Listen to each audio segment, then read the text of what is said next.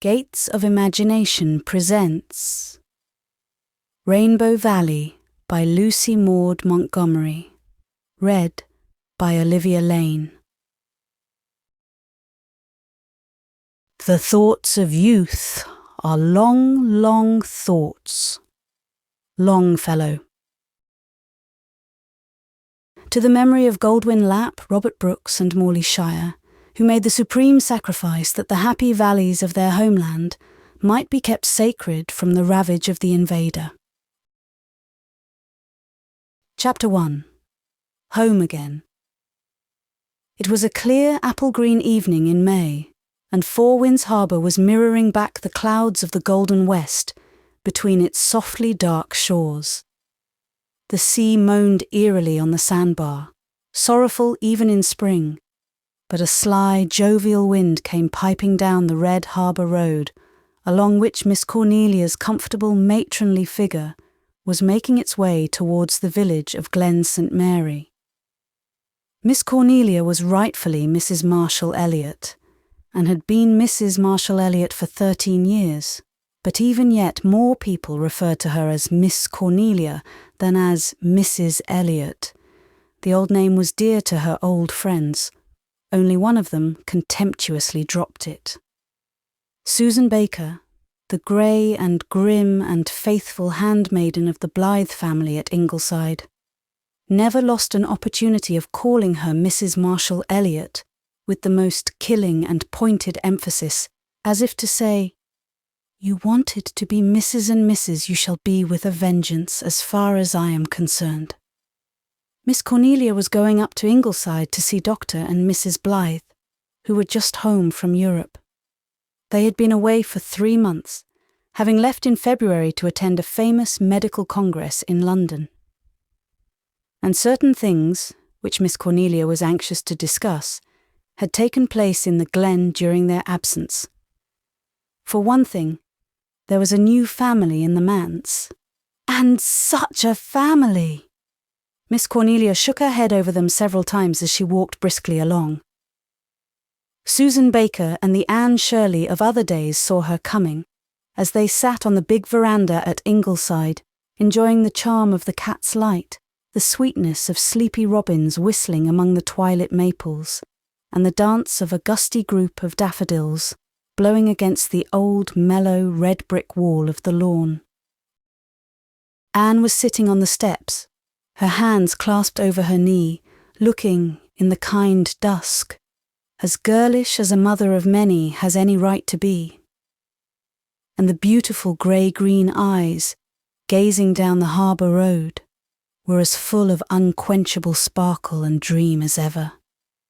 Behind her, in the hammock, Rilla Blythe was curled up, a fat, roly-poly little creature of 6 years, the youngest of the Ingleside children. She had curly red hair and hazel eyes that were now buttoned up after the funny, wrinkled fashion in which Rilla always went to sleep. Shirley, the little brown boy, as he was known in the family Who's Who, was asleep in Susan's arms. He was brown-haired, brown-eyed and brown-skinned, with very rosy cheeks, and he was Susan's especial love.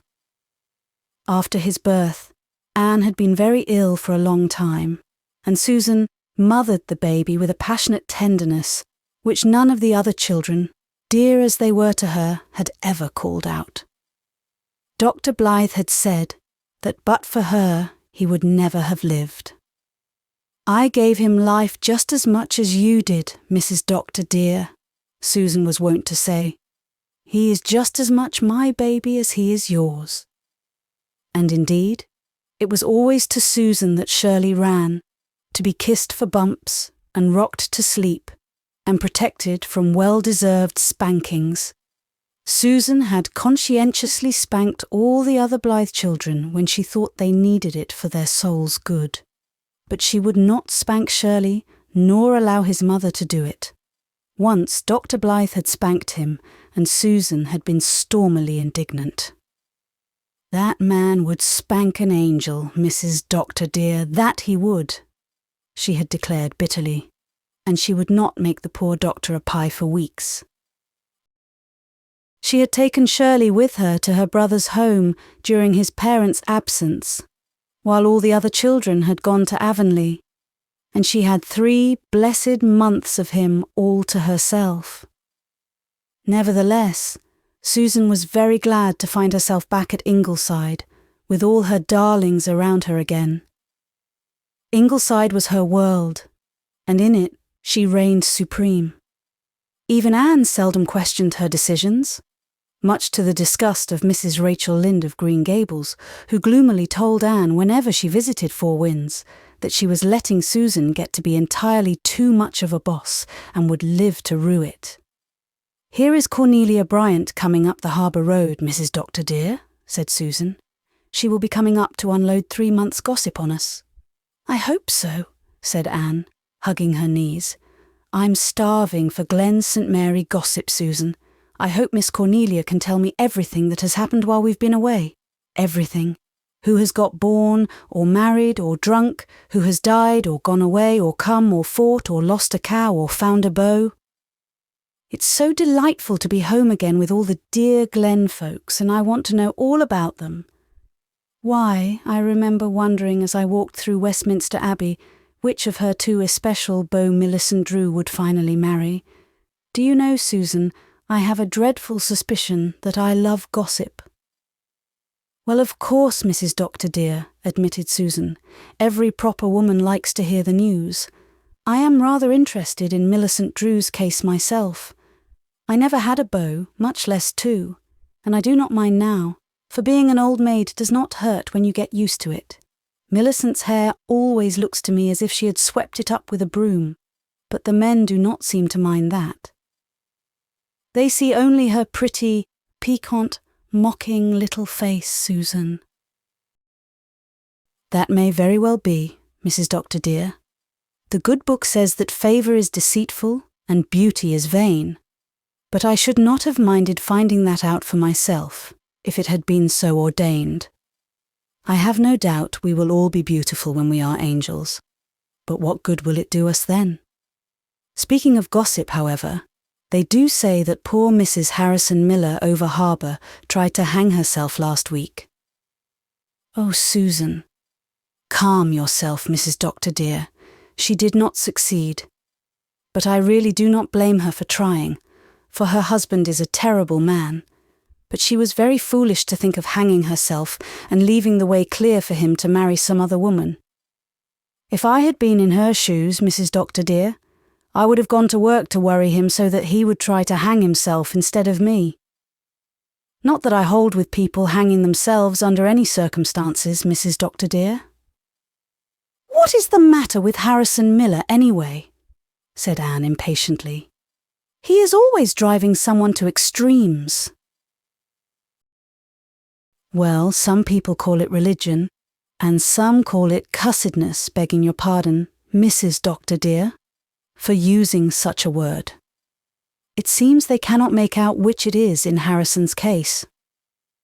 There are days when he growls at everybody because he thinks he is foreordained to eternal punishment. And then there are days when he says he does not care and goes and gets drunk. My own opinion is that he is not sound in his intellect, for none of that branch of the Millers were. His grandfather went out of his mind. He thought he was surrounded by big black spiders. They crawled over him and floated in the air about him. I hope I shall never go insane, Mrs. Doctor dear, and I do not think I will, because it is not a habit of the Bakers. But if an all-wise Providence should decree it, I hope it will not take the form of big black spiders, for I loathe the animals. As for Mrs. Miller, I do not know whether she really deserves pity or not. There are some who say she just married Harrison to spite Richard Taylor, which seems to me a very peculiar reason for getting married. But then, of course, I am no judge of things matrimonial, Mrs. Doctor dear. And there is Cornelia Bryant at the gate, so I will put this blessed brown baby on his bed and get my knitting. Chapter 2. Sheer Gossip. It was a clear, apple-green evening in May, and Four Winds Harbour was mirroring back the clouds of the golden west between its softly dark shores. The sea moaned eerily on the sandbar, sorrowful even in spring, but a sly, jovial wind came piping down the red harbour road, along which Miss Cornelia's comfortable, matronly figure was making its way towards the village of Glen St. Mary. Miss Cornelia was rightfully Mrs. Marshall Elliot, and had been Mrs. Marshall Elliot for 13 years. But even yet, more people referred to her as Miss Cornelia than as Mrs. Elliot. The old name was dear to her old friends. Only one of them contemptuously dropped it. Susan Baker, the grey and grim and faithful handmaiden of the Blythe family at Ingleside, never lost an opportunity of calling her Mrs. Marshall Elliot, with the most killing and pointed emphasis, as if to say, "You wanted to be Mrs. and Mrs., you shall be with a vengeance as far as I am concerned." Miss Cornelia was going up to Ingleside to see Dr. and Mrs. Blythe, who were just home from Europe. They had been away for 3 months, having left in February to attend a famous medical congress in London, and certain things which Miss Cornelia was anxious to discuss had taken place in the Glen during their absence. For one thing, there was a new family in the Manse, and such a family! Miss Cornelia shook her head over them several times as she walked briskly along. Susan Baker and the Anne Shirley of other days saw her coming, as they sat on the big veranda at Ingleside, enjoying the charm of the cat's light, the sweetness of sleepy robins whistling among the twilit maples, and the dance of a gusty group of daffodils blowing against the old, mellow red brick wall of the lawn. Anne was sitting on the steps, her hands clasped over her knee, looking, in the kind dusk, as girlish as a mother of many has any right to be, and the beautiful grey-green eyes, gazing down the harbour road, were as full of unquenchable sparkle and dream as ever. Behind her, in the hammock, Rilla Blythe was curled up, a fat, roly-poly little creature of 6 years, the youngest of the Ingleside children. She had curly red hair and hazel eyes that were now buttoned up after the funny, wrinkled fashion in which Rilla always went to sleep. Shirley, the little brown boy, as he was known in the family, Who's Who, was asleep in Susan's arms. He was brown-haired, brown-eyed and brown-skinned, with very rosy cheeks, and he was Susan's especial love. After his birth, Anne had been very ill for a long time, and Susan mothered the baby with a passionate tenderness which none of the other children, dear as they were to her, had ever called out. Dr. Blythe had said that but for her he would never have lived. "I gave him life just as much as you did, Mrs. Doctor dear," Susan was wont to say. "He is just as much my baby as he is yours." And indeed, it was always to Susan that Shirley ran, to be kissed for bumps and rocked to sleep, and protected from well-deserved spankings. Susan had conscientiously spanked all the other Blythe children when she thought they needed it for their souls' good, but she would not spank Shirley nor allow his mother to do it. Once, Dr. Blythe had spanked him, and Susan had been stormily indignant. "That man would spank an angel, Mrs. Doctor dear, that he would," she had declared bitterly, and she would not make the poor doctor a pie for weeks. She had taken Shirley with her to her brother's home during his parents' absence, while all the other children had gone to Avonlea, and she had 3 blessed months of him all to herself. Nevertheless, Susan was very glad to find herself back at Ingleside, with all her darlings around her again. Ingleside was her world, and in it she reigned supreme. Even Anne seldom questioned her decisions, much to the disgust of Mrs. Rachel Lynde of Green Gables, who gloomily told Anne, whenever she visited Four Winds, that she was letting Susan get to be entirely too much of a boss and would live to rue it. "Here is Cornelia Bryant coming up the harbour road, Mrs. Doctor dear," said Susan. "She will be coming up to unload 3 months' gossip on us." "I hope so," said Anne, hugging her knees. "I'm starving for Glen St. Mary gossip, Susan. I hope Miss Cornelia can tell me everything that has happened while we've been away. Everything. Who has got born, or married, or drunk? Who has died, or gone away, or come, or fought, or lost a cow, or found a beau? It's so delightful to be home again with all the dear Glen folks, and I want to know all about them. Why, I remember wondering as I walked through Westminster Abbey which of her 2 especial beaux Millicent Drew would finally marry. Do you know, Susan, I have a dreadful suspicion that I love gossip." "Well, of course, Mrs. Doctor dear," admitted Susan. "Every proper woman likes to hear the news. I am rather interested in Millicent Drew's case myself. I never had a beau, much less 2, and I do not mind now, for being an old maid does not hurt when you get used to it. Millicent's hair always looks to me as if she had swept it up with a broom. But the men do not seem to mind that. They see only her pretty, piquant, mocking little face, Susan." "That may very well be, Mrs. Doctor dear. The good book says that favour is deceitful and beauty is vain, but I should not have minded finding that out for myself if it had been so ordained. I have no doubt we will all be beautiful when we are angels, but what good will it do us then? Speaking of gossip, however, they do say that poor Mrs. Harrison Miller over harbour tried to hang herself last week." "Oh, Susan!" "Calm yourself, Mrs. Doctor dear. She did not succeed.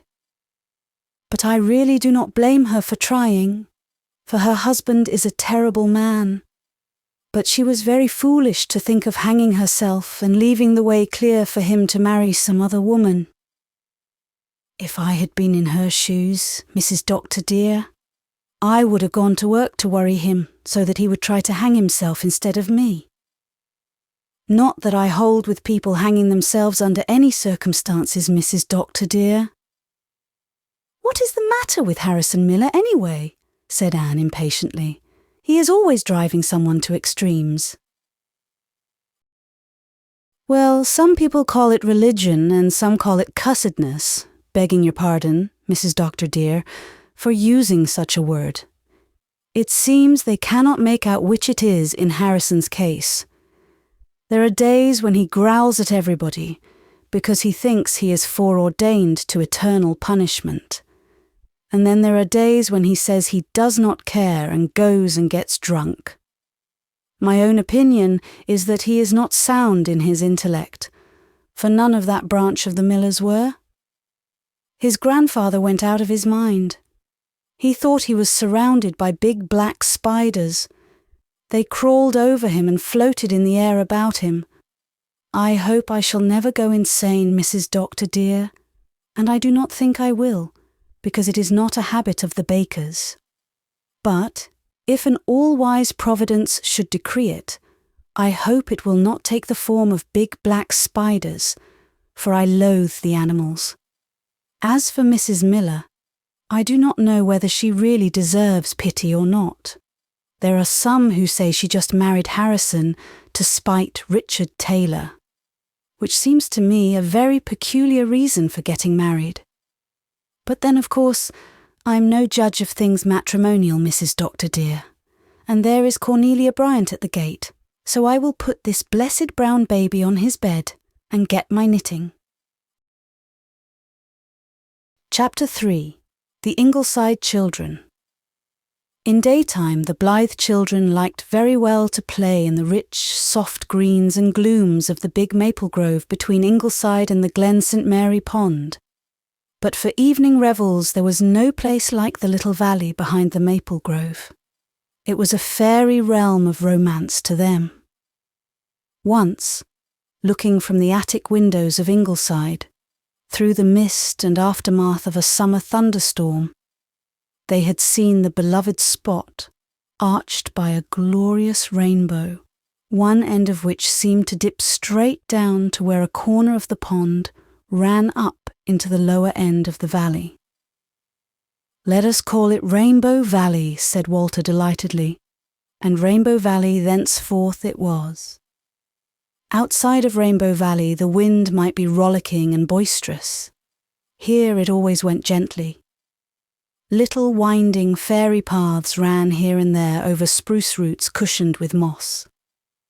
Wild cherry trees that in blossom time would be misty white were scattered all over the valley, mingling with the dark spruces. A little brook with amber waters ran through it from the glen village. The houses of the village were comfortably far away. Only at the upper end of the valley was a little tumble-down, deserted cottage, referred to as the Old Bailey House. It had not been occupied for many years, but a grass-grown dyke surrounded it, and inside was an ancient garden where the Ingleside children could find violets and daisies and June lilies still blooming in season. For the rest, the garden was overgrown with caraway that swayed and foamed in the moonshine of summer evenings like seas of silver. To the south lay the pond, and beyond it the ripened distance lost itself in purple woods, save where, on a high hill, a solitary old grey homestead looked down on glen and harbour.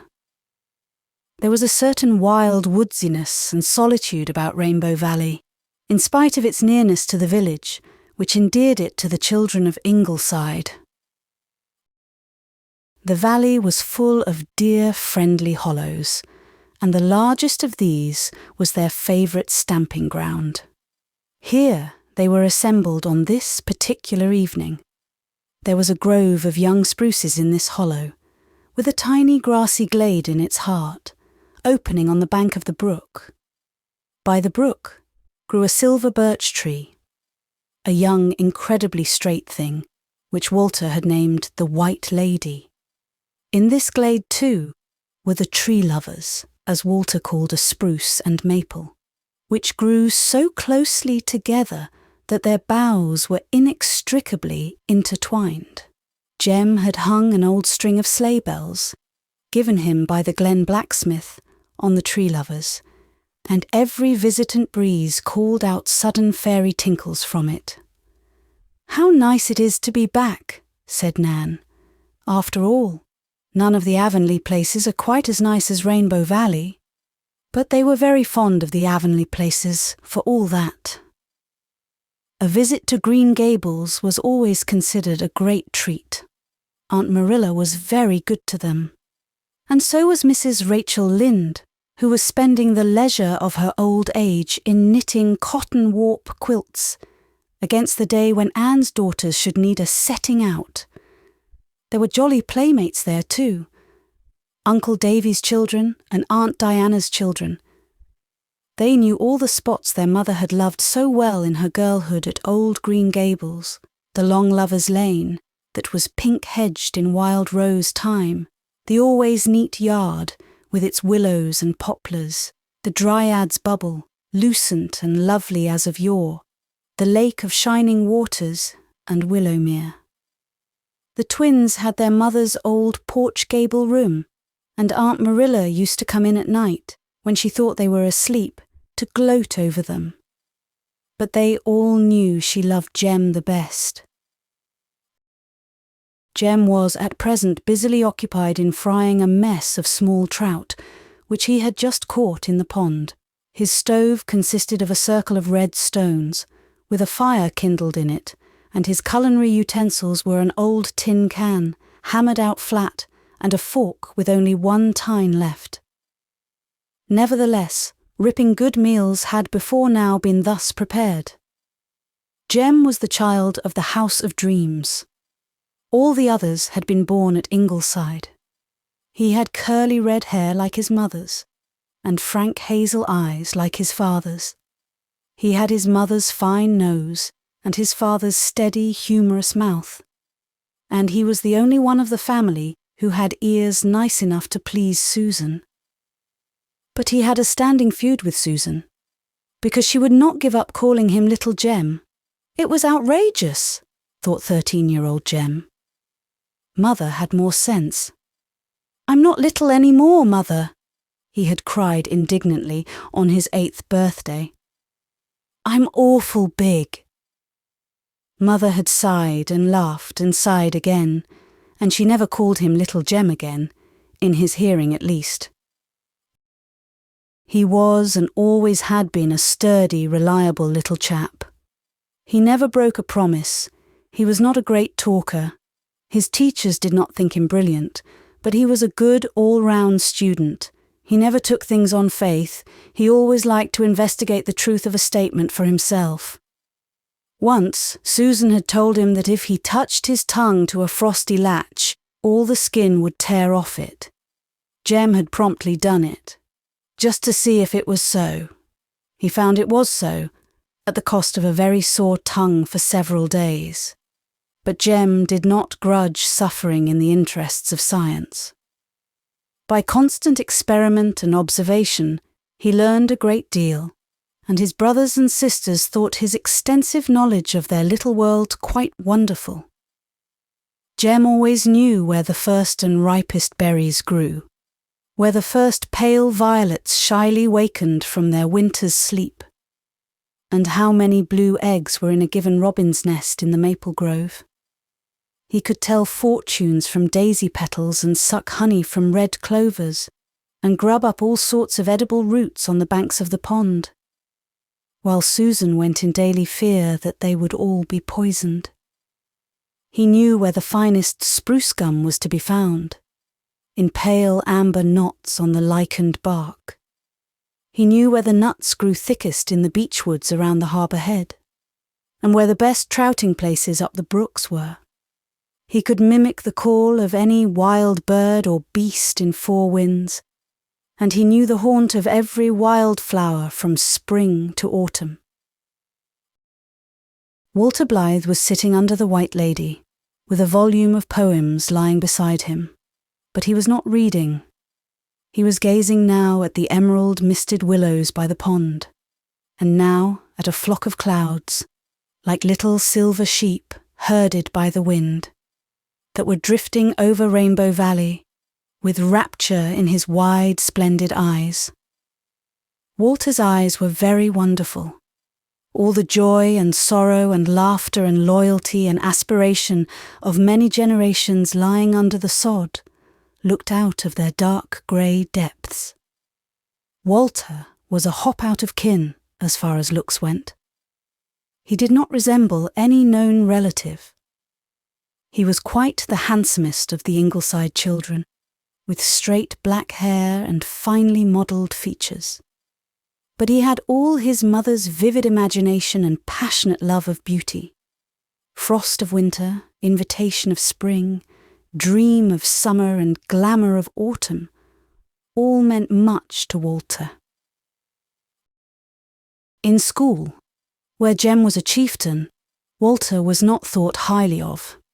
He was supposed to be girly and milk-soppish because he never fought and seldom joined in the school sports, preferring to herd by himself in out-of-the-way corners and read books, especially poetry books.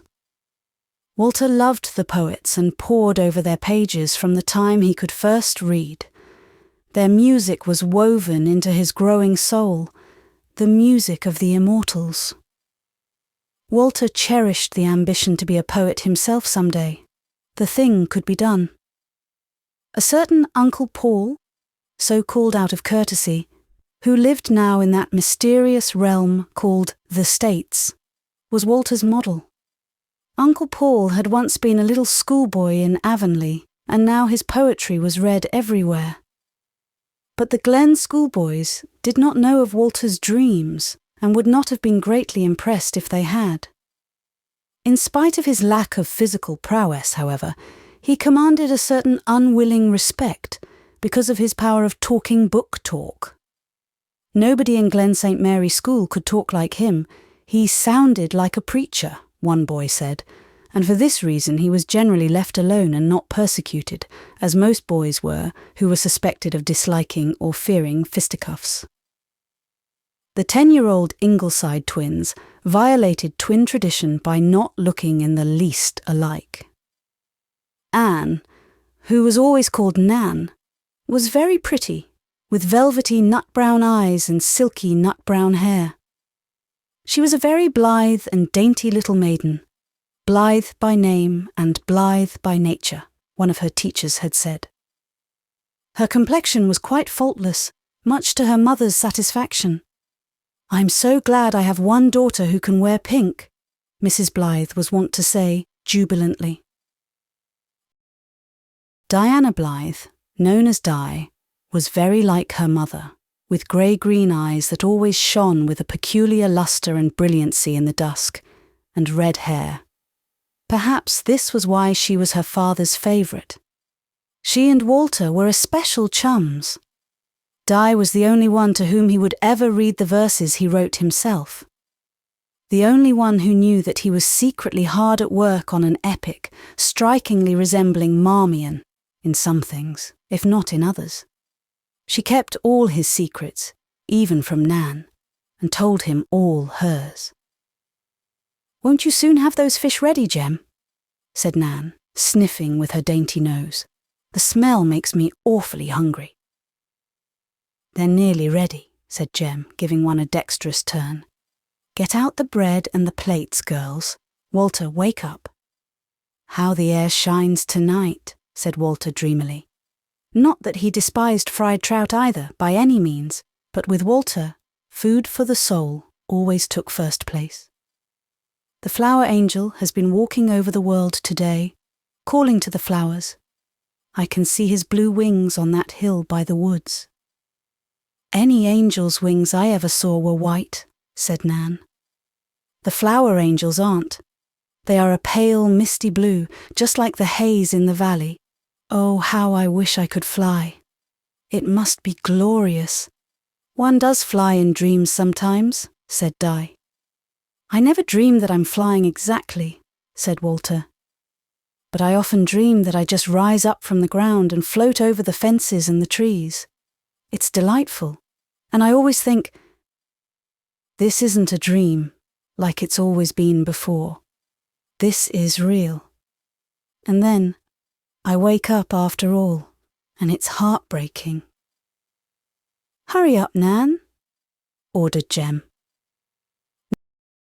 Nan had produced the banquet board, a board literally as well as figuratively, from which many a feast, seasoned as no viands were elsewhere, had been eaten in Rainbow Valley. It was converted into a table by propping it on 2 large mossy stones. Newspapers served as tablecloth, and broken plates and handleless cups from Susan's discard furnished the dishes. From a tin box secreted at the root of a spruce tree, Nan brought forth bread and salt. The brook gave Adam's ale of unsurpassed crystal. For the rest, there was a certain sauce, compounded of fresh air and appetite of youth, which gave to everything a divine flavour. To sit in Rainbow Valley, steeped in a twilight half gold, half amethyst, rife with the odours of balsam fir and woodsy growing things in their springtime prime, with the pale stars of wild strawberry blossoms all around you, and with the sough of the wind and tinkle of bells in the shaking treetops, and eat fried trout and dry bread, was something which the mighty of earth might have envied them. "Sit in," invited Nan, as Jem placed his sizzling tin platter of trout on the table. "It's your turn to say grace, Jem." "I've done my part frying the trout," protested Jem, who hated saying grace. "Let Walter say it. He likes saying grace, and cut it short too, Walt. I'm starving." But Walter said no grace, short or long just then. An interruption occurred. "Who's coming down from the Manse hill?" said Di. Chapter 4. The Manse Children. Aunt Martha might be and was a very poor housekeeper, The Reverend John Knox Meredith might be, and was, a very absent-minded, indulgent man. But it could not be denied that there was something very homelike and lovable about the Glen St. Mary Manse, in spite of its untidiness. Even the critical housewives of the Glen felt it, and were unconsciously mellowed in judgment because of it. Perhaps its charm was in part due to accidental circumstances, the luxuriant vines clustering over its grey clapboarded walls, the friendly acacias and balm of Gileads that crowded about it with the freedom of old acquaintance, and the beautiful views of harbour and sand dunes from its front windows. But these things had been there in the reign of Mr. Meredith's predecessor, when the Manse had been the primmest, neatest, and dreariest house in the Glen. So much of the credit must be given to the personality of its new inmates. There was an atmosphere of laughter and comradeship about it. The doors were always open, and inner and outer worlds joined hands. Love was the only law in Glen St. Mary Manse. The people of his congregation said that Mr. Meredith spoiled his children. Very likely he did. It is certain that he could not bear to scold them. "They have no mother," he used to say to himself with a sigh, when some unusually glaring peccadillo forced itself upon his notice. But he did not know the half of their goings-on. He belonged to the sect of dreamers.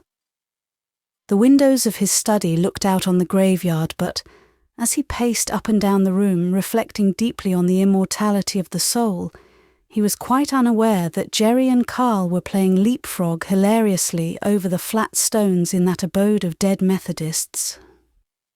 Mr. Meredith had occasional acute realizations that his children were not so well looked after, physically or morally, as they had been before his wife died, and he had always a dim subconsciousness that house and meals were very different under Aunt Martha's management from what they had been under Cecilia's.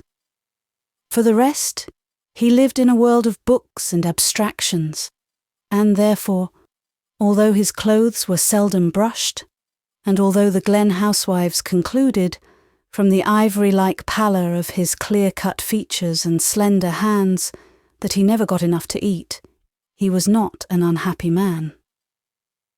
If ever a graveyard could be called a cheerful place, the old Methodist graveyard at Glen St. Mary might be so called.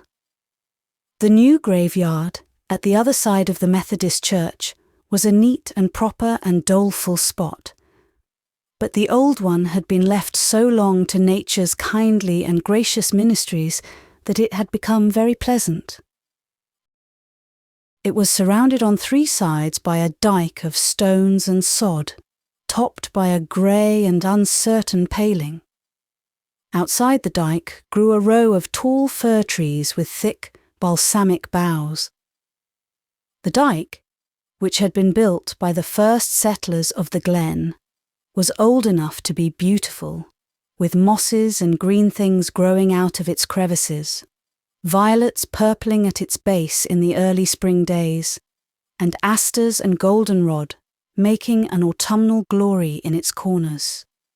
Little ferns clustered companionably between its stones, and here and there a big bracken grew. On the eastern side there was neither fence nor dyke. The graveyard there straggled off into a young fir plantation, ever pushing nearer to the graves, and deepening eastward into a thick wood. The air was always full of the harp-like voices of the sea, and the music of grey old trees, and in the spring mornings the choruses of birds in the elms around the two churches sang of life and not of death. The Meredith children loved the old graveyard. Blue-eyed ivy, garden spruce, and mint ran riot over the sunken graves. Blueberry bushes grew lavishly in the sandy corner next to the fir wood. The varying fashions of tombstones for 3 generations were to be found there, from the flat, oblong, red sandstone slabs of old settlers, down through the days of weeping willows and clasped hands, to the latest monstrosities of tall monuments and draped urns. One of the latter, the biggest and ugliest in the graveyard, was sacred to the memory of a certain Alec Davis, who had been born a Methodist but had taken to himself a Presbyterian bride of the Douglas clan. She had made him turn Presbyterian and kept him towing the Presbyterian mark all his life. But when he died, she did not dare to doom him to a lonely grave in the Presbyterian graveyard over harbour. His people were all buried in the Methodist cemetery, so Alec Davis went back to his own in death, and his widow consoled herself by erecting a monument which cost more than any of the Methodists could afford. The Meredith children hated it without just knowing why, but they loved the old, flat, bench-like stones with the tall grasses growing rankly about them. They made jolly seats for one thing. They were all sitting on one now. Jerry, tired of leapfrog, was playing on a Jew's harp. Carl was lovingly poring over a strange beetle he had found. Una was trying to make a doll's dress, and Faith, leaning back on her slender brown wrists, was swinging her bare feet in lively time to the Jew's harp. Jerry had his father's black hair and large black eyes, but in him the latter were flashing instead of dreamy. Faith, who came next to him, wore her beauty like a rose, careless and glowing. She had golden brown eyes, golden brown curls, and crimson cheeks. She laughed too much to please her father's congregation, and had shocked old Mrs. Taylor, the disconsolate spouse of several departed husbands, by saucily declaring, in the church porch at that, "The world isn't a vale of tears, Mrs. Taylor, it's a world of laughter." Little dreamy Una was not given to laughter. Her braids of straight, dead black hair betrayed no lawless kinks, and her almond-shaped dark blue eyes had something wistful and sorrowful in them. Her mouth had a trick of falling open over her tiny white teeth, and a shy, meditative smile occasionally crept over her small face. She was much more sensitive to public opinion than Faith, and had an uneasy consciousness that there was something askew in their way of living. She longed to put it right, but did not know how. Now and then she dusted the furniture, but it was so seldom she could find the duster because it was never in the same place twice. And when the clothes brush was to be found, she tried to brush her father's best suit on Saturdays, and once sewed on a missing button with coarse white thread. When Mr. Meredith went to church next day, every female eye saw that button, and the peace of the Ladies' Aid was upset for weeks. Carl had the clear, bright, dark blue eyes, fearless and direct, of his dead mother, and her brown hair with its glints of gold. He knew the secrets of bugs, and had a sort of Freemasonry with bees and beetles. Una never liked to sit near him, because she never knew what uncanny creature might be secreted about him. Jerry refused to sleep with him, because Carl had once taken a young garter snake to bed with him. So Carl slept in his old cot, which was so short that he could never stretch out, and had strange bedfellows. Perhaps it was just as well that Aunt Martha was half blind when she made that bed. Altogether, they were a jolly, lovable little crew, and Cecilia Meredith's heart must have ached bitterly when she faced the knowledge that she must leave them. "Where would you like to be buried if you were a Methodist?" asked Faith cheerfully. This opened up an interesting field of speculation. "There isn't much choice. The place is full," said Jerry. "I'd like that corner near the road, I guess. I could hear the teams going past and the people talking." "I'd like that little hollow under the weeping birch," said Una. That birch is such a place for birds, and they sing like mad in the mornings. I'd take the Porter lot where there are so many children buried. I like lots of company, said Faith. Carl, where'd you? I'd rather not be buried at all, said Carl. But if I had to be, I'd like the ant bed. Ants are awfully interesting. How very good all the people who are buried here must have been, said Una, who had been reading the laudatory old epitaphs. There doesn't seem to be a single bad person in the whole graveyard. Methodists must be better than Presbyterians after all. Maybe the Methodists bury their bad people just like they do cats, suggested Carl. Maybe they don't bother bringing them to the graveyard at all.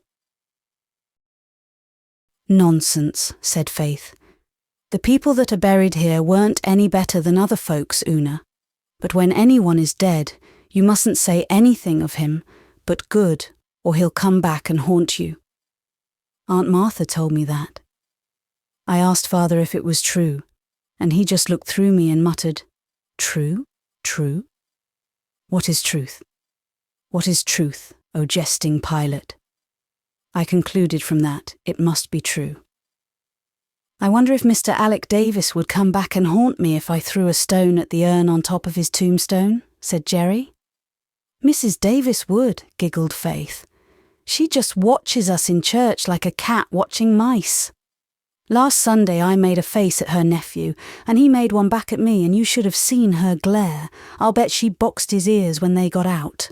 Mrs. Marshall Elliott told me we mustn't offend her on any account, or I'd have made a face at her too. They say Jem Blythe stuck out his tongue at her once, and she would never have his father again, even when her husband was dying, said Jerry. I wonder what the Blythe gang will be like. I liked their looks, said Faith. The Manse children had been at the station that afternoon, when the Blythe small fry had arrived. I like Jem's looks especially. They say in school that Walter's a sissy, said Jerry. I don't believe it, said Una, who had thought Walter very handsome. Well, he writes poetry anyhow. He won the prize the teacher offered last year for writing a poem, Bertie Shakespeare Drew told me. Bertie's mother thought he should have got the prize because of his name, but Bertie said he couldn't write poetry to save his soul, name or no name. I suppose we'll get acquainted with them as soon as they begin going to school, mused Faith. I hope the girls are nice. I don't like most of the girls round here. Even the nice ones are poky. But the Blythe twins look jolly. I thought twins always looked alike, but they don't. I think the red-haired one is the nicest. I liked their mother's looks, said Una with a little sigh. Una envied all children their mothers. She had been only 6 when her mother died, but she had some very precious memories, treasured in her soul like jewels, of twilight cuddlings and morning frolics, of loving eyes, a tender voice, and the sweetest, gayest laugh. They say she isn't like other people, said Jerry. Mrs. Elliott says that is because she never really grew up, said Faith. She's taller than Mrs. Elliott. Yes, but it is inside. Mrs. Elliott says Mrs. Blythe just stayed a little girl inside. What do I smell? Interrupted Carl, sniffing. They all smelled it now.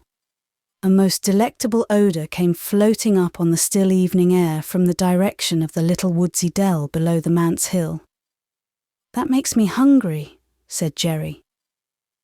We had only bread and molasses for supper and cold ditto for dinner, said Una plaintively. Aunt Martha's habit was to boil a large slab of mutton early in the week and serve it up every day, cold and greasy, as long as it lasted.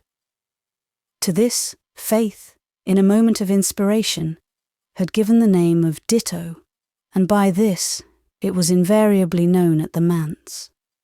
Let's go and see where that smell is coming from, said Jerry. They all sprang up, frolicked over the lawn with the abandon of young puppies, climbed a fence, and tore down the mossy slope, guided by the savoury lure that ever grew stronger.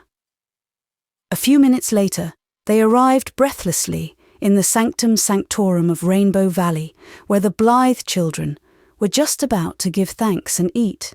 They halted shyly. Una wished they had not been so precipitate, but de Blythe was equal to that and any occasion. She stepped forward with a comrade's smile. "I guess I know who you are," she said. "You belong to the Manse, don't you?" Faith nodded, her face creased by dimples. "We smelled your trout cooking and wondered what it was." "You must sit down and help us eat them," said Dyke. "Maybe you haven't more than you want yourselves," said Jerry, looking hungrily at the tin platter. "We've heaps, 3 apiece," said Jem. "Sit down." No more ceremony was necessary. Down they all sat on mossy stones. Merry was that feast and long. Nan and Di would probably have died of horror had they known what Faith and Una knew perfectly well, that Carl had 2 young mice in his jacket pocket, but they never knew it, so it never hurt them. Where can folks get better acquainted than over a meal table? When the last trout had vanished, the Manse children and the Ingleside children were sworn friends and allies. They had always known each other, and always would. The race of Joseph recognized its own. They poured out the history of their little pasts. The Manse children heard of Avonlea and Green Gables, of Rainbow Valley traditions, and of the little house by the harbour shore where Jem had been born. The Ingleside children heard of Maywater, where the Merediths had lived before coming to the Glen, of Una's beloved one-eyed doll and Faith's pet rooster. Faith was inclined to resent the fact that people laughed at her for petting a rooster. She liked the Blythes because they accepted it without question. A handsome rooster like Adam is just as nice a pet as a dog or cat, I think, she said. If he was a canary, nobody would wonder. And I brought him up from a little wee yellow chicken. Mrs. Johnson at Maywater gave him to me. A weasel had killed all his brothers and sisters. I called him after her husband. I never liked dolls or cats. Cats are too sneaky and dolls are dead. "Who lives in that house away up there?" asked Jerry. "The Miss Wests, Rosemary and Ellen," answered Nan. "Di and I are going to take music lessons from Miss Rosemary this summer." Una gazed at the lucky twins with eyes whose longing was too gentle for envy. Oh, if she could only have music lessons. It was one of the dreams of her little hidden life. But nobody ever thought of such a thing. "Miss Rosemary is so sweet and she always dresses so pretty," said Di. "Her hair is just the colour of new molasses taffy," she added wistfully, for Di, like her mother before her, was not resigned to her own ruddy tresses. "I like Miss Ellen too," said Nan. "She always used to give me candies when she came to church. But Di is afraid of her. Her brows are so black, and she has such a great deep voice," said Di. "Oh, how scared of her Kenneth Ford used to be when he was little. Mother says the first Sunday Mrs. Ford brought him to church, Miss Ellen happened to be there, sitting right behind them, and the minute Kenneth saw her, he just screamed and screamed until Mrs. Ford had to carry him out." "Who is Mrs. Ford?" asked Una wonderingly. "Oh, the Fords don't live here. They only come here in the summer. And they're not coming this summer. They live in that little house, way, way down on the harbour shore where Father and Mother used to live. I wish you could see Persis Ford. She is just like a picture." "I've heard of Mrs. Ford," broke in Faith. "Bertie Shakespeare Drew told me about her. She was married 14 years to a dead man, and then he came to life." "Nonsense," said Nan. "That isn't the way it goes at all. Bertie Shakespeare can never get anything straight. I know the whole story and I'll tell it to you sometime, but not now, for it's too long and it's time for us to go home. Mother doesn't like us to be out late these damp evenings." Nobody cared whether the Manse children were out in the damp or not. Aunt Martha was already in bed, and the minister was still too deeply lost in speculations concerning the immortality of the soul to remember the mortality of the body. But they went home too, with visions of good times coming in their heads. "I think Rainbow Valley is even nicer than the graveyard," said Una, "and I just love those dear Blythes. It's so nice when you can love people because so often you can't. Father said in his sermon last Sunday that we should love everybody. But how can we? How could we love Mrs. Alec Davis?" "Oh, Father only said that in the pulpit," said Faith airily. "He has more sense than to really think it outside." The Blythe children went up to Ingleside, except Jem, who slipped away for a few moments on a solitary expedition to a remote corner of Rainbow Valley. Mayflowers grew there, and Jem never forgot to take his mother a bouquet, as long as they lasted. Chapter 5. The Advent of Mary Vance. "This is just the sort of day you feel as if things might happen," said Faith, responsive to the lure of crystal air and blue hills.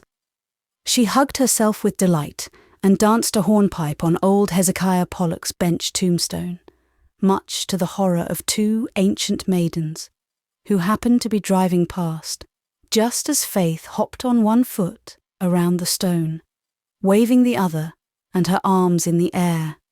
"And that," groaned one ancient maiden, "is our minister's daughter." "What else could you expect of a widower's family?" groaned the other ancient maiden. And then they both shook their heads. It was early on Saturday morning, and the Merediths were out in the dew-drenched world with a delightful consciousness of the holiday. They had never had anything to do on a holiday. Even Nan and Di Blythe had certain household tasks for Saturday mornings, but the daughters of the Manse were free to roam from blushing morn to dewy eve if so it pleased them. It did please Faith. But Una felt a secret bitter humiliation because they never learned to do anything. The other girls in her class at school could cook and sew and knit. She only was a little ignoramus. Jerry suggested that they go exploring, so they went lingeringly through the fir grove, picking up Carl on the way, who was on his knees in the dripping grass studying his darling ants. Beyond the grove, they came out in Mr. Taylor's pasture field, sprinkled over with the white ghosts of dandelions. In a remote corner was an old tumble-down barn, where Mr. Taylor sometimes stored his surplus hay crop, but which was never used for any other purpose. Thither the Meredith children trooped, and prowled about the ground floor for several minutes. "What was that?" whispered Una suddenly. They all listened. There was a faint but distinct rustle in the hayloft above. The Merediths looked at each other. "There's something up there," breathed Faith. "I'm going up to see what it is," said Jerry resolutely. "Oh, don't," begged Una, catching his arm. "I'm going." "We'll all go too then," said Faith. The whole four climbed the shaky ladder, Jerry and Faith quite dauntless, Una pale from fright, and Carl rather absent-mindedly speculating on the possibility of finding a bat up in the loft. He longed to see a bat in daylight. When they stepped off the ladder, they saw what had made the rustle, and the sight struck them dumb for a few moments. In a little nest in the hay, a girl was curled up, looking as if she had just wakened from sleep. When she saw them, she stood up, rather shakily as it seemed, and in the bright sunlight that streamed through the cobwebbed window behind her, they saw that her thin, sunburned face was very pale under its tan. She had 2 braids of lank, thick, tow-coloured hair, and very odd eyes, white eyes, the Manse children thought, as she stared at them half defiantly, half piteously.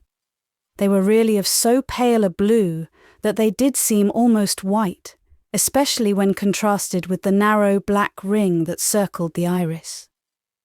She was barefooted and bareheaded, and was clad in a faded, ragged old plaid dress, much too short and tight for her.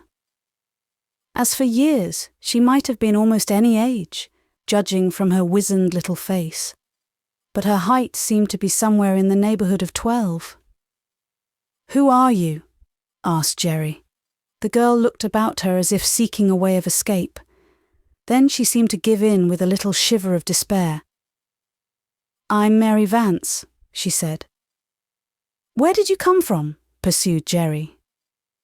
Mary, instead of replying, suddenly sat, or fell, down on the hay and began to cry. Instantly Faith had flung herself down beside her and put her arm around the thin, shaking shoulders. "You stop bothering her," she commanded Jerry. Then she hugged the waif. "Don't cry, dear. Just tell us what's the matter. We're friends." "I'm so hungry," wailed Mary. I haven't had a thing to eat since Thursday morning, except a little water from the brook out there." The Manse children gazed at each other in horror. Faith sprang up. "You come right up to the manse and get something to eat before you say another word." Mary shrank. "Oh, I can't. What will your father and mother say? Besides, they'd send me back." "We've no mother, and father won't bother about you. Neither will Aunt Martha. Come, I say." Faith stamped her foot impatiently. Was this queer girl going to insist on starving to death almost at their very door? Mary yielded. She was so weak that she could hardly climb down the ladder, but somehow they got her down and over the field and into the manse kitchen. Aunt Martha, muddling through her Saturday cooking, took no notice of her. Faith and Una flew to the pantry and ransacked it for such eatables as it contained, some ditto, bread, butter, milk, and a doubtful pie. Mary Vance attacked the food ravenously and uncritically, while the Manse children stood around and watched her. Jerry noticed that she had a pretty mouth and very nice, even, white teeth. Faith decided, with secret horror, that Mary had not one stitch on her except that ragged, faded dress. Una was full of pure pity, Carl of amused wonder, and all of them of curiosity. "Now come out to the graveyard and tell us about yourself," ordered Faith, when Mary's appetite showed signs of failing her. Mary was now nothing loath. Food had restored her natural vivacity and unloosed her by no means reluctant tongue. "You won't tell your father or anybody if I tell you?" she stipulated when she was enthroned on Mr. Pollock's tombstone. Opposite her, the Manse children lined up on another. Here was spice and mystery and adventure. Something had happened. "No, we won't." "Cross your hearts?" "Cross our hearts." "Well, I've run away. I was living with Mrs. Wiley over harbour." "Do you know Mrs. Wiley?" "No." "Well, you don't want to know her. She's an awful woman. My, how I hate her. She worked me to death and wouldn't give me half enough to eat, and she used to larrup me almost every day. Look-a-here." Mary rolled up her ragged sleeves and held up her scrawny arms and thin hands, chapped almost to rawness. They were black with bruises. The Manse children shivered. Faith flushed crimson with indignation. Una's blue eyes filled with tears. "She licked me Wednesday night with a stick," said Mary indifferently. "It was because I let the cow kick over a pail of milk. How'd I know the darn old cow was going to kick?" A not unpleasant thrill ran over her listeners. They would never dream of using such dubious words, but it was rather titillating to hear someone else use them, and a girl at that. Certainly, this Mary Vance was an interesting creature. "I don't blame you for running away," said Faith. Oh, I didn't run away because she licked me. A licking was all in the day's work with me. I was darn well used to it. Nope. I'd meant to run away for a week because I'd found out that Mrs. Wiley was going to rent her farm and go to Lowbridge to live and give me to a cousin of hers up Charlottetown way. I wasn't going to stand for that. She was a worse sort than Mrs. Wiley even. Mrs. Wiley lent me to her for a month last summer, and I'd rather live with the devil himself. Sensation number 2. But Una looked doubtful. So I made up my mind I'd beat it. I had 70 cents saved up that Mrs. John Crawford gave me in the spring for planting potatoes for her. Mrs. Wiley didn't know about it. She was away visiting her cousin when I planted them. I thought I'd sneak up here to the Glen and buy a ticket to Charlottetown and try to get work there. I'm a hustler, let me tell you. There ain't a lazy bone in my body. So I lit out Thursday morning, before Mrs. Wiley was up, and walked to the Glen, 6 miles. And when I got to the station, I found I'd lost my money. I don't know how. I don't know where. Anyhow, it was gone. I didn't know what to do. If I went back to old Lady Wiley, she'd take the hide off me. So I went and hid in that old barn. And what will you do now? Asked Jerry. I don't know. I suppose I'll have to go back and take my medicine. Now that I've got some grub in my stomach, I guess I can stand it. But there was fear behind the bravado in Mary's eyes. Una suddenly slipped from the one tombstone to the other and put her arm about Mary. Don't go back. Just stay here with us. Oh, Mrs. Wiley will hunt me up, said Mary. It's likely she's on my trail before this. I might stay here till she finds me, I suppose, if your folks don't mind. I was a darn fool ever to think of skipping out. She'd run a weasel to earth, but I was so miserable. Mary's voice quivered, but she was ashamed of showing her weakness. I haven't had the life of a dog for these 4 years, she explained defiantly. You've been 4 years with Mrs. Wiley? Yes. She took me out of the asylum over in Hopetown when I was 8. That's the same place Mrs. Blythe came from, exclaimed Faith. I was 2 years in the asylum. I was put there when I was 6. My ma had hung herself and my pa had cut his throat. Holy cats? Why? Said Jerry. Booze, said Mary laconically. And you've no relations? Not a darn one that I know of. Must have had some once, though. I was called after 6 of them. My full name is Mary Martha Lucilla Moorball Vance. Can you beat that? My grandfather was a rich man. I'll bet he was richer than your grandfather. But Pa drunk it all up, and Ma, she did her part. They used to beat me too. Laws, I've been licked so much I kind of like it. Mary tossed her head. She divined that the Manse children were pitying her for her many stripes, and she did not want pity. She wanted to be envied.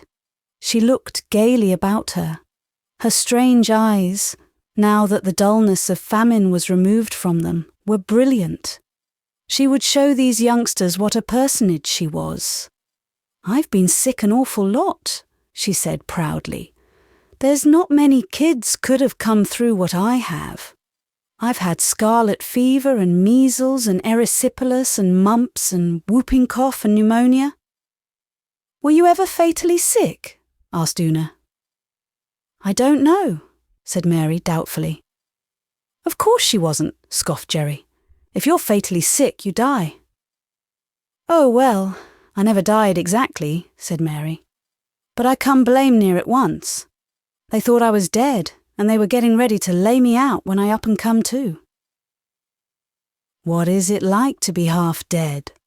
Asked Jerry curiously. Like nothing. I didn't know it for days afterwards. It was when I had the pneumonia. Mrs. Wiley wouldn't have the doctor. Said she wasn't going to no such expense for a home girl. Old Aunt Christina McAllister nursed me with poultices. She brung me round. But sometimes I wish I'd just died the other half and done with it. I'd been better off.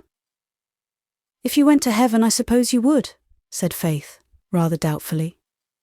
Well, what other place is there to go to? Demanded Mary in a puzzled voice. There's hell, you know, said Una, dropping her voice and hugging Mary to lessen the awfulness of the suggestion. Hell? What's that? Why, it's where the devil lives, said Jerry. You've heard of him? You spoke about him? Oh yes, but I didn't know he lived anywhere. I thought he just roamed round. Mr. Wiley used to mention hell when he was alive. He was always telling folks to go there. I thought it was some place over in New Brunswick where he came from. Hell is an awful place, said Faith, with the dramatic enjoyment that is born of telling dreadful things. Bad people go there when they die and burn in fire forever and ever and ever. Who told you that? Demanded Mary incredulously. It's in the Bible. And Mr. Isaac Crothers at Maywater told us too in Sunday school.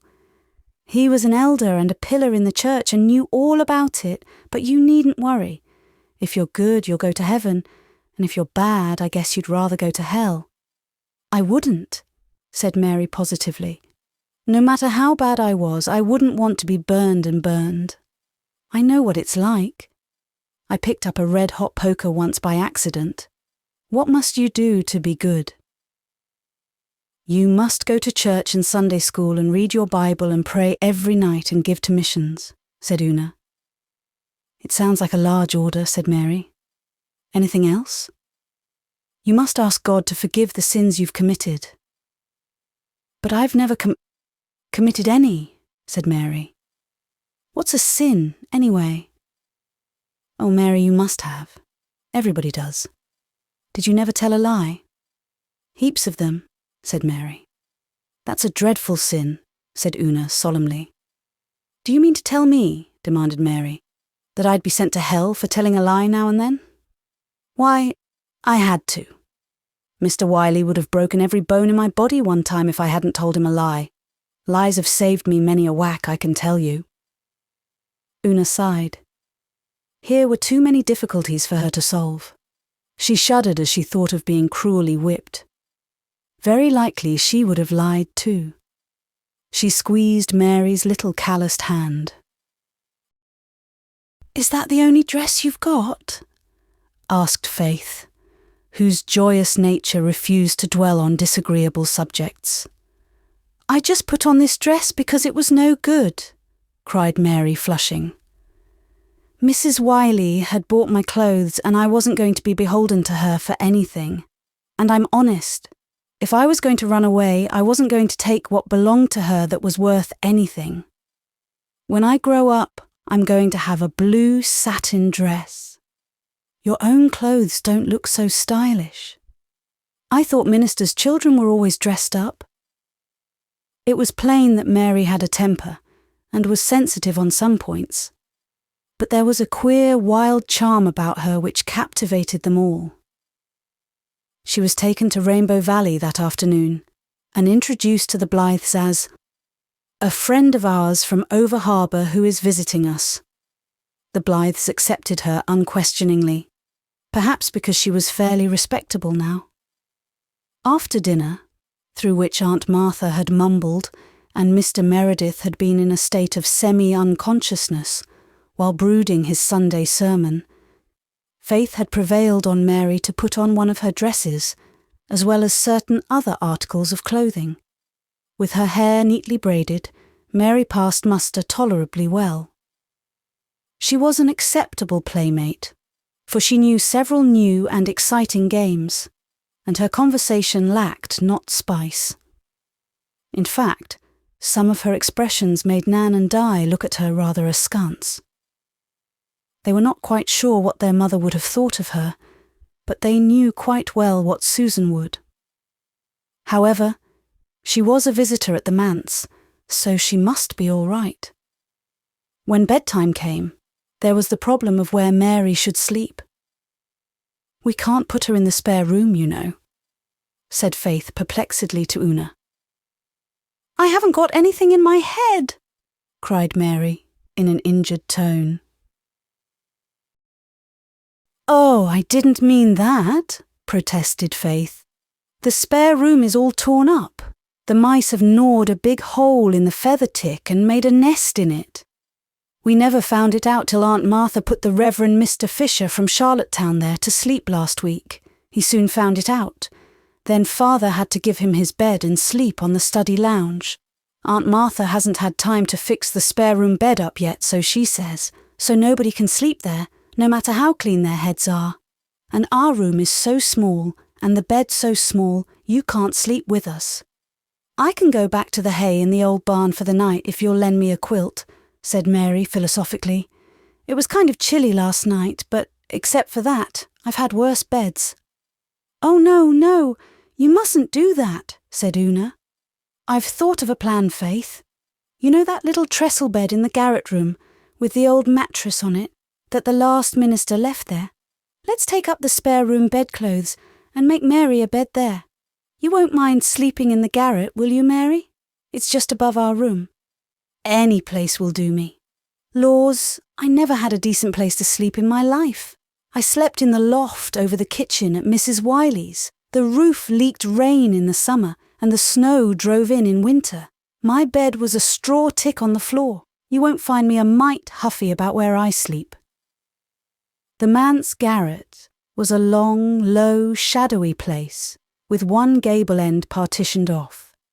Here a bed was made up for Mary, of the dainty hem-stitched sheets and embroidered spread which Cecilia Meredith had once so proudly made for her spare room, and which still survived Aunt Martha's uncertain washings. The good nights were said, and silence fell over the manse. Una was just falling asleep when she heard a sound in the room just above that made her sit up suddenly. "Listen, Faith. Mary's crying," she whispered. Faith replied not, being already asleep. Una slipped out of bed and made her way in her little white gown down the hall and up the garret stairs. The creaking floor gave ample notice of her coming, and when she reached the corner room all was moonlit silence, and the trestle bed showed only a hump in the middle. "Mary?"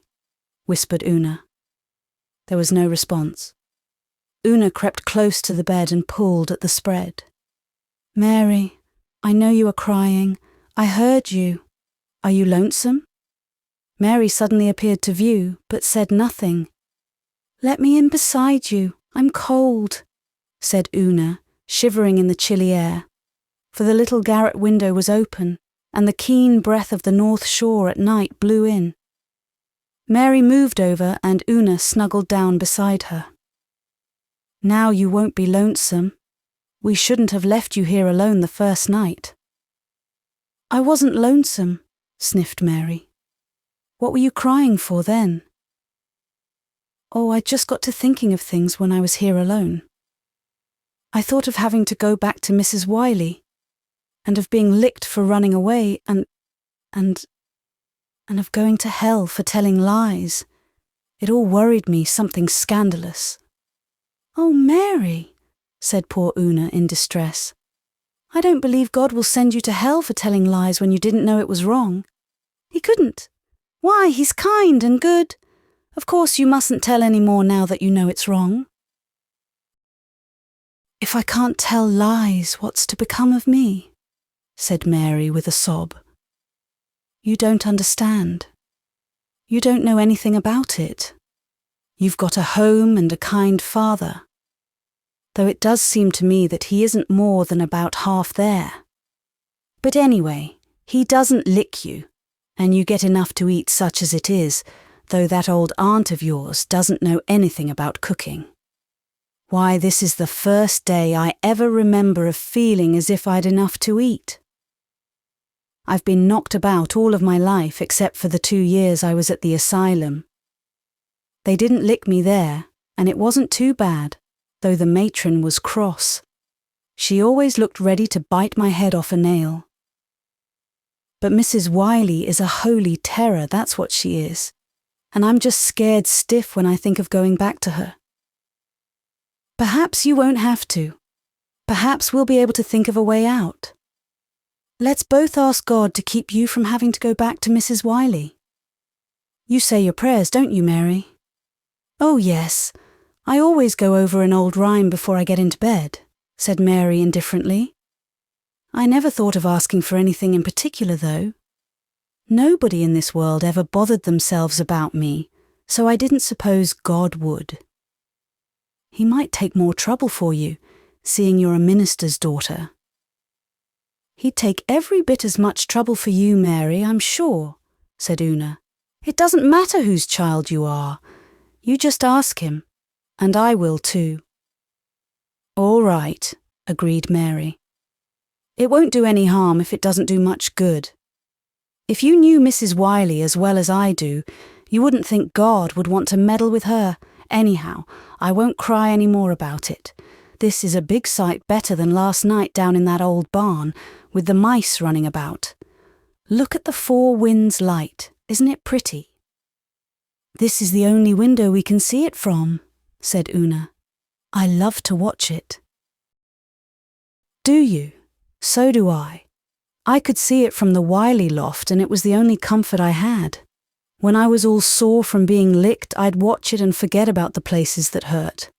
I'd think of the ships sailing away and away from it and wish I was on one of them sailing far away too, away from everything.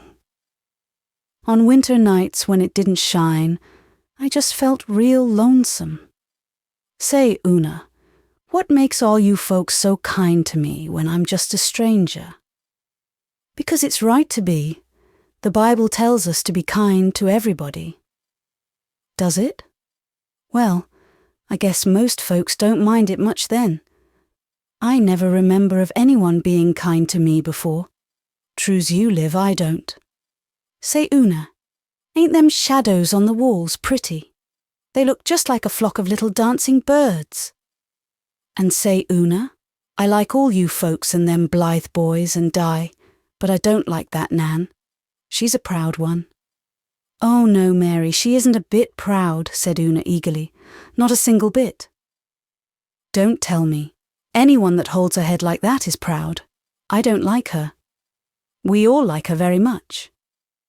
Oh, I suppose you like her better than me? Said Mary jealously. Do you? Why, Mary, we've known her for weeks and we've only known you a few hours, stammered Una. So you do like her better then, said Mary in a rage. All right. Like her all you want to. I don't care. I can get along without you. She flung herself over against the wall of the garret with a slam. Oh, Mary, said Una, pushing a tender arm over Mary's uncompromising back. Don't talk like that. I do like you ever so much, and you make me feel so bad. No answer. Presently Una gave a sob. Instantly Mary squirmed around again and engulfed Una in a bear's hug. Hush up, she ordered. Don't go crying over what I said. I was as mean as the devil to talk that way. I ought to be skinned alive, and you all so good to me. I should think you would like anyone better than me. I deserve every licking I ever got. Hush now. If you cry any more, I'll go and walk right down to the harbour in this nightdress and drown myself. This terrible threat made Una choke back her sobs. Her tears were wiped away by Mary with the lace frill of the spare room pillow. And forgiver and forgiven cuddled down together again, harmony restored, to watch the shadows of the vine leaves on the moonlit wall until they fell asleep. And in the study below, Reverend John Meredith walked the floor with rapt face and shining eyes, thinking out his message of the morrow, and knew not that under his own roof there was a little forlorn soul, stumbling in darkness and ignorance, beset by terror and compassed about with difficulties too great for it to grapple in its unequal struggle with a big, indifferent world. Chapter 6. Mary Stays at the Manse. The Manse children took Mary Vance to church with them the next day. At first, Mary objected to the idea. "Didn't you go to church over harbour?" asked Una. "You bet. Mrs. Wiley never troubled church much. But I went every Sunday I could get off. I was mighty thankful to go to some place where I could sit down for a spell. But I can't go to church in this old ragged dress." This difficulty was removed by Faith offering the loan of her second-best dress. "It's faded a little and 2 of the buttons are off, but I guess it'll do." "I'll sew the buttons on in a jiffy," said Mary. "Not on Sunday," said Una, shocked. "Sure. The better the day, the better the deed. You just gimme a needle and thread and look the other way if you're squeamish." Faith's school boots and an old black velvet cap that had once been Cecilia Meredith's completed Mary's costume, and to church she went. Her behaviour was quite conventional, and though some wondered who the shabby little girl with the Manse children was, she did not attract much attention. She listened to the sermon with outward decorum and joined lustily in the singing. She had, it appeared, a clear, strong voice and a good ear. "His blood can make the violets clean," carolled Mary blithely. Mrs. Jimmy Milgrave, whose pew was just in front of the Manse pew, turned suddenly and looked the child over from top to toe. Mary, in a mere superfluity of naughtiness, stuck out her tongue at Mrs. Milgrave, much to Una's horror. "I couldn't help it," she declared after church. "What'd she want to stare at me like that for? Such manners. I'm glad I stuck my tongue out at her. I wish I'd stuck it farther out. Say, I saw Rob McAllister from over harbour there. Wonder if he'll tell Mrs. Wiley on me." No Mrs. Wiley appeared, however, and in a few days the children forgot to look for her. Mary was apparently a fixture at the Manse, but she refused to go to school with the others. "Nope, I've finished my education," she said when Faith urged her to go. "I went to school 4 winters since I came to Mrs. Wiley's, and I've had all I want of that.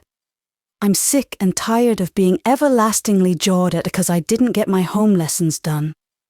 I had no time to do home lessons." "Our teacher won't jaw you. He is awfully nice," said Faith. "Well, I ain't going. I can read and write and cipher up to fractions. That's all I want. You fellows go and I'll stay home. You needn't be scared, I'll steal anything. I swear I'm honest." Mary employed herself while the others were at school in cleaning up the Manse. In a few days it was a different place. Floors were swept, furniture dusted, everything straightened out. She mended the spare room bed tick. She sewed on missing buttons. She patched clothes neatly. She even invaded the study with broom and dustpan and ordered Mr. Meredith out while she put it to rights. But there was one department with which Aunt Martha refused to let her interfere. Aunt Martha might be deaf and half-blind and very childish, but she was resolved to keep the commissariat in her own hands, in spite of all Mary's wiles and stratagems. "I can tell you, if old Martha had let me cook, you'd have some decent meals," she told the Manse children indignantly. "There'd be no more ditto, and no more lumpy porridge and blue milk either. What does she do with all the cream?" "She gives it to the cat. He's hers, you know," said Faith. "I'd like to cat her," exclaimed Mary bitterly. "I've no use for cats, anyhow. They belong to the old Nick. You can tell that by their eyes. Well, if old Martha won't, she won't, I suppose. But it gets on my nerves to see good victuals spoiled." When school came out, they always went to Rainbow Valley. Mary refused to play in the graveyard. She declared she was afraid of ghosts. "There's no such thing as ghosts," declared Jem Blythe. "Oh, ain't there? Did you ever see any?" "Hundreds of them," said Mary promptly. "What are they like?" said Carl. "Awful looking, dressed all in white, with skeleton hands and heads," said Mary. "What did you do?" asked Una. "Run like the devil," said Mary. Then she caught Walter's eyes and blushed. Mary was a good deal in awe of Walter. She declared to the Manse girls that his eyes made her nervous. "I think of all the lies I've ever told when I look into them," she said, "and I wish I hadn't." Jem was Mary's favourite. When he took her to the attic at Ingleside and showed her the museum of curios that Captain Jim Boyd had bequeathed to him, she was immensely pleased and flattered. She also won Carl's heart entirely by her interest in his beetles and ants. It could not be denied that Mary got on rather better with the boys than with the girls. She quarrelled bitterly with Nan Blythe the second day. "Your mother is a witch," she told Nan scornfully. "Red-haired women are always witches." Then she and Faith fell out about the rooster. Mary said its tail was too short.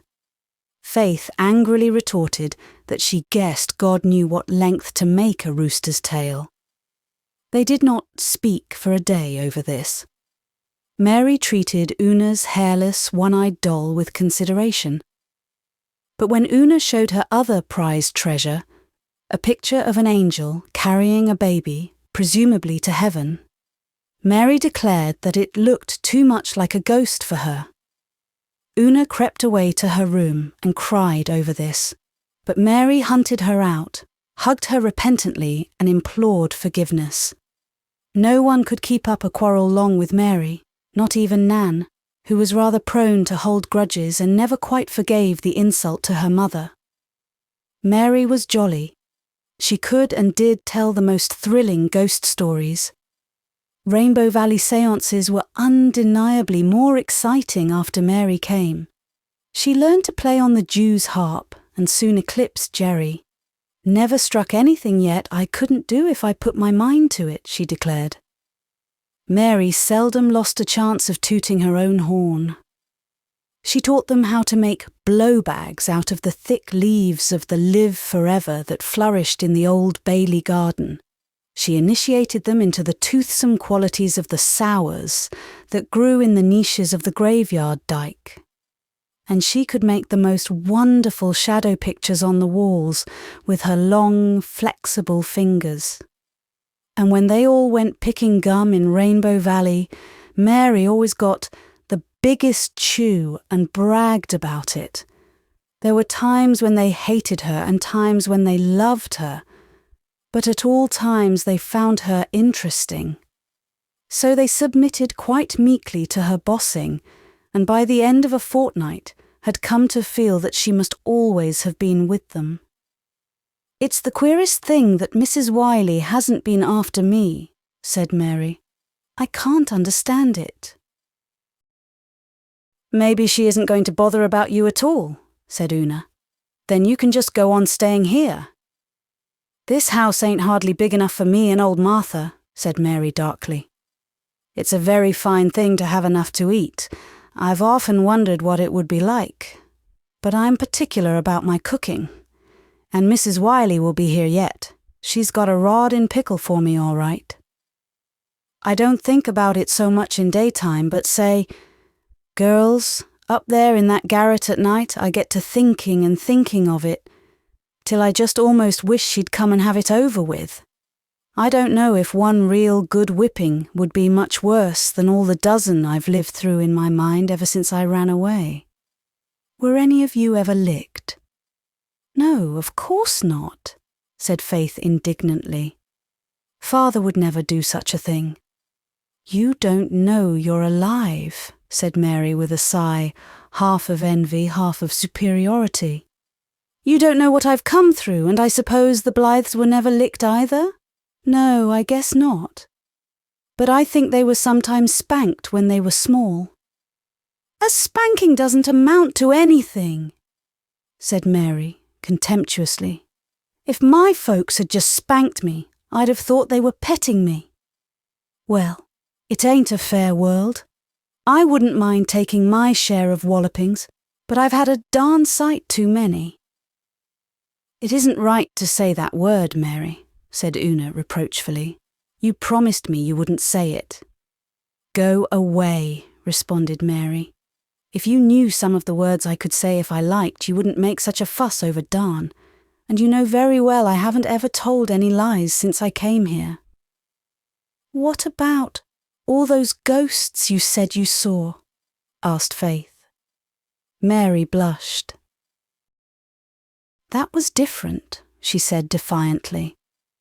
"I knew you wouldn't believe them yarns, and I didn't intend you to. And I really did see something queer one night when I was passing the over-harbour graveyard, true as you live.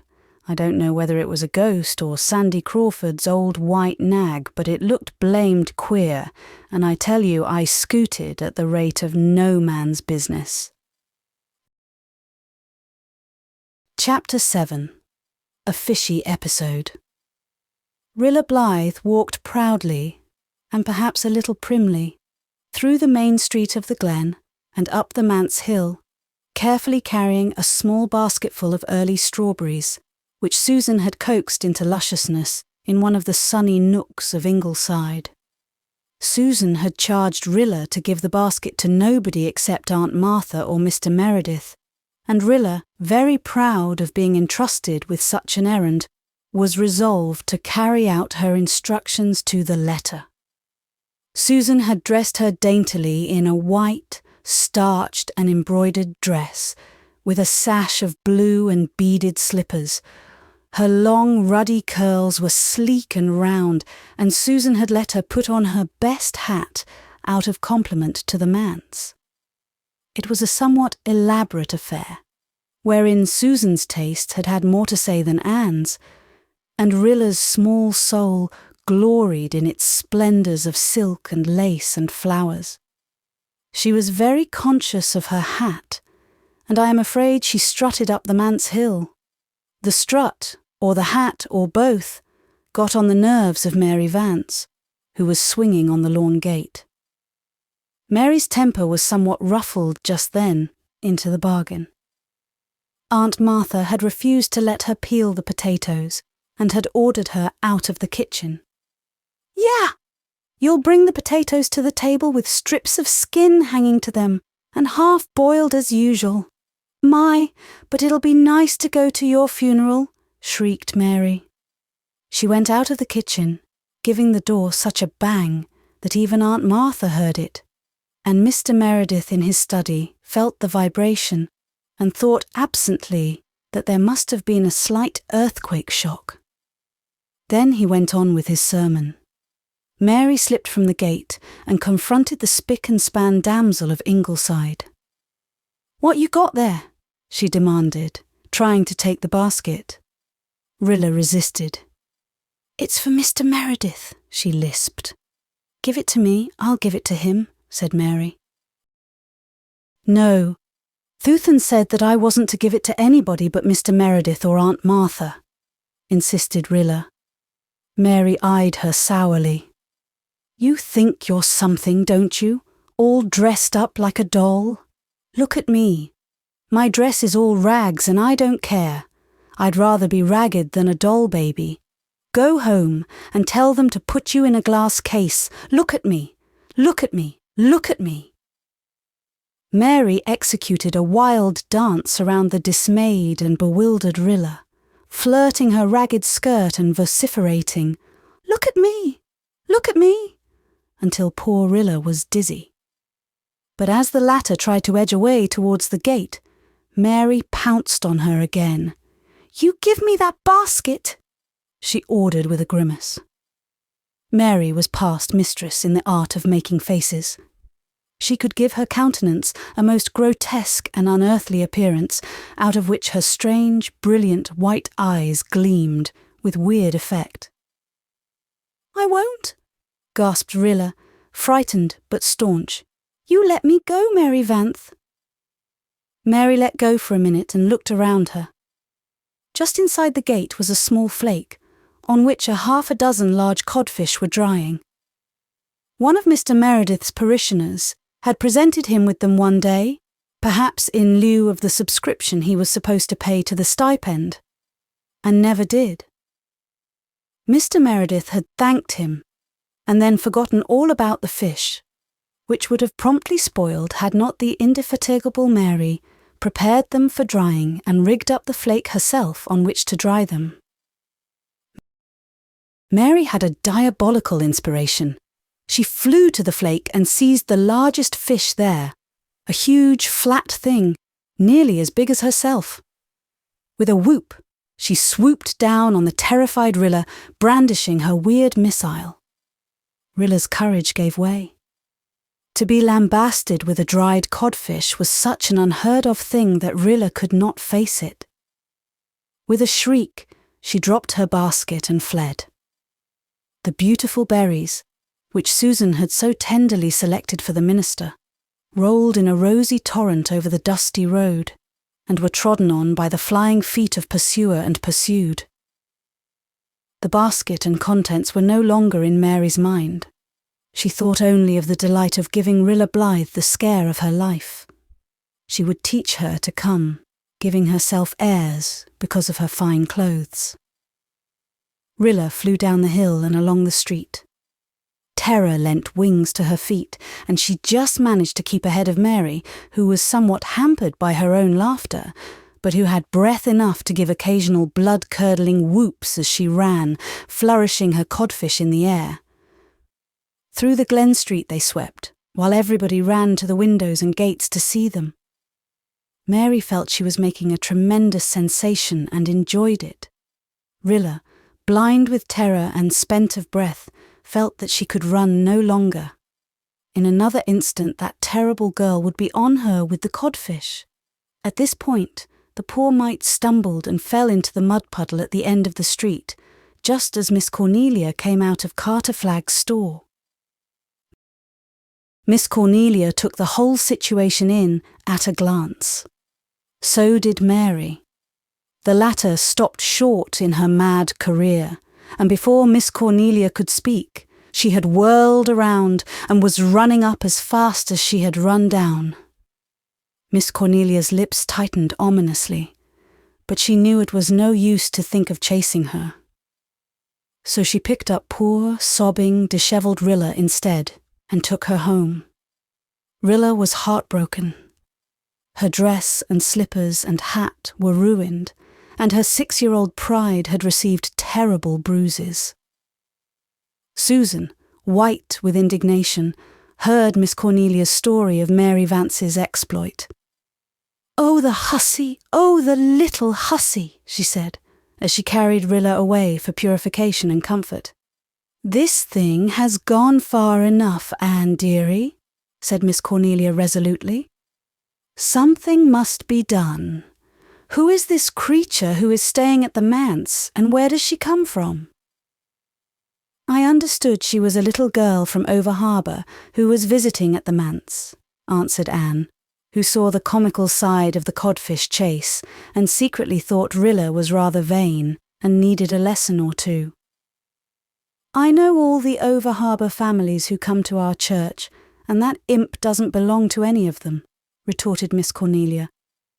"She is almost in rags, and when she goes to church she wears Faith Meredith's old clothes. There's some mystery here, and I'm going to investigate it since it seems nobody else will. I believe she was at the bottom of their goings-on in Warren Mead's spruce bush the other day. Did you hear of their frightening his mother into a fit?" "No. I knew Gilbert had been called to see her, but I did not hear what the trouble was." "Well, you know she has a weak heart. And one day, last week, when she was all alone on the veranda, she heard the most awful shrieks of murder and help coming from the bush. Positively frightful sounds, Anne dearie. Her heart gave out at once. Warren heard them himself at the barn and went straight to the bush to investigate, and there he found all the Manse children sitting on a fallen tree and screaming murder at the top of their lungs. They told him they were only in fun and didn't think anyone would hear them. They were just playing Indian ambush. Warren went back to the house and found his poor mother unconscious on the veranda. Susan, who had returned, sniffed contemptuously. "I think she was very far from being unconscious, Mrs. Marshall Elliott, and that you may tie to. I have been hearing of Amelia Warren's weak heart for 40 years. She had it when she was 20. She enjoys making a fuss and having the doctor, and any excuse will do. I don't think Gilbert thought her attack very serious, said Anne. Oh, that may very well be, said Miss Cornelia. But the matter has made an awful lot of talk, and the Meads being Methodists makes it that much worse. What is going to become of those children? Sometimes I can't sleep at nights for thinking about them, Anne dearie. I really do question if they get enough to eat, even, for their father is so lost in dreams that he doesn't often remember he has a stomach, and that lazy old woman doesn't bother cooking what she ought. They are just running wild, and now that school is closing, they'll be worse than ever. They do have jolly times, said Anne, laughing over the recollections of some Rainbow Valley happenings that had come to her ears. And they are all brave and frank and loyal and truthful. That's a true word, Anne dearie. And when you come to think of all the trouble in the church, those two tattling, deceitful youngsters of the last minister's made, I'm inclined to overlook a good deal in the Merediths. When all is said and done, Mrs. Doctor dear, they are very nice children, said Susan. They have got plenty of original sin in them, and that I will admit. But maybe it is just as well, for if they had not, they might spoil from over-sweetness. Only I do think it is not proper for them to play in a graveyard, and that I will maintain. But they really play quite quietly there, excused Anne. They don't run and yell as they do elsewhere. Such howls as drift up here from Rainbow Valley sometimes. Though I fancy my own small fry bear a valiant part in them. They had a sham battle there last night, and had to roar themselves, because they had no artillery to do it, so Jem says. Jem is passing through the stage where all boys hanker to be soldiers. Well, thank goodness he'll never be a soldier, said Miss Cornelia. I never approved of our boys going to that South African fracas. But it's over, and not likely anything of the kind will ever happen again. I think the world is getting more sensible. As for the Merediths, I've said many a time, and I say it again, if Mr. Meredith had a wife, all would be well. He called twice at the Kirks last week, so I am told, said Susan. Well, said Miss Cornelia thoughtfully, as a rule, I don't approve of a minister marrying in his congregation. It generally spoils him. But in this case it would do no harm, for everyone likes Elizabeth Kirk, and nobody else is hankering for the job of stepmothering those youngsters.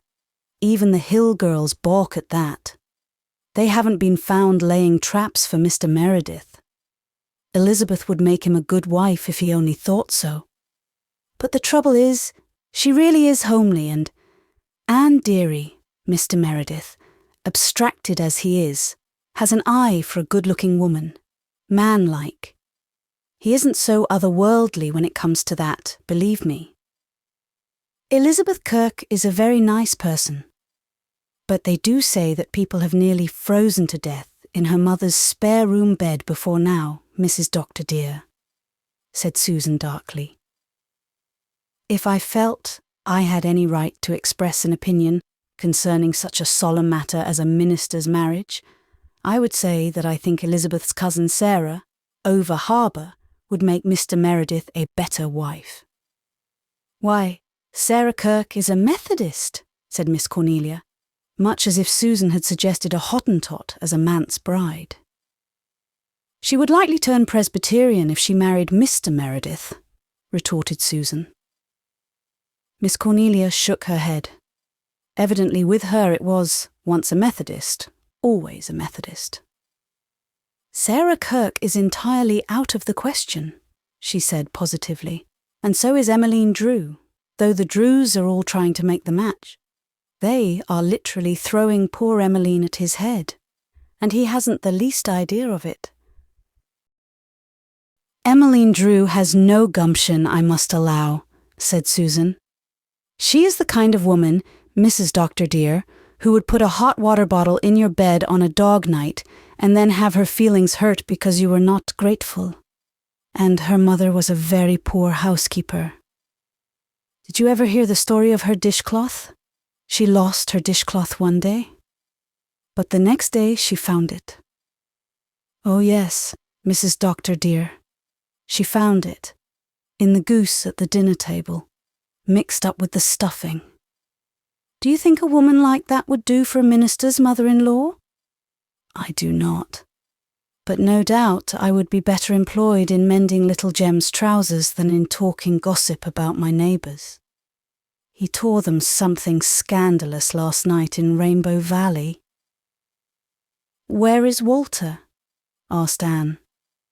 He is up to no good, I fear, Mrs. Doctor dear. He is in the attic writing something in an exercise book, and he has not done as well in arithmetic this term as he should, so the teacher tells me. Too well I know the reason why.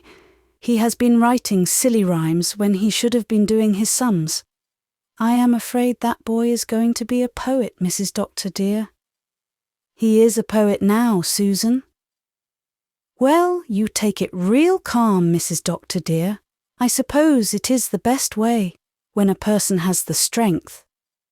I had an uncle who began by being a poet and ended up by being a tramp. Our family were dreadfully ashamed of him. You don't seem to think very highly of poets, Susan, said Anne, laughing. Who does, Mrs. Doctor dear? Asked Susan in genuine astonishment. What about Milton and Shakespeare? And the poets of the Bible? They tell me Milton could not get along with his wife, and Shakespeare was no more than respectable by times. As for the Bible, of course things were different in those sacred days, although I never had a high opinion of King David, say what you will. I never knew any good to come of writing poetry, and I hope and pray that blessed boy will outgrow the tendency. If he does not, we must see what emulsion of cod liver oil will do. Chapter 8. Miss Cornelia intervenes.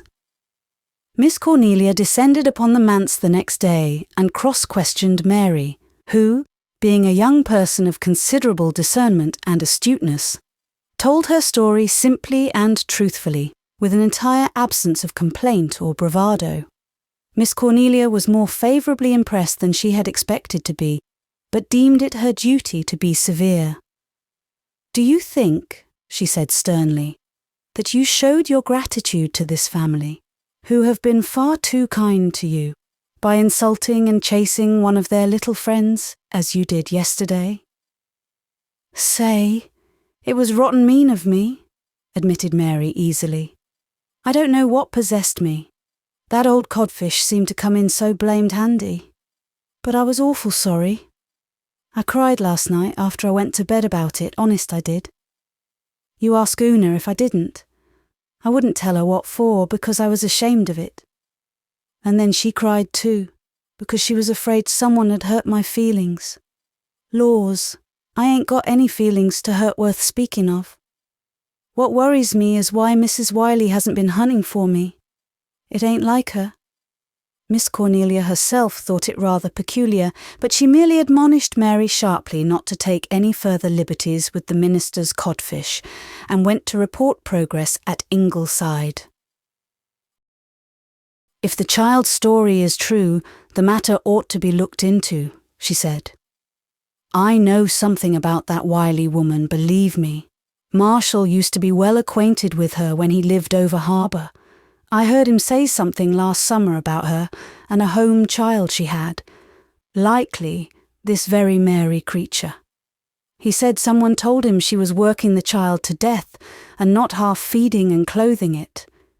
You know, Anne dearie, it has always been my habit neither to make nor meddle with those over-harbour folks. But I shall send Marshall over tomorrow to find out the rights of this if he can. And then I'll speak to the minister. Mind you, Anne dearie, the Merediths found this girl literally starving in James Taylor's old hay barn. She had been there all night, cold and hungry and alone, and us sleeping warm in our beds after good suppers." "The poor little thing," said Anne, picturing one of her own dear babies, cold and hungry and alone in such circumstances. "If she has been ill-used, Miss Cornelia, she mustn't be taken back to such a place. I was an orphan once in a very similar situation. We'll have to consult the Hopetown Asylum folks," said Miss Cornelia. "Anyway, she can't be left at the Manse. Dear knows what those poor children might learn from her. I understand that she has been known to swear. But just think of her being there 2 whole weeks and Mr. Meredith never waking up to it. What business has a man like that to have a family? Why, Anne, dearie, he ought to be a monk." 2 evenings later, Miss Cornelia was back at Ingleside. "It's the most amazing thing," she said. "Mrs. Wiley was found dead in her bed the very morning after this merry creature ran away. She has had a bad heart for years, and the doctor had warned her it might happen at any time. She had sent away her hired man, and there was nobody in the house. Some neighbours found her the next day. They missed the child, it seems, but supposed Mrs. Wiley had sent her to her cousin near Charlottetown, as she had said she was going to do. The cousin didn't come to the funeral, and so nobody ever knew that Mary wasn't with her. The people Marshall talked to told him some things about the way Mrs. Wiley used this Mary that made his blood boil, so he declares. You know, it puts Marshall in a regular fury to hear of a child being ill-used. They said she whipped her mercilessly for every little fault or mistake. Some folks talked of writing to the asylum authorities, but everybody's business is nobody's business, and it was never done. "I am sorry that Wiley person is dead," said Susan fiercely. "I should like to go over harbour and give her a piece of my mind. Starving and beating a child, Mrs. Doctor dear. As you know, I hold with lawful spanking. But I go no further. And what is to become of this poor child now, Mrs. Marshall Elliott?" "I suppose she must be sent back to Hopetown," said Miss Cornelia. "I think everyone hereabouts who wants a home child has one. I'll see Mr. Meredith tomorrow and tell him my opinion of the whole affair." "And no doubt she will, Mrs. Doctor dear," said Susan, after Miss Cornelia had gone. She would stick at nothing, not even at shingling the church spire if she took it into her head. But I cannot understand how even Cornelia Bryant can talk to a minister as she does. You would think he was just any common person. When Miss Cornelia had gone, Nan Blythe uncurled herself from the hammock where she had been studying her lessons and slipped away to Rainbow Valley. The others were already there. Jem and Jerry were playing quoits with old horseshoes borrowed from the Glen blacksmith. Carl was stalking ants on a sunny hillock. Walter, lying on his stomach among the fern, was reading aloud to Mary and Di and Faith and Una from a wonderful book of myths wherein were fascinating accounts of Prester John and the Wandering Jew, divining rods and tailed men, of Shamir, the worm that split rocks and opened the way to golden treasure, of Fortunate Isles and Swan Maidens. It was a great shock to Walter to learn that William Tell and Gelert were myths also, and the story of Bishop Hatto was to keep him awake all that night. But best of all, he loved the stories of the Pied Piper and the Sangreal.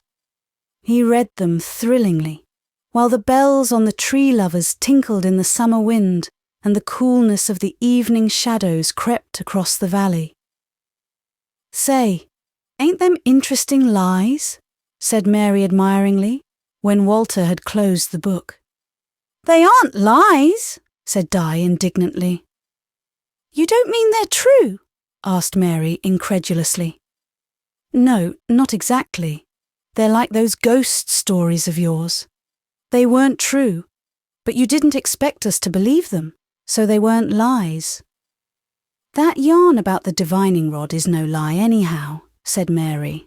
"Old Jake Crawford over harbour can work it.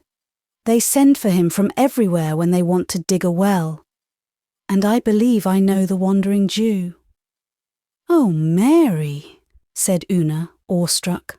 "I do, true as you're alive. There was an old man at Mrs. Wiley's one day last fall. He looked old enough to be anything. She was asking him about cedar posts, if he thought they'd last well. And he said, 'Last well? They'll last 1,000 years.' I know, for I've tried them twice. Now, if he was 2,000 years old, who was he but your Wandering Jew?" "I don't believe the Wandering Jew would associate with a person like Mrs. Wiley," said Faith decidedly. "I love the Pied Piper story," said Di, "and so does Mother. I always feel so sorry for the poor little lame boy who couldn't keep up with the others and got shut out of the mountain. He must have been so disappointed. I think all the rest of his life he'd be wondering what wonderful thing he had missed and wishing he could have gotten in with the others." "But how glad his mother must have been," said Una softly. "I think she had been sorry all her life that he was lame. Perhaps she even used to cry about it. But she would never be sorry again. Never. She would be glad he was lame, because that was why she hadn't lost him." "Someday," said Walter dreamily, looking afar into the sky, "the Pied Piper will come over the hill up there and down Rainbow Valley, piping merrily and sweetly, and I will follow him down to the shore, down to the sea, away from you all. I don't think I'll want to go. Jem will want to go. It will be such an adventure. But I won't. Only I'll have to. The music will call and call and call me until I must follow." "We'll all go," cried Di, catching fire at the flame of Walter's fancy, and half believing she could see the mocking, retreating figure of the mystic piper in the far, dim end of the valley. "No, you'll sit here and wait," said Walter, his great, splendid eyes full of strange glamour. "You'll wait for us to come back, and we may not come, for we cannot come as long as the piper plays. He may pipe us around the world, and still you'll sit here and wait, and wait." "Oh, dry up," said Mary, shivering. "Don't look like that, Walter Blythe. You give me the creeps. Do you want to set me bawling? I could just see that horrid old piper going away on, and you boys following him, and us girls sitting here waiting all alone. I don't know why it is. I never was one of the blubbering kind, but as soon as you start your spieling, I always want to cry." Walter smiled in triumph. He liked to exercise this power of his over his companions, to play on their feelings, waken their fears, thrill their souls. It satisfied some dramatic instinct in him, but under his triumph was a queer little chill of some mysterious dread. The Pied Piper had seemed very real to him, as if the fluttering veil that hid the future had for a moment been blown aside in the starlit dusk of Rainbow Valley, and some dim glimpse of coming years granted to him. Carl, coming up to their group with a report of the doings in Antland, brought them all back to the realm of facts. "Ants are darned interesting," exclaimed Mary, glad to escape the shadowy piper's thrall. "Carl and I watched that bed in the graveyard all Saturday afternoon. I never thought there was so much in bugs. Say, but they're quarrelsome little cusses. Some of them like to start a fight without any reason as far as we could see.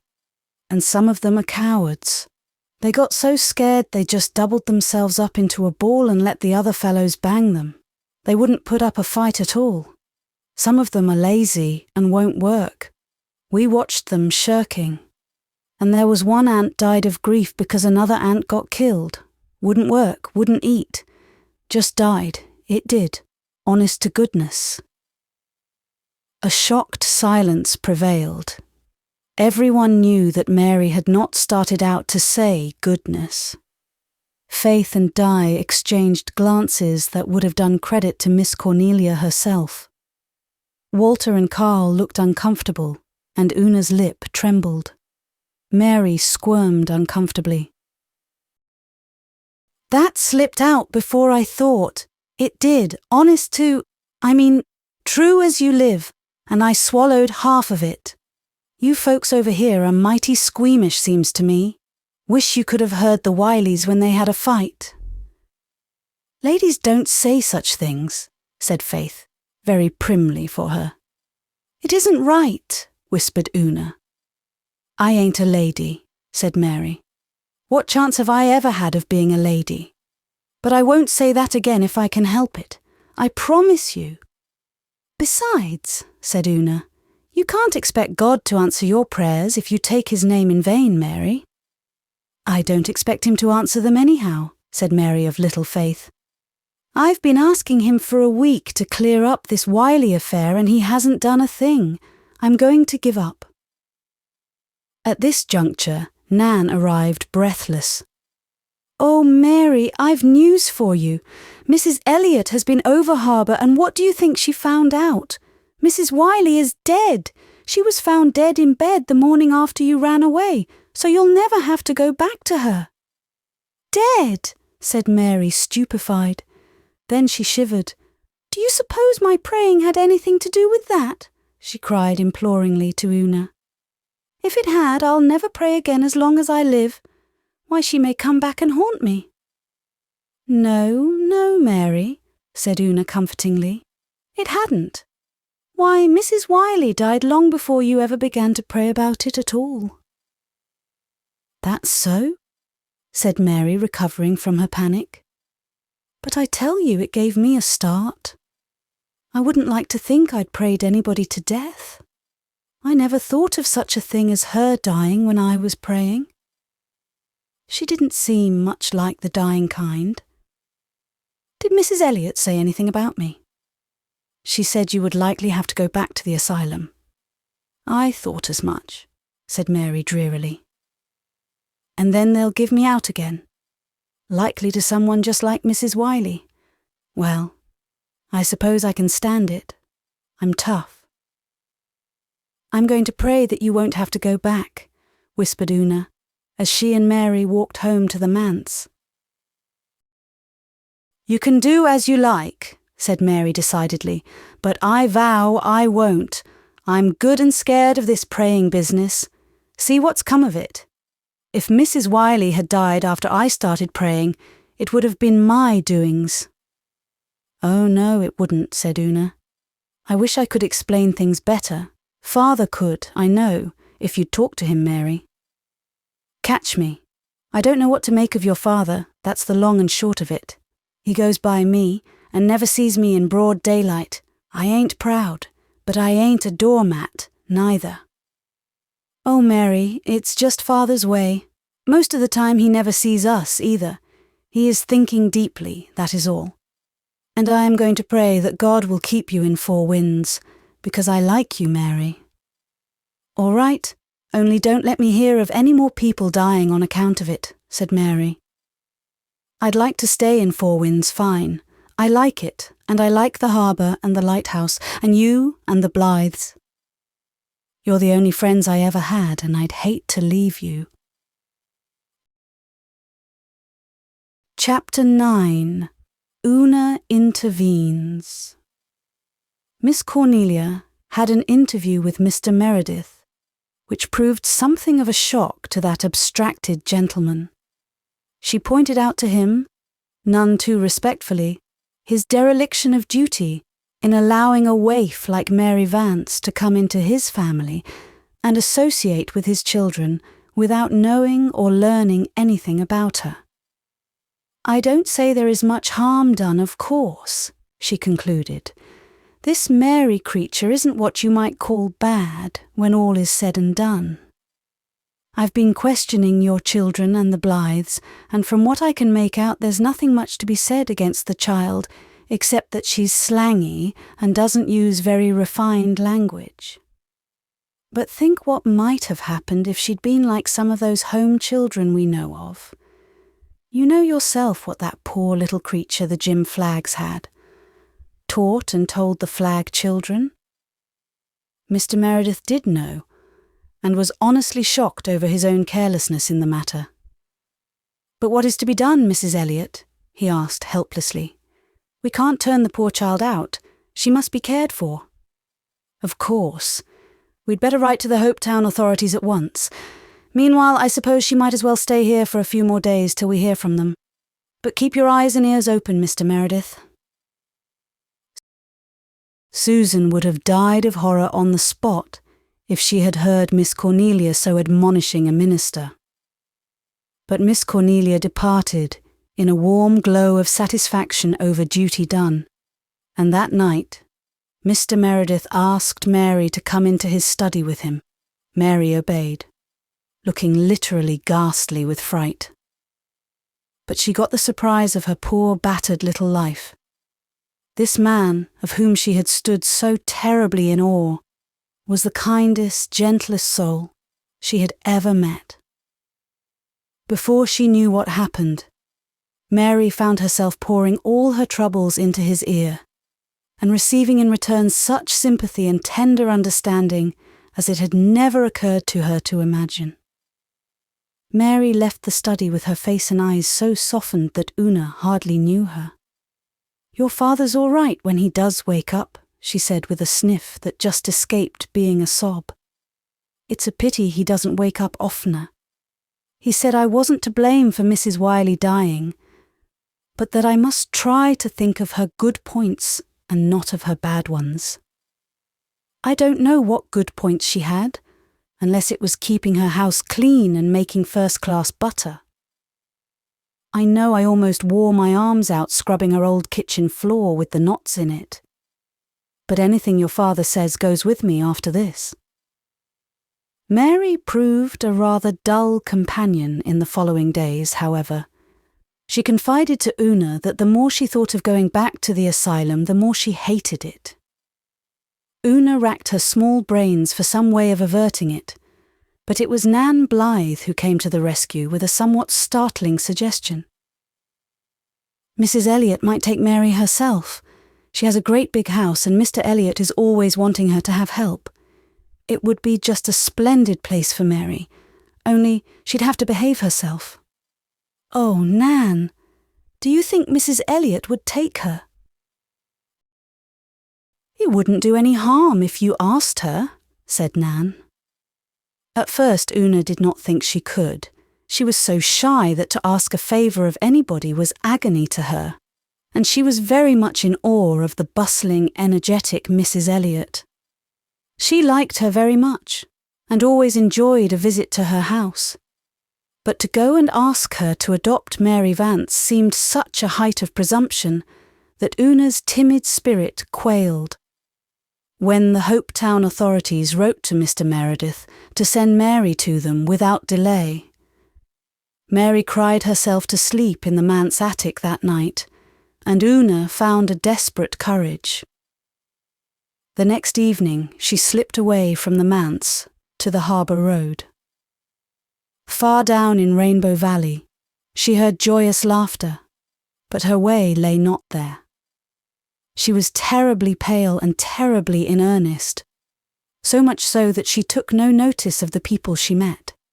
And old Mrs. Stanley Flagg was quite huffed and said Una Meredith would be as absent-minded as her father when she grew up. Miss Cornelia lived halfway between the Glen and Four Winds Point, in a house whose original glaring green hue had mellowed down to an agreeable greenish grey. Marshall Elliot had planted trees about it and set out a rose garden and a spruce hedge. It was quite a different place from what it had been in years agone. The Manse children and the Ingleside children liked to go there. It was a beautiful walk down the old harbour road, and there was always a well-filled cookie jar at the end. The misty sea was lapping softly far down on the sands. 3 big boats were skimming down the harbour like great white seabirds. A schooner was coming up the channel. The world of Four Winds was steeped in glowing colour and subtle music and strange glamour, and everybody should have been happy in it. But when Una turned in at Miss Cornelia's gate, her very legs had almost refused to carry her. Miss Cornelia was alone on the veranda. Una had hoped Mr. Elliot would be there. He was so big and hearty and twinkly that there would be encouragement in his presence. She sat on the little stool Miss Cornelia brought out and tried to eat the doughnut Miss Cornelia gave her. It stuck in her throat, but she swallowed desperately lest Miss Cornelia be offended. She could not talk. She was still pale, and her big dark blue eyes looked so piteous that Miss Cornelia concluded the child was in some trouble. "What's on your mind, dearie?" she asked. "There's something that's plain to be seen." Una swallowed the last twist of doughnut with a desperate gulp. "Mrs. Elliot, won't you take Mary Vance?" she said beseechingly. Miss Cornelia stared blankly. "Me? Take Mary Vance? Do you mean keep her?" "Yes, keep her. Adopt her," said Una eagerly, gaining courage now that the ice was broken. "Oh, Mrs. Elliot, please do. She doesn't want to go back to the asylum. She cries every night about it. She's so afraid of being sent to another hard place. And she's so smart. There isn't anything she can't do. I know you wouldn't be sorry if you took her." "I never thought of such a thing," said Miss Cornelia rather helplessly. "Won't you think of it?" implored Una.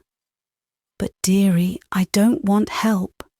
I'm quite able to do all the work here, and I never thought I'd like to have a home girl if I did need help." The light went out of Una's eyes.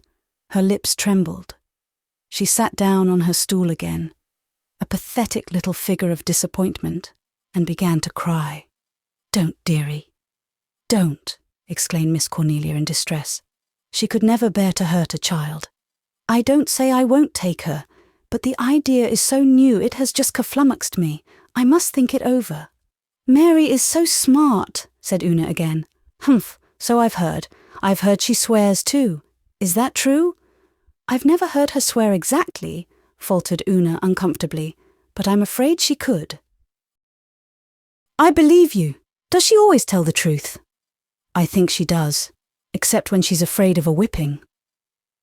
"And yet you want me to take her?" "Someone has to take her," sobbed Una. "Someone has to look after her, Mrs. Elliot." "That's true. Perhaps it is my duty to do it," said Miss Cornelia with a sigh.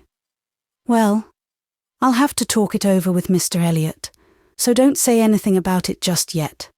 Take another doughnut, dearie." Una took it and ate it with a better appetite. "I'm very fond of doughnuts," she confessed. "Aunt Martha never makes any, but Miss Susan at Ingleside does, and sometimes she lets us have a plateful in Rainbow Valley. Do you know what I do when I'm hungry for doughnuts and can't get any, Mrs. Elliot?" "No, dearie." "What?" "I get out Mother's old cookbook and read the doughnut recipe, and the other recipes. They sound so nice.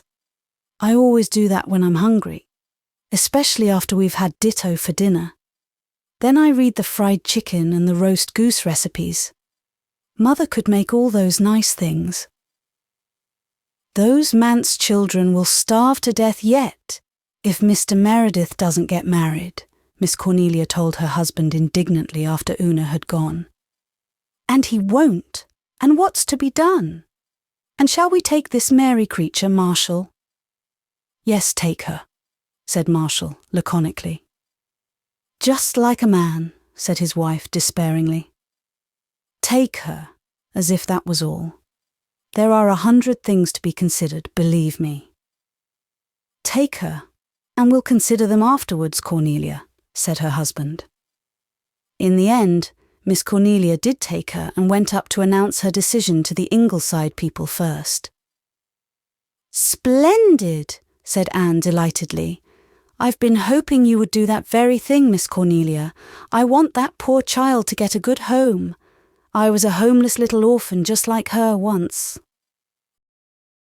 "I don't think this Mary creature is or ever will be much like you," retorted Miss Cornelia gloomily. "She's a cat of another colour. But she's also a human being with an immortal soul to save. I've got a shorter catechism and a small tooth comb, and I'm going to do my duty by her, now that I've set my hand to the plough, believe me." Mary received the news with chastened satisfaction. "It's better luck than I expected," she said. "You'll have to mind your P's and Q's with Mrs. Elliot," said Nan. "Well, I can do that," flashed Mary. "I know how to behave when I want to just as well as you, Nan Blythe." "You mustn't use bad words, you know, Mary," said Una anxiously. "I suppose she'd die of horror if I did," grinned Mary, her white eyes shining with unholy glee over the idea. "But you needn't worry, Una. Butter won't melt in my mouth after this. I'll be all prunes and prisms." "Nor tell lies," added Faith. "Not even to get off from a whipping?" pleaded Mary. "Mrs. Elliot will never whip you, never," exclaimed Di. "Won't she?" said Mary sceptically. "If I ever find myself in a place where I ain't licked, I'll think it's heaven all right. No fear of me telling lies then. I ain't fond of telling 'em. I'd rather not, if it comes to that." The day before Mary's departure from the manse, they had a picnic in her honour in Rainbow Valley. And that evening, all the manse children gave her something from their scanty store of treasured things for a keepsake. Carl gave her his Noah's Ark, and Jerry his second-best Jew's harp. Faith gave her a little hairbrush with a mirror in the back of it, which Mary had always considered very wonderful. Una hesitated between an old beaded purse and a gay picture of Daniel in the lion's den, and finally offered Mary her choice. Mary really hankered after the beaded purse, but she knew Una loved it, so she said, "Give me Daniel. I'd rather have it 'cause I'm partial to lions. Only I wish they'd eat Daniel up. It would have been more exciting." At bedtime, Mary coaxed Una to sleep with her. "It's for the last time," she said, "and it's raining tonight, and I hate sleeping up there alone when it's raining on account of that graveyard. I don't mind it on fine nights. But a night like this, I can't see anything but the rain pouring down on those old white stones, and the wind round the window sounds as if those dead people were trying to get in and crying 'cause they couldn't." "I like rainy nights," said Una, when they were cuddled down together in the little attic room. "And so do the Blythe girls." "I don't mind them when I'm not handy to graveyards," said Mary. "If I was alone here, I'd cry my eyes out, I'd be so lonesome. I feel awful bad to be leaving you all." "Mrs. Elliot will let you come up and play in Rainbow Valley quite often, I'm sure," said Una. "And you will be a good girl, won't you, Mary?" "Oh, I'll try," sighed Mary. "But it won't be as easy for me to be good, inside, I mean, as well as outside, as it is for you. You hadn't such scalawags of relations as I had." "But your people must have had some good qualities as well as bad ones," argued Una. "You must live up to them and never mind their bad ones." "I don't believe they had any good qualities," said Mary gloomily. "I never heard of any. My grandfather had money, but they say he was a rascal. No, I'll just have to start out on my own hook and do the best I can. And God will help you, you know, Mary, if you ask him." "I don't know about that." "Oh, Mary, you know we asked God to get a home for you, and he did." "I don't see what he had to do with it," retorted Mary. "It was you who put it into Mrs. Elliot's head." "But God put it into her heart to take you." "All my putting it into her head wouldn't have done any good if he hadn't." "Well, there may be something in that," admitted Mary. "Mind you, I haven't got anything against God, Una. I'm willing to give him a chance.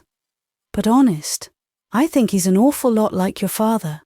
Just absent-minded and never taking any notice of a body most of the time, but sometimes waking up all of a sudden and being awful good and kind and sensible."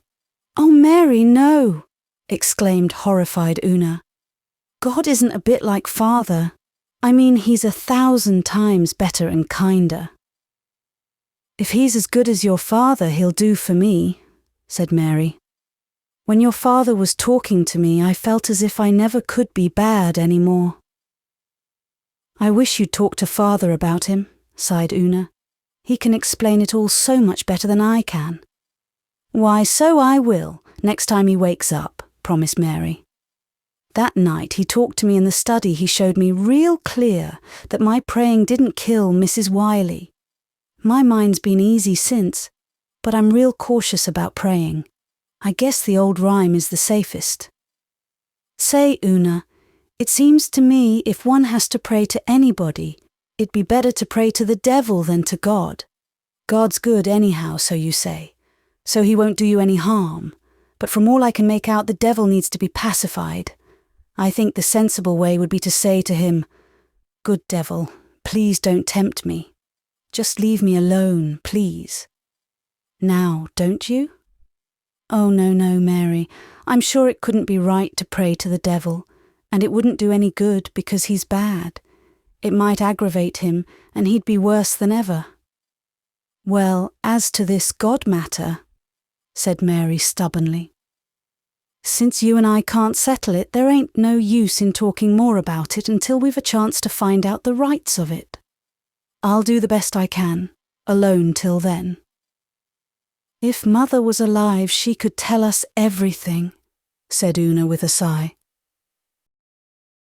"I wish she was alive," said Mary. "I don't know what's going to become of you youngsters when I'm gone. Anyhow, do try and keep the house a little tidy. The way people talk about it is scandalous. And the first thing you know, your father will be getting married again, and then your noses will be out of joint." Una was startled. The idea of her father marrying again had never presented itself to her before. She did not like it, and she lay silent under the chill of it.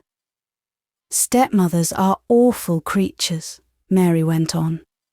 "I could make your blood run cold if I was to tell you all I know about them. The Wilson kids across the road from Wiley's had a stepmother. She was just as bad to them as Mrs. Wiley was to me. It'll be awful if you get a stepmother." "I'm sure we won't," said Una tremulously. "Father won't marry anybody else." "He'll be hounded into it, I expect," said Mary darkly. "All the old maids in the settlement are after him.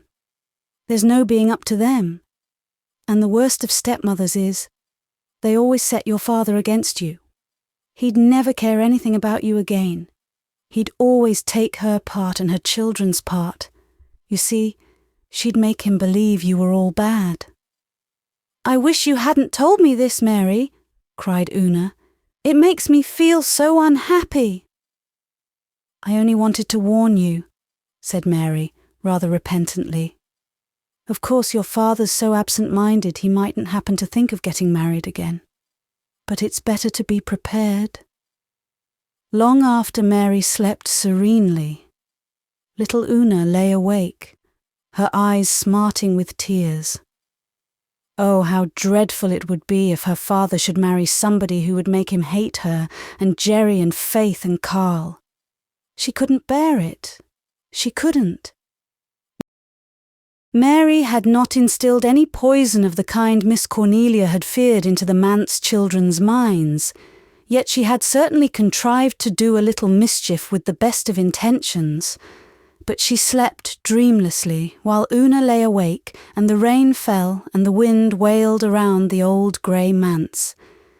And the Reverend John Meredith forgot to go to bed at all because he was absorbed in reading A Life of St. Augustine.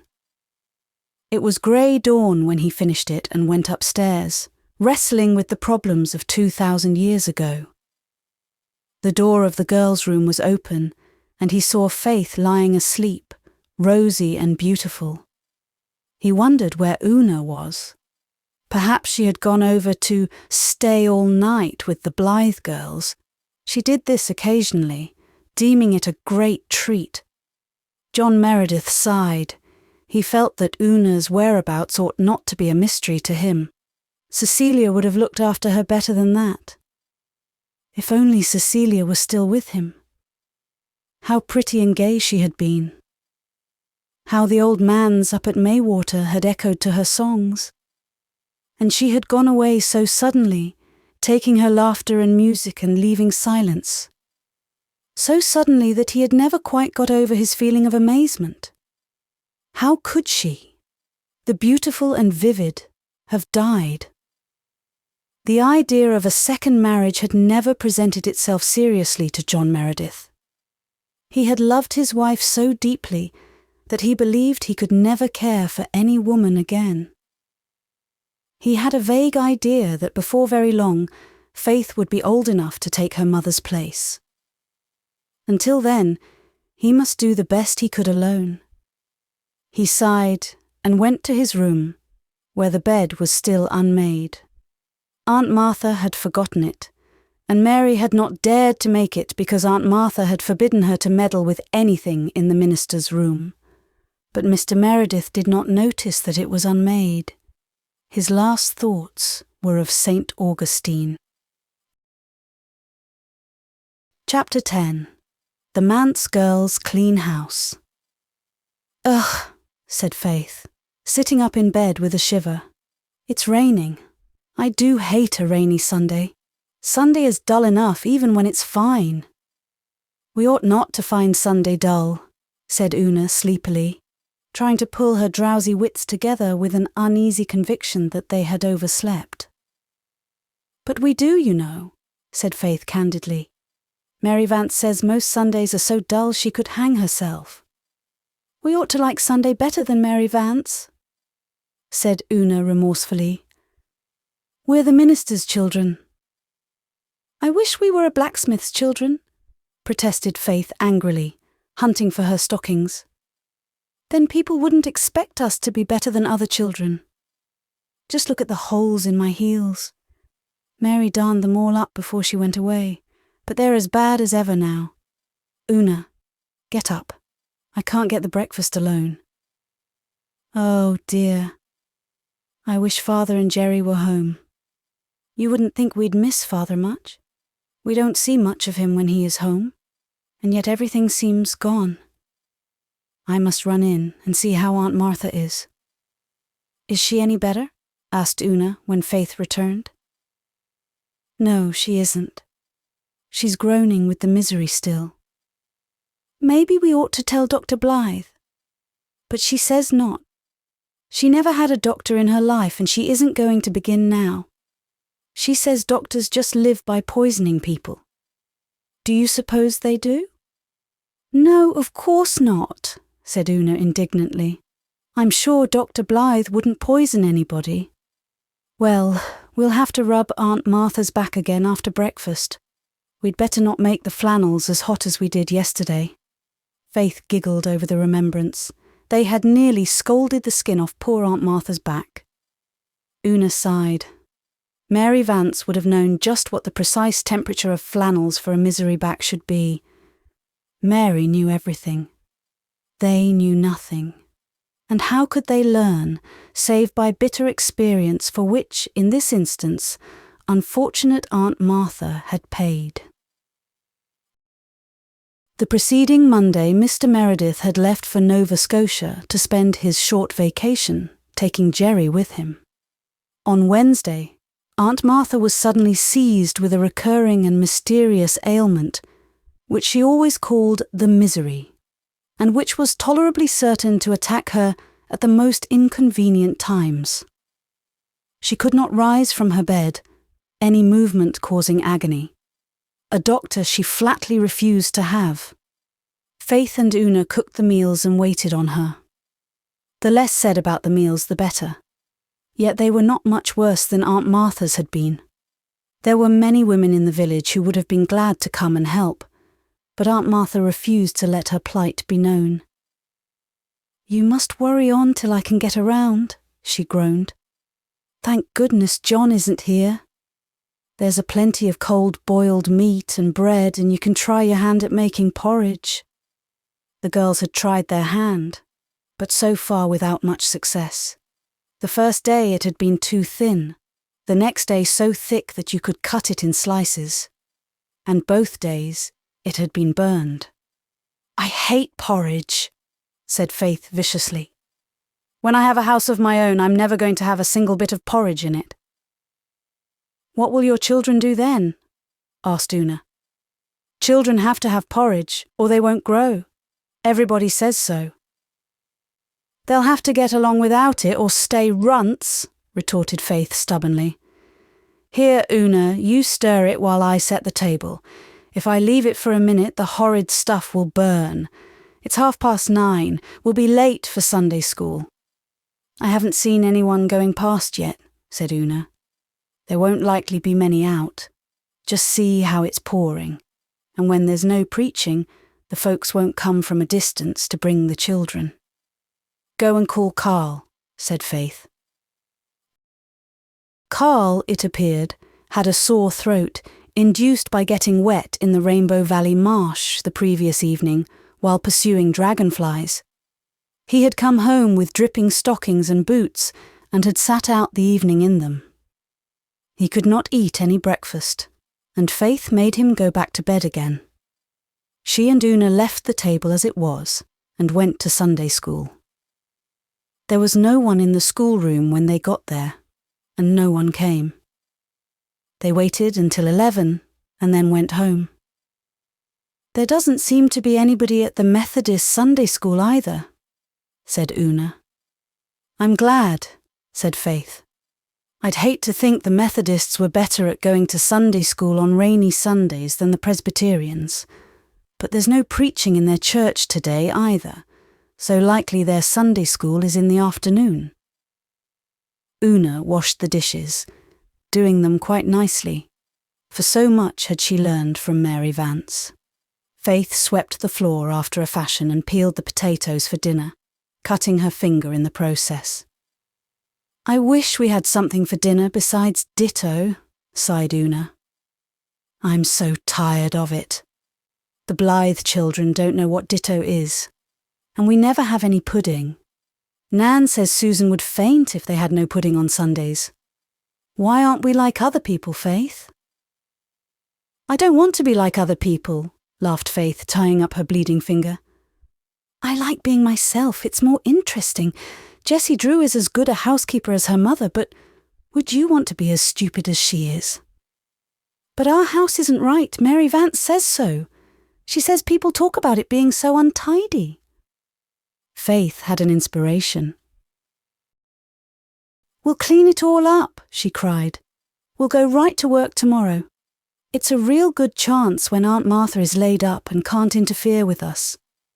We'll have it all lovely and clean when Father comes home, just like it was when Mary went away. Anyone can sweep and dust and wash windows. People won't be able to talk about us anymore. Jem Blythe says it's only old cats that talk, but their talk hurts just as much as anybody's. I hope it will be fine tomorrow, said Una, fired with enthusiasm. Oh, Faith, it will be splendid to be all cleaned up and like other people. I hope Aunt Martha's misery will last over tomorrow, said Faith. If it doesn't, we won't get a single thing done. Faith's amiable wish was fulfilled. The next day found Aunt Martha still unable to rise. Carl, too, was still sick, and easily prevailed on to stay in bed. Neither Faith nor Una had any idea how sick the boy really was. A watchful mother would have had a doctor without delay. But there was no mother, and poor little Carl, with his sore throat and aching head and crimson cheeks, rolled himself up in his twisted bedclothes and suffered alone, somewhat comforted by the companionship of a small green lizard in the pocket of his ragged nightie. The world was full of summer sunshine after the rain.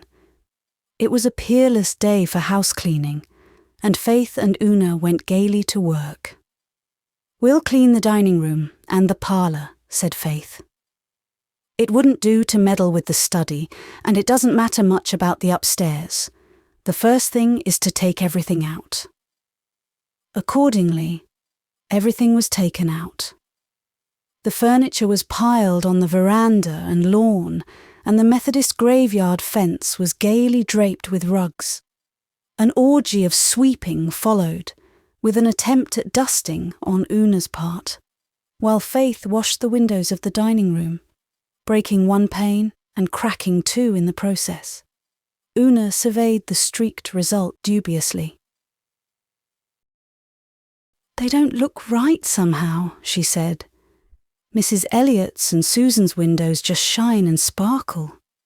"Never mind, they let the sun shine through just as well," said Faith cheerfully. "They must be clean after all the soap and water I've used, and that's the main thing. Now, it's past 11, so I'll wipe up this mess on the floor and we'll go outside. You dust the furniture and I'll shake the rugs. I'm going to do it in the graveyard. I don't want to send dust flying all over the lawn." Faith enjoyed the rug shaking. To stand on Hezekiah Pollock's tombstone, flapping and shaking rugs, was real fun.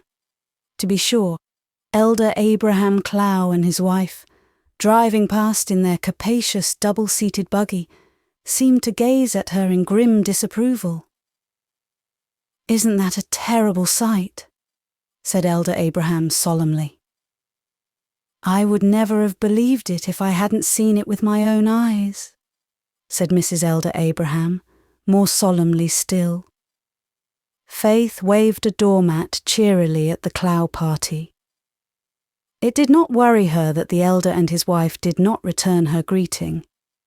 Everybody knew that Elder Abraham had never been known to smile, since he had been appointed superintendent of the Sunday school 14 years previously. But it hurt her that Minnie and Adela Clow did not wave back. Faith liked Minnie and Adela. Next to the Blythes, they were her best friends in school, and she always helped Adela with her sums. This was gratitude for you. Her friends cut her because she was shaking rugs in an old graveyard, where, as Mary Vance said, not a living soul had been buried for years. Faith flounced around to the veranda, where she found Una grieved in spirit because the Clow girls had not waved to her either. "I suppose they're mad over something," said Faith. "Perhaps they're jealous because we play so much in Rainbow Valley with the Blythes. Well, just wait till school opens and Adela wants me to show her how to do her sums. We'll get square then. Come on, let's put the things back in. I'm tired to death, and I don't believe the rooms will look much better than before we started, though I shook out pecks of dust in the graveyard. I hate house cleaning." It was 2:00 before the tired girls finished the 2 rooms. They got a dreary bite in the kitchen and intended to wash the dishes at once. But Faith happened to pick up a new storybook Dyke Blythe had lent her, and was lost to the world until sunset. Una took a cup of rank tea up to Carl, but found him asleep. So she curled herself up on Jerry's bed and went to sleep too. Meanwhile, a weird story flew through Glen St. Mary, and folks asked each other seriously what was to be done with those Manse youngsters. "That is past laughing at, believe me," said Miss Cornelia to her husband with a heavy sigh. "I couldn't believe it at first. Miranda Drew brought the story home from the Methodist Sunday School this afternoon, and I simply scoffed at it. But Mrs. Elder Abraham says she and the elder saw it with their own eyes." "Saw what?" asked Marshall. "Faith and Una Meredith stayed home from Sunday school this morning and cleaned house," said Miss Cornelia in accents of despair. "When Elder Abraham went home from the church, he had stayed behind to straighten out the library books. He saw them shaking rugs in the Methodist graveyard. I can never look a Methodist in the face again. Just think what a scandal it will make." A scandal it assuredly did make, growing more scandalous as it spread, until the over-harbour people heard that the Manse children had not only cleaned house and put out a washing on Sunday, but had wound up with an afternoon picnic in the graveyard, while the Methodist Sunday school was going on. The only household which remained in blissful ignorance of the terrible thing was the Manse itself. On what Faith and Una fondly believed to be Tuesday, it rained again. For the next 3 days it rained. Nobody came near the Manse. The Manse folk went nowhere. They might have waded through the misty Rainbow Valley up to Ingleside, but all the Blythe family, save Susan and the doctor, were away on a visit to Avonlea. "This is the last of our bread," said Faith, "and the ditto is done. If Aunt Martha doesn't get better soon, what will we do?" "We can buy some bread in the village, and there's the codfish Mary dried," said Una, "but we don't know how to cook it." "Oh, that's easy," laughed Faith. "You just boil it." Boil it they did, but as it did not occur to them to soak it beforehand, it was too salty to eat. That night they were very hungry, but by the following day their troubles were over. Sunshine returned to the world. Carl was well, and Aunt Martha's misery left her as suddenly as it had come. The butcher called at the Manse and chased famine away. To crown all, the Blythes returned home. And that evening, they and the Manse children and Mary Vance kept sunset tryst once more in Rainbow Valley, where the daisies were floating upon the grass like spirits of the dew, and the bells on the tree lovers rang like fairy chimes in the scented twilight. Chapter 11. A Dreadful Discovery. "Well, you kids have gone and done it now," was Mary's greeting as she joined them in the valley. Miss Cornelia was up at Ingleside, holding an agonised conclave with Anne and Susan, and Mary hoped that the session might be a long one. For it was all of 2 weeks since she had been allowed to revel with her chums in the dear Valley of Rainbows. "Done what?" demanded everybody but Walter, who was daydreaming as usual. "It's you Manse young ones, I mean," said Mary. "It was just awful of you. I wouldn't have done such a thing for the world, and I wasn't brought up in a Manse, wasn't brought up anywhere, just come up." "What have we done?" asked Faith blankly. "Done? You'd better ask. The talk is something terrible. I expect it's ruined your father in this congregation. He'll never be able to live it down, poor man. Everybody blames him for it, and that isn't fair. But nothing is fair in this world. You ought to be ashamed of yourselves." "What have we done?" asked Una again, despairingly. Faith said nothing, but her eyes flashed golden-brown scorn at Mary. "Oh, don't pretend innocence," said Mary, witheringly. "Everybody knows what you have done." "I don't," interjected Jem Blythe indignantly. "Don't let me catch you making Una cry, Mary Vance. What are you talking about?" "I suppose you don't know since you're just back from up west," said Mary, somewhat subdued. "Jem could always manage her." "But everybody else knows, you better believe." "Knows what?" "That Faith and Una stayed home from Sunday school last Sunday and cleaned house." "We didn't," cried Faith and Una in passionate denial. Mary looked haughtily at them. "I didn't suppose you'd deny it after the way you've combed me down for lying," she said. "What's the good of saying you didn't? Everybody knows you did. Elder Clow and his wife saw you. Some people say it will break up the church, but I don't go that far. You are nice ones." Nan Blythe stood up and put her arms around the dazed Faith and Una. "They were nice enough to take you in and feed you and clothe you when you were starving in Mr. Taylor's barn, Mary Vance," she said. "You are very grateful, I must say." "I am grateful," retorted Mary. "You'd know it if you'd heard me standing up for Mr. Meredith through thick and thin. I've blistered my tongue talking for him this week. I've said again and again that he isn't to blame if his young ones did clean house on Sunday. He was away, and they knew better. But we didn't, protested Una. It was Monday we cleaned house. Wasn't it, Faith? Of course it was, said Faith, with flashing eyes.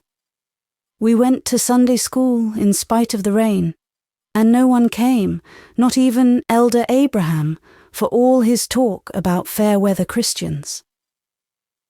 It was Saturday it rained, said Mary. Sunday was as fine as silk. I wasn't at Sunday school because I had toothache, but everyone else was, and they saw all your stuff out on the lawn. And Elder Abraham and Mrs. Elder Abraham saw you shaking rugs in the graveyard. Una sat down among the daisies and began to cry. Look here, said Jem resolutely. This thing must be cleared up. Somebody has made a mistake. Sunday was fine, Faith. How could you have thought Saturday was Sunday?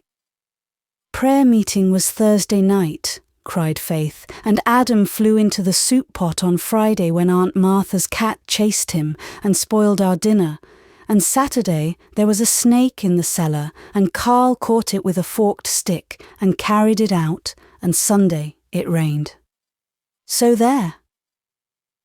Prayer meeting was Wednesday night, said Mary. Elder Baxter was to lead, and he couldn't go Thursday night, and it was changed to Wednesday. You were just a day out, Faith Meredith, and you did work on Sunday. Suddenly, Faith burst into a peal of laughter. I suppose we did. What a joke. It isn't much of a joke for your father, said Mary sourly. It'll be all right when people find out it was just a mistake, said Faith carelessly. We'll explain. You can explain till you're black in the face, said Mary, but a lie like that'll travel faster than you ever will. I've seen more of the world than you, and I know. Besides, there are plenty of folks won't believe it was a mistake. They will if I tell them, said Faith. You can't tell everybody, said Mary. No, I tell you, you've disgraced your father. Una's evening was spoiled by this dire reflection, but Faith refused to be made uncomfortable. Besides, she had a plan that would put everything right. So she put the past with its mistake behind her and gave herself over to enjoyment of the present. Jem went away to fish, and Walter came out of his reverie and proceeded to describe the woods of heaven. Mary pricked up her ears and listened respectfully. Despite her awe of Walter, she revelled in his book talk. It always gave her a delightful sensation. Walter had been reading his Coleridge that day, and he pictured a heaven where there were gardens bright with sinuous rills, where blossomed many an incense-bearing tree, and there were forests ancient as the hills, enfolding sunny spots of greenery. I didn't know there was any woods in heaven, said Mary, with a long breath. I thought it was all streets, and streets and streets. Of course there are woods, said Nan. Mother can't live without trees, and I can't, so what would be the use of going to heaven if there weren't any trees? There are cities too, said the young dreamer. Splendid cities, coloured just like the sunset, with sapphire towers and rainbow domes. They are built of gold and diamonds, whole streets of diamonds, flashing like the sun. In the squares there are crystal fountains kissed by the light, and everywhere the asphodel blooms, the flower of heaven. Fancy, said Mary. I saw the main street in Charlottetown once, and I thought it was real grand, but I suppose it's nothing to heaven. Well, it all sounds gorgeous the way you tell it, but won't it be kind of dull too? Oh, I guess we can have some fun when the angels' backs are turned, said Faith comfortably. Heaven is all fun, declared Di. The Bible doesn't say so, cried Mary, who had read so much of the Bible on Sunday afternoons under Miss Cornelia's eye, that she now considered herself quite an authority on it. Mother says the Bible language is figurative, said Nan. Does that mean that it isn't true? Asked Mary hopefully. No, not exactly. But I think it means that heaven will be just like what you'd like it to be. I'd like it to be just like Rainbow Valley, said Mary. With all you kids to gas and play with. That's good enough for me. Anyhow, we can't go to heaven till we're dead, and maybe not then, so what's the use of worrying? Here's Jem with a string of trout, and it's my turn to fry them. We ought to know more about heaven than Walter does, when we're the minister's family, said Una as they walked home that night.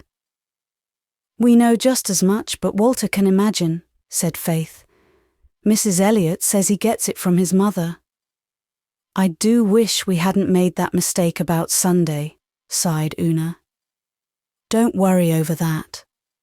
I've thought of a great plan to explain so that everybody will know, said Faith. Just wait till tomorrow night. Chapter 12. An Explanation and a Dare. The Reverend Dr. Cooper preached in Glen St. Mary the next evening, and the Presbyterian church was crowded with people from near and far. The Reverend Doctor was reputed to be a very eloquent speaker, and, bearing in mind the old dictum that a minister should take his best clothes to the city and his best sermons to the country, he delivered a very scholarly and impressive discourse. But when the folks went home that night, it was not of Dr. Cooper's sermon they talked. They had completely forgotten all about it. Dr. Cooper had concluded with a fervent appeal, had wiped the perspiration from his massive brow, had said, "Let us pray," as he was famed for saying it, and had duly prayed. There was a slight pause. In Glen St. Mary Church, the old fashion of taking the collection after the sermon instead of before still held, mainly because the Methodists had adopted the new fashion first, and Miss Cornelia and Elder Clow would not hear of following where Methodists had led. Charles Baxter and Thomas Douglas, whose duty it was to pass the plates, were on the point of rising to their feet. The organist had got out the music of her anthem, and the choir had cleared its throat. Suddenly, Faith Meredith rose in the manse pew, walked up to the pulpit platform, and faced the amazed audience. Miss Cornelia half rose in her seat, and then sat down again. Her pew was far back, and it occurred to her that whatever Faith meant to do or say would be half done, or said, before she could reach her. There was no use making the exhibition worse than it had to be. With an anguished glance at Mrs. Dr. Blythe, and another at Deacon Warren of the Methodist Church, Miss Cornelia resigned herself to another scandal. If the child was only dressed decently itself, she groaned in spirit. Faith, having spilled ink on her good dress, had serenely put on an old one of faded pink print. A catty-cornered rent in the skirt had been darned with scarlet tracing cotton, and the hem had been let down, showing a bright strip of unfaded pink around the skirt. But Faith was not thinking of her clothes at all. She was feeling suddenly nervous. What had seemed easy in imagination was rather hard in reality. Confronted by all those staring, questioning eyes, Faith's courage almost failed her. The lights were so bright, the silence so awesome. She thought she could not speak after all, but she must. Her father must be cleared of suspicion. Only, the words would not come. Una's little pearl-pure face gleamed up at her beseechingly from the manse pew. The Blythe children were lost in amazement. Back under the gallery, Faith saw the sweet graciousness of Miss Rosemary West's smile and the amusement of Miss Ellen's. But none of these helped her. It was Bertie Shakespeare Drew who saved the situation. Bertie Shakespeare sat in the front seat of the gallery, and he made a derisive face at Faith. Faith promptly made a dreadful one back at him, and, in her anger over being grimaced at by Bertie Shakespeare, forgot her stage fright. She found her voice and spoke out clearly and bravely.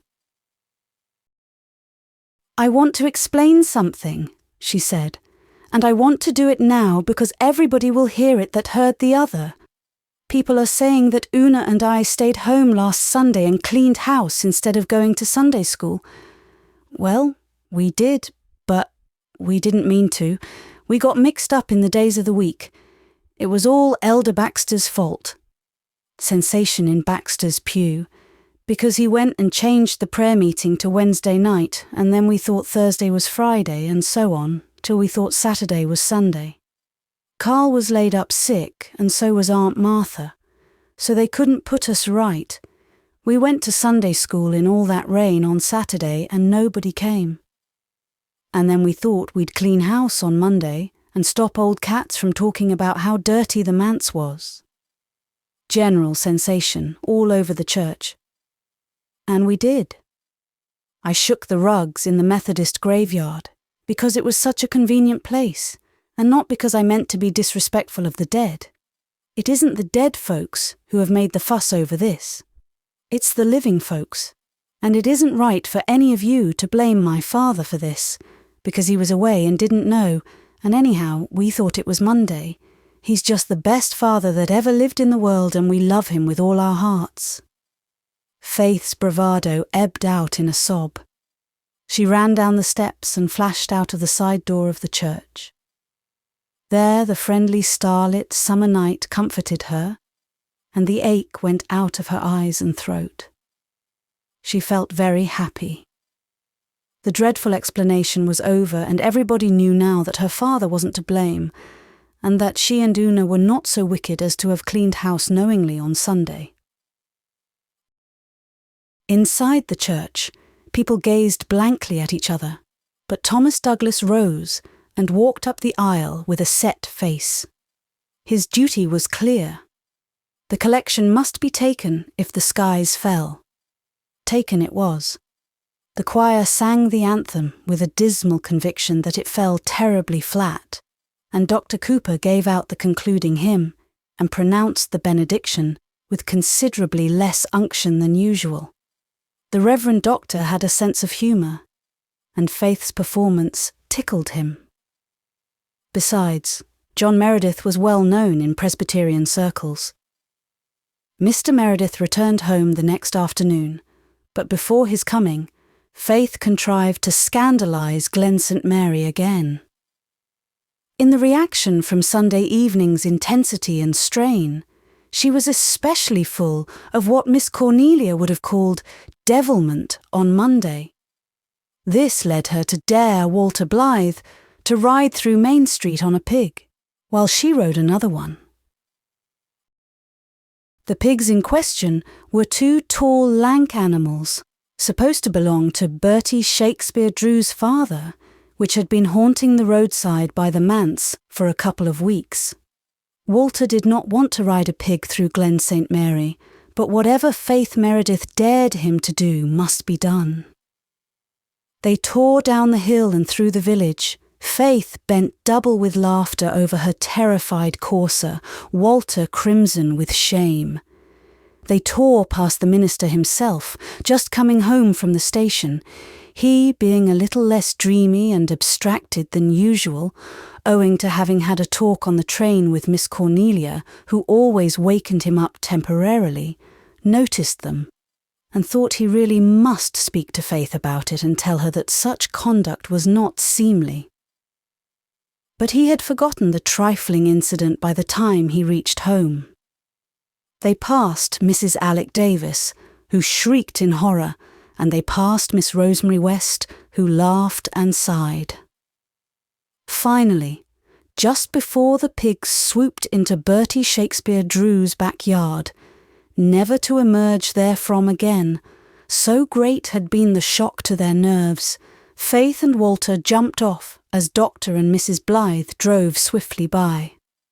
"So that is how you bring up your boys," said Gilbert with mock severity.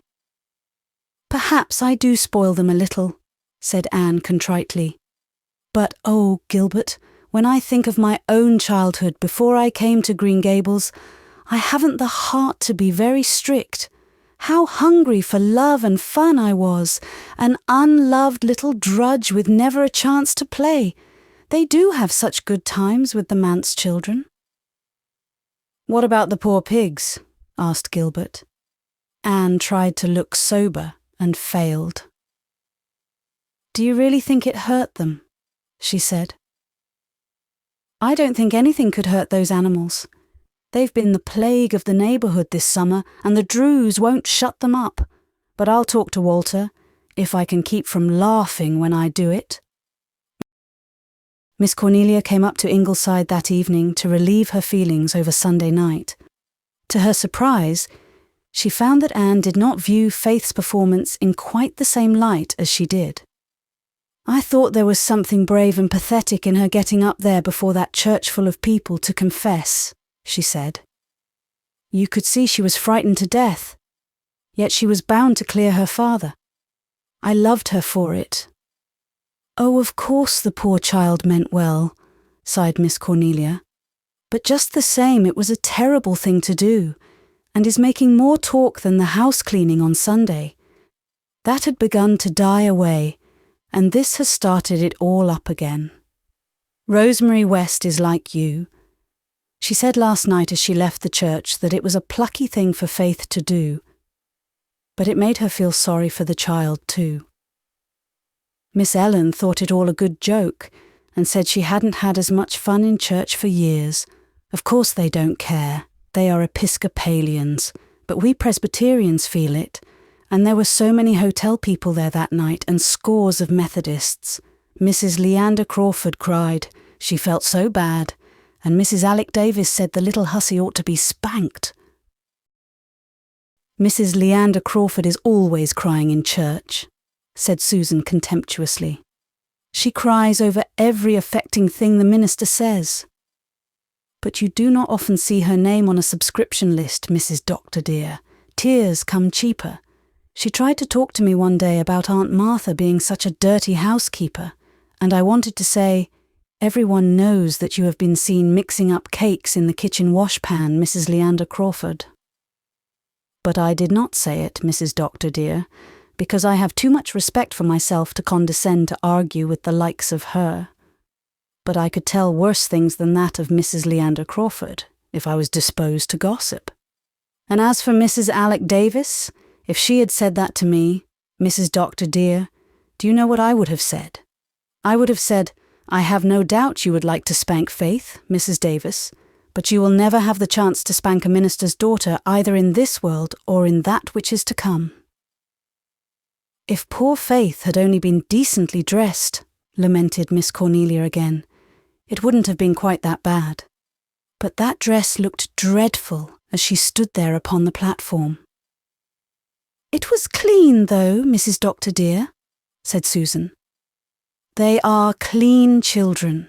They may be very heedless and reckless, Mrs. Doctor dear, and I am not saying they are not, but they never forget to wash behind their ears."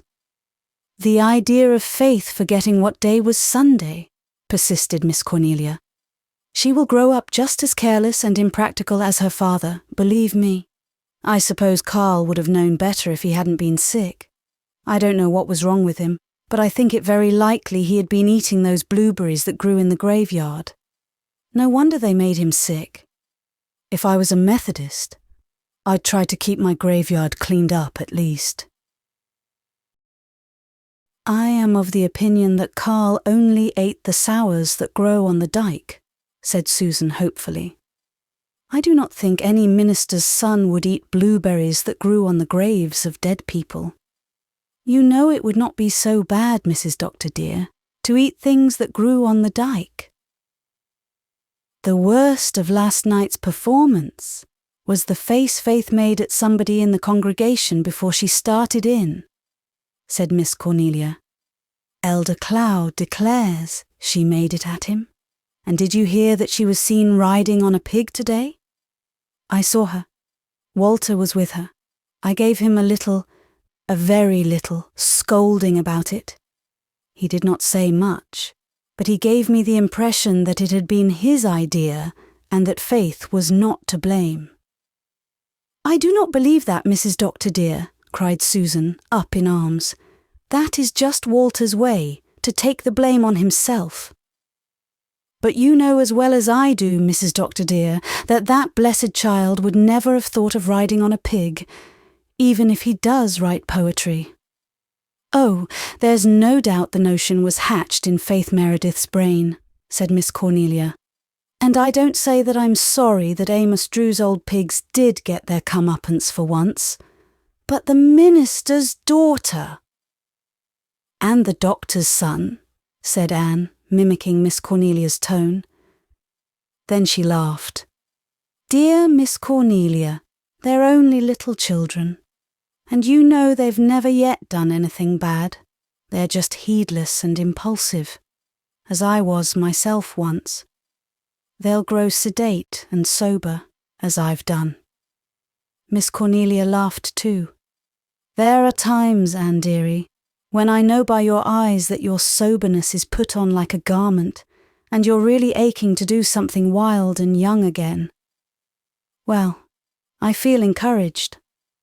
Somehow, a talk with you always does have that effect on me. Now, when I go to see Barbara Sampson, it's just the opposite. She makes me feel that everything's wrong and always will be. But of course, living all your life with a man like Joe Sampson wouldn't be exactly cheering. It is a very strange thing to think that she married Joe Sampson after all her chances, remarked Susan. She was much sought after when she was a girl. She used to boast to me that she had 21 beaux, and Mr. Pethick. What was Mr. Pethick? Well, he was a sort of hanger-on, Mrs. Dr. dear, but you could not exactly call him a beau. He did not really have any intentions. 21 beaux, and me that never had one. But Barbara went through the woods and picked up the crooked stick after all. And yet they say her husband can make better baking powder biscuits than she can. And she always gets him to make them when company comes to tea. Which reminds me that I have company coming to tea tomorrow, and I must go home and set my bread, said Miss Cornelia. Mary said she could set it, and no doubt she could. But while I live and move and have my being, I set my own bread, believe me. How is Mary getting on? Asked Anne. I've no fault to find with Mary, said Miss Cornelia, rather gloomily. She's getting some flesh on her bones, and she's clean and respectful, though there's more in her than I can fathom. She's a sly puss. If you dug for 1,000 years, you couldn't get to the bottom of that child's mind, believe me. As for work, I never saw anything like her. She eats it up. Mrs. Wiley may have been cruel to her, but folks needn't say she made Mary work. Mary's a born worker. Sometimes I wonder which will wear out first, her legs or her tongue. I don't have enough to do to keep me out of mischief these days. I'll be real glad when school opens, for then I'll have something to do again. Mary doesn't want to go to school, but I put my foot down and said that go she must. I shall not have the Methodists saying that I kept her out of school while I lolled in idleness. Chapter 13. The House on the Hill. There was a little unfailing spring, always icy cold and crystal pure, in a certain birch-screened hollow of Rainbow Valley, in the lower corner near the marsh. Not a great many people knew of its existence. The Manse and Ingleside children knew, of course, as they knew everything else about the Magic Valley. Occasionally they went there to get a drink, and it figured in many of their plays as a fountain of old romance. Anne knew of it, and loved it because it somehow reminded her of the beloved Dryad's bubble at Green Gables. Rosemary West knew of it. It was her fountain of romance too. 18 years ago she had sat behind it one spring twilight and heard young Martin Crawford stammer out a confession of fervent, boyish love. She had whispered her own secret in return, and they had kissed and promised by the wildwood spring. They had never stood together by it again. Martin had sailed on his fatal voyage soon after, but to Rosemary West it was always a sacred spot, hallowed by that immortal hour of youth and love. Whenever she passed near it, she turned aside to hold a secret tryst with an old dream, a dream from which the pain had long gone, leaving only its unforgettable sweetness. The spring was a hidden thing. You might have passed within 10 feet of it and never have suspected its existence. 2 generations past, a huge old pine had fallen almost across it. Nothing was left of the tree but its crumbling trunk, out of which the ferns grew thickly, making a green roof and a lacy screen for the water. A maple tree grew beside it with a curiously gnarled and twisted trunk, creeping along the ground for a little way before shooting up into the air, and so forming a quaint seat. And September had flung a scarf of pale smoke-blue asters around the hollow. John Meredith, taking the Crosslots Road through Rainbow Valley on his way home from some pastoral visitations around the harbour head one evening, turned aside to drink of the little spring. Walter Blythe had shown it to him one afternoon only a few days before, and they had had a long talk together on the maple seat. John Meredith, under all his shyness and aloofness, had the heart of a boy. He had been called Jack in his youth, though nobody in Glen St. Mary would ever have believed it. Walter and he had taken to each other and had talked unreservedly. Mr. Meredith found his way into some sealed and sacred chambers of the lad's soul, wherein not even Di had ever looked. They were to be chums from that friendly hour, and Walter knew that he would never be frightened of the minister again. "I never believed before that it was possible to get really acquainted with a minister," he told his mother that night. John Meredith drank from his slender white hand, whose grip of steel always surprised people who were unacquainted with it, and then sat down on the maple seat. He was in no hurry to go home. This was a beautiful spot, and he was mentally weary after a round of rather uninspiring conversations with many good and stupid people. The moon was rising. Rainbow Valley was wind-haunted and star-sentinelled only where he was, but afar from the upper end came the gay notes of children's laughter and voices. The ethereal beauty of the asters in the moonlight, the glimmer of the little spring, the soft croon of the brook, the wavering grace of the brackens, all wove a white magic round John Meredith. He forgot congregational worries and spiritual problems.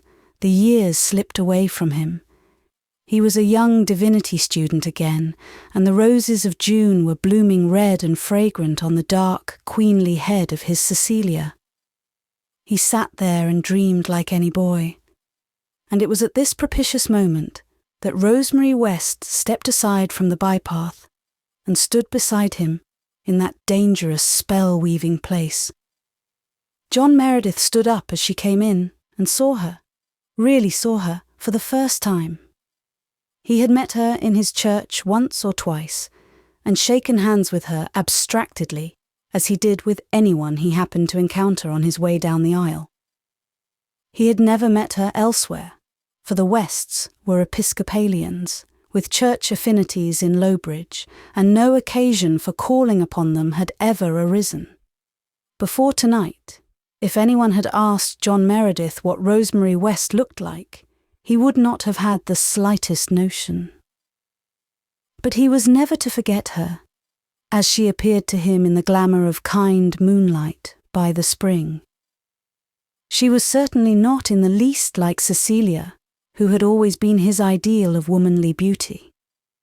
Cecilia had been small and dark and vivacious. Rosemary West was tall and fair and placid. Yet John Meredith thought he had never seen so beautiful a woman. She was bareheaded, and her golden hair of a warm gold, molasses taffy colour, as Di Blythe had said, was pinned in sleek, close coils over her head. She had large, tranquil blue eyes that always seemed full of friendliness, a high white forehead and a finely shaped face. Rosemary West was always called a sweet woman. She was so sweet that even her high-bred, stately air had never gained for her the reputation of being stuck up. which it would inevitably have done in the case of anyone else in Glen St. Mary. Life had taught her to be brave, to be patient, to love, to forgive. She had watched the ship on which her lover went sailing out of Four Winds Harbour into the sunset. But, though she watched long, she had never seen it coming sailing back. That vigil had taken girlhood from her eyes, yet she kept her youth to a marvellous degree. Perhaps this was because she always seemed to preserve that attitude of delighted surprise towards life which most of us leave behind in childhood, an attitude which not only made Rosemary herself seem young, but flung a pleasing illusion of youth over the consciousness of everyone who talked to her. John Meredith was startled by her loveliness, and Rosemary was startled by his presence.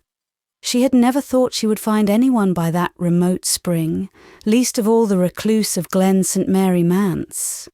She almost dropped the heavy armful of books she was carrying home from the Glen Lending Library, and then, to cover her confusion, she told one of those small fibs which even the best of women do tell at times. I came for a drink, she said, stammering a little, in answer to Mr. Meredith's grave, "Good evening, Miss West." She felt that she was an unpardonable goose, and she longed to shake herself. But John Meredith was not a vain man, and he knew she would likely have been as much startled had she met old Elder Clow in that unexpected fashion. Her confusion put him at ease, and he forgot to be shy. Besides, even the shyest of men can sometimes be quite audacious in moonlight.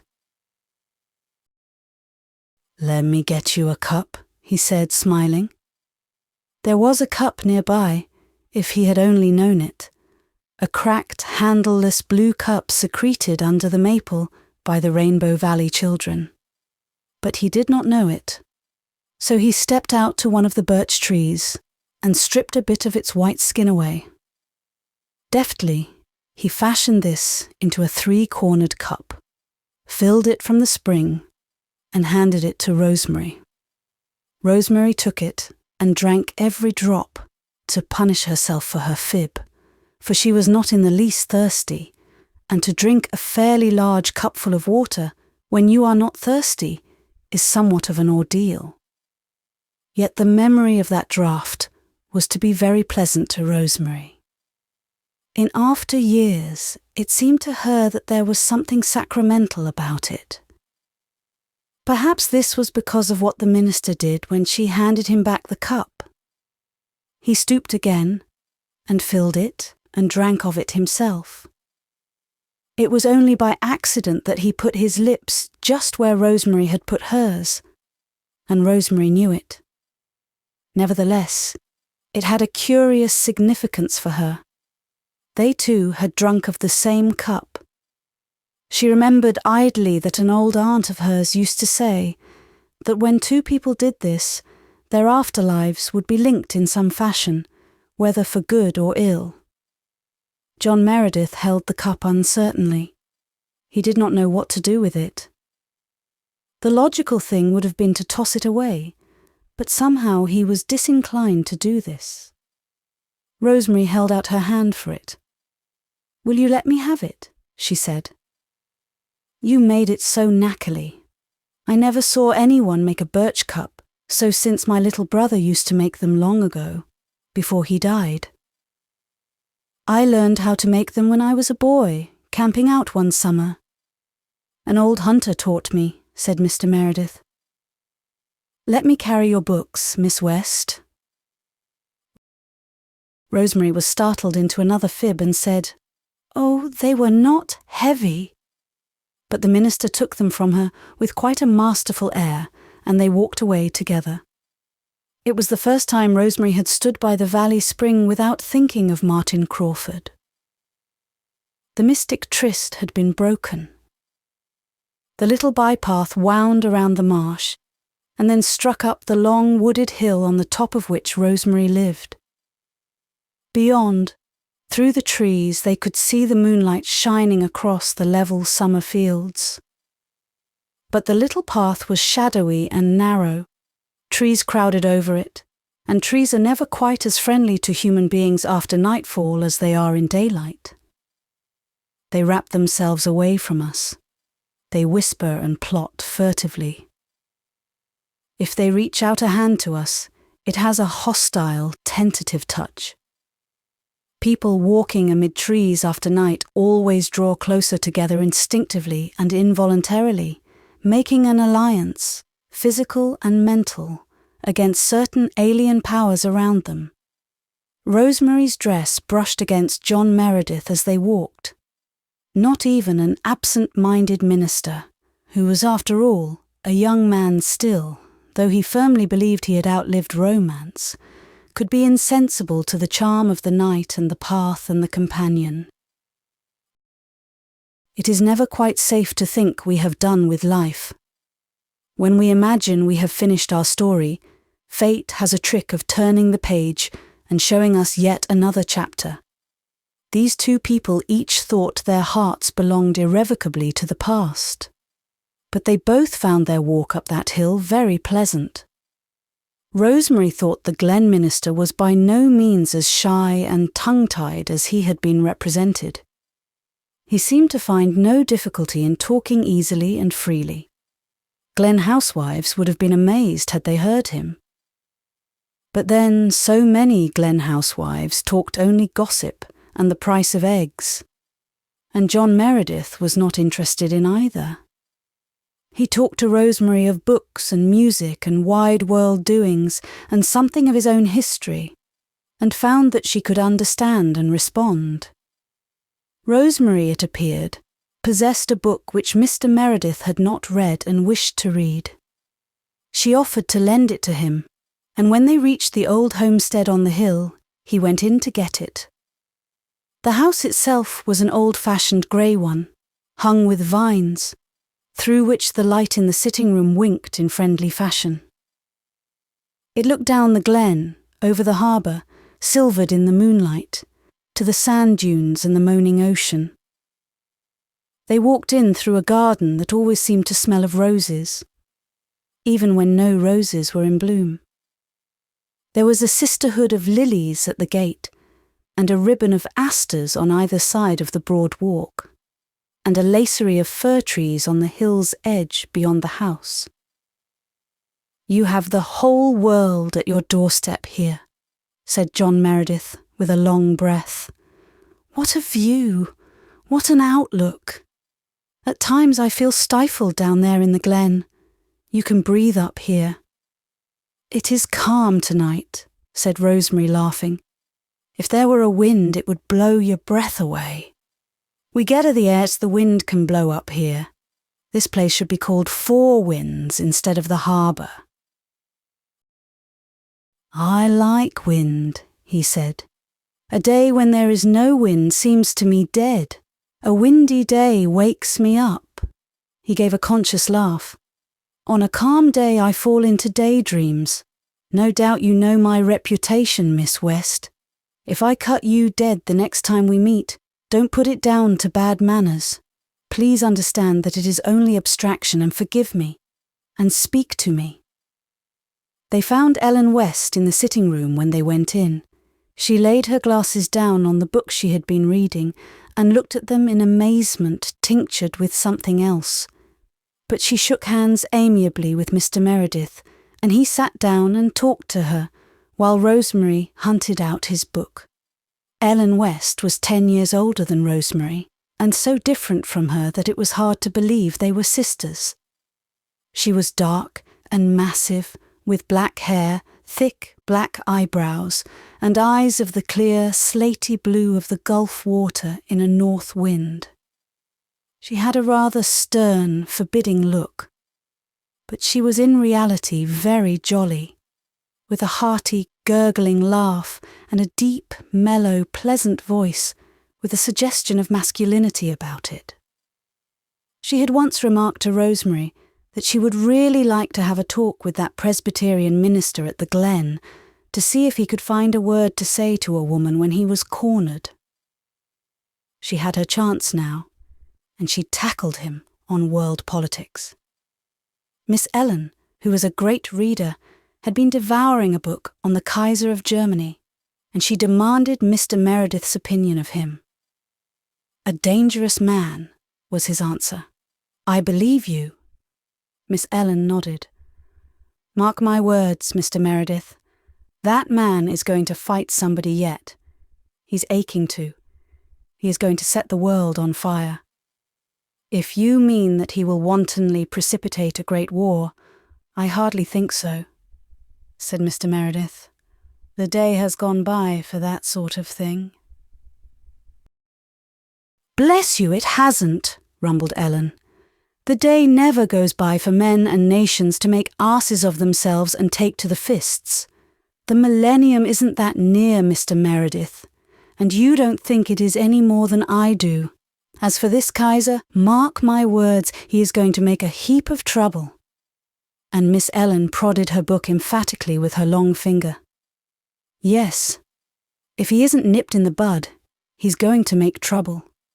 We'll live to see it. You and I will live to see it, Mr. Meredith. And who is going to nip him? England should, but she won't.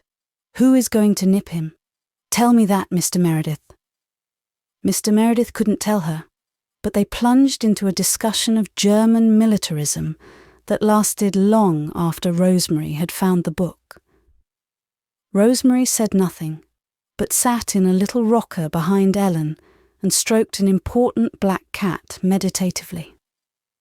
John Meredith hunted big game in Europe with Ellen, but he looked oftener at Rosemary than at Ellen, and Ellen noticed it. After Rosemary had gone to the door with him and come back, Ellen rose and looked at her accusingly. "Rosemary West, that man has a notion of courting you." Rosemary quivered. Ellen's speech was like a blow to her.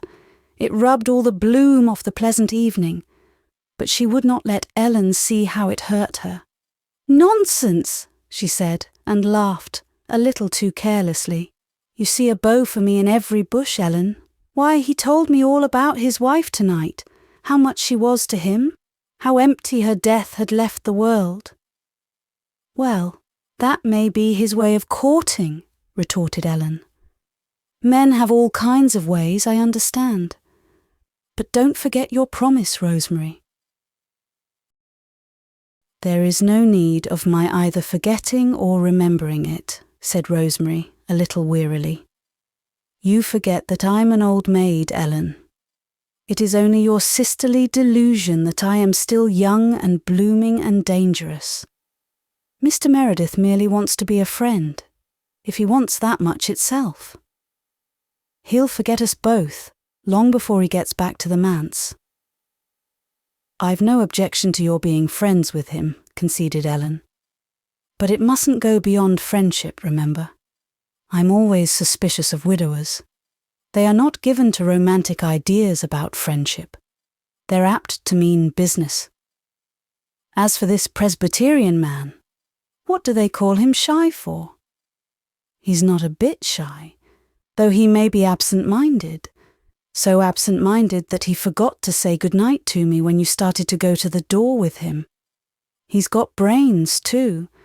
There are so few men round here that can talk sense to a body. I've enjoyed the evening. I wouldn't mind seeing more of him. But no philandering, Rosemary, mind you, no philandering." Rosemary was quite used to being warned by Ellen from philandering if she so much as talked 5 minutes to any marriageable man under 80 or over 18. She had always laughed at the warning with unfeigned amusement. This time it did not amuse her. It irritated her a little. Who wanted to philander? "Don't be such a goose, Ellen," she said with unaccustomed shortness as she took her lamp. She went upstairs without saying good night. Ellen shook her head dubiously and looked at the black cat. "What is she so cross about, St. George?" she asked. "When you howl you're hit. I've always heard George. But she promised, Saint. She promised. And we Wests always keep our word. So it won't matter if he does want to philander George. She promised. I won't worry." Upstairs, in her room, Rosemary sat for a long while looking out of the window across the moonlit garden to the distant, shining harbour. She felt vaguely upset and unsettled. She was suddenly tired of outworn dreams. And in the garden, the petals of the last red rose were scattered by a sudden little wind. Summer was over. It was autumn. Chapter 14. Mrs. Alec Davis makes a call. John Meredith walked slowly home. At first, he thought a little about Rosemary, but by the time he reached Rainbow Valley, he had forgotten all about her and was meditating on a point regarding German theology which Ellen had raised. He passed through Rainbow Valley and knew it not. The charm of Rainbow Valley had no potency against German theology. When he reached the Manse, he went to his study and took down a bulky volume in order to see which had been right, he or Ellen. He remained immersed in its mazes until dawn, struck a new trail of speculation and pursued it like a sleuth hound for the next week, utterly lost to the world, his parish and his family. He read day and night. He forgot to go to his meals when Una was not there to drag him to them. He never thought about Rosemary or Ellen again. Old Mrs. Marshall, over harbour, was very ill and sent for him.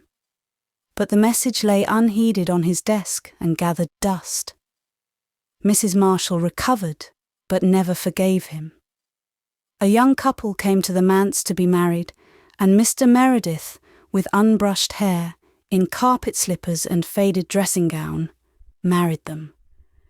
To be sure, he began by reading the funeral service to them, and got along as far as ashes to ashes and dust to dust, before he vaguely suspected that something was wrong.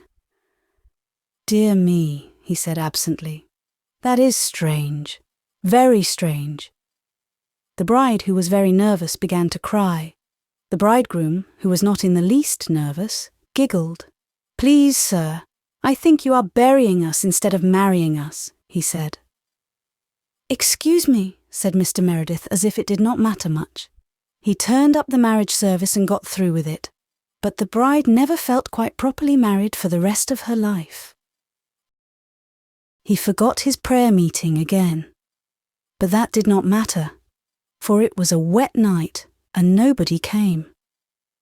He might even have forgotten his Sunday service if it had not been for Mrs. Alec Davis.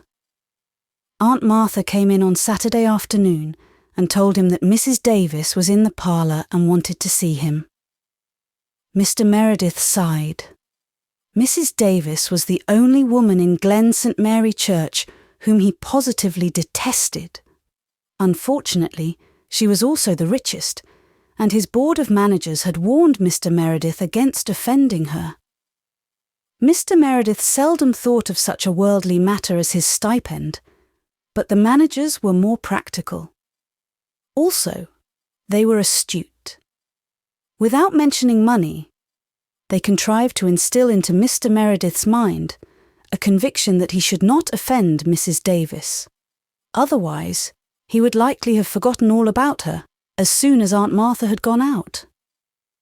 As it was, he turned down his Ewald with a feeling of annoyance and went across the hall to the parlour. Mrs. Davis was sitting on the sofa, looking about her with an air of scornful disapproval. What a scandalous room! There were no curtains on the window. Mrs. Davis did not know that Faith and Una had taken them down the day before to use as court trains in one of their plays, and had forgotten to put them up again. But she could not have accused those windows more fiercely if she had known. The blinds were cracked and torn, the pictures on the walls were crooked, the rugs were awry, the vases were full of faded flowers, the dust lay in heaps, literally in heaps. "What are we coming to?" Mrs. Davis asked herself, and then primmed up her unbeautiful mouth. Jerry and Carl had been whooping and sliding down the banisters as she came through the hall. They did not see her and continued whooping and sliding, and Mrs. Davis was convinced they did it on purpose. Faith's pet rooster ambled through the hall, stood in the parlour doorway and looked at her. Not liking her looks, he did not venture in. Mrs. Davis gave a scornful sniff. A pretty manse indeed, where roosters paraded the halls and stared people out of countenance. "Shoo there!" commanded Mrs. Davis, poking her flounced, changeable silk parasol at him. Adam shooed. He was a wise rooster, and Mrs. Davis had wrung the necks of so many roosters with her own fair hands in the course of her 50 years that an air of the executioner seemed to hang around her. Adam scuttled through the hall as the minister came in. Mr. Meredith still wore slippers and a dressing gown, and his dark hair still fell in uncared-for locks over his high brow. But he looked the gentleman he was, and Mrs. Alec Davis, in her silk dress and beplumed bonnet, and kid gloves and gold chain, looked the vulgar, coarse-souled woman she was. Each felt the antagonism of the other's personality. Mr. Meredith shrank, but Mrs. Davis girded up her loins for the fray. She had come to the manse to propose a certain thing to the minister, and she meant to lose no time in proposing it. She was going to do him a favour, a great favour, and the sooner he was made aware of it, the better.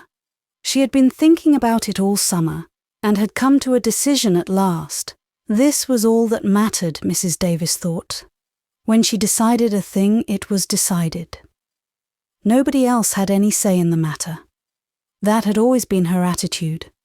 When she had made her mind up to marry Alec Davis, she had married him, and that was the end to it. Alec had never known how it happened, but what odds? So in this case, Mrs. Davis had arranged everything to her own satisfaction.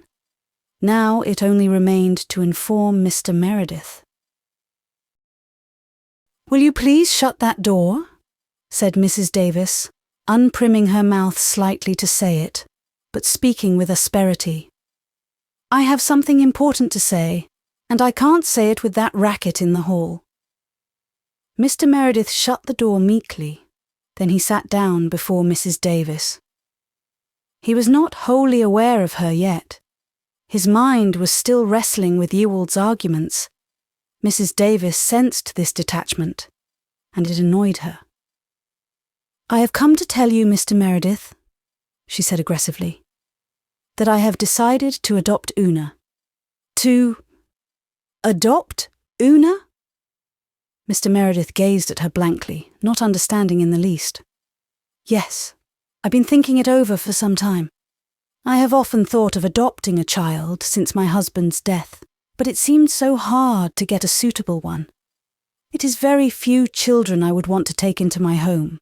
I wouldn't think of taking a home child, some outcast of the slums in all probability, and there is hardly ever any other child to be got. One of the fishermen down at the harbour died last fall and left 6 youngsters. They tried to get me to take one, but I soon gave them to understand that I had no idea of adopting trash like that. Their grandfather stole a horse. Besides, they were all boys and I wanted a girl. A quiet, obedient girl that I could train up to be a lady. Una will suit me exactly. She would be a nice little thing if she were properly looked after. So different from Faith. I would never dream of adopting Faith.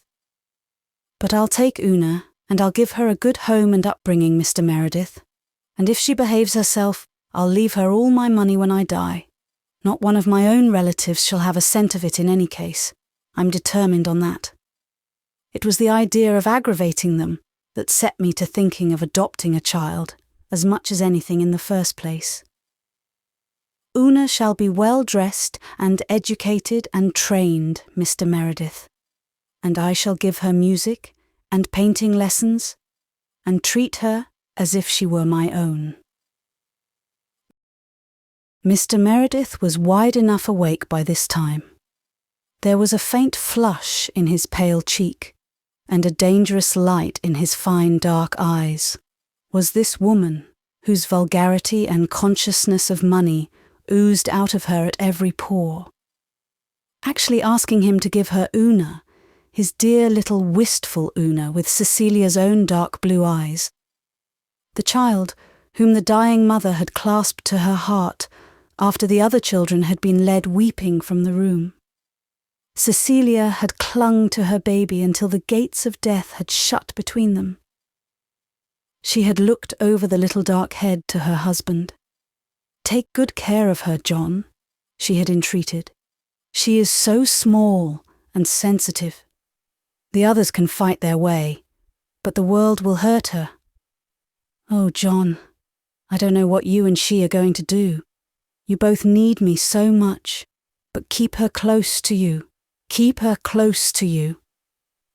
These had been almost her last words, except a few unforgettable ones for him alone. And it was this child whom Mrs. Davis had coolly announced her intention of taking from him. He sat up straight and looked at Mrs. Davis. In spite of the worn dressing gown and the frayed slippers, there was something about him that made Mrs. Davis feel a little of the old reverence for the cloth in which she had been brought up. After all, there was a certain divinity hedging a minister, even a poor, unworldly, abstracted one. "I thank you for your kind intentions, Mrs. Davis," said Mr. Meredith with a gentle, final, quite awful courtesy, "but I cannot give you my child." Mrs. Davis looked blank. She had never dreamed of his refusing. "Why, Mr. Meredith," she said in astonishment. "You must be crazy. You can't mean it. You must think it over. Think of all the advantages I can give her." "There is no need to think it over, Mrs. Davis. It is entirely out of the question. All the worldly advantages it is in your power to bestow on her could not compensate for the loss of a father's love and care. I thank you again, but it is not to be thought of." Disappointment angered Mrs. Davis beyond the power of old habit to control. Her broad red face turned purple, and her voice trembled. "I thought you'd be only too glad to let me have her," she sneered. "Why did you think that?" asked Mr. Meredith quietly.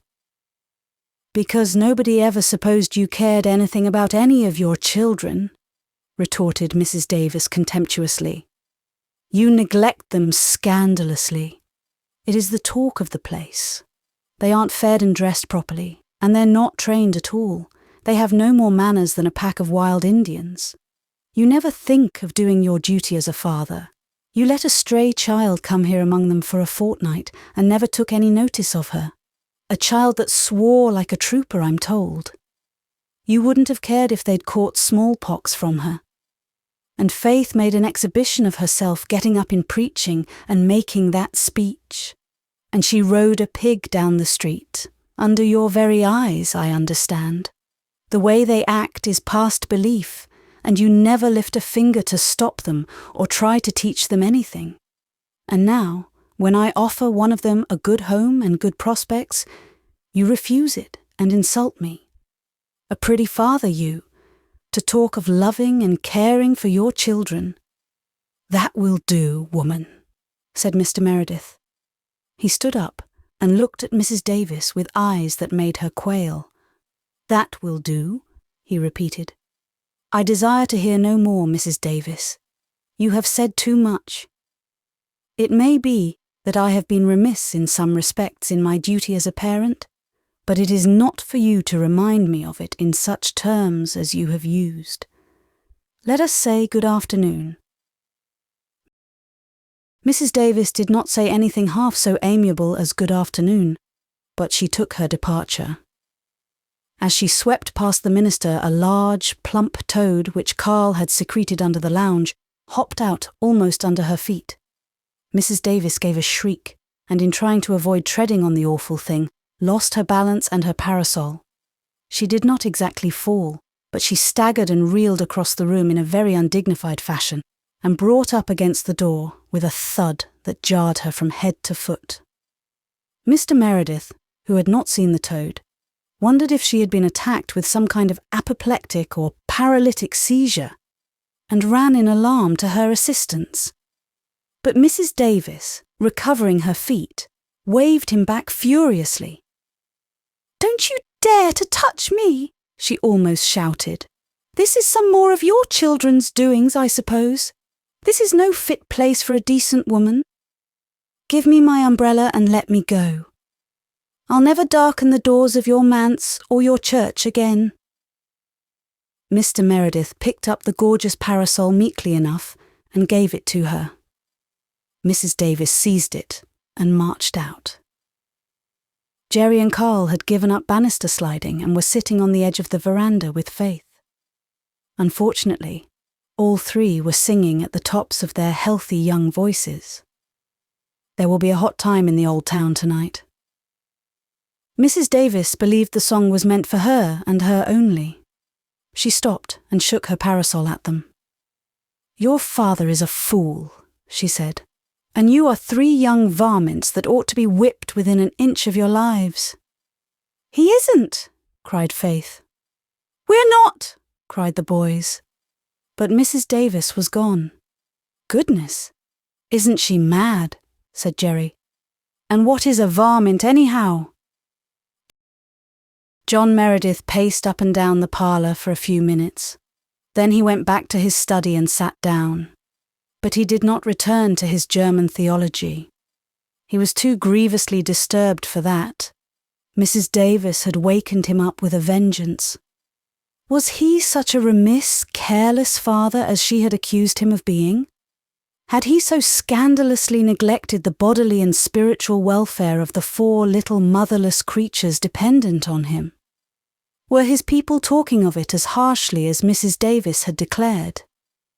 It must be so, since Mrs. Davis had come to ask for Una in the full and confident belief that he would hand the child over to her as unconcernedly and gladly as one might hand over a strayed, unwelcome kitten. And if so, what then? John Meredith groaned and resumed his pacing up and down the dusty, disordered room. What could he do? He loved his children as deeply as any father could, and he knew, past the power of Mrs. Davis or any of her ilk, to disturb his conviction that they loved him devotedly. But was he fit to have charge of them? He knew none better his weaknesses and limitations. What was needed was a good woman's presence and influence and common sense. But how could that be arranged? Even were he able to get such a housekeeper, it would cut Aunt Martha to the quick. She believed she could still do all that was meet and necessary. He could not so hurt and insult the poor old woman who had been so kind to him and his. How devoted she had been to Cecilia. And Cecilia had asked him to be very considerate of Aunt Martha. To be sure, he suddenly remembered that Aunt Martha had once hinted that he ought to marry again. He felt she would not resent a wife as she would a housekeeper, but that was out of the question. He did not wish to marry. He did not and could not care for anyone. Then, what could he do? It suddenly occurred to him that he would go over to Ingleside and talk over his difficulties with Mrs. Blythe. Mrs. Blythe was one of the few women he never felt shy or tongue-tied with. She was always so sympathetic and refreshing. It might be that she could suggest some solution of his problems. And even if she could not, Mr. Meredith felt that he needed a little decent human companionship after his dose of Mrs. Davis. Something to take the taste of her out of his soul. He dressed hurriedly and ate his supper less abstractedly than usual. It occurred to him that it was a poor meal. He looked at his children. They were rosy and healthy-looking enough, except Una. And she had never been very strong even when her mother was alive. They were all laughing and talking. Certainly they seemed happy. Carl was especially happy, because he had two most beautiful spiders crawling around his supper plate. Their voices were pleasant. Their manners did not seem bad. They were considerate of and gentle to one another. Yet Mrs. Davis had said their behaviour was the talk of the congregation. As Mr. Meredith went through his gate, Dr. Blythe and Mrs. Blythe drove past on the road that led to Lowbridge. The minister's face fell. Mrs. Blythe was going away. There was no use in going to Ingleside, and he craved a little companionship more than ever. As he gazed rather hopelessly over the landscape, the sunset light struck on a window of the old West homestead on the hill. It flared out rosily like a beacon of good hope. He suddenly remembered Rosemary and Ellen West. He thought that he would relish some of Ellen's pungent conversation. He thought it would be pleasant to see Rosemary's slow, sweet smile and calm, heavenly blue eyes again. What did that old poem of Sir Philip Sidney's say? Continual comfort in a face. That just suited her. And he needed comfort. Why not go and call? He remembered that Ellen had asked him to drop in sometimes, and there was Rosemary's book to take back. He ought to take it back before he forgot.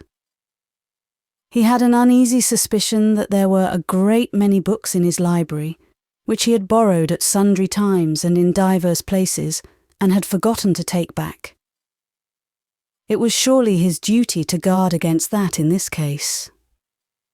He went back into his study, got the book, and plunged downward into Rainbow Valley.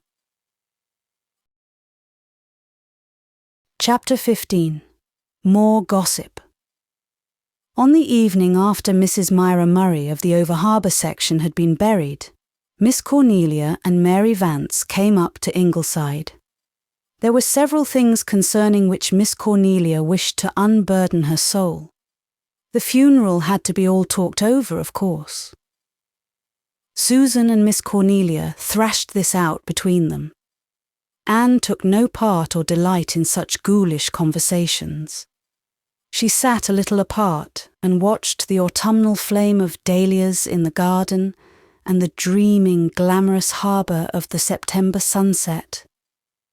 Mary Vance sat beside her, knitting meekly. Mary's heart was down in the Rainbow Valley, whence came sweet, distant softened sounds of children's laughter, but her fingers were under Miss Cornelia's eye. She had to knit so many rounds of her stocking before she might go to the valley. Mary knit and held her tongue, but used her ears. "I never saw a nicer-looking corpse," said Miss Cornelia judicially. "Myra Murray was always a pretty woman. She was a Corey from Lowbridge, and the Coreys were noted for their good looks." I said to the corpse as I passed it, "Poor woman, I hope you are as happy as you look," sighed Susan. She had not changed much. That dress she wore was the black satin she got for her daughter's wedding 14 years ago. Her aunt told her then to keep it for her funeral, but Myra laughed and said, "I may wear it to my funeral, Auntie, but I will have a good time out of it first."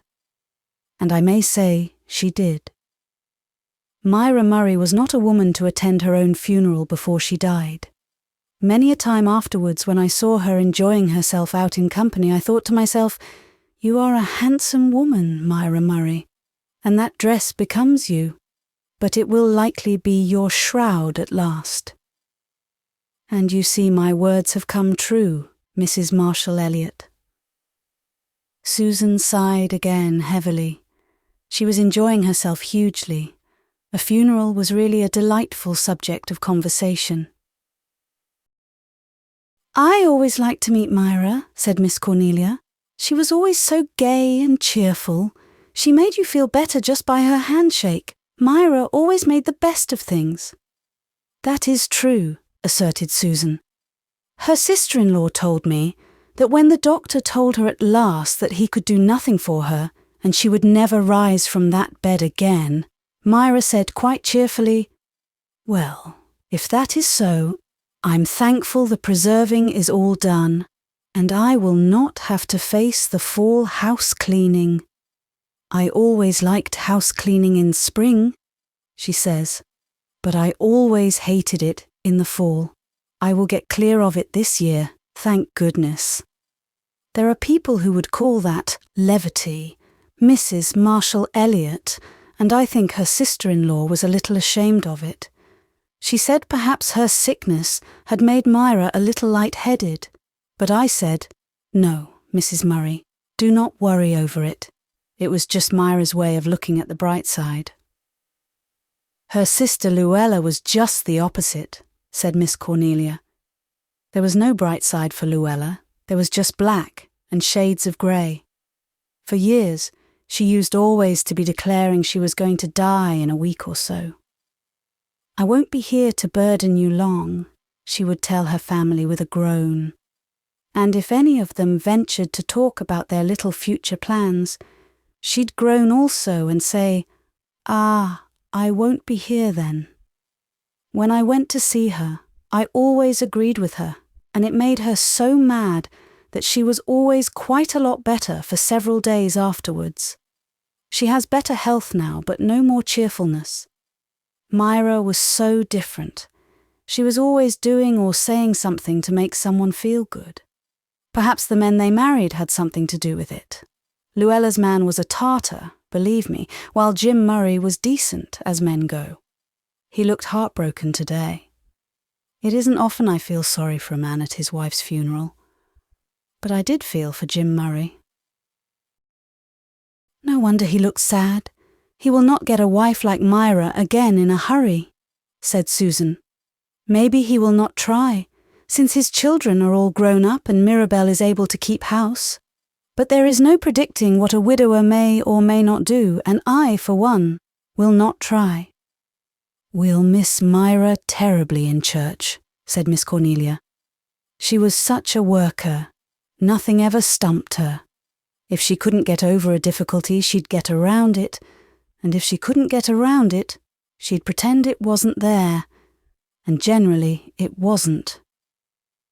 I'll keep a stiff upper lip to my journey's end, said she to me once. Well, she has ended her journey. Do you think so? Asked Anne suddenly, coming back from dreamland. I can't picture her journey as being ended. Can you think of her sitting down and folding her hands, that eager, asking spirit of hers, with its fine, adventurous outlook? No. I think in death she just opened a gate and went through on to new, shining adventures. Maybe, assented Miss Cornelia. Do you know, Anne dearie, I never was much taken with this everlasting rest doctrine myself, though I hope it isn't heresy to say so. I want to bustle around in heaven the same as here, and I hope there will be a celestial substitute for pies and doughnuts, something that has to be made. Of course, one does get awful tired at times, and the older you are, the tireder you get. But the very tiredest could get rested in something short of eternity, you'd think. Except perhaps a lazy man.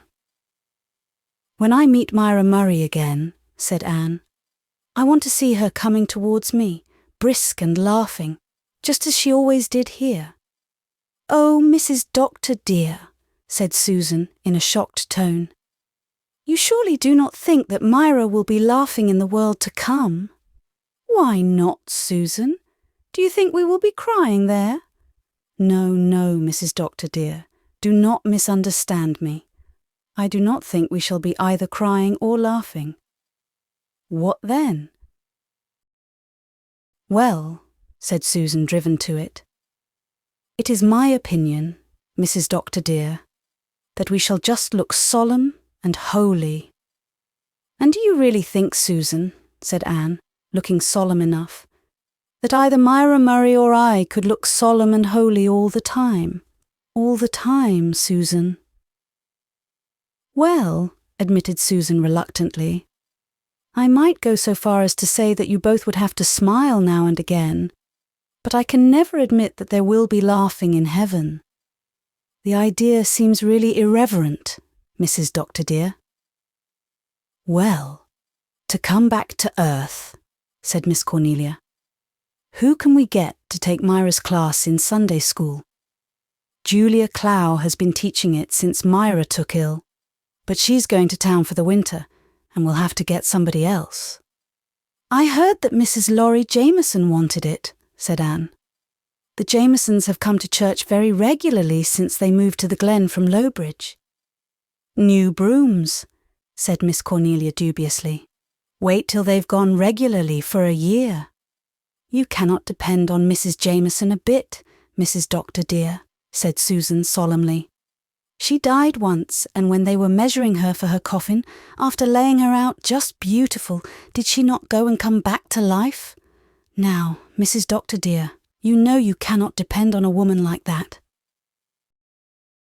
She might turn Methodist at any moment, said Miss Cornelia. They tell me they went to the Methodist church at Lowbridge quite as often as to the Presbyterian.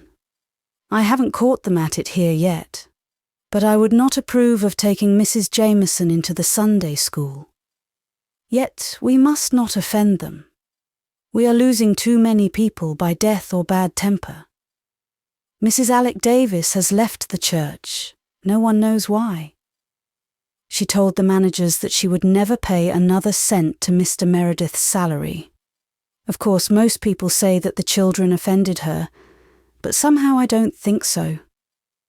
I tried to pump Faith, but all I could get out of her was that Mrs. Davis had come, seemingly in high good humour, to see her father, and had left in an awful rage, calling them all varmints. Varmints, indeed, said Susan furiously. Does Mrs. Alec Davis forget that her uncle on her mother's side was suspected of poisoning his wife? Not that it was ever proved, Mrs. Doctor dear, and it does not do to believe all you hear.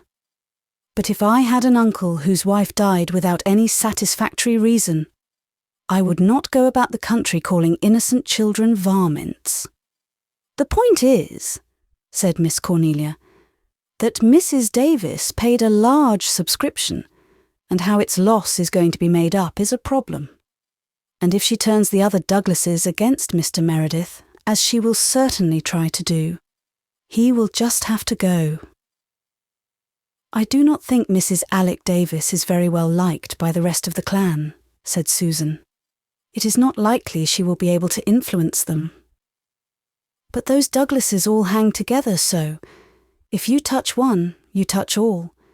We can't do without them, so much is certain. They pay half the salary. They are not mean, whatever else may be said of them. Norman Douglas used to give 100 a year long ago before he left. What did he leave for? Asked Anne.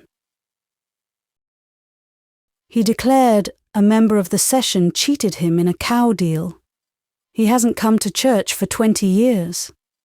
His wife used to come regular while she was alive, poor thing, but he never would let her pay anything, except 1 red cent every Sunday. She felt dreadfully humiliated.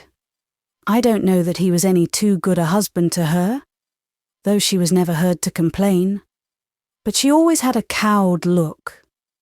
Norman Douglas didn't get the woman he wanted 30 years ago, and the Douglases never liked to put up with second best. Who was the woman he did want? Ellen West. They weren't engaged exactly, I believe, but they went about together for 2 years, and then they just broke off. Nobody ever knew why. Just some silly quarrel, I suppose, and Norman went and married Hester Reese before his temper had time to cool. Married her just to spite Ellen, I haven't a doubt. So like a man. Hester was a nice little thing, but she never had much spirit, and he broke what little she had.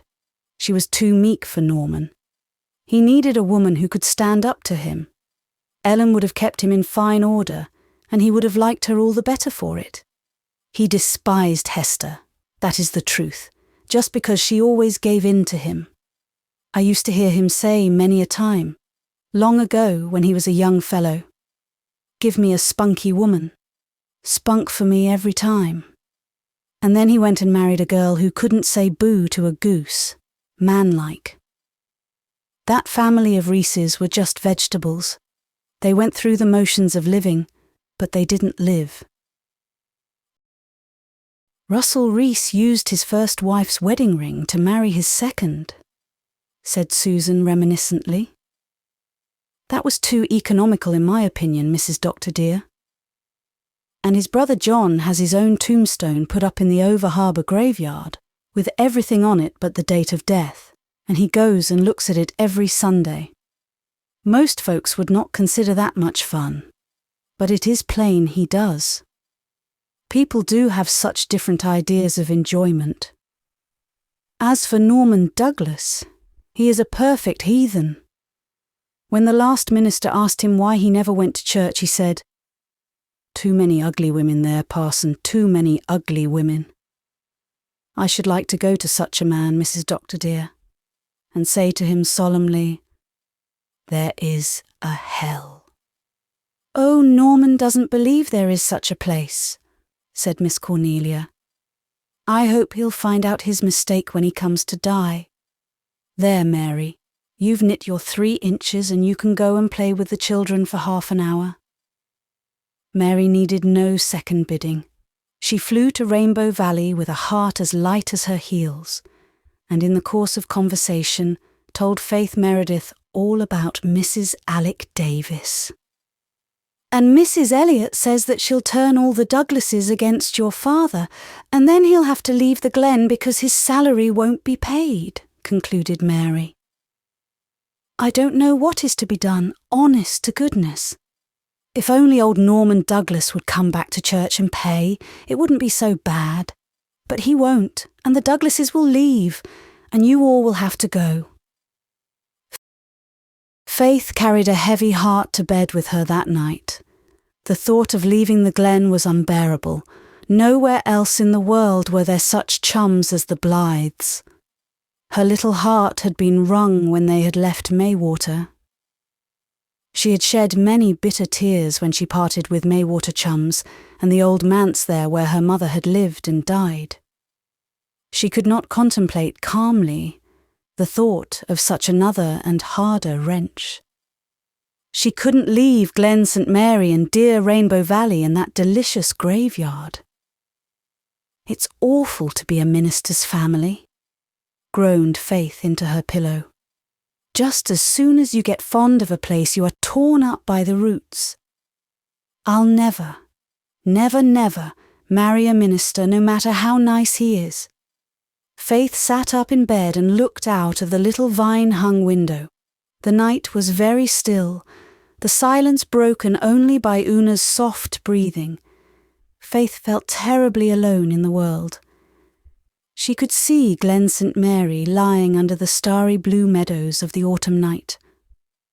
Over the valley a light shone from the girls' room at Ingleside, and another from Walter's room. Faith wondered if poor Walter had a toothache again. Then she sighed, with a little passing sigh of envy of Nan and Di. They had a mother and a settled home. They were not at the mercy of people who got angry without any reason and called you a varmint. Away beyond the glen, amid fields that were very quiet with sleep, another light was burning. Faith knew it shone in the house where Norman Douglas lived. He was reputed to sit up all hours of the night reading. Mary had said if he could only be induced to return to the church, all would be well. And why not? Faith looked at a big low star hanging over the tall pointed spruce at the gate of the Methodist church and had an inspiration. She knew what ought to be done, and she, Faith Meredith, would do it. She would make everything right. With a sigh of satisfaction, she turned from the lonely, dark world and cuddled down beside Una.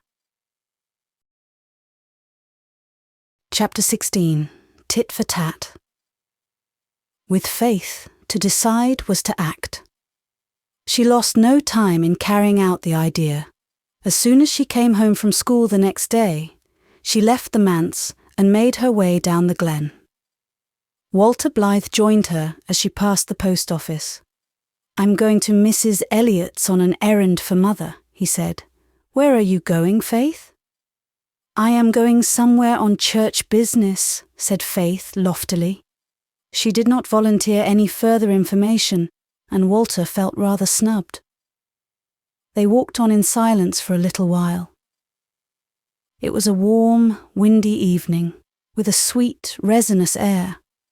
Beyond the sand dunes were grey seas, soft and beautiful. The Glen Brook bore down a freight of gold and crimson leaves, like fairy shallops. In Mr. James Rees's buckwheat stubble land, with its beautiful tones of red and brown, a Crow Parliament was being held, whereat solemn deliberations regarding the welfare of Crowland were in progress. Faith cruelly broke up the august assembly by climbing up on the fence and hurling a broken rail at it. Instantly, the air was filled with flapping black wings and indignant caws. "Why did you do that?" said Walter reproachfully. "They were having such a good time." "Oh, I hate crows," said Faith airily. "They are so black and sly, I feel sure they're hypocrites. They steal little birds' eggs out of their nests, you know. I saw one do it on our lawn last spring." "Walter? What makes you so pale today?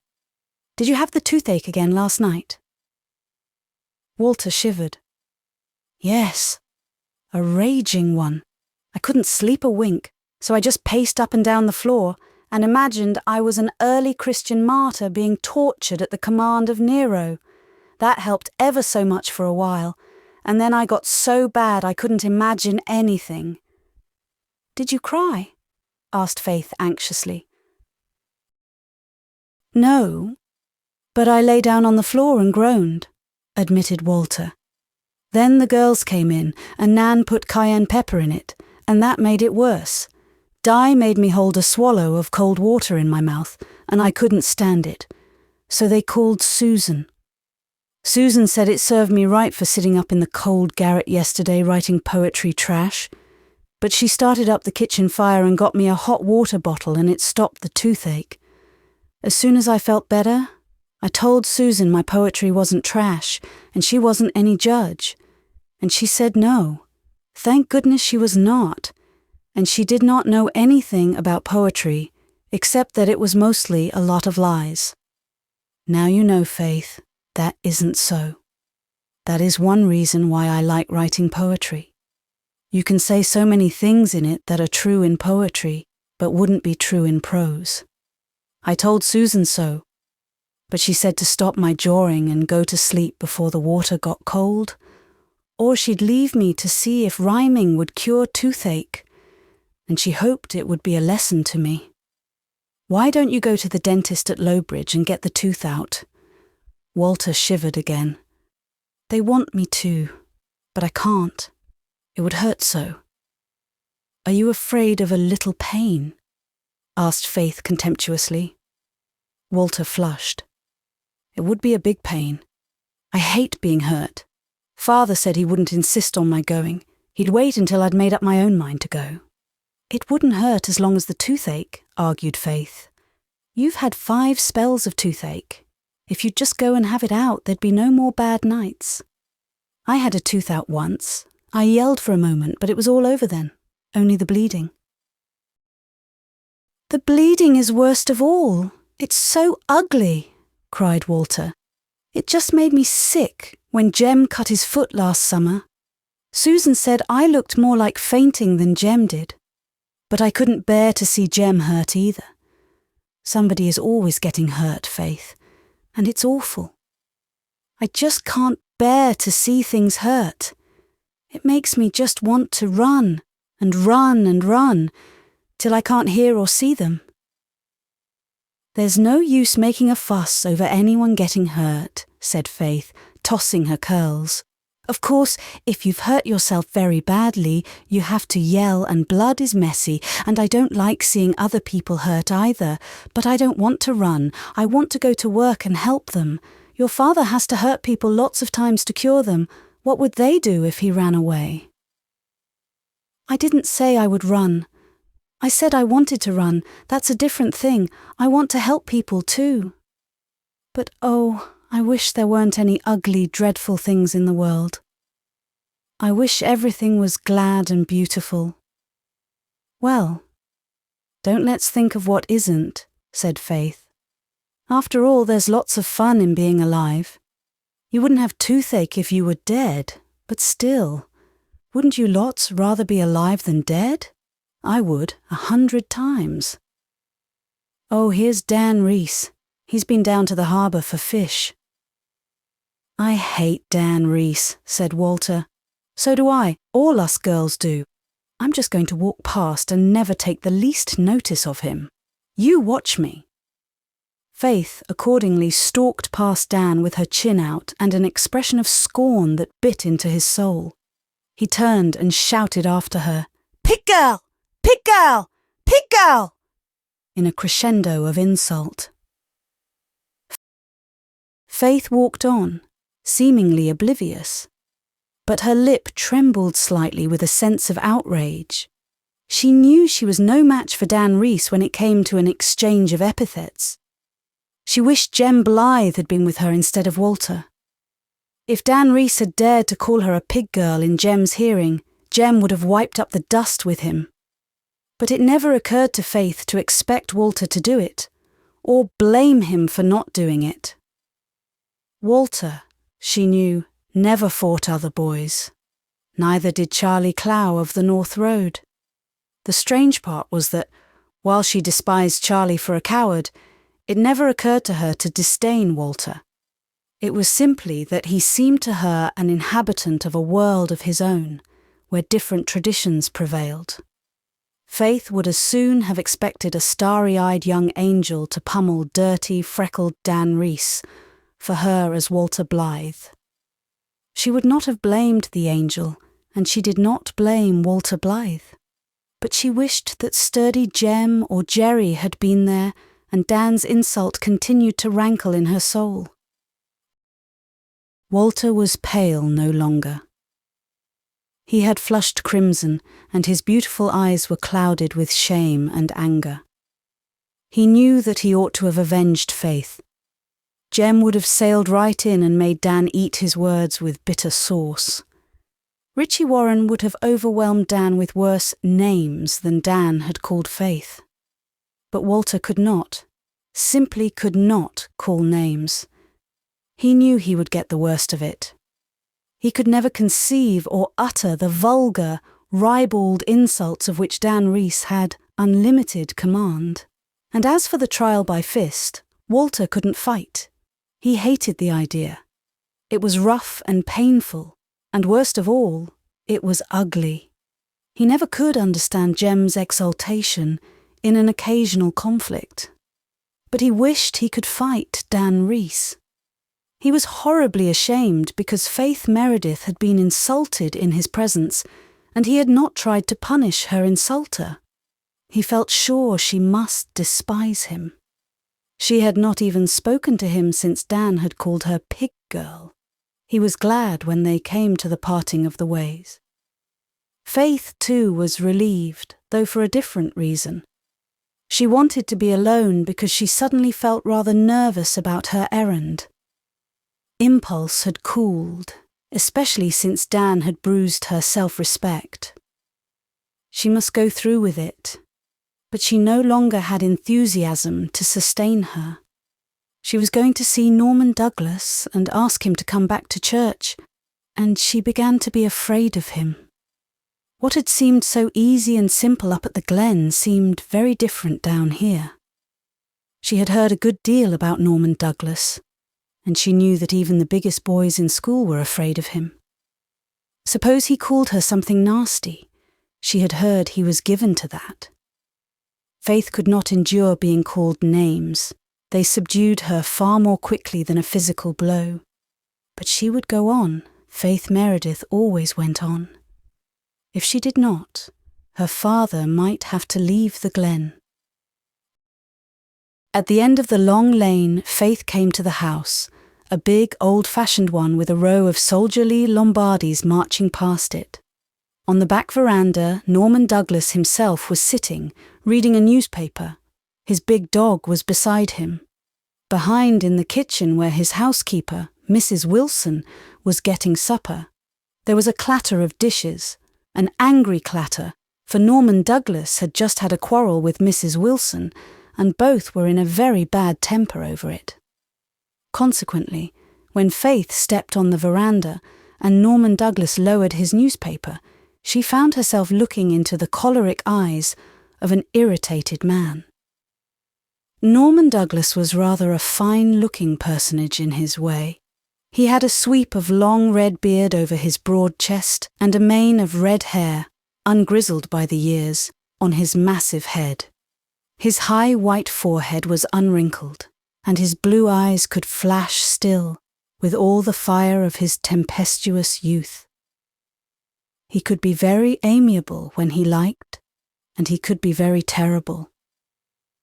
Poor Faith, so anxiously bent on retrieving the situation in regard to the church, had caught him in one of his terrible moods. He did not know who she was, and he gazed at her with disfavour. Norman Douglas liked girls of spirit and flame and laughter. At this moment, Faith was very pale. She was of the type to which colour means everything. Lacking her crimson cheeks, she seemed meek and even insignificant. She looked apologetic and afraid, and the bully in Norman Douglas's heart stirred. "Who the dickens are you? And what do you want here?" he demanded in his great resounding voice with a fierce scowl. For once in her life, Faith had nothing to say. She had never supposed Norman Douglas was like this. She was paralysed with terror of him. He saw it, and it made him worse. "What's the matter with you?" he boomed.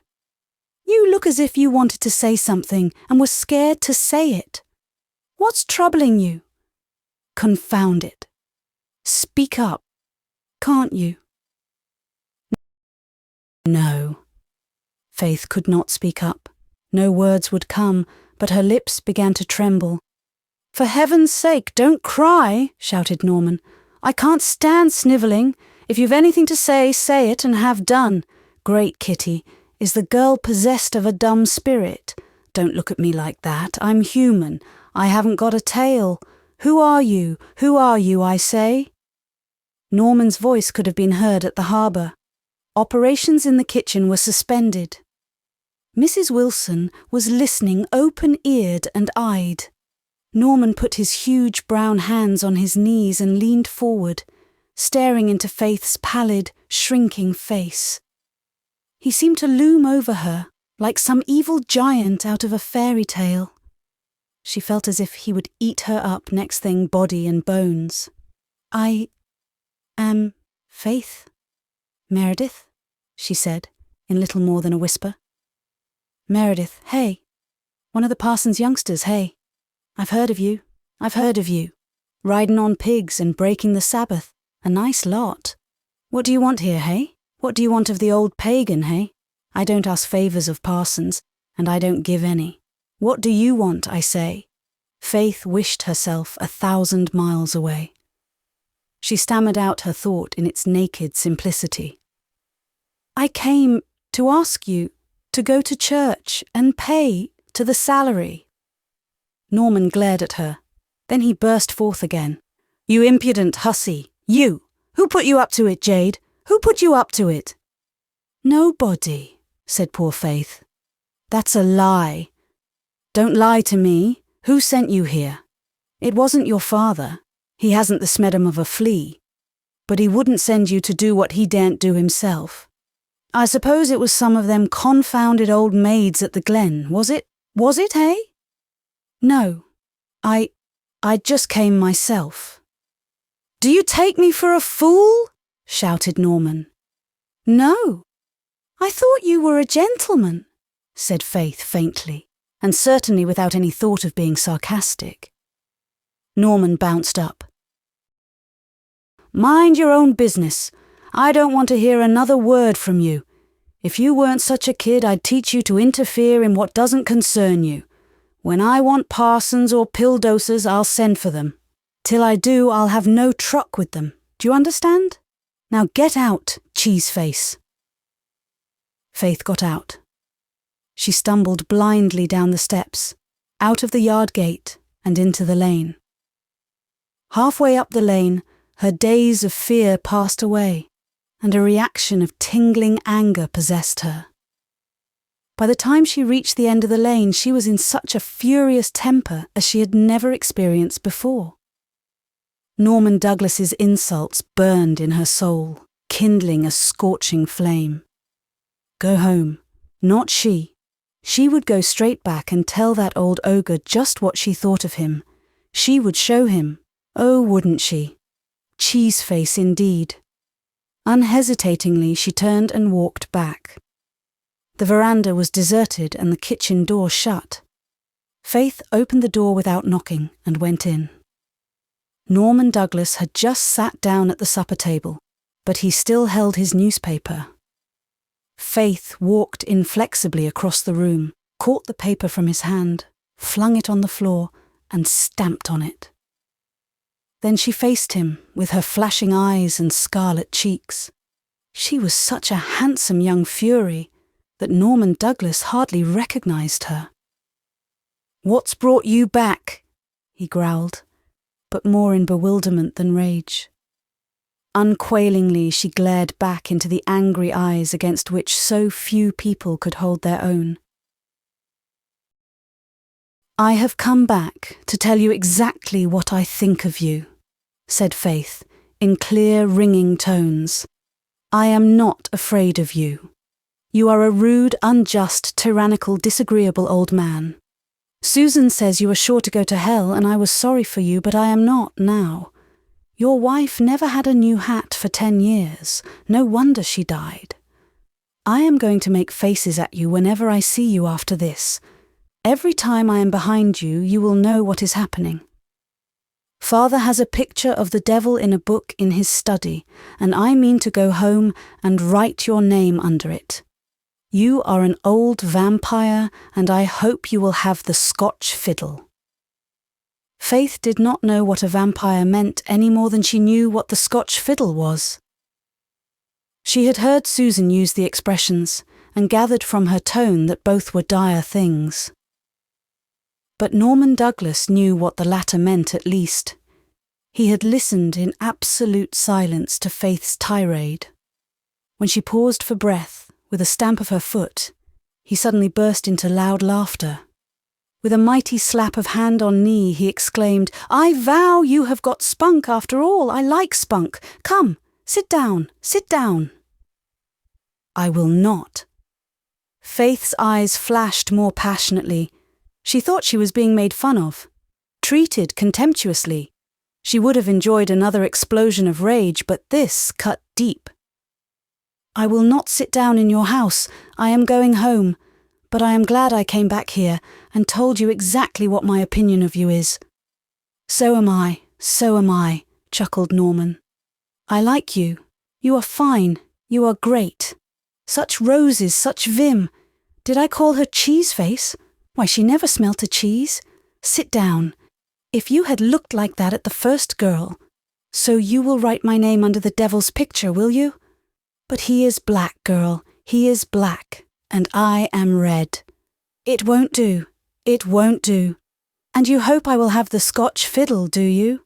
Lord love you, girl. I had it when I was a boy. Don't wish it on me again. Sit down. Sit in. We will take a cup of kindness." "No, thank you," said Faith haughtily. "Oh, yes, you will. Come now. I apologize, girl, I apologize. I made a fool of myself and I'm sorry. Man can't say fairer. Forget and forgive. Shake hands, girl, shake hands. She won't, no, she won't, but she must. Look-a-here, girl, if you'll shake hands and break bread with me, I'll pay what I used to the salary, and I'll go to church the first Sunday in every month, and I'll make Kitty Alec hold her jaw. I'm the only one in the clan can do it. Is it a bargain, girl?" It seemed a bargain. Faith found herself shaking hands with the ogre and then sitting at his board. Her temper was over. Faith's tempers never lasted very long, but its excitement still sparkled in her eyes and crimsoned her cheeks. Norman Douglas looked at her admiringly. "Go, get some of your best preserves, Wilson," he ordered. "And stop sulking, woman, stop sulking." "What if we did have a quarrel, woman?" "A good squall clears the air and briskens things up. But no drizzling and fogging afterwards. No drizzling and fogging, woman. I can't stand that. Temper in a woman, but no tears for me. Here, girl, is some messed up meat and potatoes for you. Begin on that. Wilson has some fancy name for it, but I call it macanaccady. Anything I can't analyze in the eating line I call macanaccady, and anything wet that puzzles me I call shalamaguslam. Wilson's tea is shalamaguslam. I swear she makes it out of burdocks. Don't take any of the ungodly black liquid. Here's some milk for you. What did you say your name was?" "Faith." "No name that, no name that. I can't stomach such a name. Got any other?" "No, sir." "Don't like the name. Don't like it. There's no smedum to it. Besides, it makes me think of my Aunt Ginny. She called her 3 girls Faith, Hope, and Charity. Faith didn't believe in anything. Hope was a born pessimist. And Charity was a miser. You ought to be called Red Rose. You look like one when you're mad. I'll call you Red Rose. And you've roped me into promising to go to church? But only once a month, remember? Only once a month. Come now, girl, will you let me off? I used to pay $100 to the salary every year and go to church. If I promise to pay $200 a year, will you let me off going to church? Come now." "No, sir," said Faith, dimpling roguishly. "I want you to go to church too." "Well, a bargain is a bargain. I reckon I can stand it 12 times a year. What a sensation it'll make the first Sunday I go. And old Susan Baker says I'm going to hell, hey? Do you believe I'll go there? Come now, do you?" "I hope not, sir," stammered Faith in some confusion. "Why do you hope not? Come now, why do you hope not? Give us a reason, girl, give us a reason. It must be a very uncomfortable place, sir." "Uncomfortable? All depends on your taste in comfortable, girl. I'd soon get tired of angels. Fancy old Susan in a halo now." Faith did fancy it, and it tickled her so much that she had to laugh. Norman eyed her approvingly. "See the fun of it, hey? Oh, I like you, you're great. About this church business now. Can your father preach?" "He is a splendid preacher," said loyal Faith. "He is, hey? I'll see. I'll watch out for flaws. He'd better be careful what he says before me. I'll catch him, I'll trip him up. I'll keep tabs on his arguments. I'm bound to have some fun out of this church-going business. Does he ever preach hell?" "No, I don't think so." "Too bad. I like sermons on that subject. You tell him that if he wants to keep me in good humour to preach a good rip-roaring sermon on hell once every 6 months, and the more brimstone the better. I like them smoking, and think of all the pleasure he'd give the old maids too. They'd all keep looking at old Norman Douglas and thinking, 'That's for you, you old reprobate. That's what's in store for you.' I'll give an extra $10 every time you get your father to preach on hell. Here's Wilson and the jam. Like that, hey? It isn't macanaccady. Taste." Faith obediently swallowed the big spoonful Norman held out to her. Luckily, it was good. "Best plum jam in the world," said Norman, filling a large saucer and plumping it down before her. "Glad you like it. I'll give you a couple of jars to take home with you. There's nothing mean about me, never was. The devil can't catch me at that corner anyhow. It wasn't my fault that Hester didn't have a new hat for 10 years. It was her own. She pinched on hats to save money to give yellowfellows over in China. I never gave a cent to missions in my life. Never will. Never you try to bamboozle me into that. $100 a year to the salary and church once a month. But no spoiling good heathens to make poor Christians. Why, girl, They wouldn't be fit for heaven or hell. Clean spoiled for either place. Clean spoiled. Hey, Wilson, haven't you got a smile on yet? Beats all how you women can sulk. I never sulked in my life. It's just one big flash and crash with me.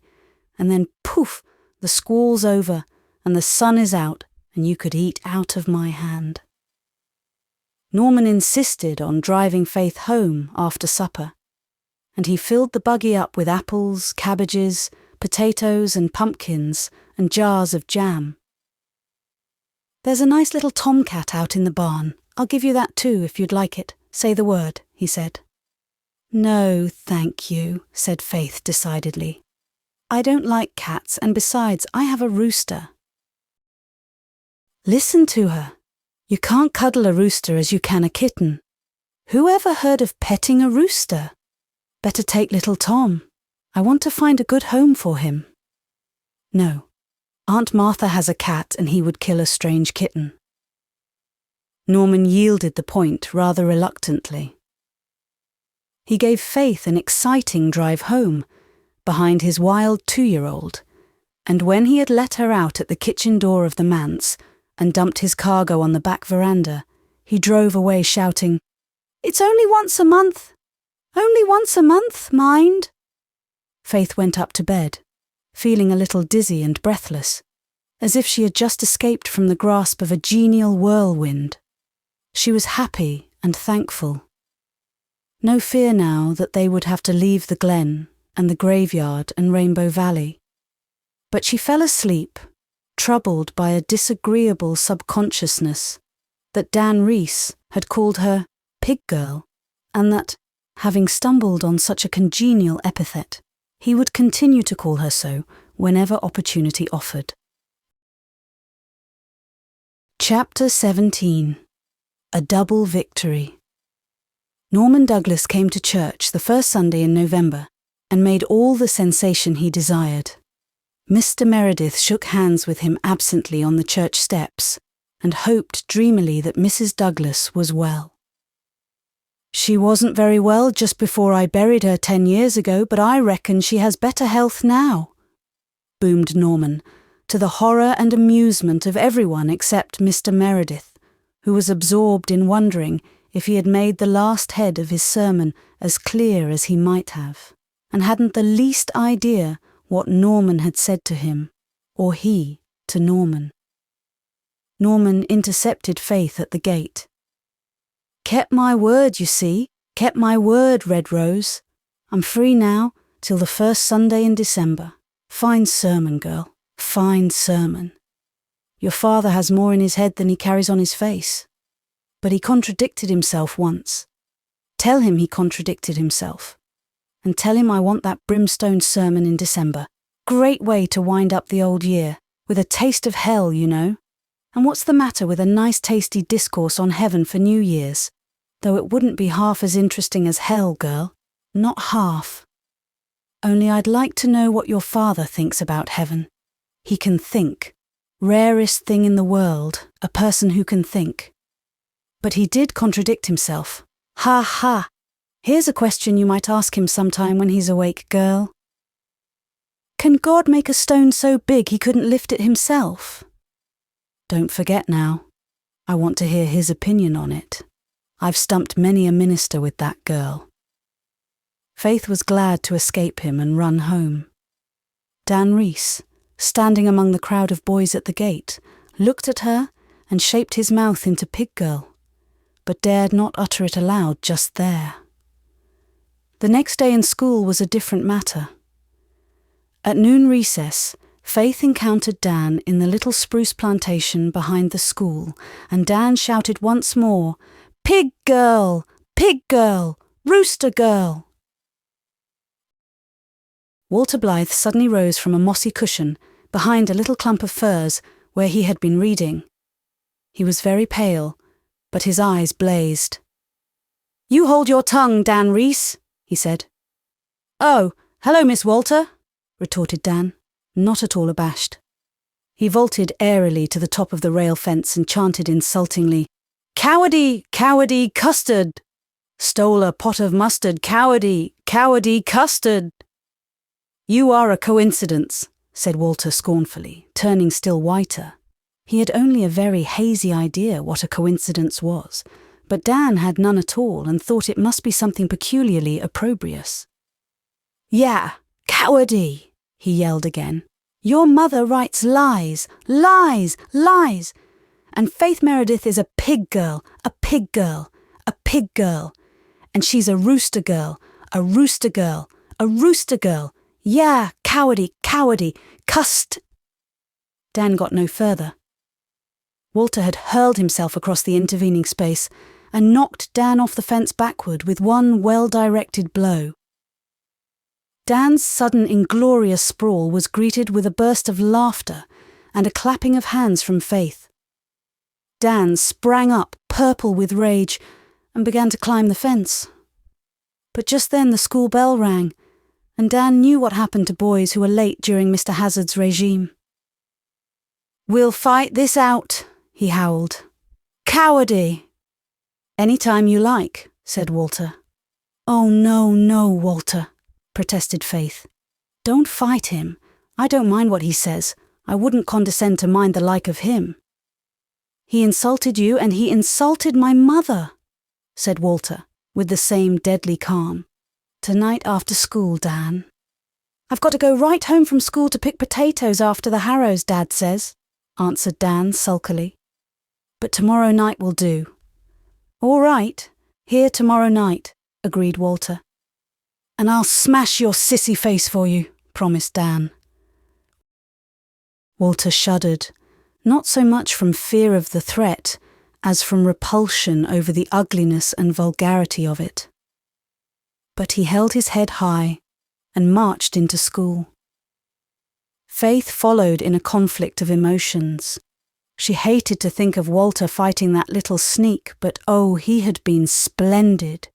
And he was going to fight for her, Faith Meredith, to punish her insulter. Of course he would win. Such eyes spelled victory. Faith's confidence in her champion had dimmed a little by evening, however. Walter had seemed so very quiet and dull the rest of the day in school. If it were only Jem, she sighed to Una, as they sat on Hezekiah Pollock's tombstone in the graveyard. He is such a fighter, he could finish Dan off in no time. But Walter doesn't know much about fighting.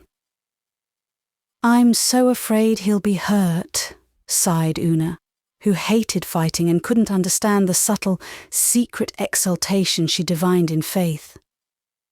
He oughtn't to be, said Faith uncomfortably. He's every bit as big as Dan. But Dan's so much older, said Una. Why, he's nearly a year older.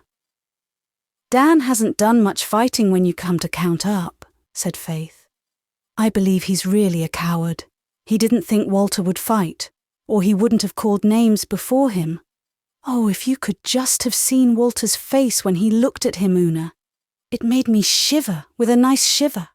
He looked just like Sir Galahad in that poem Father read us on Saturday. I hate the thought of them fighting, and I wish it could be stopped, said Una. Oh, it's got to go on now, cried Faith. It's a matter of honour. Don't you dare tell anyone, Una. If you do, I'll never tell you secrets again.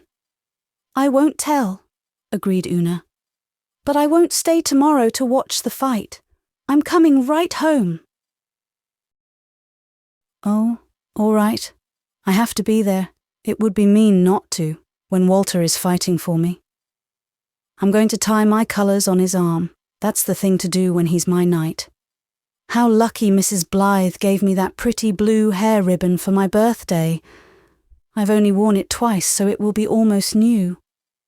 But I wish I was sure Walter would win. It will be so humiliating if he doesn't.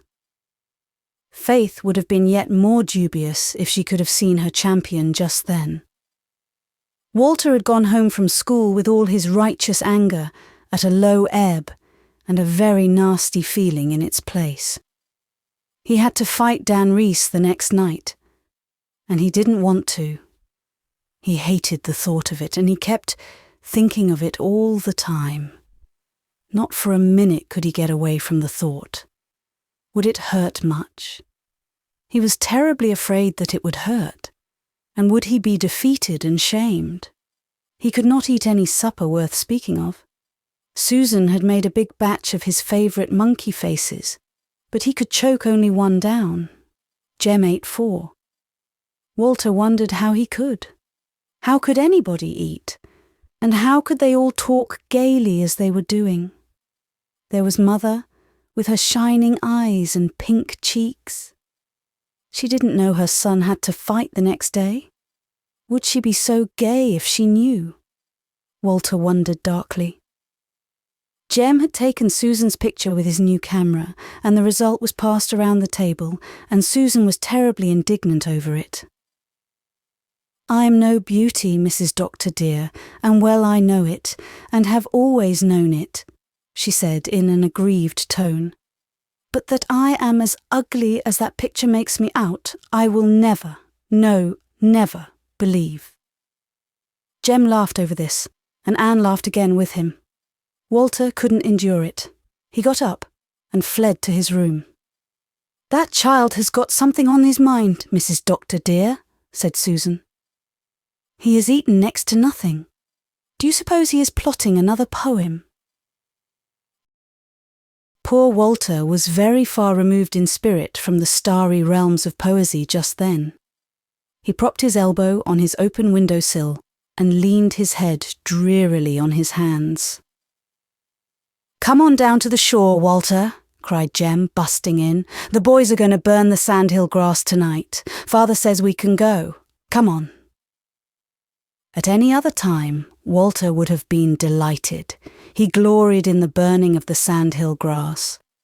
But now he flatly refused to go, and no arguments or entreaties could move him. Disappointed Jem, who did not care for the long dark walk to Four Winds Point alone, retreated to his museum in the garret and buried himself in a book.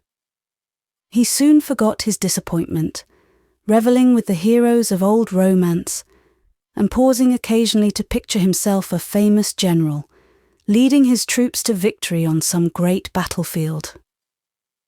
Walter sat at his window until bedtime. Di crept in, hoping to be told what was wrong, but Walter could not talk of it, even to Di. Talking of it seemed to give it a reality from which he shrank. It was torture enough to think of it. The crisp, withered leaves rustled on the maple trees outside his window. The glow of rose and flame had died out of the hollow, silvery sky, and the full moon was rising gloriously over Rainbow Valley. Afar off, a ruddy wood fire was painting a page of glory on the horizon beyond the hills. It was a sharp, clear evening, when faraway sounds were heard distinctly. A fox was barking across the pond. An engine was puffing down at the Glen station. A blue jay was screaming madly in the maple grove. There was laughter over on the Manse lawn. How could people laugh? How could foxes and blue jays and engines behave as if nothing were going to happen on the morrow? "Oh, I wish it was over," groaned Walter. He slept very little that night, and had hard work choking down his porridge in the morning. Susan was rather lavish in her platefuls. Mr. Hazard found him an unsatisfactory pupil that day. Faith Meredith's wits seemed to be wool-gathering too. Dan Reese kept drawing surreptitious pictures of girls, with pig or rooster heads, on his slate and holding them up for all to see. The news of the coming battle had leaked out, and most of the boys and many of the girls were in the spruce plantation when Dan and Walter sought it after school.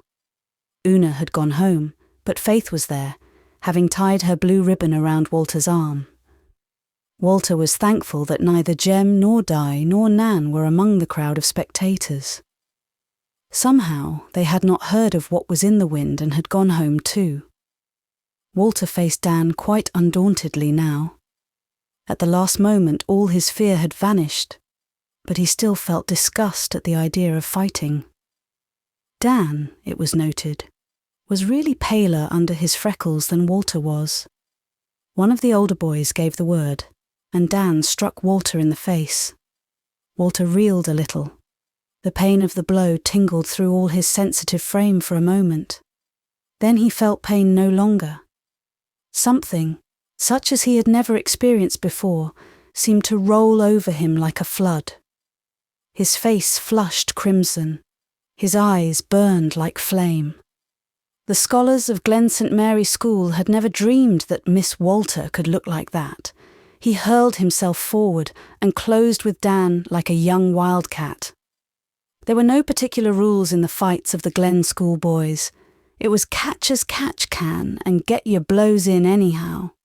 Walter fought with a savage fury and a joy in the struggle against which Dan could not hold his ground. It was all over very speedily.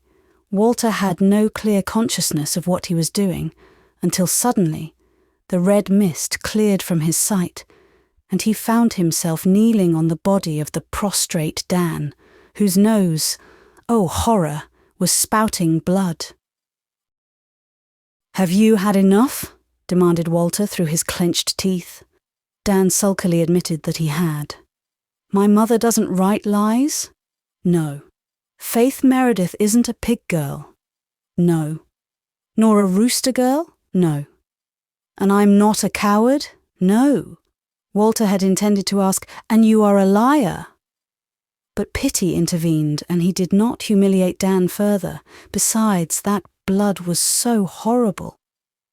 "You can go then," he said contemptuously. There was a loud clapping from the boys who were perched on the rail fence, but some of the girls were crying. They were frightened. They had seen schoolboy fights before, but nothing like Walter, as he had grappled with Dan. There had been something terrifying about him. They thought he would kill Dan. Now that all was over, they sobbed hysterically, except Faith, who still stood tense and crimson-cheeked. Walter did not stay for any conqueror's meed. He sprang over the fence and rushed down the spruce hill to Rainbow Valley. He felt none of the victor's joy, but he felt a certain calm satisfaction in duty done and honour avenged, mingled with a sickish qualm when he thought of Dan's gory nose. It had been so ugly, and Walter hated ugliness. Also, he began to realise that he himself was somewhat sore and battered up. His lip was cut and swollen, and one eye felt very strange. In Rainbow Valley, he encountered Mr. Meredith, who was coming home from an afternoon call on the Miss Wests. That reverend gentleman looked gravely at him. "It seems to me that you have been fighting, Walter." "Yes, sir," said Walter, expecting a scolding. "What was it about?" "Dan Reese said my mother wrote lies, and that Faith was a pig girl," answered Walter bluntly. Then you were certainly justified, Walter." "Do you think it's right to fight, sir?" asked Walter curiously. "Not always, and not often, but sometimes. Yes, sometimes," said John Meredith. "When womenkind are insulted, for instance, as in your case. My motto, Walter, is, don't fight till you're sure you ought to, and then put every ounce of you into it. In spite of sundry discolorations, I infer that you came off best." "Yes." I made him take it all back. "Very good indeed. I didn't think you were such a fighter, Walter. I never fought before, and I didn't want to right up to the last. And then," said Walter, determined to make a clean breast of it, "I liked it while I was at it." The Reverend John's eyes twinkled. "You were a little frightened at first." "I was a whole lot frightened," said honest Walter. "But I'm not going to be frightened any more, sir. Being frightened of things is worse than the things themselves. I'm going to ask Father to take me over to Lowbridge tomorrow to get my tooth out. Right again. Fear is more pain than is the pain it fears." Do you know who wrote that, Walter? It was Shakespeare. Was there any feeling or emotion or experience of the human heart that that wonderful man did not know? When you go home, tell your mother I am proud of you." Walter did not tell her that, however, but he told her all the rest, and she sympathized with him, and told him she was glad he had stood up for her and Faith, and she anointed his sore spots and rubbed cologne on his aching head. "Are all mothers as nice as you?" asked Walter, hugging her. "You're worth standing up for." Miss Cornelia and Susan were in the living room when Anne came downstairs and listened to the story with much enjoyment. Susan, in particular, was highly gratified. "I am real glad to hear he has had a good fight, Mrs. Dr. dear. Perhaps it may knock that poetry nonsense out of him, and I never, no, never could bear that little viper of a Dan Reese. Will you not sit nearer to the fire, Mrs. Marshall Elliott? These November evenings are very chilly." "Thank you, Susan, I'm not cold. I called at the Manse before I came here and got quite warm, though I had to go to the kitchen to do it, for there was no fire anywhere else. The kitchen looked as if it had been stirred up with a stick, believe me. Mr. Meredith wasn't home. I couldn't find out where he was, but I have an idea that he was up at the Wests. Do you know Anne dearie? They say he has been going there frequently all the fall, and people are beginning to think he is going to see Rosemary. He would get a very charming wife if he married Rosemary," said Anne, piling driftwood on the fire. "She is one of the most delightful girls I've ever known. Truly one of the race of Joseph." "Yes, only she is an Episcopalian," said Miss Cornelia doubtfully. "Of course, that is better than if she was a Methodist. But I do think Mr. Meredith could find a good enough wife in his own denomination. However, very likely there is nothing in it. It's only a month ago that I said to him, 'You ought to marry again, Mr. Meredith.' He looked as shocked as if I had suggested something improper. 'My wife is in her grave, Mrs. Elliott,' he said, in that gentle, saintly way of his. 'I suppose so,' I said, 'or I wouldn't be advising you to marry again.' Then he looked more shocked than ever. So I doubt if there is much in this Rosemary story. If a single minister calls twice at a house where there is a single woman, all the gossips have it he is courting her. It seems to me, if I may presume to say so, that Mr. Meredith is too shy to go courting a second wife," said Susan solemnly. "He isn't shy, believe me," retorted Miss Cornelia. "Absent-minded, yes, but shy, no. And for all he is so abstracted and dreamy, he has a very good opinion of himself, man-like, and when he is really awake, he wouldn't think it much of a chore to ask any woman to have him. No, the trouble is, he's deluding himself into believing that his heart is buried, while all the time it's beating away inside of him just like anybody else's. He may have a notion of Rosemary West and he may not. If he has, we must make the best of it. She is a sweet girl and a fine housekeeper, and would make a good mother for those poor neglected children. And, concluded Miss Cornelia resignedly, my own grandmother was an Episcopalian." Chapter 18. Mary brings evil tidings. Mary Vance, whom Mrs. Elliott had sent up to the Manse on an errand, came tripping down Rainbow Valley on her way to Ingleside, where she was to spend the afternoon with Nan and Di as a Saturday treat. Nan and Di had been picking spruce gum with Faith and Una in the Manse woods, and the four of them were now sitting on a fallen pine by the brook, all, it must be admitted, chewing rather vigorously. The Ingleside twins were not allowed to chew spruce gum anywhere but in the seclusion of Rainbow Valley, but Faith and Una were unrestricted by such rules of etiquette and cheerfully chewed it everywhere, at home and abroad, to the very proper horror of the glen. Faith had been chewing it in church one day, but Jerry had realised the enormity of that, and had given her such an older brotherly scolding that she never did it again. "I was so hungry I just felt as if I had to chew something," she protested. "You know well enough what breakfast was like, Jerry Meredith. I couldn't eat scorched porridge, and my stomach just felt so queer and empty. The gum helped a lot, and I didn't chew very hard. I didn't make any noise, and I never cracked the gum once." "You mustn't chew gum in church anyhow," insisted Jerry. "Don't let me catch you at it again." "You chewed yourself in prayer meeting last week," cried Faith. "That's different," said Jerry loftily. "Prayer meeting isn't on Sunday. Besides, I sat away at the back in a dark seat and nobody saw me. You were sitting right up front where everyone saw you, and I took the gum out of my mouth for the last hymn and stuck it on the back of the pew right up in front where everyone saw you. Then I came away and forgot it. I went back to get it next morning, but it was gone. I suppose Rod Warren swiped it, and it was a dandy chew."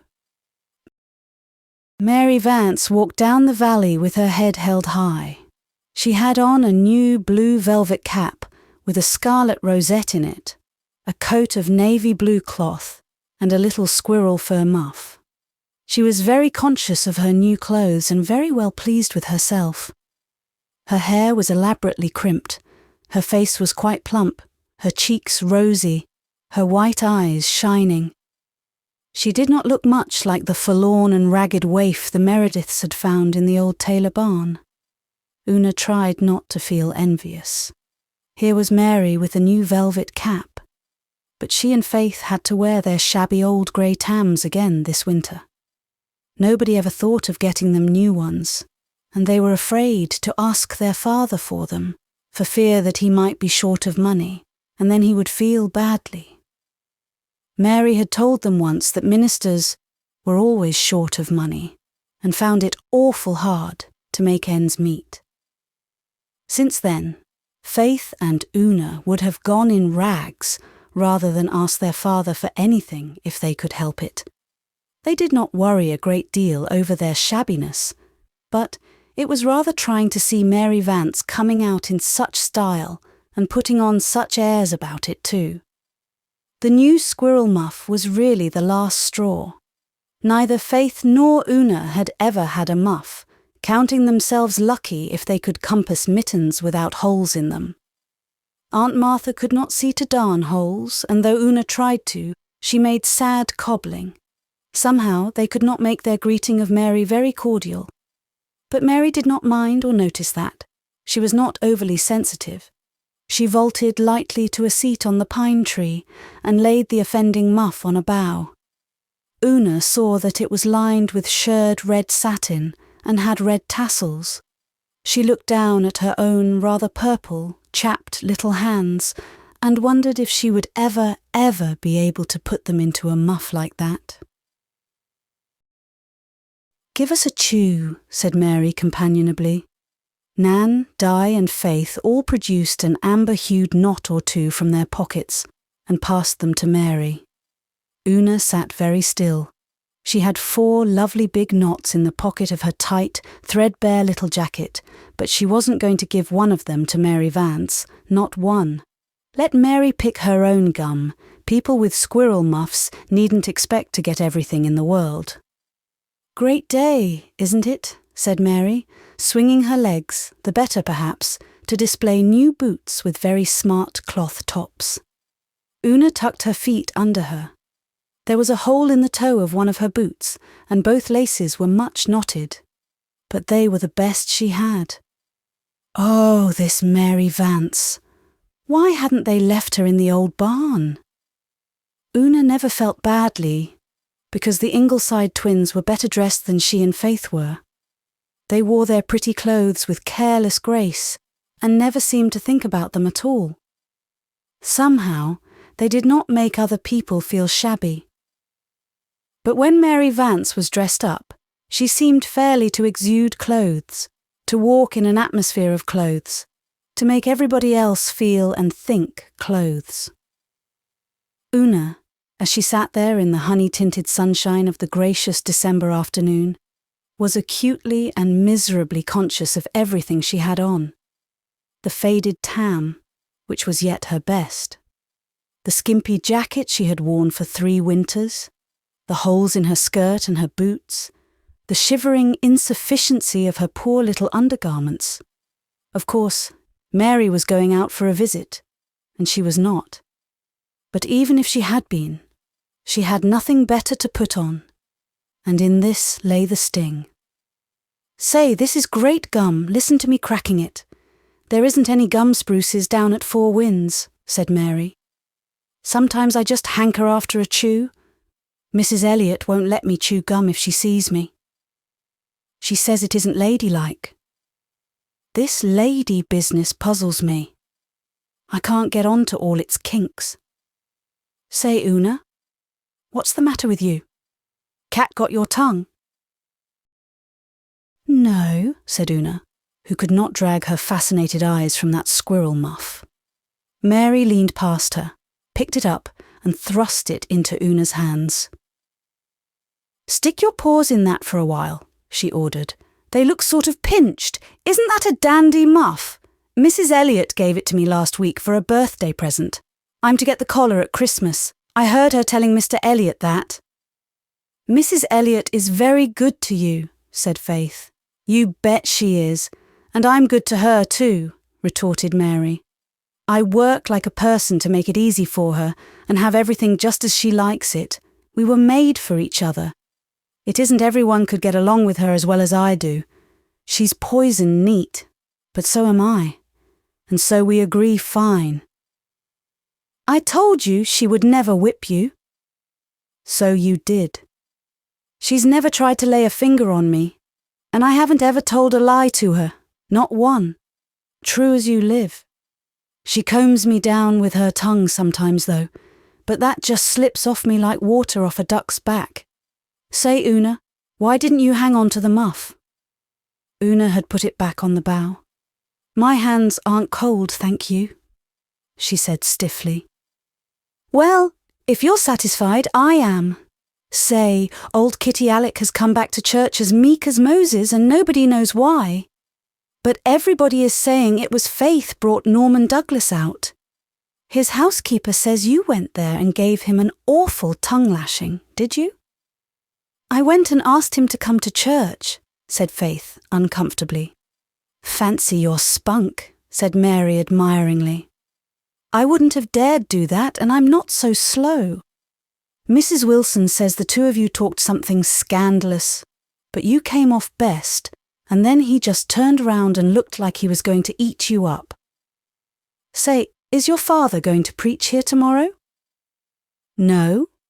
He's going to exchange with Mr. Perry from Charlottetown. Father went to town this morning, and Mr. Perry is coming out tonight." "I thought there was something in the wind, though old Martha wouldn't give me any satisfaction, but I felt sure she wouldn't have been killing that rooster for nothing." "What rooster? What do you mean?" cried Faith, turning pale. "I don't know what rooster. I didn't see it. When she took the butter Mrs. Elliot sent up, she said she'd been out to the barn killing a rooster for dinner tomorrow." Faith sprang down from the pine. "It's Adam. We have no other rooster. She has killed Adam. Now don't fly off the handle. Martha said the butcher at the Glen had no meat this week and she had to have something and the hens were all laying and too poor."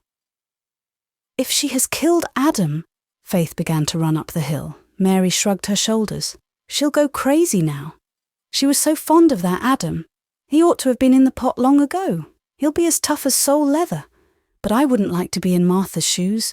Faith's just white with rage. Una, you'd better go after her and try to pacify her." Mary had gone a few steps with the Blythe girls when Una suddenly turned and ran after her. "Here's some gum for you, Mary," she said with a little repentant catch in her voice, thrusting all her 4 knots into Mary's hands. "And I'm glad you have such a pretty muff." "Why, thanks," said Mary, rather taken by surprise. To the Blythe girls, after Una had gone, she said, "Ain't she a queer little mite? But I've always said she had a good heart." Chapter 19. Poor Adam. When Una got home, Faith was lying face downwards on her bed, utterly refusing to be comforted. Aunt Martha had killed Adam. He was reposing on a platter in the pantry that very minute, trussed and dressed, encircled by his liver and heart and gizzard. Aunt Martha heeded Faith's passion of grief and anger not a whit. "We had to have something for the strange minister's dinner," she said. "You're too big a girl to make such a fuss over an old rooster. You knew he'd have to be killed sometime." "I'll tell father when he comes home what you've done," sobbed Faith. "Don't you go bothering your poor father. He has troubles enough. And I'm housekeeper here. Adam was mine. Mrs. Johnson gave him to me. You had no business to touch him," stormed Faith. "Don't you get sassy now. The rooster's killed and there's an end of it. I am not going to set no strange minister down to a dinner of cold boiled mutton. I was brought up to know better than that, if I have come down in the world." Faith would not go down to supper that night, and she would not go to church the next morning. But at dinner time she went to the table, her eyes swollen with crying, her face sullen. The Reverend James Perry was a sleek, rubicund man, with a bristling white moustache, bushy white eyebrows and a shining bald head. He was certainly not handsome, and he was a very tiresome, pompous sort of person. But if he had looked like the Archangel Michael and talked with the tongues of men and angels, Faith would still have utterly detested him. He carved Adam up dexterously, showing off his plump white hands and very handsome diamond ring. Also, he made jovial remarks all through the performance.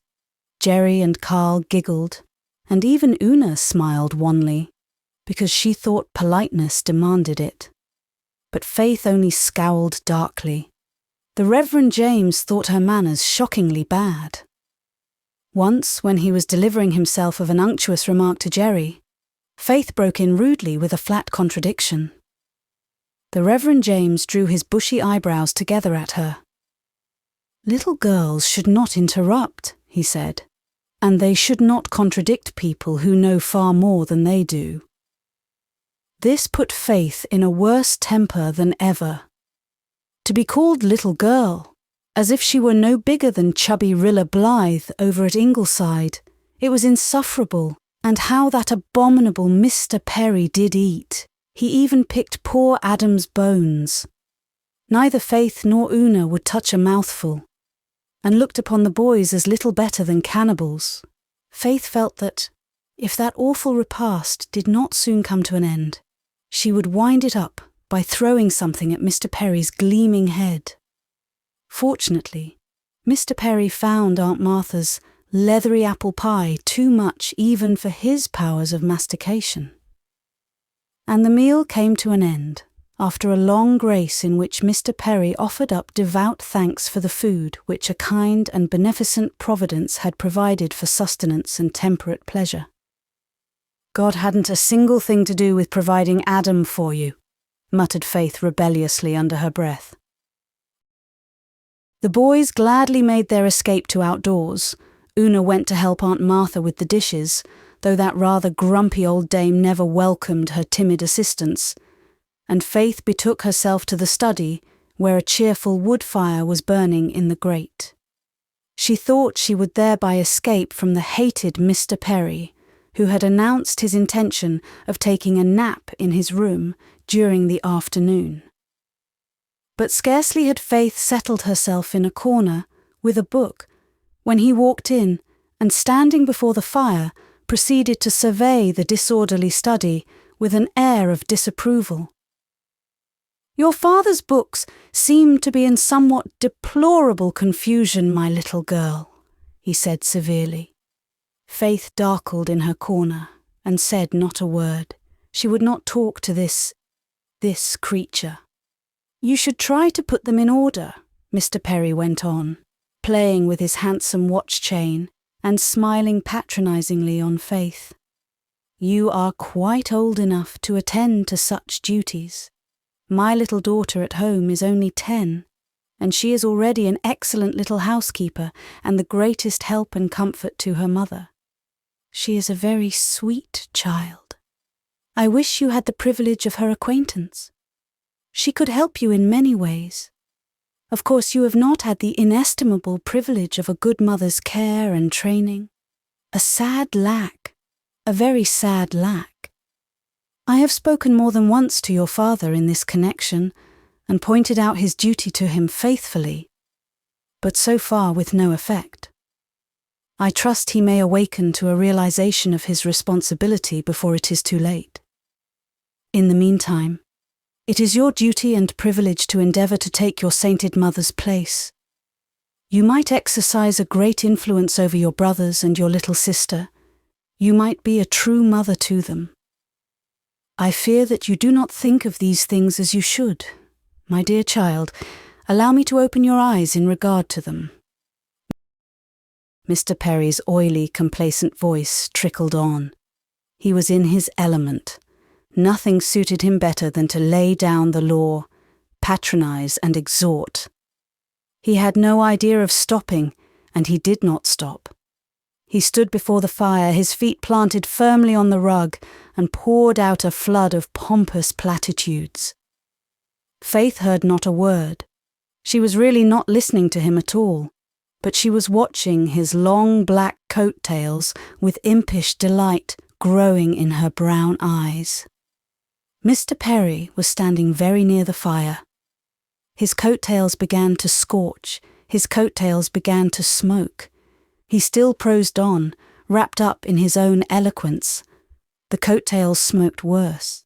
A tiny spark flew up from the burning wood and alighted in the middle of one.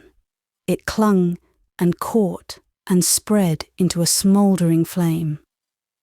Faith could restrain herself no longer and broke into a stifled giggle. Mr. Perry stopped short, angered over this impertinence. Suddenly he became conscious that a reek of burning cloth filled the room. He whirled round and saw nothing. Then he clapped his hands to his coat-tails and brought them around in front of him. There was already quite a hole in one of them, and this was his new suit.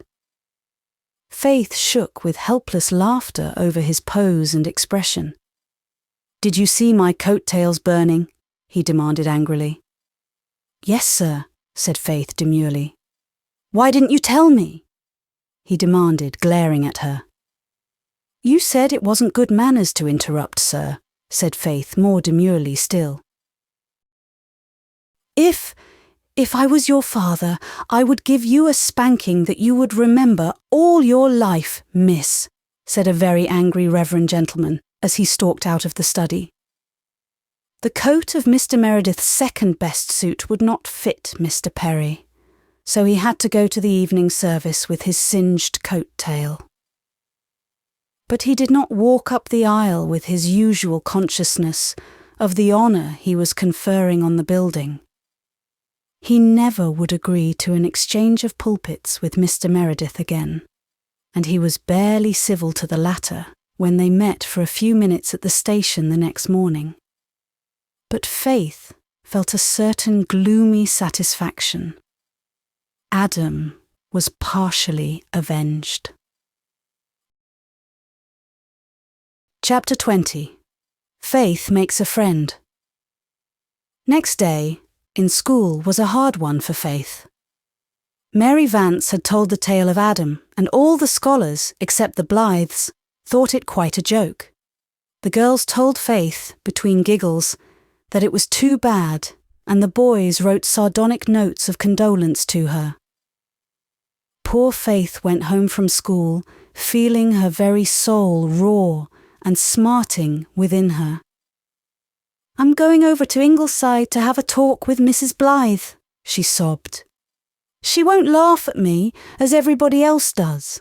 I've just got to talk to somebody who understands how bad I feel." She ran down through Rainbow Valley. Enchantment had been at work the night before. A light snow had fallen and the powdered firs were dreaming of a spring to come and a joy to be. The long hill beyond was richly purple with leafless beeches. The rosy light of sunset lay over the world like a pink kiss. Of all the airy, fairy places, full of weird elfin grace, Rainbow Valley, that winter evening, was the most beautiful, but all its dream-like loveliness was lost on poor, sore-hearted little Faith. By the brook, she came suddenly upon Rosemary West, who was sitting on the old pine tree.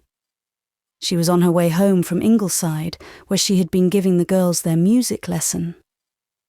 She had been lingering in Rainbow Valley quite a little time, looking across its white beauty and roaming some byways of dream. Judging from the expression of her face, her thoughts were pleasant ones. Perhaps the faint, occasional tinkle from the bells on the tree lovers brought the little lurking smile to her lips.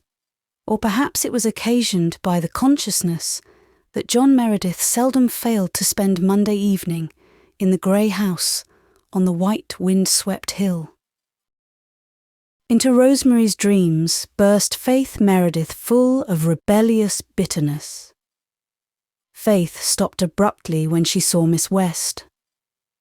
She did not know her very well, just well enough to speak to when they met, and she did not want to see anyone just then, except Mrs. Blythe. She knew her eyes and nose were red and swollen, and she hated to have a stranger know she had been crying. "Good evening, Miss West," she said, uncomfortably. "What is the matter, Faith?" asked Rosemary gently. "Nothing," said Faith, rather shortly. "Oh," Rosemary smiled. "You mean nothing that you can tell to outsiders, don't you?" Faith looked at Miss West with sudden interest. Here was a person who understood things. And how pretty she was, how golden her hair was under her plumy hat, how pink her cheeks were over her velvet coat, how blue and companionable her eyes were. Faith felt that Miss West could be a lovely friend, if only she were a friend instead of a stranger. I'm going up to tell Mrs. Blythe," said Faith. "She always understands. She never laughs at us. I always talk things over with her. It helps." "Dear girlie, I'm sorry to have to tell you that Mrs. Blythe isn't home," said Miss West sympathetically. "She went to Avonlea today and isn't coming back till the last of the week." Faith's lip quivered. "Then I might as well go home again," she said miserably. "I suppose so, unless you think you could bring yourself to talk it over with me instead," said Miss Rosemary gently. "It is such a help to talk things over. I know. I don't suppose I can be as good at understanding as Mrs. Blythe, but I promise you that I won't laugh." "You wouldn't laugh outside," hesitated Faith, "but you might, inside." "No, I wouldn't laugh inside either. Why should I? Something has hurt you. It never amuses me to see anybody hurt, no matter what hurts them. If you feel that you'd like to tell me what has hurt you, I'll be glad to listen. But if you think you'd rather not, that's all right too, dear." Faith took another long, earnest look into Miss West's eyes. They were very serious. There was no laughter in them, not even far, far back. With a little sigh, she sat down on the old pine beside her new friend and told her all about Adam and his cruel fate. Rosemary did not laugh or feel like laughing. She understood and sympathized. Really, she was almost as good as Mrs. Blythe. Yes, quite as good. "Mr. Perry is a minister, but he should have been a butcher," said Faith bitterly. "He is so fond of carving things up. He enjoyed cutting poor Adam to pieces. He just sliced into him as if he were any common rooster." "Between you and me, Faith, I don't like Mr. Perry very well myself," said Rosemary, laughing a little. But at Mr. Perry, not at Adam, as Faith clearly understood. "I never did like him. I went to school with him. He was a Glen boy, you know. And he was a most detestable little prig even then. Oh, how we girls used to hate holding his fat, clammy hands in the ring-around games. But we must remember, dear, that he didn't know that Adam had been a pet of yours. He thought he was just a common rooster. We must be just, even when we are terribly hurt." "I suppose so," admitted Faith. "But why does everybody seem to think it funny that I should have loved Adam so much, Miss West? If it had been a horrid old cat, nobody would have thought it queer." When Lottie Warren's kitten had its legs cut off by the binder, everybody was sorry for her. She cried 2 days in school and nobody laughed at her, not even Dan Reese. And all her chums went to the kitten's funeral and helped her bury it. Only they couldn't bury its poor little paws with it because they couldn't find them. It was a horrid thing to have happened, of course, but I don't think it was as dreadful as seeing your pet eaten up. Yet everybody laughs at me. "I think it is because the name Rooster seems rather a funny one," said Rosemary gravely. "There is something in it that is comical. Now, chicken is different. It doesn't sound so funny to talk of loving a chicken. Adam was the dearest little chicken, Miss West. He was just a little golden ball. He would run up to me and peck out of my hand. And he was handsome when he grew up too, white as snow, with such a beautiful curving white tail, though Mary Vance said it was too short. He knew his name and always came when I called him. He was a very intelligent rooster. And Aunt Martha had no right to kill him. He was mine. It wasn't fair, was it, Miss West?" "No, it wasn't," said Rosemary decidedly. "Not a bit fair. I remember I had a pet hen when I was a little girl. She was such a pretty little thing, all golden brown and speckly. I loved her as much as I ever loved any pet. She was never killed. She died of old age. Mother wouldn't have her killed because she was my pet. If my mother had been living, she wouldn't have let Adam be killed," said Faith. "For that matter, Father wouldn't have either, if he'd been home and known of it." "I'm sure he wouldn't, Miss West." "I'm sure too," said Rosemary. There was a little added flush on her face. She looked rather conscious, but Faith noticed nothing. "Was it very wicked of me not to tell Mr. Perry his coat-tails were scorching?" she asked anxiously. "Oh, terribly wicked," answered Rosemary with dancing eyes. "But I would have been just as naughty, Faith. I wouldn't have told him they were scorching, and I don't believe I would ever have been a bit sorry for my wickedness either. Una thought I should have told him because he was a minister.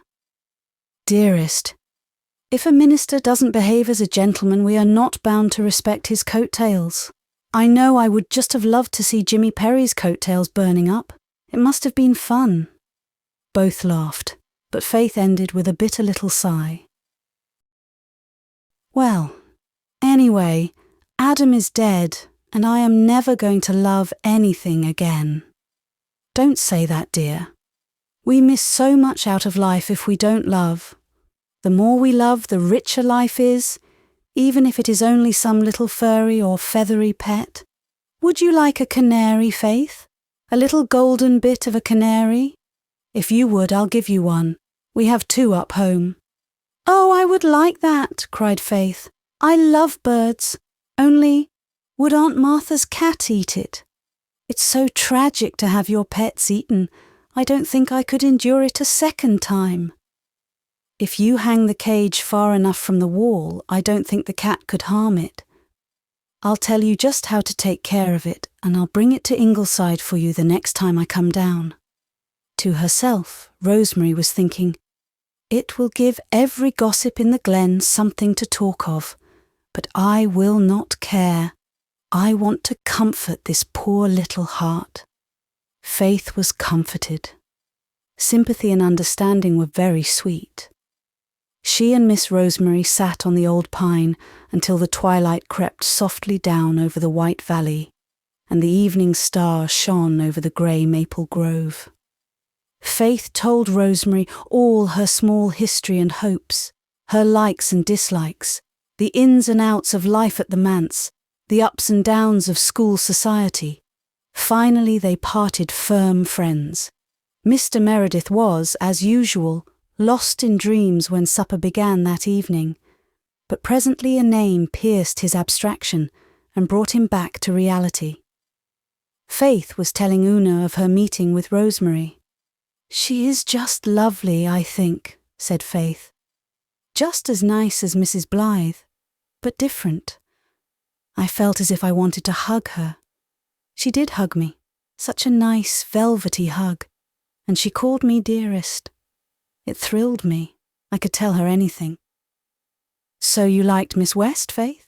Mr. Meredith asked, with a rather odd intonation. "I love her," cried Faith. "Ah," said Mr. Meredith. "Ah." Chapter 21. The Impossible Word.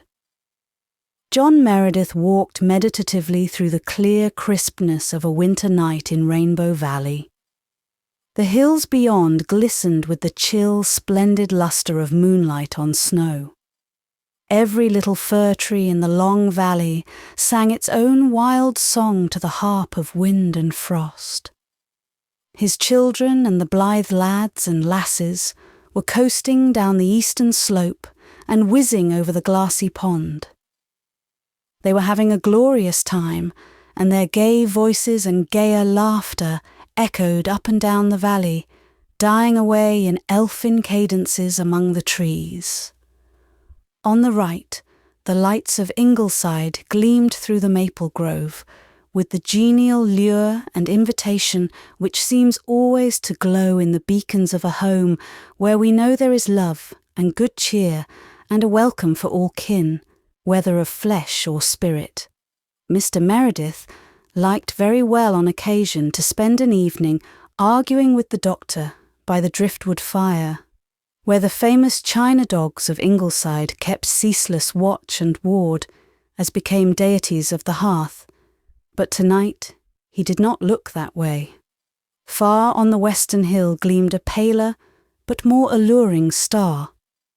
Mr. Meredith was on his way to see Rosemary West, and he meant to tell her something which had been slowly blossoming in his heart since their first meeting, and had sprung into full flower on the evening when Faith had so warmly voiced her admiration for Rosemary. He had come to realize that he had learned to care for Rosemary, not as he had cared for Cecilia, of course. That was entirely different. That love of romance and dream and glamour could never, he thought, return. But Rosemary was beautiful and sweet and dear, very dear. She was the best of companions. He was happier in her company than he had ever expected to be again. She would be an ideal mistress for his home, a good mother to his children. During the years of his widowhood, Mr. Meredith had received innumerable hints from brother members of Presbytery and from many parishioners who could not be suspected of any ulterior motive, as well as from some who could, that he ought to marry again. But these hints never made any impression on him. It was commonly thought he was never aware of them, but he was quite acutely aware of them. And in his own occasional visitations of common sense, he knew that the common sensible thing for him to do was to marry. But common sense was not the strong point of John Meredith, and to choose out, deliberately and cold-bloodedly, some suitable woman, as one might choose a housekeeper or a business partner, was something he was quite incapable of doing. How he hated that word suitable. It reminded him so strongly of James Perry. A suitable woman of suitable age, that unctuous brother of the cloth had said, in his far from subtle hint. For the moment, John Meredith had had a perfectly unbelievable desire to rush madly away and propose marriage to the youngest, most unsuitable woman it was possible to discover. Mrs. Marshall Elliot was his good friend, and he liked her. But when she had bluntly told him he should marry again, he felt as if she had torn away the veil that hung before some sacred shrine of his innermost life, and he had been more or less afraid of her ever since. he knew there were women in his congregation of suitable age who would marry him quite readily. That fact had seeped through all his abstraction very early in his ministry in Glen St. Mary. They were good, substantial, uninteresting women, one or two fairly comely, the others not exactly so, and John Meredith would as soon have thought of marrying any one of them as of hanging himself. He had some ideals to which no seeming necessity could make him false. He could ask no woman to fill Cecilia's place in his home unless he could offer her at least some of the affection and homage he had given to his girlish bride. And where, in his limited feminine acquaintance, was such a woman to be found? Rosemary West had come into his life on that autumn evening, bringing with her an atmosphere in which his spirit recognized native air. Across the gulf of strangerhood, they clasped hands of friendship.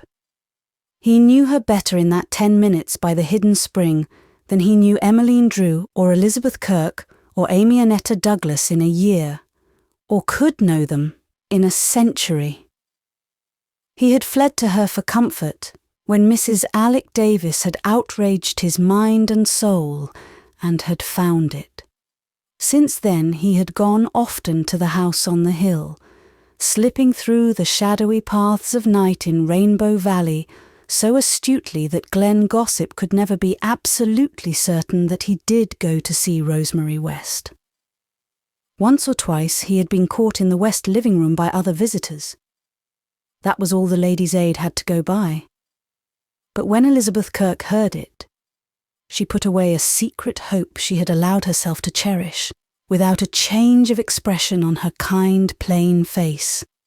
And Emmeline Drew resolved that the next time she saw a certain old bachelor of Lowbridge, she would not snub him as she had done at a previous meeting. Of course, if Rosemary West was out to catch the minister, she would catch him. She looked younger than she was, and men thought her pretty. Besides, the West girls had money. It is to be hoped that he won't be so absent-minded as to propose to Ellen by mistake, was the only malicious thing she allowed herself to say to a sympathetic sister Drew. Emmeline bore no further grudge towards Rosemary. When all was said and done, an unencumbered bachelor was far better than a widower with 4 children.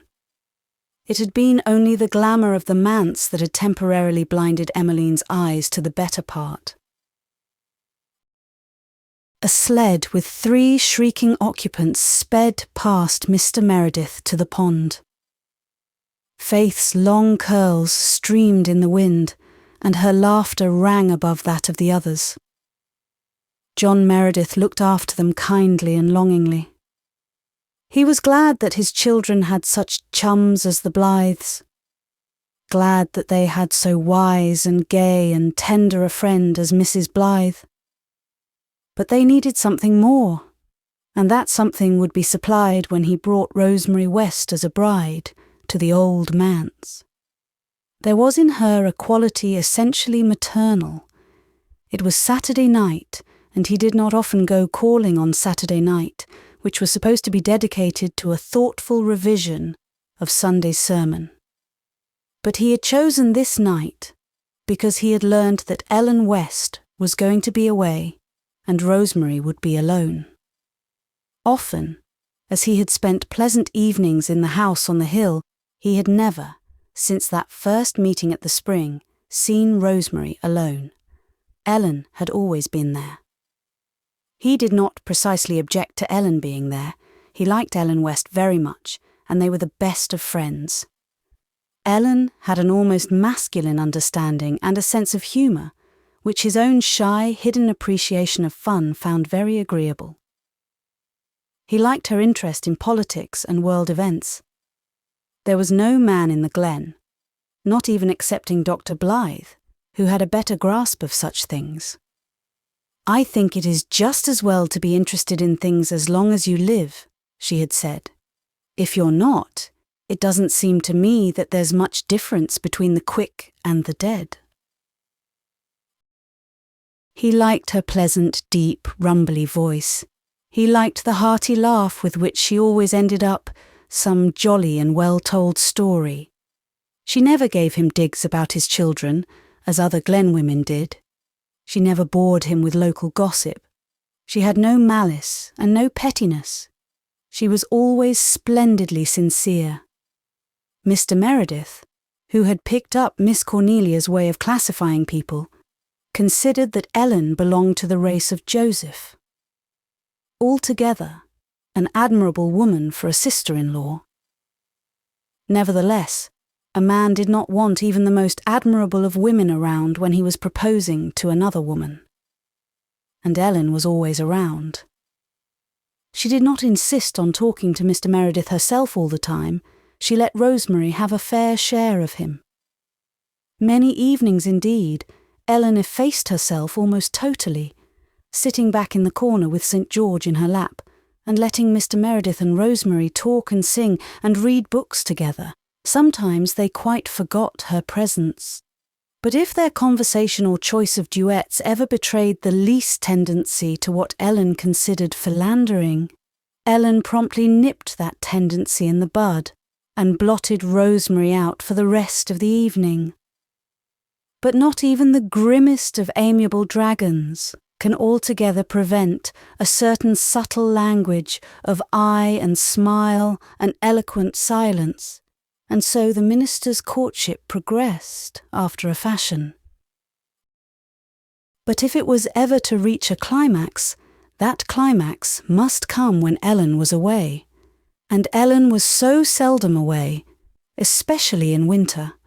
She found her own fireside the pleasantest place in the world, she vowed.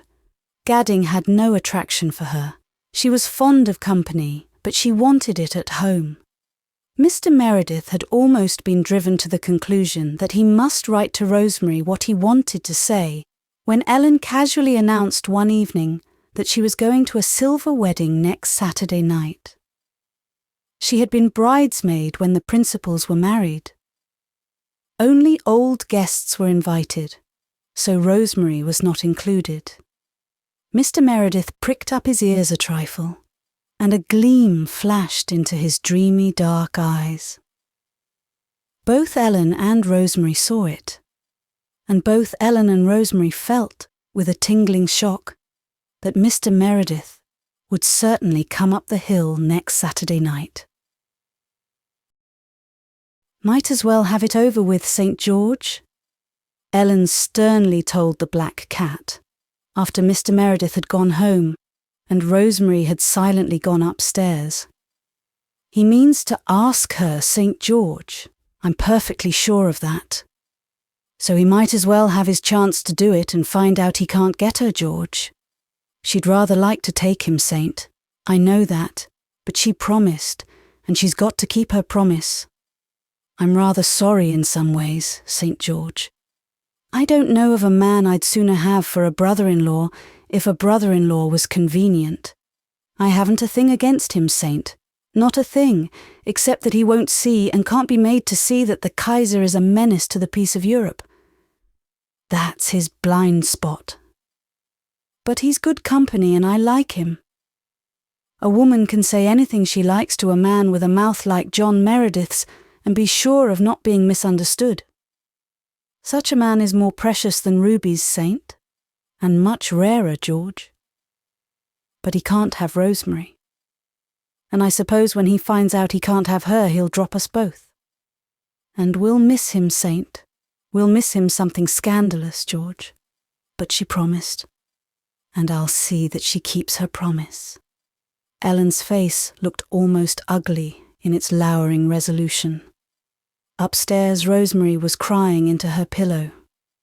So Mr. Meredith found his lady alone, and looking very beautiful.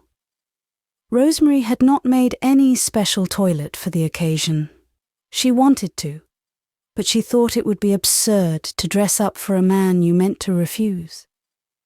So she wore her plain, dark afternoon dress, and looked like a queen in it. Her suppressed excitement coloured her face to brilliancy. Her great blue eyes were pools of light less placid than usual. She wished the interview were over. She had looked forward to it all day with dread. She felt quite sure that John Meredith cared a great deal for her after a fashion, and she felt just as sure that he did not care for her as he had cared for his first love. She felt that her refusal would disappoint him considerably, but she did not think it would altogether overwhelm him. Yet she hated to make it.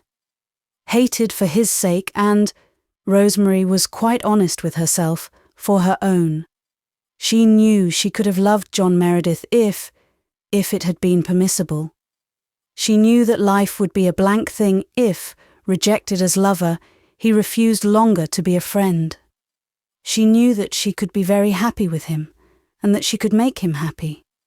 But between her and happiness stood the prison gate of the promise she had made to Ellen years ago.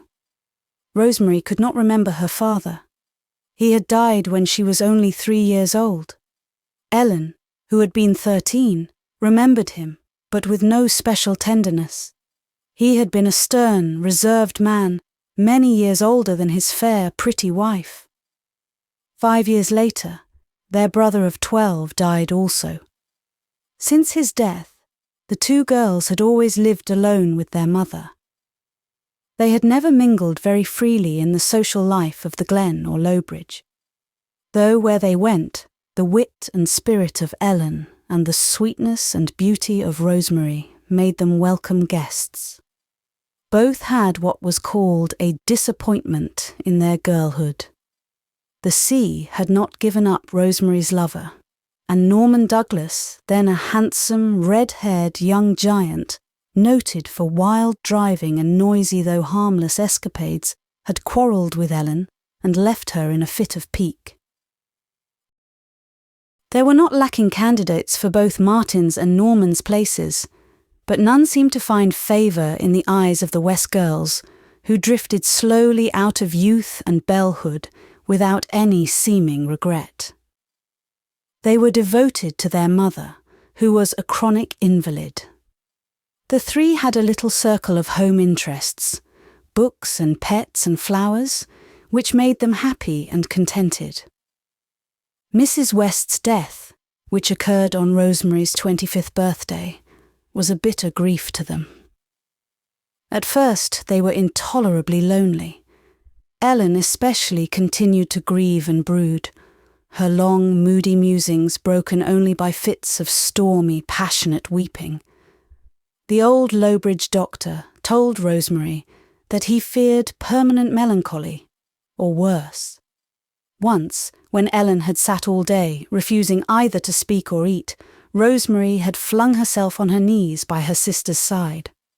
"Oh, Ellen, you have me yet," she said imploringly. "Am I nothing to you? We have always loved each other so." "I won't have you always," Ellen had said, breaking her silence with harsh intensity. "You will marry and leave me. I shall be left all alone. I cannot bear the thought. I cannot. I would rather die." "I will never marry," said Rosemary. "Never, Ellen." Ellen bent forward and looked searchingly into Rosemary's eyes. "Will you promise me that solemnly?" she said. "Promise it on Mother's Bible." Rosemary assented at once, quite willing to humour Ellen. What did it matter? She knew quite well she would never want to marry anyone. Her love had gone down with Martin Crawford to the deeps of the sea, and without love she could not marry anyone. So she promised readily, though Ellen made rather a fearsome rite of it.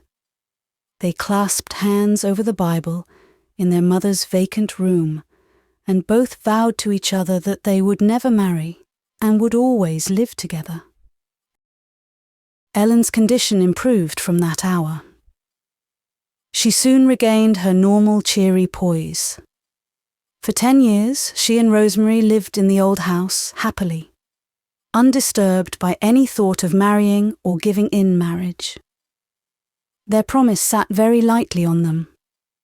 Ellen never failed to remind her sister of it whenever any eligible male creature crossed their paths. But she had never been really alarmed until John Meredith came home that night with Rosemary. As for Rosemary, Ellen's obsession regarding that promise had always been a little matter of mirth to her. Until lately. Now it was a merciless fetter, self-imposed, but never to be shaken off. Because of it tonight, she must turn her face from happiness. It was true that the shy, sweet, rosebud love she had given to her boy lover, she could never give to another. But she knew now that she could give to John Meredith a love richer and more womanly. She knew that he touched depths in her nature that Martin had never touched. That had not, perhaps, been in the girl of 17 to touch. And she must send him away tonight, send him back to his lonely hearth and his empty life and his heartbreaking problems, because she had promised Ellen, 10 years before, on their mother's Bible, that she would never marry. John Meredith did not immediately grasp his opportunity. On the contrary, he talked for 2 good hours on the least lover-like of subjects. He even tried politics, though politics always bored Rosemary. The latter began to think that she had been altogether mistaken, and her fears and expectations suddenly seemed to her grotesque. She felt flat and foolish. The glow went out of her face, and the lustre out of her eyes. John Meredith had not the slightest intention of asking her to marry him. And then, quite suddenly, he rose, came across the room, and standing by her chair, he asked it. The room had grown terribly still. Even St. George ceased to purr. Rosemary heard her own heart beating, and was sure John Meredith must hear it too. Now was the time for her to say no, gently but firmly.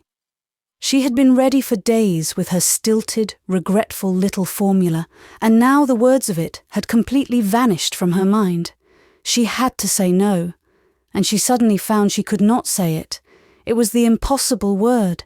She knew now that it was not that she could have loved John Meredith, but that she did love him. The thought of putting him from her life was agony. She must say something. She lifted her bowed golden head and asked him stammeringly to give her a few days for consideration. John Meredith was a little surprised. He was not vainer than any man has a right to be, but he had expected that Rosemary West would say yes. He had been tolerably sure she cared for him. Then why this doubt, this hesitation? She was not a schoolgirl to be uncertain as to her own mind. He felt an ugly shock of disappointment and dismay. But he assented to her request with his unfailing gentle courtesy and went away at once. "I will tell you in a few days," said Rosemary, with downcast eyes and burning face. When the door shut behind him, she went back into the room and wrung her hands. Chapter 22. St. George Knows All About It. At midnight, Ellen West was walking home from the Pollock silver wedding. She had stayed a little while after the other guests had gone to help the grey-haired bride wash the dishes. The distance between the 2 houses was not far, and the road was good, so that Ellen was enjoying the walk back home in the moonlight. The evening had been a pleasant one. Ellen, who had not been to a party for years, found it very pleasant. All the guests had been members of her old set, and there was no intrusive youth to spoil the flavour, for the only son of the bride and groom was far away at college and could not be present. Norman Douglas had been there, and they had met socially for the first time in years, though she had seen him once or twice in church that winter. Not the least sentiment was awakened in Ellen's heart by their meeting. She was accustomed to wonder, when she thought about it at all, how she could ever have fancied him or felt so badly over his sudden marriage. But she had rather liked meeting him again. She had forgotten how bracing and stimulating he could be. No gathering was ever stagnant when Norman Douglas was present. Everybody had been surprised when Norman came. It was well known he never went anywhere. The Pollocks had invited him because he had been one of the original guests, but they never thought he would come. He had taken his second cousin, Amy Annetta Douglas, out to supper, and seemed rather attentive to her. But Ellen sat across the table from him and had a spirited argument with him, an argument during which all his shouting and banter could not fluster her, and in which she came off best, flooring Norman so composedly and so completely that he was silent for 10 minutes, at the end of which time he had muttered in his ruddy beard, spunky as ever, and began to hector Amy Annetta, who giggled foolishly over his sallies where Ellen would have retorted bitingly. Ellen thought these things over as she walked home, tasting them with reminiscent relish. The moonlit air sparkled with frost.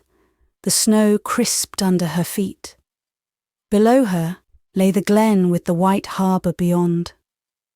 There was a light in the Manse study. So John Meredith had gone home.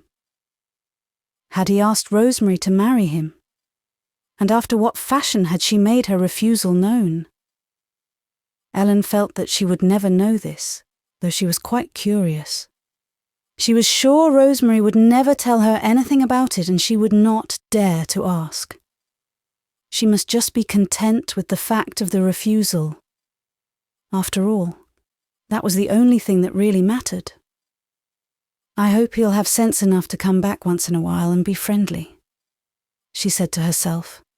She disliked so much to be alone that thinking aloud was one of her devices for circumventing unwelcome solitude.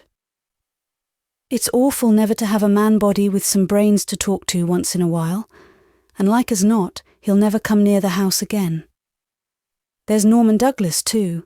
I like that man, and I'd like to have a good rousing argument with him now and then.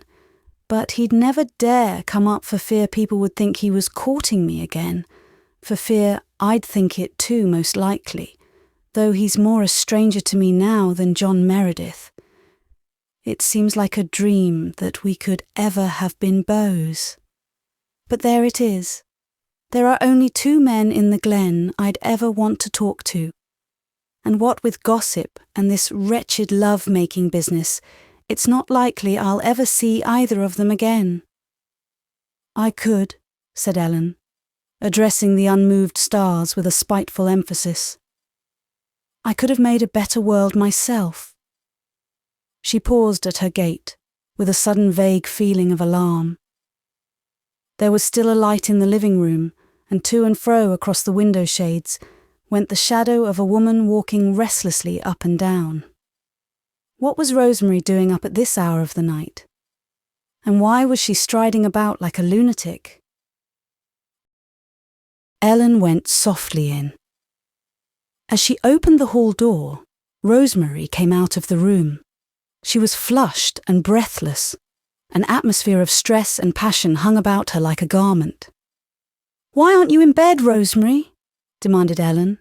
"Come in here," said Rosemary intensely. "I want to tell you something." Ellen composedly removed her wraps and overshoes and followed her sister into the warm, fire-lighted room. She stood with her hand on the table and waited. She was looking very handsome herself, in her own grim, black-browed style.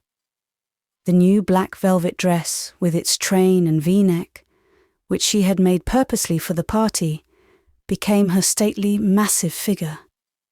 She wore coiled around her neck the rich, heavy necklace of amber beads, which was a family heirloom. Her walk in the frosty air had stung her cheeks into a glowing scarlet.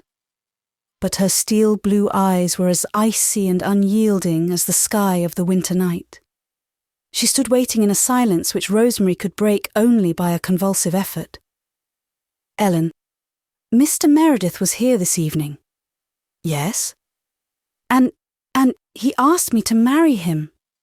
"So I expected. Of course you refused him." "No." "Rosemary." Ellen clenched her hands and took an involuntary step forward. "Do you mean to tell me that you accepted him?" No, Ellen recovered her self-command. "What did you do then?" I I asked him to give me a few days to think it over. I hardly see why that was necessary, said Ellen, coldly contemptuous, when there is only the one answer you can make him. Rosemary held out her hands beseechingly. Ellen, she said desperately, I love John Meredith. I want to be his wife. Will you set me free from that promise? No, said Ellen, merciless because she was sick from fear. Ellen, listen, interrupted Ellen. I did not ask you for that promise. You offered it. I know, but I did not think then that I could ever care for anyone again. You offered it, went on Ellen unmovably. You promised it over our mother's Bible. It was more than a promise, it was an oath. Now you want to break it. I only asked you to set me free from it, Ellen. I will not do it. A promise is a promise in my eyes. I will not do it. Break your promise, be forsworn if you will, but it shall not be with any assent of mine. You are very hard on me, Ellen. Hard on you? And what of me? Have you ever given a thought to what my loneliness would be here if you left me? I could not bear it. I would go crazy. I cannot live alone. Haven't I been a good sister to you? Have I ever opposed any wish of yours? Haven't I indulged you in everything? Yes. Then why do you want to leave me for this man whom you hadn't seen a year ago? I love him, Ellen. Love? You talk like a school miss instead of a middle-aged woman. He doesn't love you. He wants a housekeeper and a governess. You don't love him. You want to be Mrs. You are one of those weak-minded women who think it's a disgrace to be ranked as an old maid. That's all there is to it. Rosemary quivered. Ellen could not or would not understand. There was no use arguing with her. So you won't release me, Ellen? No, I won't. And I won't talk of it again. You promised and you've got to keep your word, that's all. Go to bed. Look at the time. You're all romantic and worked up. Tomorrow you'll be more sensible. At any rate, don't let me hear any more of this nonsense. Go. Rosemary went without another word, pale and spiritless. Ellen walked stormily about the room for a few minutes, then paused before the chair where St. George had been calmly sleeping through the whole evening. A reluctant smile overspread her dark face. There had been only one time in her life, the time of her mother's death, when Ellen had not been able to temper tragedy with comedy. Even in that long-ago bitterness, when Norman Douglas had, after a fashion, jilted her, she had laughed at herself quite as often as she had cried. I expect there will be some sulking, St. George. Yes, Saint. I expect we are in for a few unpleasant foggy days. Well, we will weather them through, George. We have dealt with foolish children before, Saint. Rosemary will sulk a while, and then she will get over it. And all will be as before, George. She promised. And she has got to keep her promise. And that is the last word on the subject I will say to you or her or anyone, Saint. But Ellen lay savagely awake till morning. There was no sulking, however. Rosemary was pale and quiet the next day. But beyond that, Ellen could detect no difference in her. Certainly she seemed to bear Ellen no grudge. It was stormy, so no mention was made of going to church. In the afternoon, Rosemary shut herself in her room and wrote a note to John Meredith. She could not trust herself to say no in person. She felt quite sure that if he suspected she was saying no reluctantly, he would not take it for an answer, and she could not face pleading or entreaty. She must make him think she cared nothing at all for him, and she could do that only by letter. She wrote him the stiffest, coolest little refusal imaginable.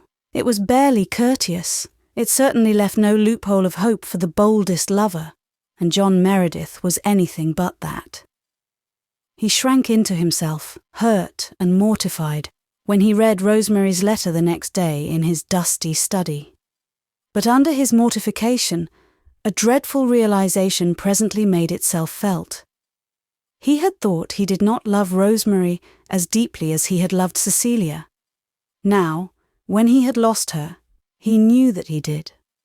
She was everything to him, everything, and he must put her out of his life completely. Even friendship was impossible now.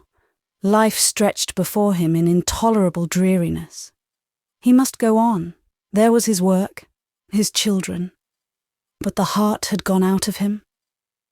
He sat alone all that evening, in his dark, cold, comfortless study, with his head bowed on his hands.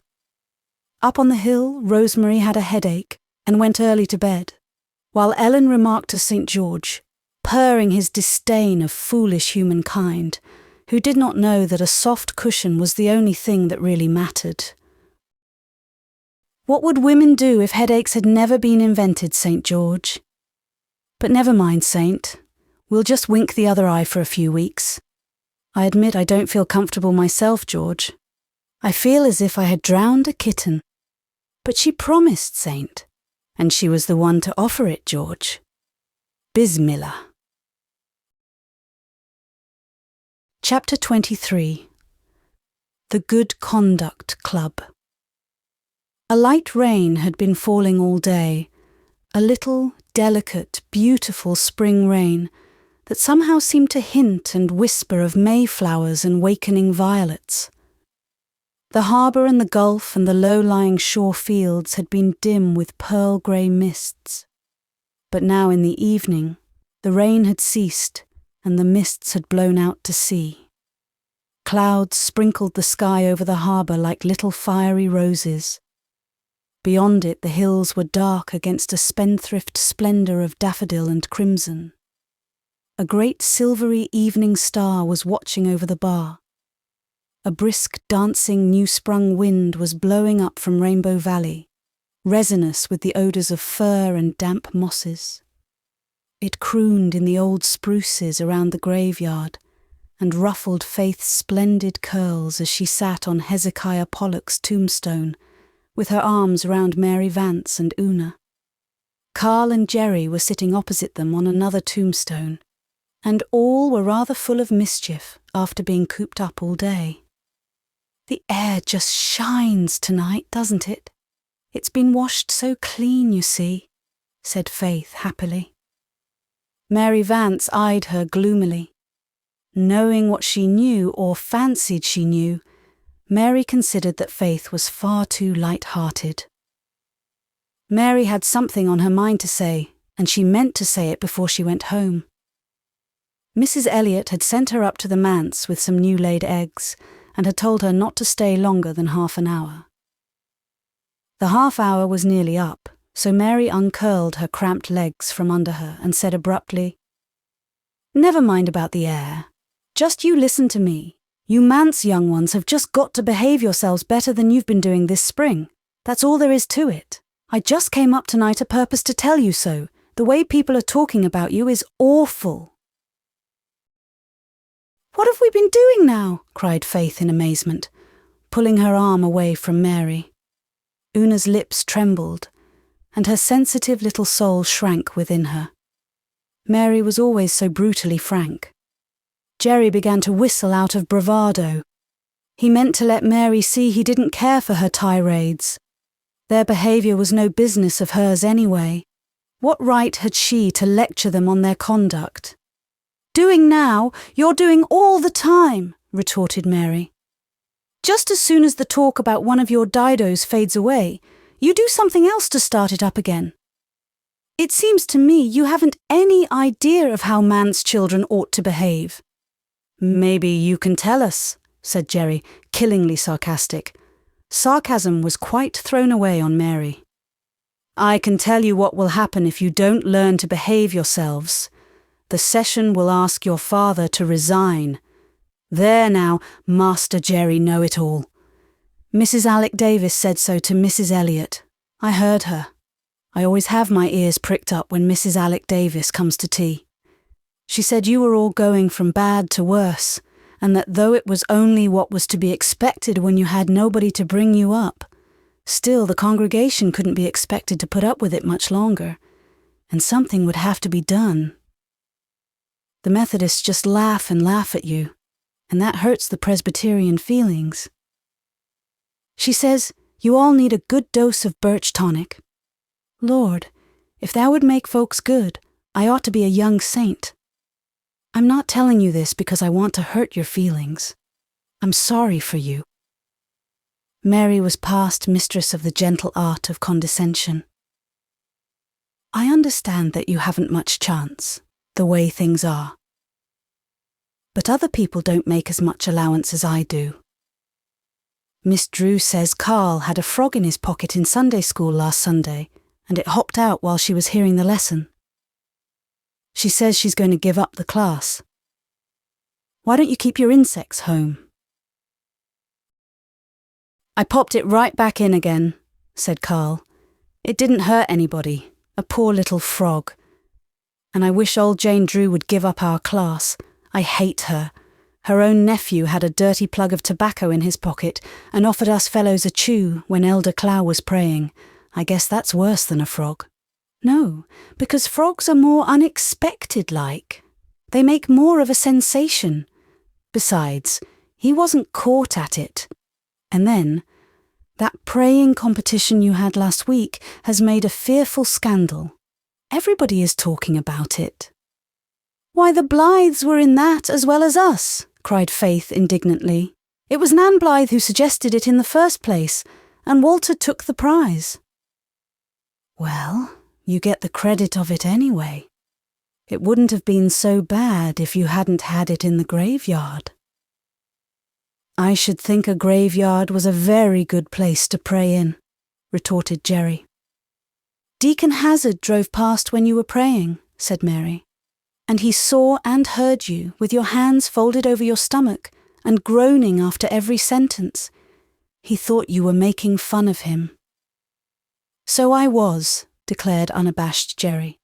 Only, I didn't know he was going by, of course. That was just a mean accident. I wasn't praying in real earnest. I knew I had no chance of winning the prize, so I was just getting what fun I could out of it. Walter Blythe can pray bully. Why, he can pray as well as Dad. Una is the only one of us who really likes praying, said Faith pensively. Well, if praying scandalizes people so much, we mustn't do it any more, sighed Una. Shucks, you can pray all you want to, only not in the graveyard, and don't make a game of it. That was what made it so bad. That, and having a tea party on the tombstones. We hadn't. Well, a soap bubble party then. You had something. The Over-Harbour people swear you had a tea party, but I'm willing to take your word. And you used this tombstone as a table. Well, Martha wouldn't let us blow bubbles in the house. She was awful cross that day, explained Jerry, and this old slab made such a jolly table. Weren't they pretty? Cried Faith, her eyes sparkling over the remembrance. They reflected the trees and the hills and the harbour like little fairy worlds, and when we shook them loose they floated away down to Rainbow Valley. All but one, and it went over and bust up on the Methodist spire, said Carl. I'm glad we did it once anyhow, before we found out it was wrong, said Faith. It wouldn't have been wrong to blow them on the lawn, said Mary impatiently. Seems like I can't knock any sense into your heads. You've been told often enough you shouldn't play in the graveyard. The Methodists are sensitive about it. We forget, said Faith dolefully. And the lawn is so small and so caterpillary, and so full of shrubs and things. We can't be in Rainbow Valley all the time, and where are we to go? It's the things you do in the graveyard. It wouldn't matter if you just sat here and talked quiet, same as we're doing now. Well, I don't know what is going to come of it all, but I do know that Elder Warren is going to speak to your father about it. Deacon Hazard is his cousin. I wish they wouldn't bother father about us, said Una. Well, people think he ought to bother himself about you a little more. I don't. I understand him. He's a child in some ways himself. That's what he is, and needs someone to look after him as bad as you do. Well, perhaps he'll have someone before long, if all tales are true. What do you mean? Asked Faith. Haven't you got any idea, honest? Demanded Mary. No, what do you mean? Well, you are a lot of innocence, upon my word. Why, everybody is talking of it. Your father goes to see Rosemary West. She is going to be your stepmother. I don't believe it, cried Una, flushing crimson. Well, I don't know. I just go by what folks say. I don't give it for a fact. But it would be a good thing. Rosemary West would make you toe the mark if she came here. I'll bet a cent, for all she's so sweet and smiley on the face of her. They're always that way till they've caught them. But you need someone to bring you up. You're disgracing your pa, and I feel for him. I've always thought an awful lot of your pa ever since that night he talked to me so nice. I've never said a single swear word since, or told a lie. And I'd like to see him happy and comfortable, with his buttons on and his meals decent, and you young ones licked into shape, and that old cat of a Martha put in her proper place. The way she looked at the eggs I brought her tonight. I hope they're fresh, says she. I just wish they were rotten. But you just mind that she gives you all one for breakfast, including your pa. Make a fuss if she doesn't. That was what they were sent up for. But I don't trust old Martha. She's quite capable of feeding them to her cat. Mary's tongue being temporarily tired, a brief silence fell over the graveyard. The Manse children did not feel like talking. They were digesting the new and not altogether palatable ideas Mary had suggested to them. Jerry and Carl were somewhat startled, but after all, what did it matter? And it wasn't likely there was a word of truth in it. Faith, on the whole, was pleased. Only Una was seriously upset. She felt that she would like to get away and cry. "Will there be any stars in my crown?" sang the Methodist choir, beginning to practice in the Methodist church. "I want just 3, said Mary, whose theological knowledge had increased notably since her residence with Mrs. Elliot. Just 3, setting up on my head, like a coronet, a big one in the middle and a small one each side. Are there different sizes in souls? Asked Carl. Of course. Why, little babies must have smaller ones than big men. Well, it's getting dark and I must scoot home. Mrs. Elliot doesn't like me to be out after dark. Laws, when I lived with Mrs. Wiley, the dark was just the same as the daylight to me. I didn't mind it no more than a grey cat. Those days seem 100 years ago. Now, you mind what I've said and try to behave yourselves for your pa's sake. I'll always back you up and defend you. You can be dead sure of that. Mrs. Elliot says she never saw the like of me for sticking up for my friends. I was real sassy to Mrs. Alec Davis about you, and Mrs. Elliot combed me down for it afterwards. The fair Cornelia has a tongue of her own and no mistake. But she was pleased underneath for all, because she hates old Kitty Alec and she's real fond of you. I can see through folks. Mary sailed off, excellently well pleased with herself, leaving a rather depressed little group behind her. Mary Vance always says something that makes us feel bad when she comes up, said Una resentfully. I wish we'd left her to starve in the old barn, said Jerry vindictively. Oh, that's wicked, Jerry, rebuked Una. May as well have the game as the name, retorted unrepentant Jerry. If people say we're so bad, let's be bad. But not if it hurts father, pleaded Faith. Jerry squirmed uncomfortably. He adored his father. Through the unshaded study window, they could see Mr. Meredith at his desk. He did not seem to be either reading or writing. His head was in his hands.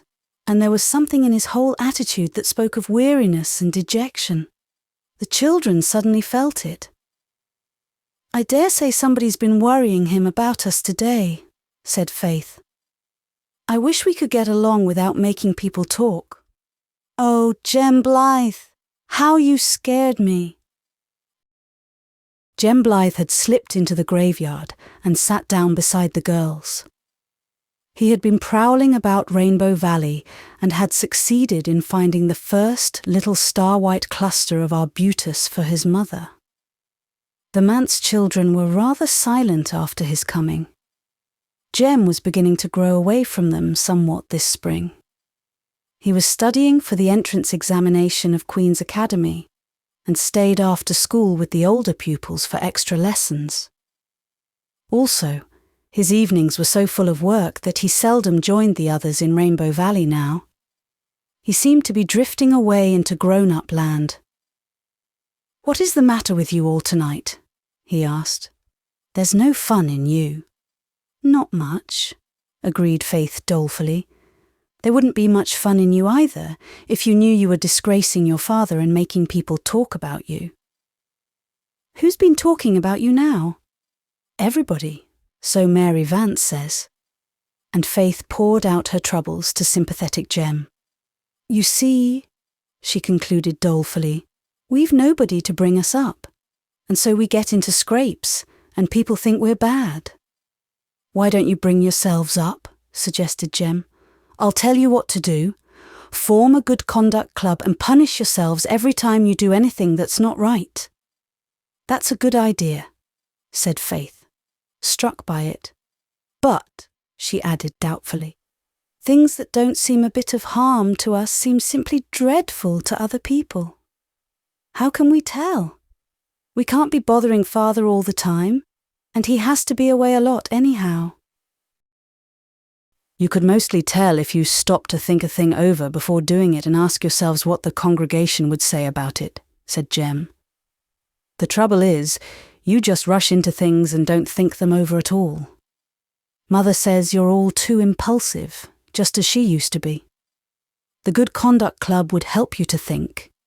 If you were fair and honest about punishing yourselves when you broke the rules, you'd have to punish in some way that really hurt, or it wouldn't do any good. Whip each other? Not exactly. You'd have to think up different ways of punishment to suit the person. You wouldn't punish each other. You'd punish yourselves. I read all about such a club in a storybook. You try it and see how it works." "Let's," said Faith. And when Jem was gone, they agreed they would. "If things aren't right, we've just got to make them right," said Faith resolutely. "We've got to be fair and square, as Jem says," said Jerry. "This is a club to bring ourselves up, seeing there's nobody else to do it. There's no use in having many rules. Let's just have one, and any of us that breaks it has got to be punished hard." "But how?" "We'll think that up as we go along. We'll hold a session of the club here in the graveyard every night and talk over what we've done through the day. And if we think we've done anything that isn't right or that would disgrace Dad, the one that does it, or is responsible for it, must be punished. That's the rule. We'll all decide on the kind of punishment. It must be made to fit the crime, as Mr. Flagg says. And the one that's guilty will be bound to carry it out, and no shirking. There's going to be fun in this," concluded Jerry, with a relish. "You suggested the soap bubble party," said Faith. "But that was before we'd formed the club," said Jerry hastily. "Everything starts from tonight." "But what if we can't agree on what's right, or what the punishment ought to be? Suppose two of us thought of one thing and two another. There ought to be 5 in a club like this. We can ask Jem Blythe to be umpire. He is the squarest boy in Glen St. Mary. But I guess we can settle our own affairs mostly. We want to keep this as much of a secret as we can. Don't breathe a word to Mary Vance. She'd want to join and do the bringing up. I think," said Faith. "That there's no use in spoiling every day by dragging punishments in. Let's have a punishment day." "We'd better choose Saturday because there is no school to interfere," suggested Una. "And spoil the one holiday in the week?" cried Faith. "Not much. No, let's take Friday. That's fish day anyhow, and we all hate fish. We may as well have all the disagreeable things in one day. Then other days we can go ahead and have a good time." "Nonsense," said Jerry authoritatively. "Such a scheme wouldn't work at all. We'll just punish ourselves as we go along and keep a clear slate. Now, we all understand, don't we? This is a good conduct club for the purpose of bringing ourselves up.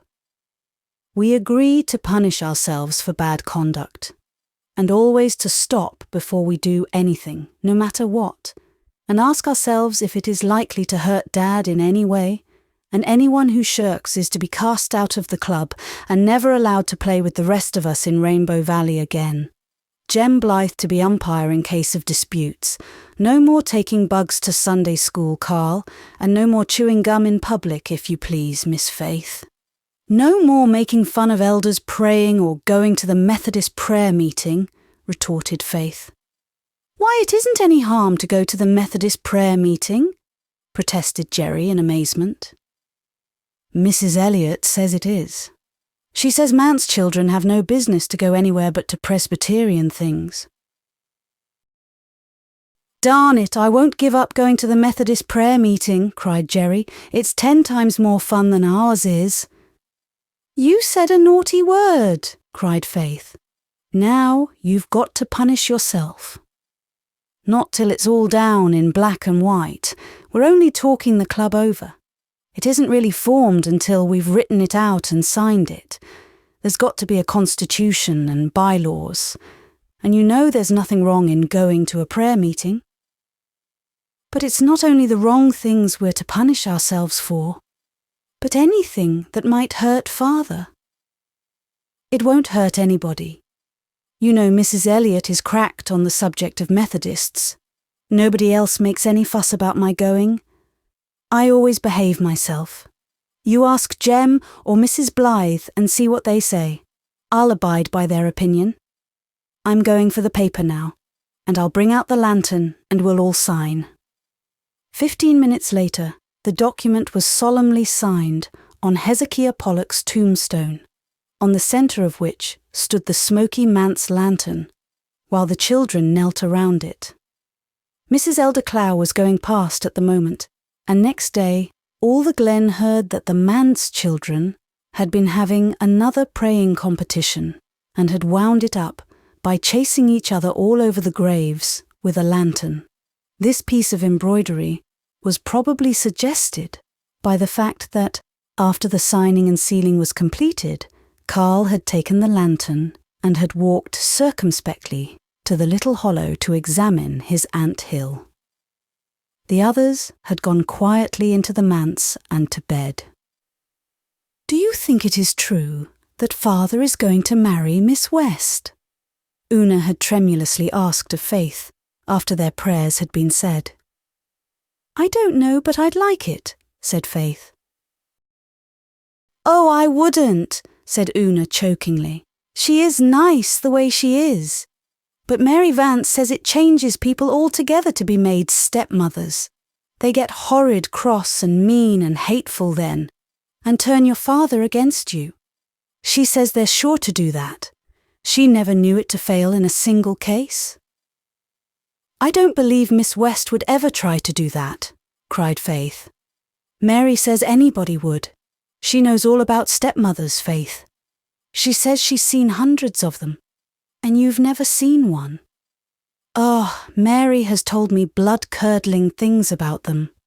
She says she knew of one who whipped her husband's little girls on their bare shoulders till they bled, and then shut them up in a cold, dark coal cellar all night.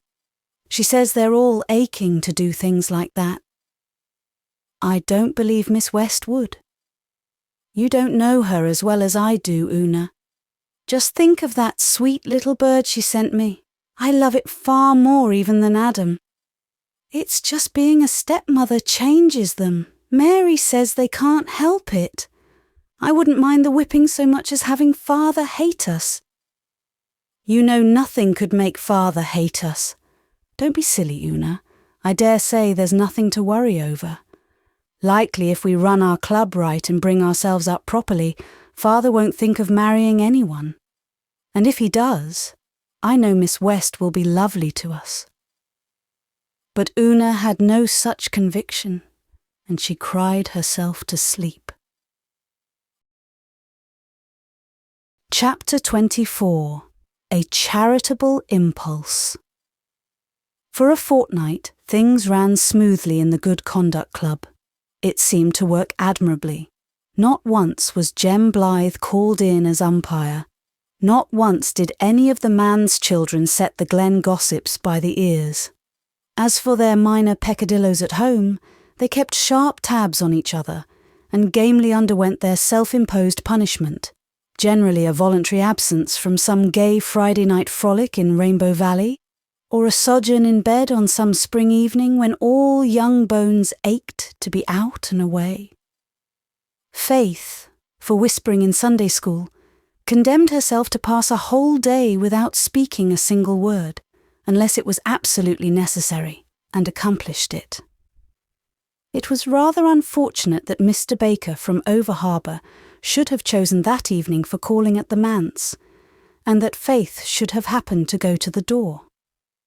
Not one word did she reply to his genial greeting, but went silently away to call her father briefly. Mr. Baker was slightly offended, and told his wife when he went home that the biggest Meredith girl seemed a very shy, sulky little thing, without manners enough to speak when she was spoken to. But nothing worse came of it, and generally their penances did no harm to themselves or anybody else. All of them were beginning to feel quite cocksure that after all, it was a very easy matter to bring yourself up. I guess people will soon see that we can behave ourselves properly as well as anybody, said Faith jubilantly. It isn't hard when we put our minds to it. She and Una were sitting on the Pollock tombstone. It had been a cold, raw, wet day of spring storm, and Rainbow Valley was out of the question for girls, though the Manse and the Ingleside boys were down there fishing. The rain had held up, but the east wind blew mercilessly in from the sea, cutting to bone and marrow. Spring was late in spite of its early promise, and there was even yet a hard drift of old snow and ice in the northern corner of the graveyard. Leader Marsh, who had come up to bring the Manse a mess of herring, slipped in through the gate, shivering. She belonged to the fishing village at the harbour mouth, and her father had, for 30 years, made a practice of sending a mess from his first spring catch to the Manse. He never darkened a church door. He was a hard drinker and a reckless man. But as long as he sent those herring up to the Manse every spring, as his father had done before him, he felt comfortably sure that his account with the powers that govern was squared for the year.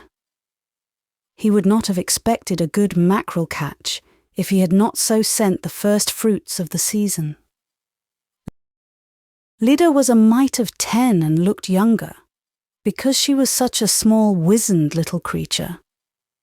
Tonight, as she sidled boldly enough up to the Manse girls, she looked as if she had never been warm since she was born. Her face was purple, and her pale blue, bold little eyes were red and watery. She wore a tattered print dress and a ragged woolen comforter, tied across her thin shoulders and under her arms. She had walked the 3 miles from the harbour mouth barefooted, over a road where there was still snow and slush and mud. Her feet and legs were as purple as her face, but Lyda did not mind this much. She was used to being cold, and she had been going barefooted for a month already, like all the other swarming young fry of the fishing village. There was no self-pity in her heart as she sat down on the tombstone and grinned cheerfully at Faith and Una. Faith and Una grinned cheerfully back. They knew Lyda slightly, having met her once or twice the preceding summer, when they had gone down the harbour with the Blythes. "Hello," said Leda. "Ain't this a fierce kind of a night? It ain't fit for a dog to be out, is it?" "Then why are you out?" asked Faith. "Pa made me bring you up some herring," returned Lida. She shivered, coughed, and stuck out her bare feet. Leda was not thinking about herself or her feet, and was making no bid for sympathy. She held her feet out instinctively to keep them from the wet grass around the tombstone, but Faith and Una were instantly swamped with a wave of pity for her. She looked so cold, so miserable. "Oh, why are you barefooted on such a cold night?" cried Faith. "Your feet must be almost frozen." "Pretty near," said Lida proudly. "I tell you it was fierce walking up that harbour road." "Why didn't you put on your shoes and stockings?" asked Una. "Ain't none to put on. All I had was wore out by the time winter was over," said Lida indifferently. For a moment, Faith stared in horror. This was terrible. Here was a little girl, almost a neighbour, half frozen because she had no shoes or stockings in this cruel spring weather. Impulsive Faith thought of nothing but the dreadfulness of it.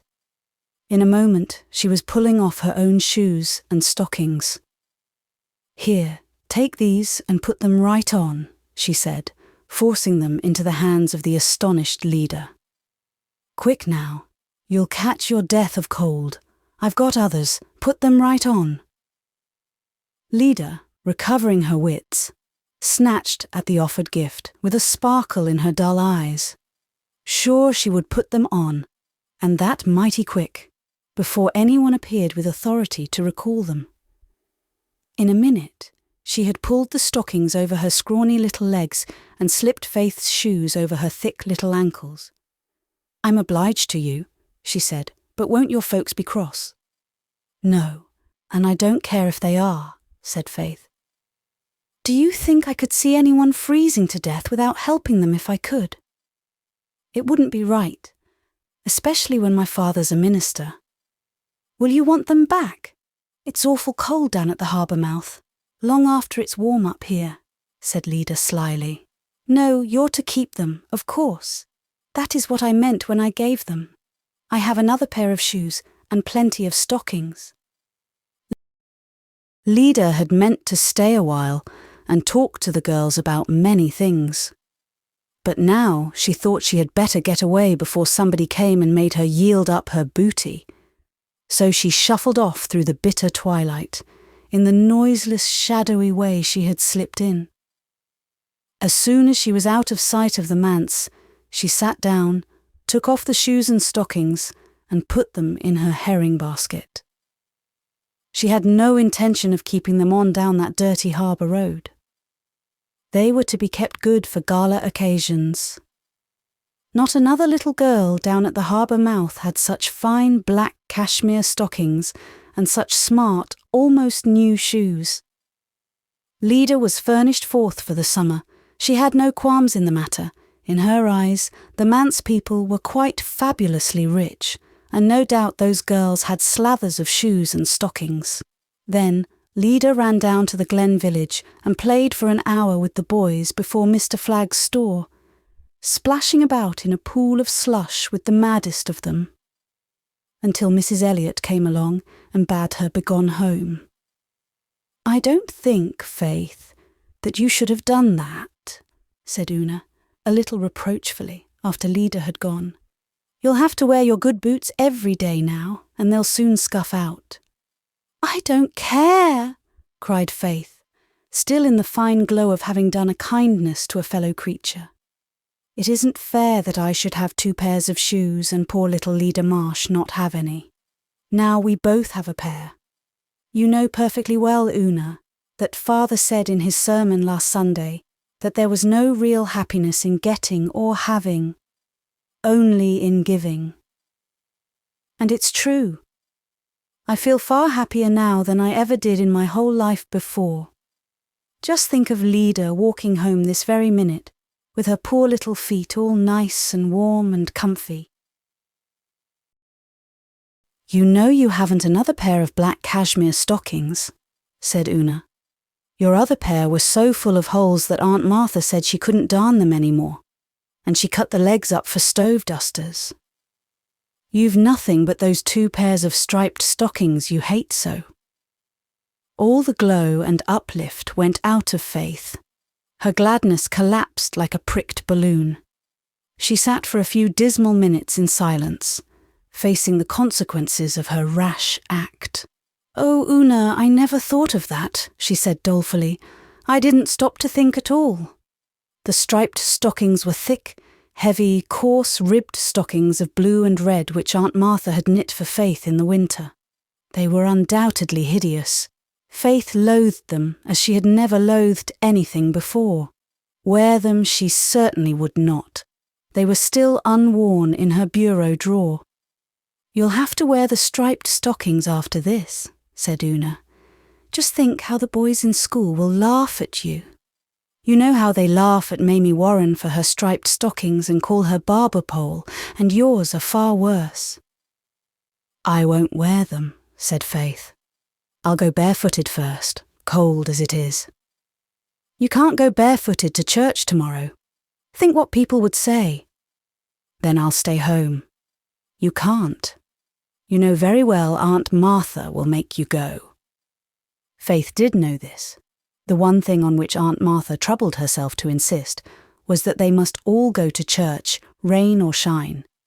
How they were dressed, or if they were dressed at all, never concerned her, but go they must. That was how Aunt Martha had been brought up 70 years ago, and that was how she meant to bring them up. "Haven't you got a pair you can lend me, Una?" said poor Faith piteously. Una shook her head. "No. You know I only have the one black pair, and they're so tight I can hardly get them on. They wouldn't go on you, neither would my grey ones. Besides, the legs of them are all darned and darned." "I won't wear those striped stockings," said Faith stubbornly. "The feel of them is even worse than the looks. They make me feel as if my legs were as big as barrels, and they're so scratchy." "Well, I don't know what you're going to do. If Father was home, I'd go and ask him to get me a new pair before the store closes, but he won't be home till too late. I'll ask him Monday, and I won't go to church tomorrow. I'll pretend I'm sick, and Aunt Martha will have to let me stay home." "That would be acting a lie, Faith," cried Una. "You can't do that. You know it would be dreadful. What would Father say if he knew? Don't you remember how he talked to us after Mother died, and told us we must always be true, no matter what else we failed in? He said we must never tell or act a lie. He said he'd trust us not to. You can't do it, Faith. Just wear the striped stockings. It'll only be for once. Nobody will notice them in church. It isn't like school, and your new brown dress is so long they won't show much. Wasn't it lucky Aunt Martha made it big, so you'd have room to grow in it, for all you hated it so when she finished it?" "I won't wear those stockings," repeated Faith. She uncoiled her bare white legs from the tombstone and deliberately walked through the wet cold grass to the bank of snow. Setting her teeth, she stepped upon it and stood there. "What are you doing?" cried Una aghast. "You'll catch your death of cold, Faith Meredith." "I'm trying to," answered Faith. "I hope I'll catch a fearful cold and be awful sick tomorrow. Then I won't be acting a lie. I'm going to stand here as long as I can bear it." "But Faith, you might really die. You might get pneumonia. Please, Faith, don't. Let's go into the house and get something for your feet. Oh, here's Jerry. I'm so thankful. Jerry, make Faith get off that snow. Look at her feet. Holy cats! Faith, what are you doing?" demanded Jerry. "Are you crazy?" "No." "Go away," snapped Faith. "Then are you punishing yourself for something? It isn't right if you are. You'll be sick." "I want to be sick. I'm not punishing myself. Go away." "Where are her shoes and stockings? asked Jerry of Una. She gave them to Leda Marsh. Leda Marsh? What for? Because Leda had none, and her feet were so cold. And now she wants to be sick so that she won't have to go to church tomorrow and wear her striped stockings. But Jerry, she may die. Faith, said Jerry, get off that ice bank or I'll pull you off. Pull away, dared Faith. Jerry sprang at her and caught her arms. He pulled one way and Faith pulled another. Una ran behind Faith and pushed. Faith stormed at Jerry to leave her alone. Jerry stormed back at her not to be a dizzy idiot. And Una cried. They made no end of noise, and they were close to the road fence of the graveyard. Henry Warren and his wife drove by and heard and saw them. Very soon the Glen heard that the Manse children had been having an awful fight in the graveyard and using most improper language. Meanwhile, Faith had allowed herself to be pulled off the ice because her feet were aching so sharply that she was ready to get off anyway. They all went in, amiably, and went to bed. Faith slept like a cherub, and woke in the morning without a trace of a cold. She felt that she couldn't feign sickness and act a lie, after remembering that long-ago talk with her father. But she was still as fully determined as ever that she would not wear those abominable stockings to church. Chapter 25. Another scandal and another explanation. Faith went early to Sunday school and was seated in the corner of her class pew before anyone came. Therefore, the dreadful truth did not burst upon anyone until Faith left the class pew near the door to walk up to the Manse pew after Sunday school. The church was already half filled, and all who were sitting near the aisle saw that the minister's daughter had boots on, but no stockings. Faith's new brown dress, which Aunt Martha had made from an ancient pattern, was absurdly long for her, but even so it did not meet her boot tops. 2 good inches of bare white leg showed plainly. Faith and Carl sat alone in the Manse pew. Jerry had gone into the gallery to sit with a chum, and the Blythe girls had taken Una with them. The Meredith children were given to sitting all over the church in this fashion, and a great many people thought it very improper. The gallery especially, where irresponsible lads congregated and were known to whisper and suspected of chewing tobacco during service, was no place for a son of the Manse. But Jerry hated the Manse pew at the very top of the church, under the eyes of Elder Clow and his family. He escaped from it whenever he could.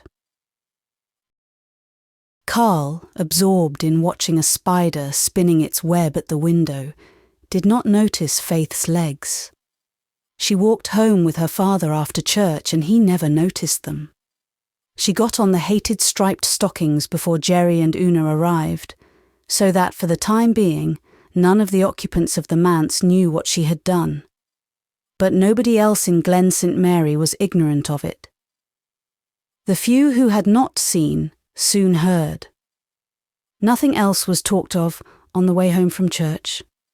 Mrs. Alec Davis said it was only what she expected, and the next thing, you would see some of those young ones coming to church with no clothes on at all. The president of the Ladies' Aid decided that she would bring the matter up at the next aid meeting, and suggest that they wait in a body on the minister and protest. Miss Cornelia said that she, for her part, gave up. There was no use worrying over the Manse fry any longer.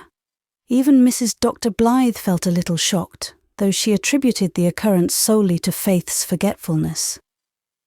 Susan could not immediately begin knitting stockings for Faith because it was Sunday, but she had one set up before anyone else was out of bed at Ingleside the next morning.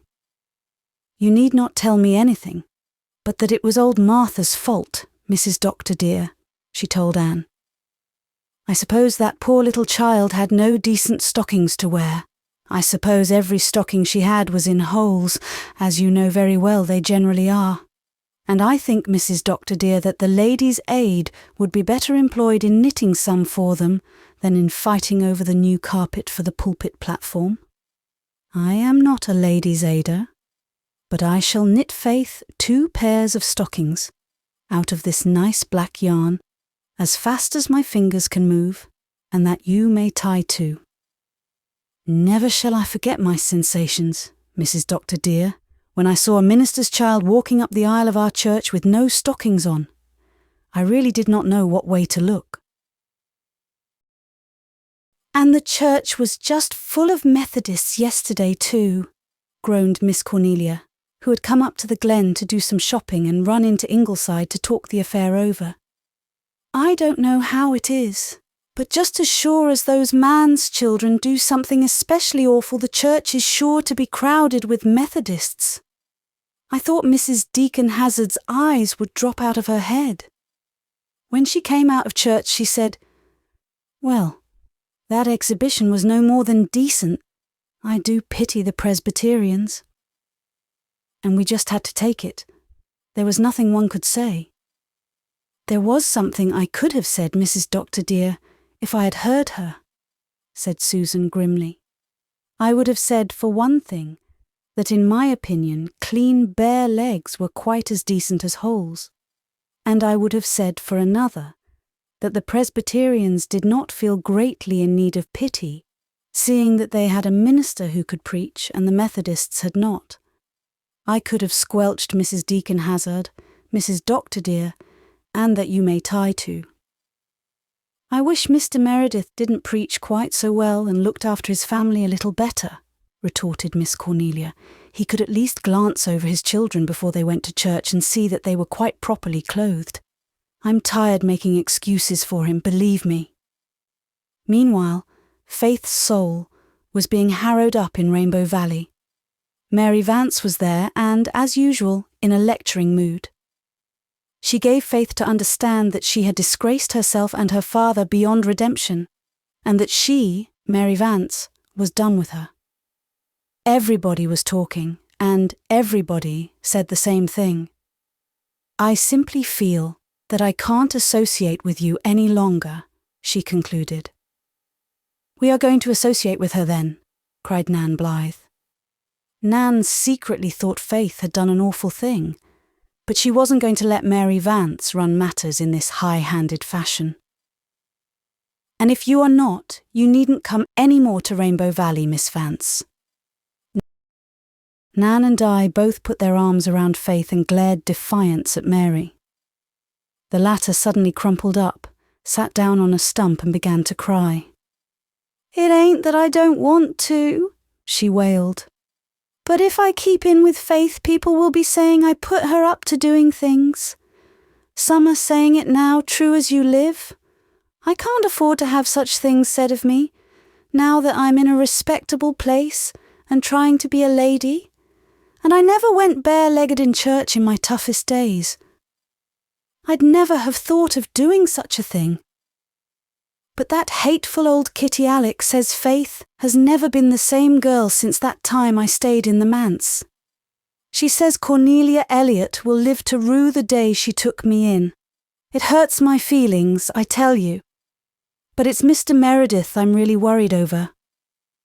"I think you needn't worry about him," said Di scornfully. "It isn't likely necessary. Now, Faith, darling, stop crying and tell us why you did it," Faith explained tearfully. The Blythe girls sympathised with her, and even Mary Vance agreed that it was a hard position to be in. But Jerry, on whom the thing came like a thunderbolt, refused to be placated. So this was what some mysterious hints he had got in school that day meant. He marched Faith and Una home without ceremony, and the Good Conduct Club held an immediate session in the graveyard to sit in judgment on Faith's case. "I don't see that it was any harm," said Faith defiantly. "Not much of my legs showed. It wasn't wrong, and it didn't hurt anybody." "It will hurt Dad. You know it will. You know people blame him whenever we do anything queer," "I didn't think of that," muttered Faith. "That's just the trouble. You didn't think, and you should have thought. That's what our club is for, to bring us up and make us think. We promised we'd always stop and think before doing things. You didn't, and you've got to be punished, Faith, and real hard too. You'll wear those striped stockings to school for a week for punishment." "Oh, Jerry, won't a day do? 2 days? Not a whole week?" "Yes, a whole week," said inexorable Jerry. "It is fair. Ask Jem Blythe if it isn't." Faith felt she would rather submit than ask Jem Blythe about such a matter. She was beginning to realise that her offence was a quite shameful one. "I'll do it then," she muttered, a little sulkily. "You're getting off easy," said Jerry severely. "And no matter how we punish you, it won't help Father. People will always think you just did it for mischief, and they'll blame Father for not stopping it.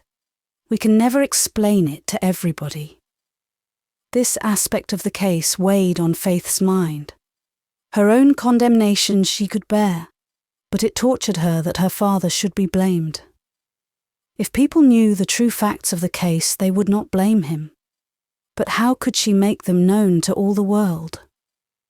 Getting up in church, as she had once done, and explaining the matter was out of the question.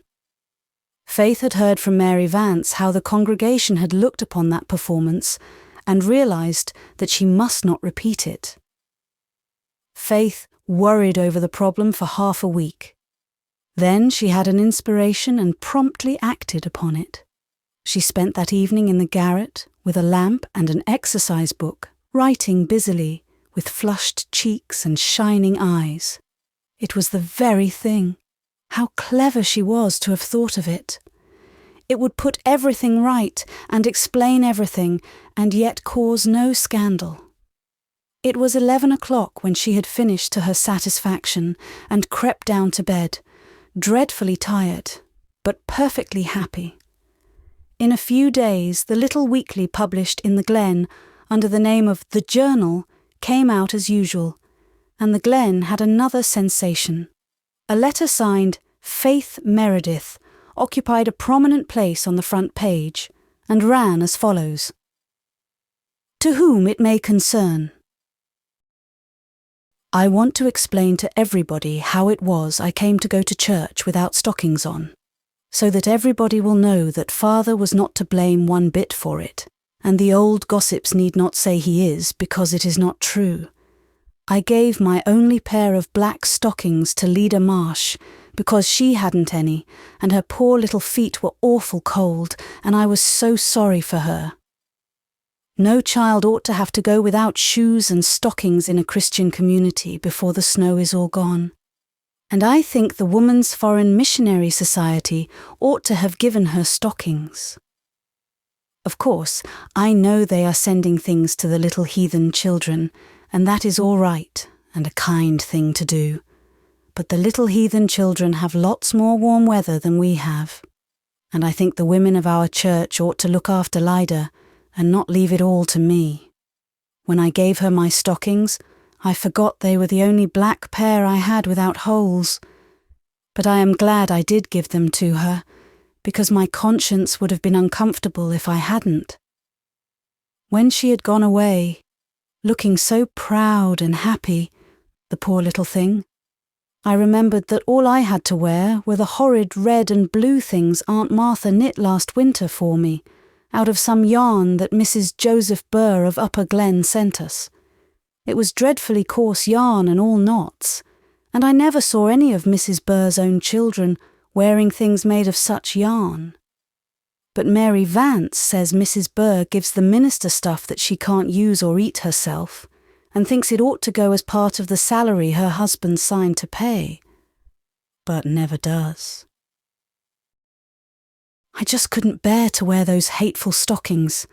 They were so ugly and rough and felt so scratchy. Everybody would have made fun of me. I thought at first I'd pretend to be sick and not go to church next day. But I decided I couldn't do that, because it would be acting a lie. And Father told us after Mother died, That was something we must never, never do. It is just as bad to act a lie as to tell one. Though I know some people, right here in the glen, who act them and never seem to feel a bit bad about it. I will not mention any names, but I know who they are, and so does Father. Then I tried my best to catch cold and really be sick by standing on the snowbank in the Methodist graveyard with my bare feet until Jerry pulled me off. But it didn't hurt me a bit, and so I couldn't get out of going to church. So I just decided I would put my boots on and go that way. I can't see why it was so wrong, and I was so careful to wash my legs just as clean as my face, but anyway. Father wasn't to blame for it. He was in the study thinking of his sermon and other heavenly things, and I kept out of his way before I went to Sunday school. Father does not look at people's legs in church, so of course he did not notice mine, but all the gossips did and talked about it. And that is why I am writing this letter to the journal to explain. I suppose I did very wrong, since everybody says so, and I am sorry, and I am wearing those awful stockings to punish myself, although Father bought me 2 nice new black pairs as soon as Mr. Flagg's store opened on Monday morning. But it was all my fault, and if people blame Father for it after they read this, they are not Christians, and so I do not mind what they say. There is another thing I want to explain about before I stop. Mary Vance told me that Mr. Evan Boyd is blaming the Lou Baxters for stealing potatoes out of his field last fall.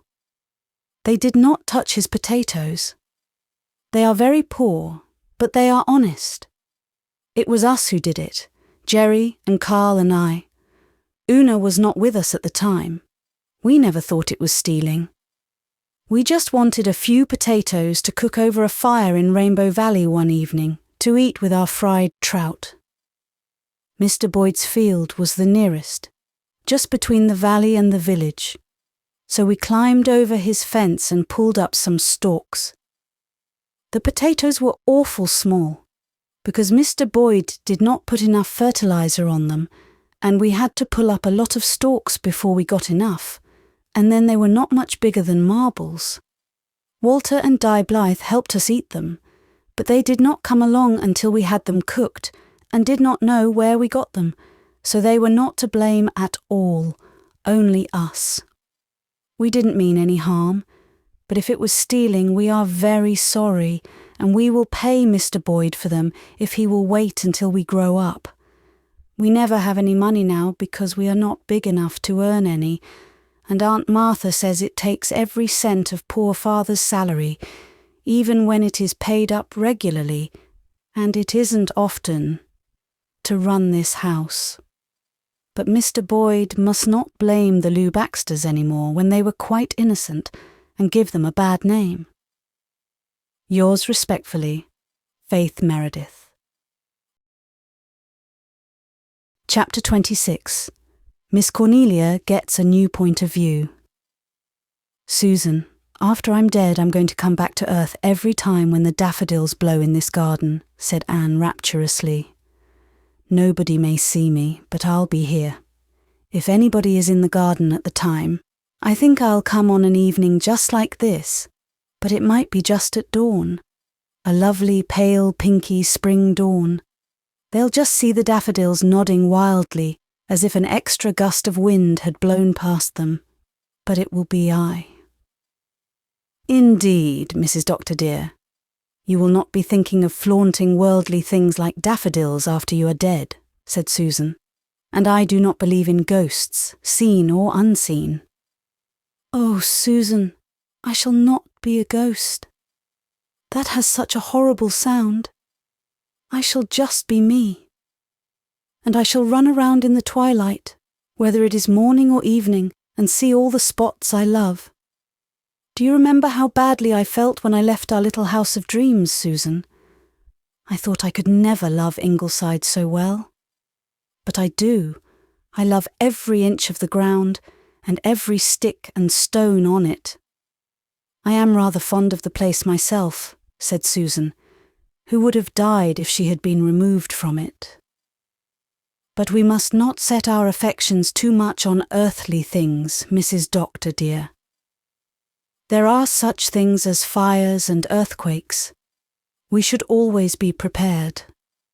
The Tom McAllisters over harbour were burned out 3 nights ago. Some say Tom McAllister set the house on fire himself to get the insurance.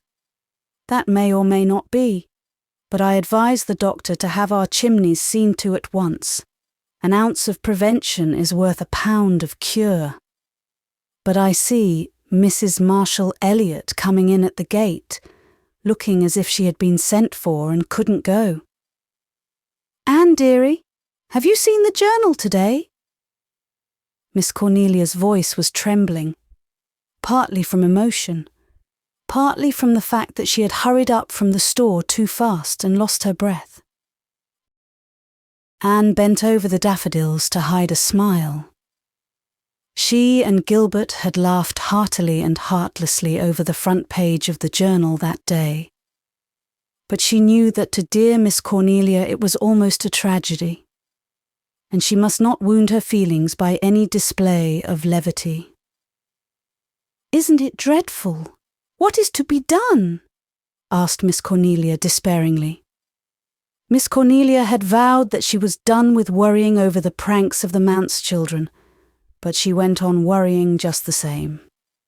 Anne led the way to the veranda where Susan was knitting, with Shirley and Rilla conning their primers on either side. Susan was already on her second pair of stockings for Faith. Susan never worried over poor humanity. She did what in her lay for its betterment, and serenely left the rest to the higher powers. Cornelia Elliot thinks she was born to run this world, Mrs. Doctor dear, she had once said to Anne, and so she is always in a stew over something. I have never thought I was, and so I go calmly along. Not but what it has sometimes occurred to me that things might be run a little better than they are. But it is not for us poor worms to nourish such thoughts. They only make us uncomfortable and do not get us anywhere. I don't see that anything can be done, now, said Anne, pulling out a nice cushiony chair for Miss Cornelia. But how in the world did Mr. Vickers allow that letter to be printed? Surely he should have known better. Why, he's away, Anne dearie. He's been away to New Brunswick for a week. And that young scalawag of a Joe Vickers is editing the journal in his absence. Of course, Mr. Vickers would never have put it in, even if he is a Methodist. But Joe would just think it a good joke. As you say, I don't suppose there is anything to be done now, only live it down.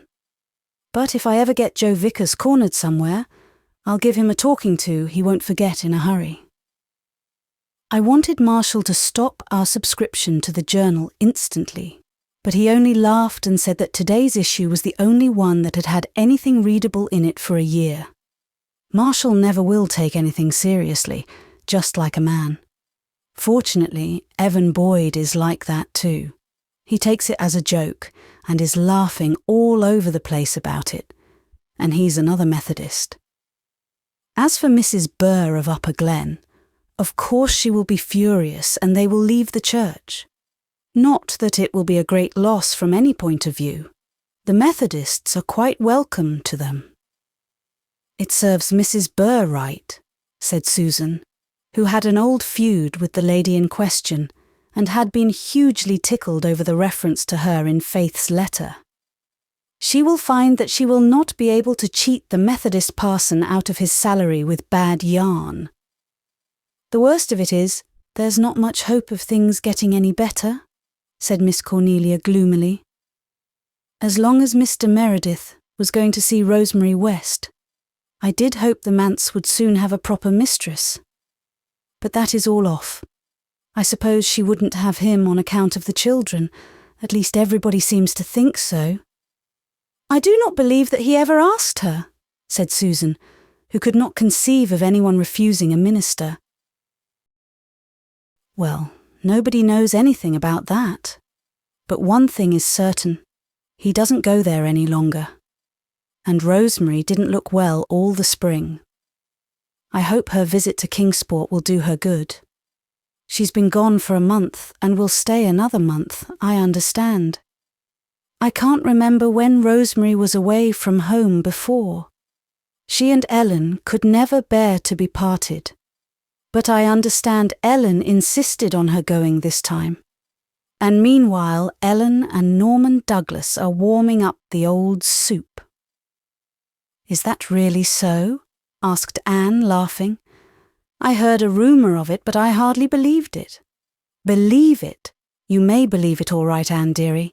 Nobody is in ignorance of it.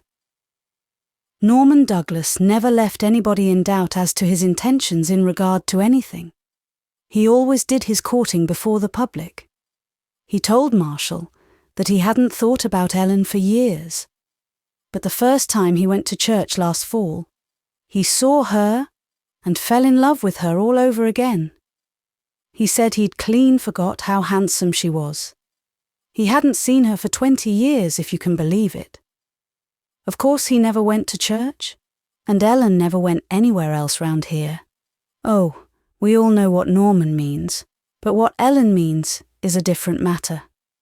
I shan't take it upon me to predict whether it will be a match or not. He jilted her once, but it seems that does not count with some people, Mrs. Doctor dear, Susan remarked rather acidly. He jilted her in a fit of temper and repented it all his life, said Miss Cornelia. That is different from a cold-blooded jilting. For my part, I never detested Norman as some folks do. He could never overpower me. I do wonder what started him coming to church. I have never been able to believe Mrs. Wilson's story that Faith Meredith went there and bullied him into it. I've always intended to ask Faith herself, but I've never happened to think of it just when I saw her. What influence could she have over Norman Douglas? He was in the store when I left, bellowing with laughter over that scandalous letter. You could have heard him at Four Winds Point. The greatest girl in the world, he was shouting. She's that full of spunk she's bursting with it. And all the old grannies want to tame her, darn them, but they'll never be able to do it, never. They might as well try to drown a fish. Boyd, see that you put more fertilizer on your potatoes next year, ho, ho, ho. And then he laughed till the roof shook. Mr. Douglas pays well to the salary at least, remarked Susan. Oh, Norman isn't mean in some ways. He'd give 1,000 without blinking a lash, and roar like a bull of Bashan if he had to pay 5 cents too much for anything. Besides, he likes Mr. Meredith's sermons, and Norman Douglas was always willing to shell out if he got his brains tickled up. There is no more Christianity about him than there is about a black, naked heathen in Africa, and never will be. But he's clever and well-read, and he judges sermons as he would lectures.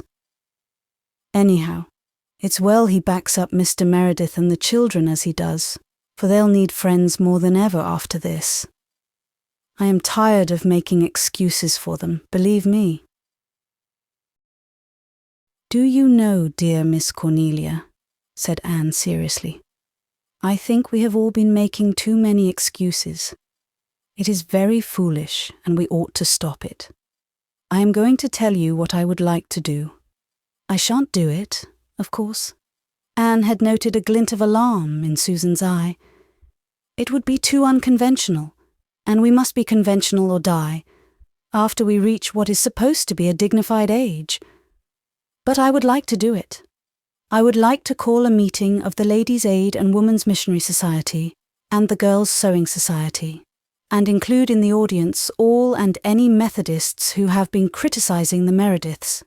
Although I do think if we Presbyterians stopped criticizing and excusing, we would find that other denominations would trouble themselves very little about our Manse folks. I would say to them, dear Christian friends, with marked emphasis on Christian.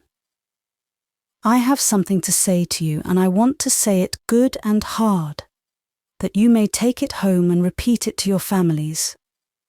You Methodists need not pity us, and we Presbyterians need not pity ourselves. We are not going to do it anymore. And we are going to say boldly and truthfully to all critics and sympathizers, we are proud of our minister and his family. Mr. Meredith is the best preacher Glen St. Mary Church ever had. Moreover, he is a sincere, earnest teacher of truth and Christian charity. He is a faithful friend, a judicious pastor in all essentials, and a refined, scholarly, well-bred man. His family are worthy of him. Gerald Meredith is the cleverest pupil in the Glen School, and Mr. Hazard says that he is destined to a brilliant career. He is a manly, honourable, truthful little fellow. Faith Meredith is a beauty, and as inspiring and original as she is beautiful. There is nothing commonplace about her.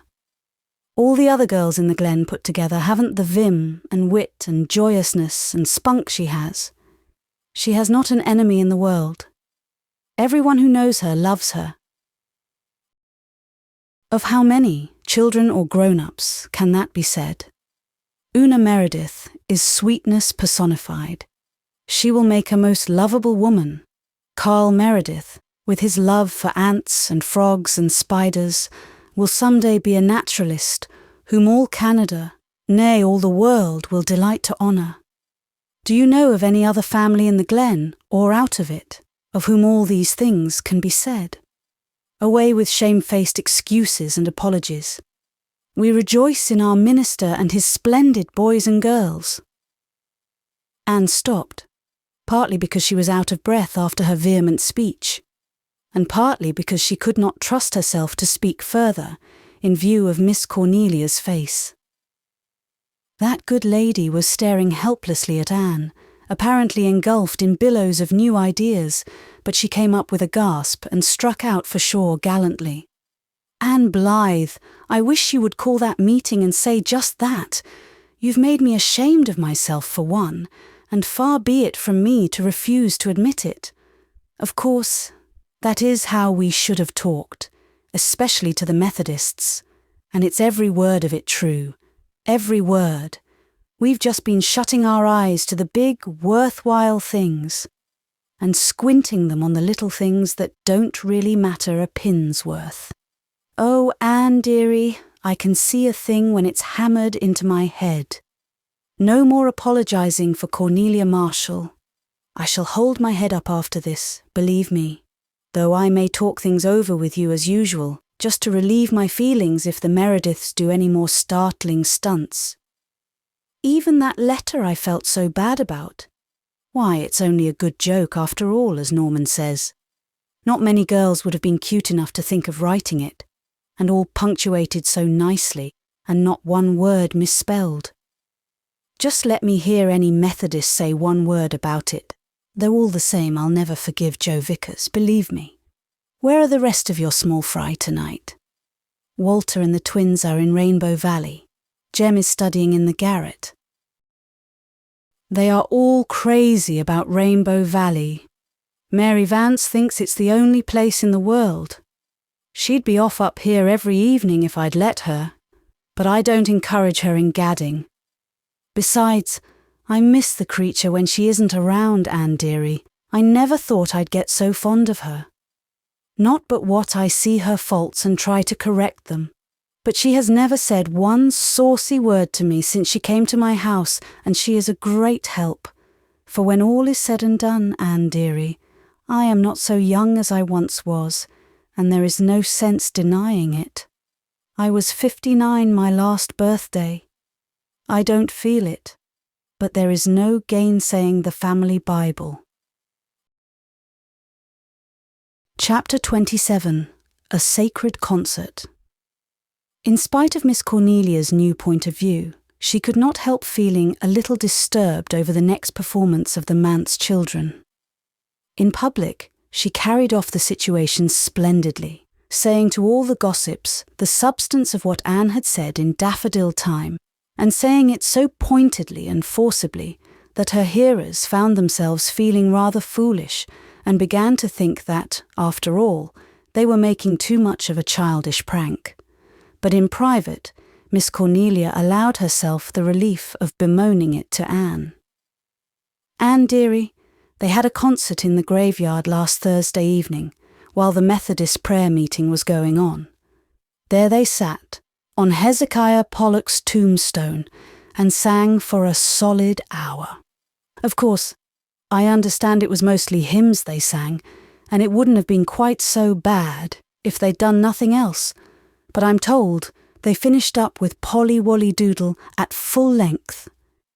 And that just when Deacon Baxter was praying." "I was there that night," said Susan, "and although I did not say anything about it to you, Mrs. Doctor dear, I could not help thinking that it was a great pity they picked that particular evening.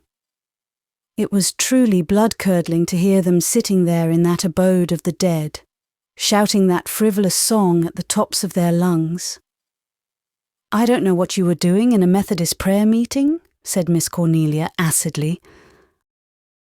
"I have never found that Methodism was catching," retorted Susan stiffly.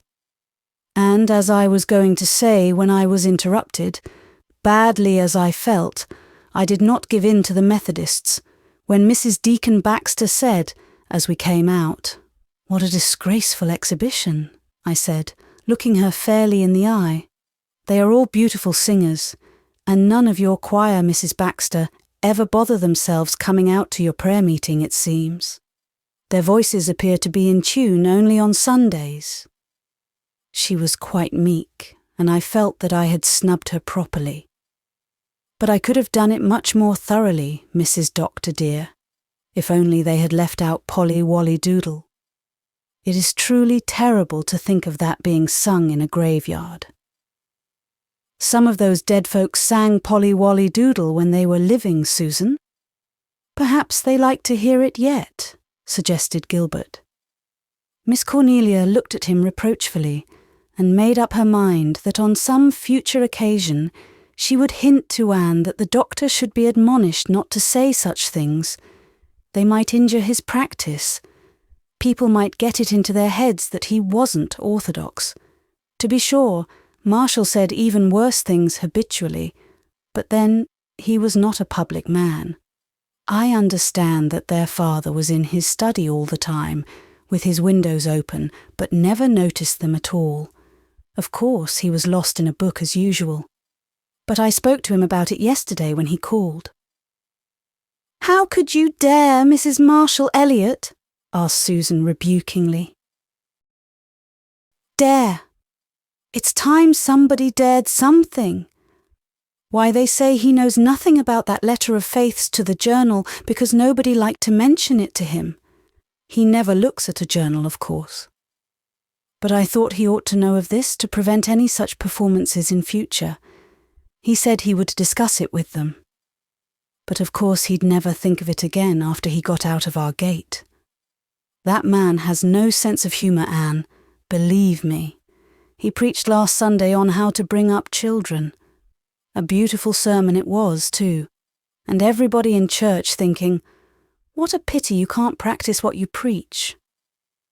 Miss Cornelia did Mr. Meredith an injustice in thinking he would soon forget what she had told him. He went home much disturbed, and when the children came from Rainbow Valley that night, at a much later hour than they should have been prowling in it, he called them into his study. They went in, somewhat awed. It was such an unusual thing for their father to do. What could he be going to say to them? They racked their memories for any recent transgression of sufficient importance, but could not recall any. Carl had spilled a saucerful of jam on Mrs. Peter Flagg's silk dress 2 evenings before, when, at Aunt Martha's invitation, she had stayed to supper. But Mr. Meredith had not noticed it, and Mrs. Flagg, who was a kindly soul, had made no fuss. Besides, Carl had been punished by having to wear Una's dress all the rest of the evening. Una suddenly thought that perhaps her father meant to tell them that he was going to marry Miss West. Her heart began to beat violently, and her legs trembled.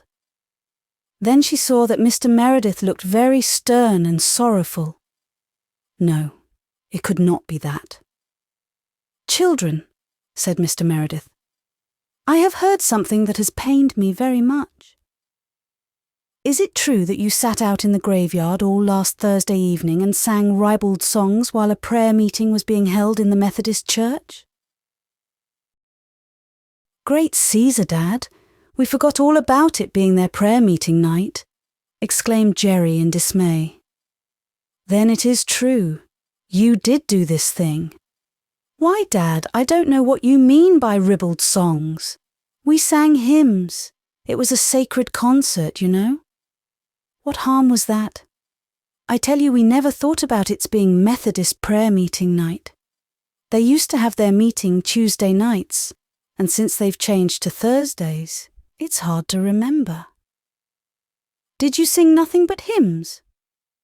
"Why," said Jerry, turning red, "we did sing Polly Wolly Doodle at the last. Faith said, 'Let's have something cheerful to wind up with.'" "But we didn't mean any harm, Father. Truly we didn't." "The concert was my idea, Father," said Faith, afraid that Mr. Meredith might blame Jerry too much.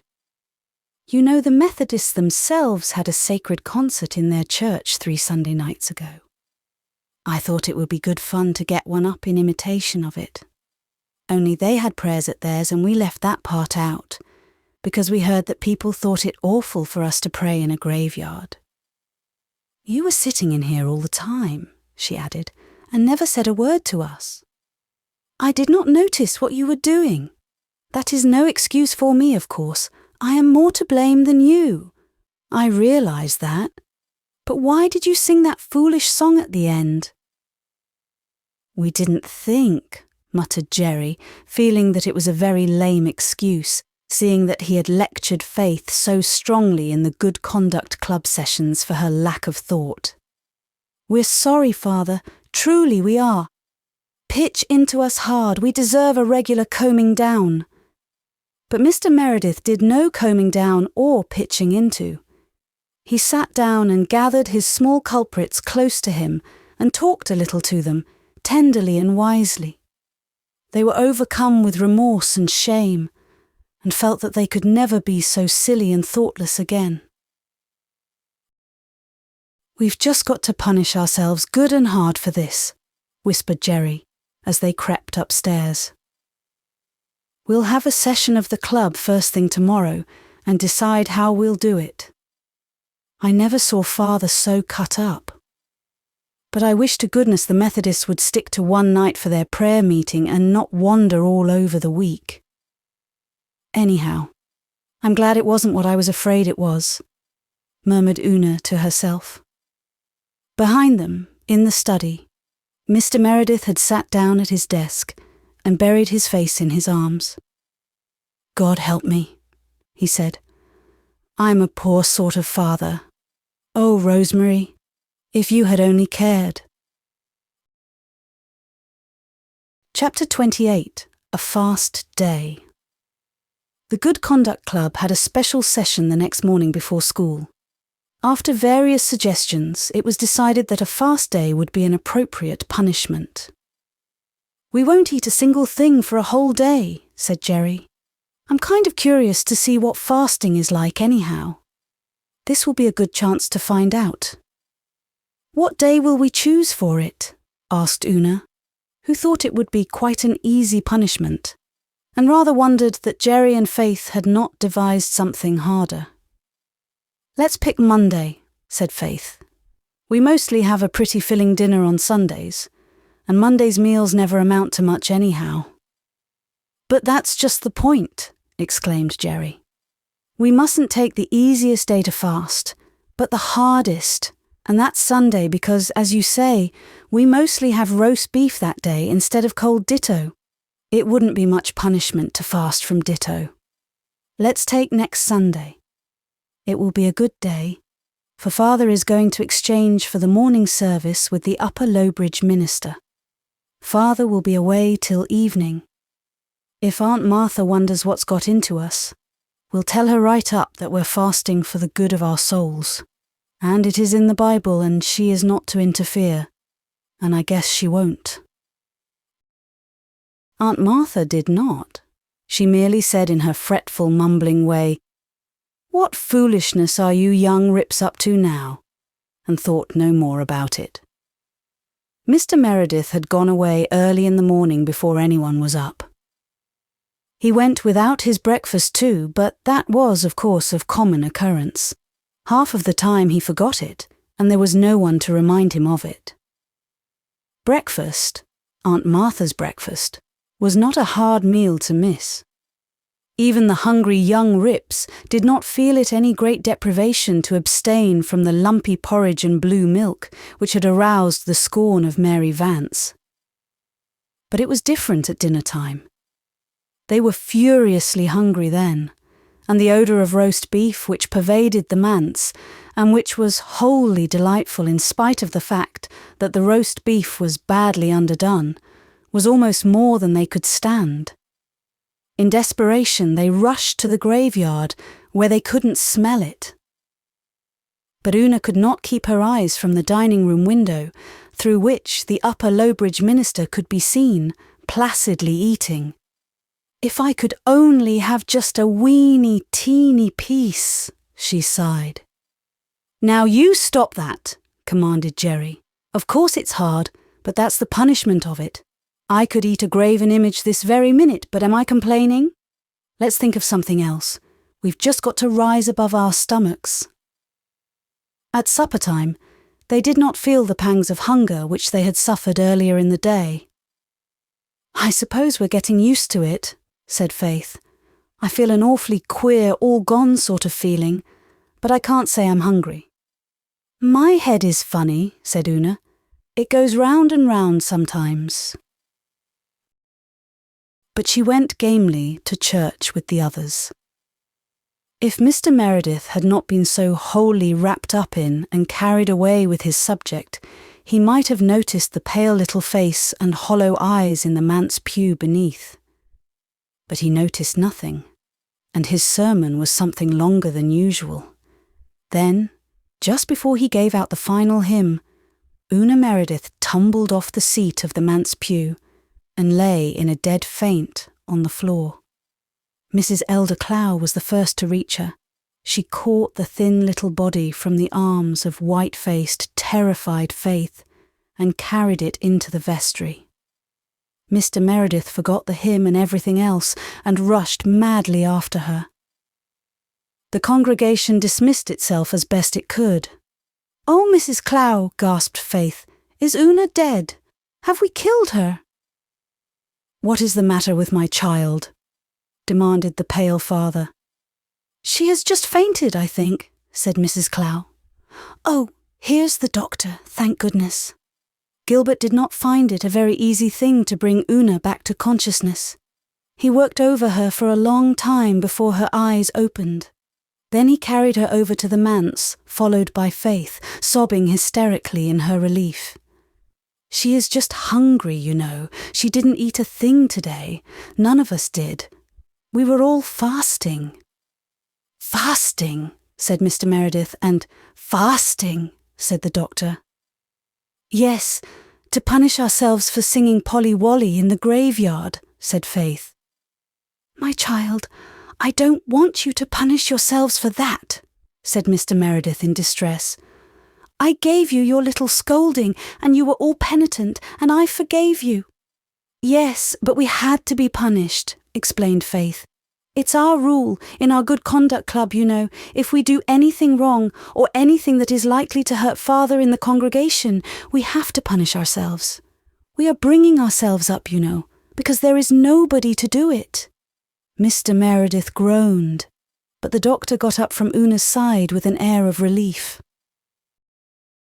"Then this child simply fainted from lack of food, and all she needs is a good square meal," he said. "Mrs. Clow, will you be kind enough to see she gets it?" And I think from Faith's story that they all would be the better for something to eat, or we shall have more faintings. "I suppose we shouldn't have made Una fast," said Faith remorsefully. When I think of it, only Jerry and I should have been punished. We got up the concert, and we were the oldest. I sang Polly Wolly just the same as the rest of you, said Una's weak little voice, so I had to be punished too. Mrs. Clow came with a glass of milk. Faith and Jerry and Carl sneaked off to the pantry, and John Meredith went into his study, where he sat in the darkness for a long time, alone with his bitter thoughts. So his children were bringing themselves up because there was nobody to do it. Struggling along amid their little perplexities, without a hand to guide or a voice to counsel. Faith's innocently uttered phrase rankled in her father's mind like a barbed shaft. There was nobody to look after them, to comfort their little souls and care for their little bodies. How frail Una had looked, lying there on the vestry sofa in that long faint. How thin were her tiny hands, how pallid her little face. She looked as if she might slip away from him in a breath. Sweet little Una, of whom Cecilia had begged him to take such special care. Since his wife's death, he had not felt such an agony of dread as when he had hung over his little girl in her unconsciousness. He must do something. But what? Should he ask Elizabeth Kirk to marry him? She was a good woman. She would be kind to his children. He might bring himself to do it if it were not for his love for Rosemary West. But until he had crushed that out, he could not seek another woman in marriage. And he could not crush it out. He had tried, and he could not.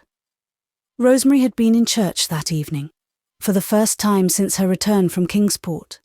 He had caught a glimpse of her face in the back of the crowded church, just as he had finished his sermon. His heart had given a fierce throb. He sat while the choir sang the collection piece, with his bent head and tingling pulses. He had not seen her since the evening upon which he had asked her to marry him. When he had risen to give out the hymn, his hands were trembling, and his pale face was flushed. Then Una's fainting spell had banished everything from his mind for a time. Now, in the darkness and solitude of the study, it rushed back. Rosemary was the only woman in the world for him. It was of no use for him to think of marrying any other. He could not commit such a sacrilege, even for his children's sake. He must take up his burden alone. He must try to be a better, a more watchful father. He must tell his children not to be afraid to come to him with all their little problems. Then he lighted his lamp and took up a bulky new book, which was setting the theological world by the ears. He would read just one chapter to compose his mind. 5 minutes later, he was lost to the world and the troubles of the world. Chapter 29. A Weird Tale. On an early June evening, Rainbow Valley was an entirely delightful place, and the children felt it to be so, as they sat in the open glade where the bells rang elfishly on the tree lovers, and the White Lady shook her green tresses. The wind was laughing and whistling about them like a leal, glad-hearted comrade. The young ferns were spicy in the hollow. The wild cherry trees scattered over the valley among the dark firs were mistily white. The robins were whistling over in the maples behind Ingleside. Beyond, on the slopes of the glen, were blossoming orchards sweet and mystic and wonderful, veiled in dusk. It was spring, and young things must be glad in spring. Everybody was glad in Rainbow Valley that evening, until Mary Vance froze their blood with the story of Henry Warren's ghost. Jem was not there. Jem spent his evenings now studying for his entrance examination in the Ingleside garret.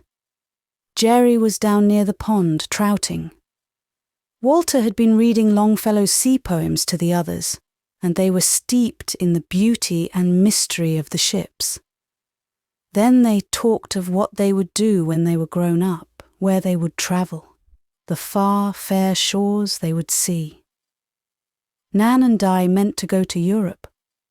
Walter longed for the Nile moaning past its Egyptian sands, and a glimpse of the Sphinx.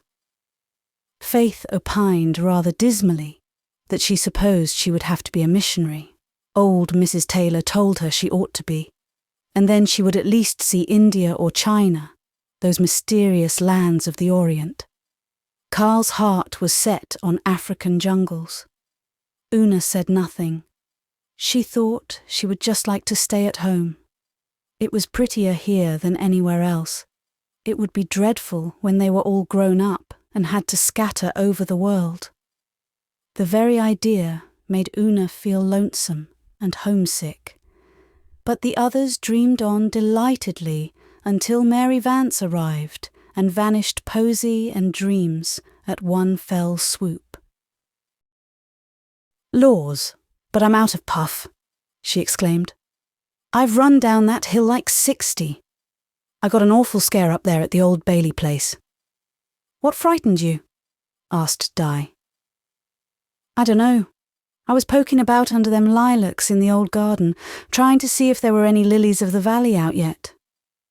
It was dark as a pocket there, and all at once I saw something stirring and rustling round at the other side of the garden, in those cherry bushes. It was white. I tell you, I didn't stop for a second look. I flew over the Dyke quicker than quick. I was sure it was Henry Warren's ghost." "Who was Henry Warren?" asked Di. "And why should he have a ghost?" asked Nan. "Laws, did you never hear the story? And you were brought up in the glen? Well, wait a minute till I get my breath all back and I'll tell you." Walter shivered delightsomely. He loved ghost stories. Their mystery, their dramatic climaxes, their eeriness gave him a fearful, exquisite pleasure. Longfellow instantly grew tame and commonplace. He threw the book aside and stretched himself out, propped upon his elbows to listen wholeheartedly, fixing his great luminous eyes on Mary's face. Mary wished he wouldn't look at her so. She felt she could make a better job of the ghost story if Walter were not looking at her. She could put on several frills and invent a few artistic details to enhance the horror. As it was, she had to stick to the bare truth, or what had been told her for the truth. "Well," she began, "you know old Tom Bailey and his wife used to live in that house up there 30 years ago. He was an awful old rip, they say, and his wife wasn't much better. They had no children of their own, but a sister of old Tom's died and left a little boy, this Henry Warren, and they took him. He was about 12 when he came to them, and kind of undersized and delicate. They say Tom and his wife used him awful from the start, whipped him and starved him. Folks said they wanted him to die so they could get the little bit of money his mother had left for him. Henry didn't die right off, but he begun having fits, epilepsies they called them, and he grew up kind of simple till he was about 18. His uncle used to thrash him in that garden up there because it was back of the house where no one could see him. But folks could hear, and they say it was awful sometimes hearing poor Henry plead with his uncle not to kill him.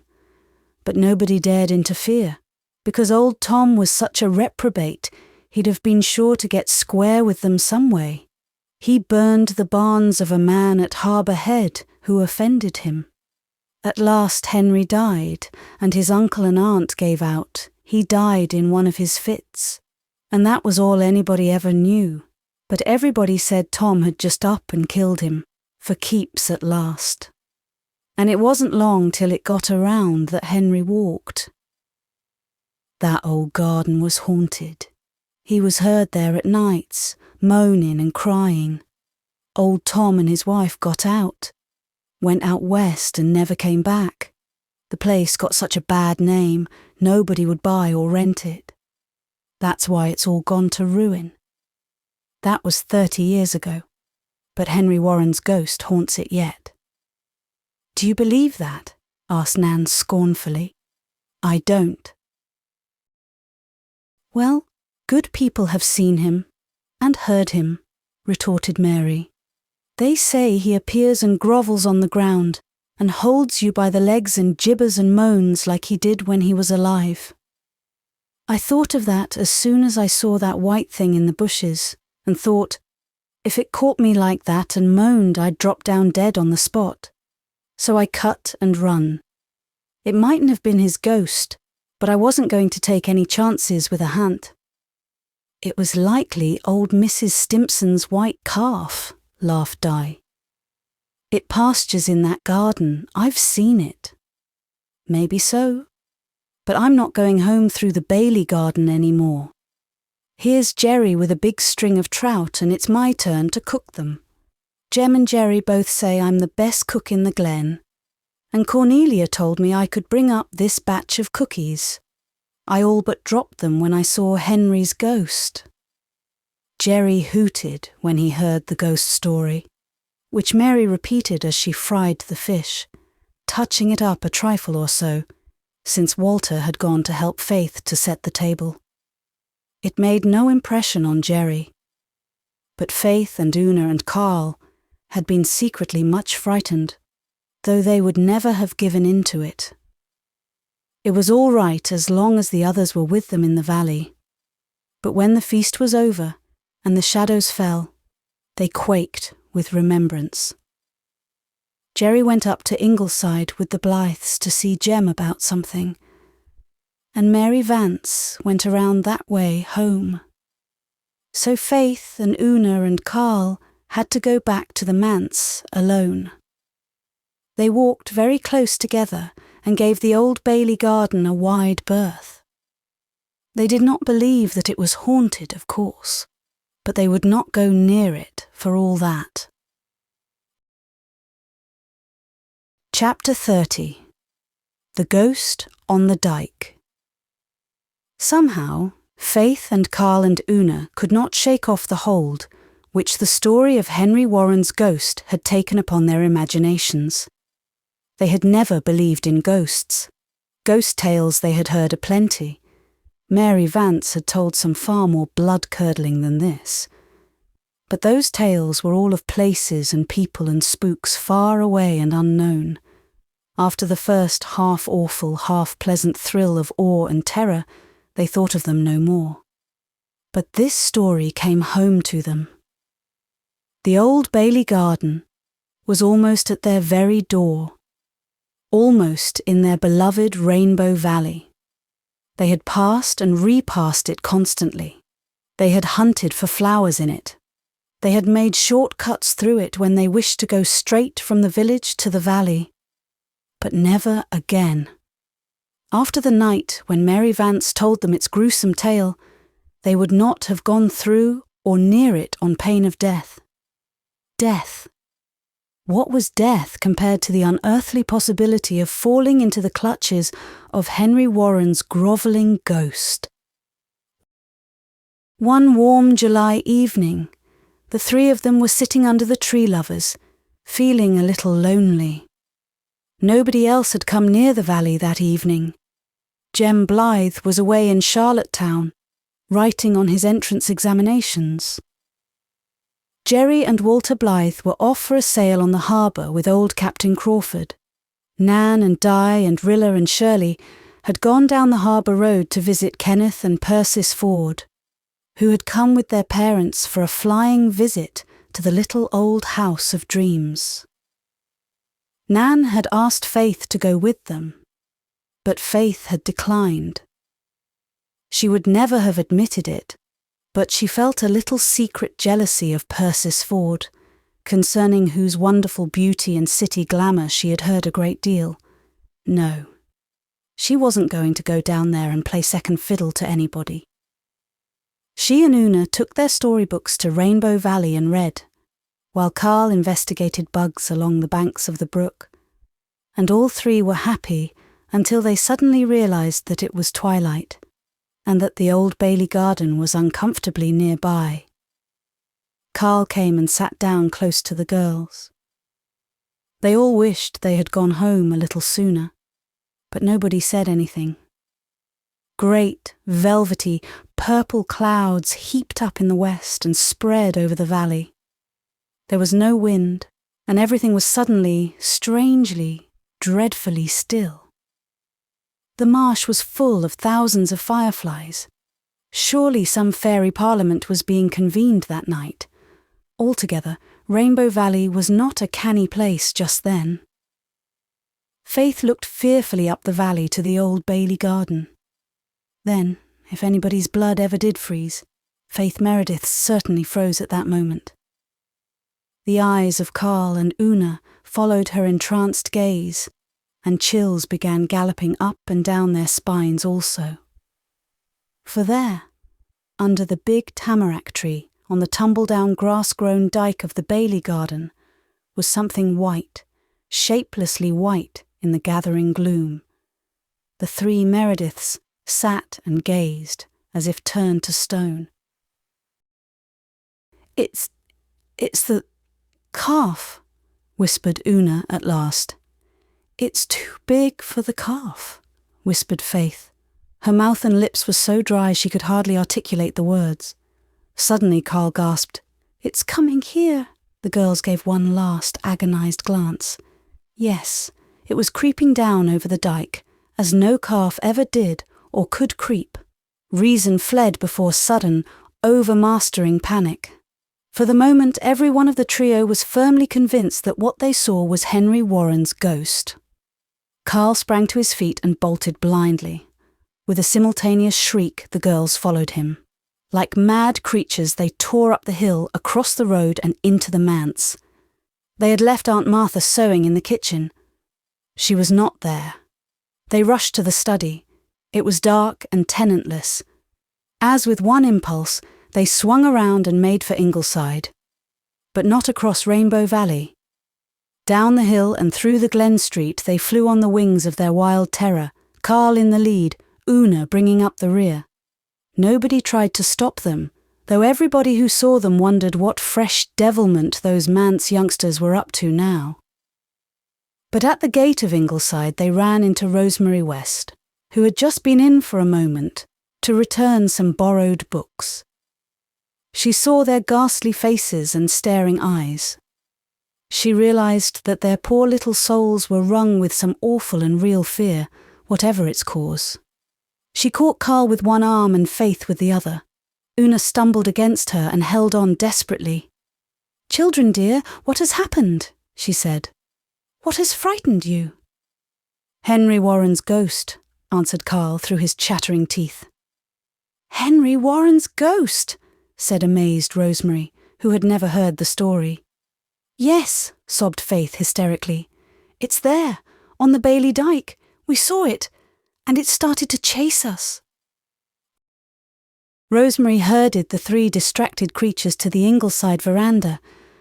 Gilbert and Anne were both away, having also gone to the House of Dreams, but Susan appeared in the doorway, gaunt and practical and un-ghost-like. "What is all this rumpus about?" she inquired. Again the children gasped out their awful tale, while Rosemary held them close to her and soothed them with wordless comfort. "Likely it was an owl," said Susan, unstirred. "An owl?" The Meredith children never had any opinion of Susan's intelligence after that. "It was bigger than 1,000,000 owls," said Carl, sobbing. Oh, how ashamed Carl was of that sobbing in after days. "And it grovelled just as Mary said, and it was crawling down over the dyke to get at us." "Do owls crawl?" Rosemary looked at Susan. "They must have seen something to frighten them so," she said. "I will go and see," said Susan coolly. "Now, children, calm yourselves. Whatever you have seen, it was not a ghost. As for poor Henry Warren, I feel sure he would be only too glad to rest quietly in his peaceful grave once he got there. No fear of him venturing back, and that you may tie to. If you can make them see reason, Miss West, I will find out the truth of the matter." Susan departed for Rainbow Valley, valiantly grasping a pitchfork, which she found leaning against the back fence where the doctor had been working in his little hayfield. A pitchfork might not be of much use against hunts, but it was a comforting sort of weapon. There was nothing to be seen in Rainbow Valley when Susan reached it. No white visitants appeared to be lurking in the shadowy, tangled Old Bailey garden. Susan marched boldly through it and beyond it, and rapped with her pitchfork on the door of the little cottage on the other side, where Mrs. Stimson lived with her 2 daughters. Back at Ingleside, Rosemary had succeeded in calming the children. They still sobbed a little from shock, but they were beginning to feel a lurking and salutary suspicion that they had made dreadful geese of themselves. This suspicion became a certainty when Susan finally returned. "I have found out what your ghost was," she said, with a grim smile, sitting down on a rocker and fanning herself. "Old Mrs. Stimson has had a pair of factory cotton sheets bleaching in the Bailey garden for a week. She spread them on the dyke under the tamarack tree because the grass was clean and short there. This evening she went out to take them in. She had her knitting in her hands, so she hung the sheets over her shoulders by way of carrying them. And then she must have dropped one of her needles and find it she could not, and has not yet.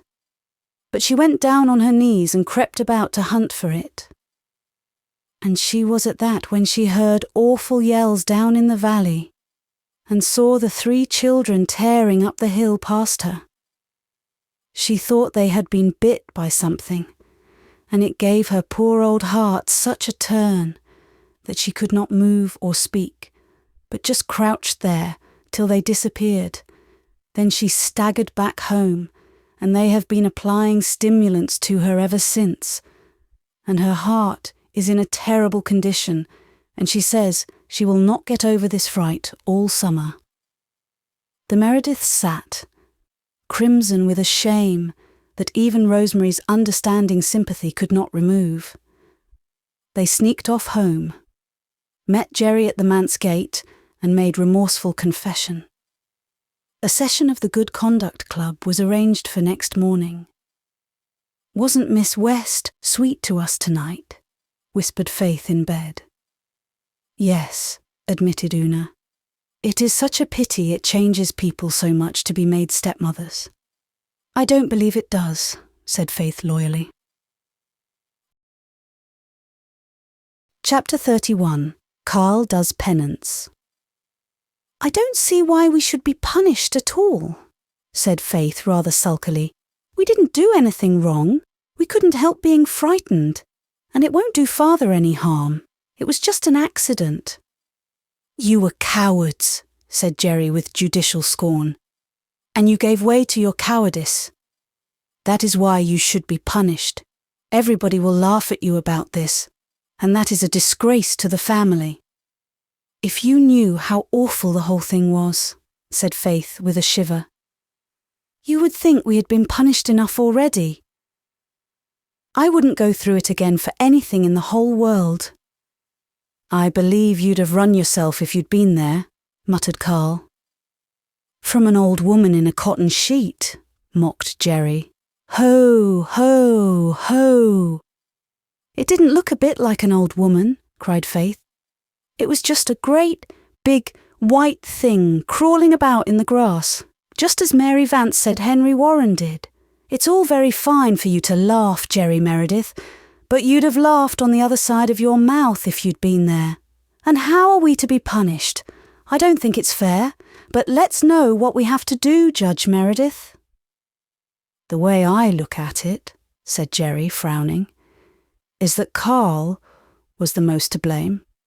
He bolted first, as I understand it.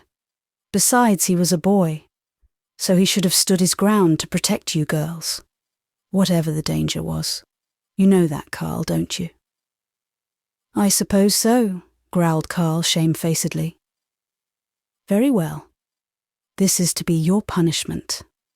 Tonight you'll sit on Mr. Hezekiah Pollock's tombstone in the graveyard alone until 12 o'clock. Carl gave a little shudder. The graveyard was not so very far from the Old Bailey garden. It would be a trying ordeal, but Carl was anxious to wipe out his disgrace and prove that he was not a coward after all. "All right," he said sturdily. "But how will I know when it is 12? The study windows are open, and you'll hear the clock striking. And mind you, that you are not to budge out of that graveyard until the last stroke. As for you girls, you've got to go without jam at supper for a week." Faith and Una looked rather blank. They were inclined to think that even Carl's comparatively short though sharp agony was lighter punishment than this long drawn-out ordeal. A whole week of soggy bread, without the saving grace of jam. But no shirking was permitted in the club. The girls accepted their lot with such philosophy as they could summon up. That night, they all went to bed at 9, except Carl, who was already keeping vigil on the tombstone. Una slipped in to bid him good night. Her tender heart was wrung with sympathy. "Oh, Carl, are you much scared?" she whispered. "Not a bit," said Carl airily.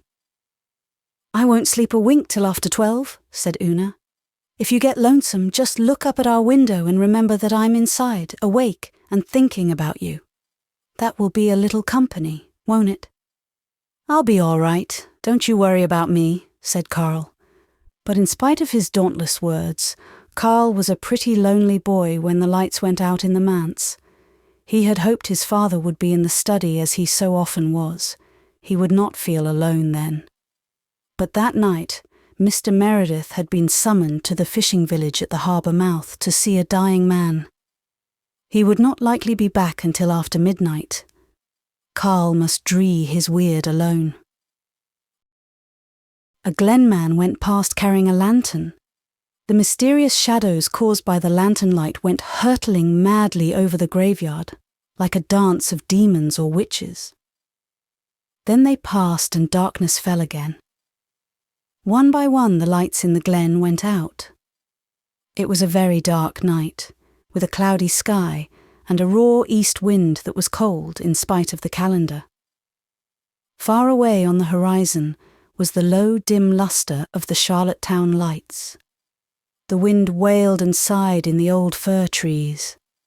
Mr. Alec Davis's tall monument gleamed whitely through the gloom. The willow beside it tossed long, writhing arms spectrally. At times, the gyrations of its boughs made it seem as if the monument were moving too. Carl curled himself up on the tombstone with his legs tucked under him. It wasn't precisely pleasant to hang them over the edge of the stone. Just suppose, bony hands should reach up out of Mr. Pollock's grave under it and clutch him by the ankles. That had been one of Mary Vance's cheerful speculations one time when they had all been sitting there. It returned to haunt Carl now.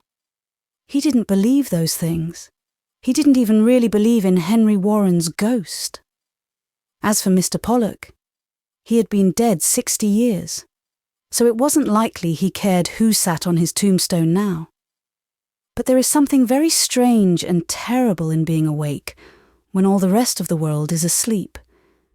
You are alone then, with nothing but your own feeble personality to pit against the mighty principalities and powers of darkness. Carl was only 10, and the dead were all around him, and he wished, that the clock would strike 12. Would it never strike 12? Surely Aunt Martha must have forgotten to wind it. And then it struck 11. Only 11. He must stay yet another hour in that grim place. If only there were a few friendly stars to be seen. The darkness was so thick it seemed to press against his face. There was a sound as of stealthy passing footsteps all over the graveyard. Carl shivered, partly with prickling terror, partly with real cold. Then it began to rain, a chill, penetrating drizzle. Carl's thin little cotton blouse and shirt were soon wet through. He felt chilled to the bone. He forgot mental terrors in his physical discomfort. But he must stay there till 12. He was punishing himself, and he was on his honour. Nothing had been said about rain, but it did not make any difference. When the study clock finally struck 12, A drenched little figure crept stiffly down off Mr. Pollock's tombstone, made its way into the manse and upstairs to bed. Carl's teeth were chattering. He thought he would never get warm again. He was warm enough when morning came. Jerry gave one startled look at his crimson face and then rushed to call his father. Mr. Meredith came hurriedly, his own face ivory white from the pallor of his long night vigil by a deathbed. He had not got home until daylight. He bent over his little lad anxiously. "Carl, are you sick?" he said. "That tombstone over here," said Carl. "It's moving about. It's coming at me. Keep it away, please." Mr. Meredith rushed to the telephone. In 10 minutes, Dr. Blythe was at the manse. Half an hour later, a wire was sent to town for a trained nurse, and all the Glen knew that Carl Meredith was very ill with pneumonia and that Dr. Blythe had been seen to shake his head. Gilbert shook his head more than once in the fortnight that followed. Carl developed double pneumonia. There was one night when Mr. Meredith paced his study floor, and Faith and Una huddled in their bedroom and cried, and Jerry, wild with remorse, refused to budge from the floor of the hall outside Carl's door. Dr. Blythe and the nurse never left the bedside. They fought death gallantly until the red dawn, and they won the victory. Carl rallied and passed the crisis in safety. The news was phoned about the waiting Glen, and people found out how much they really loved their minister and his children. "I haven't had one decent night's sleep since I heard the child was sick," Miss Cornelia told Anne, "and Mary Vance has cried until those queer eyes of hers looked like burnt holes in a blanket. Is it true that Carl got pneumonia from straying out in the graveyard that wet night for a dare?" "No. He was staying there to punish himself for cowardice in that affair of the Warren ghost. It seems they have a club for bringing themselves up, and they punish themselves when they do wrong. Jerry told Mr. Meredith all about it. The poor little souls," said Miss Cornelia. Carl got better rapidly, for the congregation took enough nourishing things to the manse to furnish forth a hospital. Norman Douglas drove up every evening with a dozen fresh eggs and a jar of Jersey cream. Sometimes he stayed an hour and bellowed arguments on predestination with Mr. Meredith in the study. Oftener he drove on up to the hill that overlooked the Glen. When Carl was able to go again to Rainbow Valley, they had a special feast in his honour, and the doctor came down and helped them with the fireworks. Mary Vance was there too, but she did not tell any ghost stories. Miss Cornelia had given her a talking on that subject, which Mary would not forget in a hurry. Chapter 32. Two Stubborn People. Rosemary West, on her way home from a music lesson at Ingleside, turned aside to the hidden spring in Rainbow Valley. She had not been there all summer. The beautiful little spot had no longer any allurement for her. The spirit of her young lover never came to the tryst now, and the memories connected with John Meredith were too painful and poignant. But she had happened to glance backward up the valley, and had seen Norman Douglas vaulting as airily as a stripling over the old stone dyke of the Bailey garden, and thought he was on his way up the hill. If he overtook her, she would have to walk home with him, and she was not going to do that. So she slipped at once behind the maples of the spring, hoping he had not seen her and would pass on. But Norman had seen her, and what was more, was in pursuit of her. He had been wanting for some time to have a talk with Rosemary, but she had always, so it seemed, avoided him. Rosemary had never at any time liked Norman Douglas very well. His bluster, his temper, his noisy hilarity had always antagonized her. Long ago she had often wondered how Ellen could possibly be attracted to him. Norman Douglas was perfectly aware of her dislike, and he chuckled over it. It never worried Norman if people did not like him. It did not even make him dislike them in return, for he took it as a kind of extorted compliment.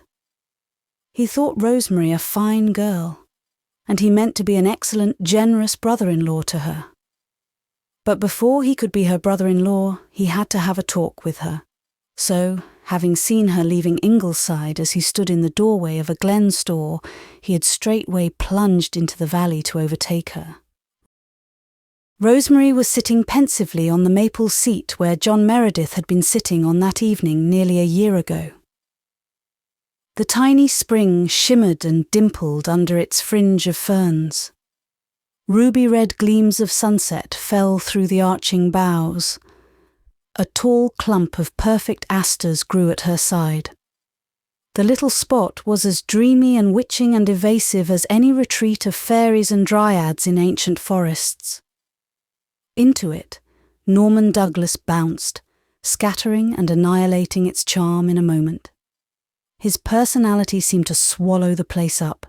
There was simply nothing there but Norman Douglas, big, red-bearded, complacent.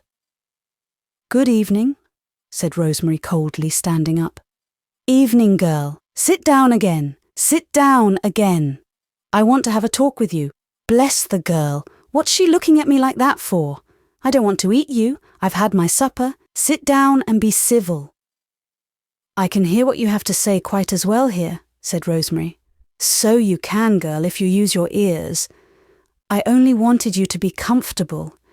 You look so darned uncomfortable standing there. Well, I'll sit anyway." Norman accordingly sat down in the very place John Meredith had once sat. The contrast was so ludicrous that Rosemary was afraid she would go off into a peal of hysterical laughter over it. Norman cast his hat aside, placed his huge red hands on his knees, and looked up at her with his eyes a twinkle. "Come, girl, don't be so stiff," he said ingratiatingly. When he liked, he could be very ingratiating. "Let's have a reasonable, sensible, friendly chat. There's something I want to ask you. Ellen says she won't, so it's up to me to do it." Rosemary looked down at the spring, which seemed to have shrunk to the size of a dewdrop. Norman gazed at her in despair. "Darn it all, you might help a fellow out a bit," he burst forth. "What is it you want me to help you say?" asked Rosemary scornfully. "You know as well as I do, girl. Don't be putting on your tragedy airs. No wonder Ellen was scared to ask you. Look here, girl. Ellen and I want to marry each other. That's plain English, isn't it? Got that? And Ellen says she can't unless you give her back some tomfool promise she made. Come now, will you do it? Will you do it?" "Yes," said Rosemary. Norman bounced up and seized her reluctant hand. "Good. I knew you would. I told Ellen you would.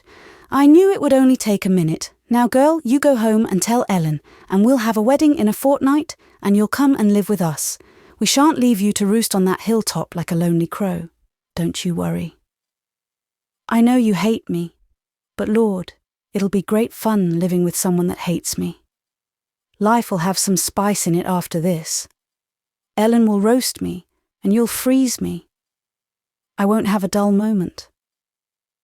Rosemary did not condescend to tell him that nothing would ever induce her to live in his house. She let him go striding back to the glen, oozing delight and complacency, and she walked slowly up the hill home. She had known this was coming ever since she had returned from Kingsport, and found Norman Douglas established as a frequent evening caller. His name was never mentioned between her and Ellen, but the very avoidance of it was significant. It was not in Rosemary's nature to feel bitter, or she would have felt very bitter. She was coldly civil to Norman, and she made no difference in any way with Ellen. But Ellen had not found much comfort in her second courtship.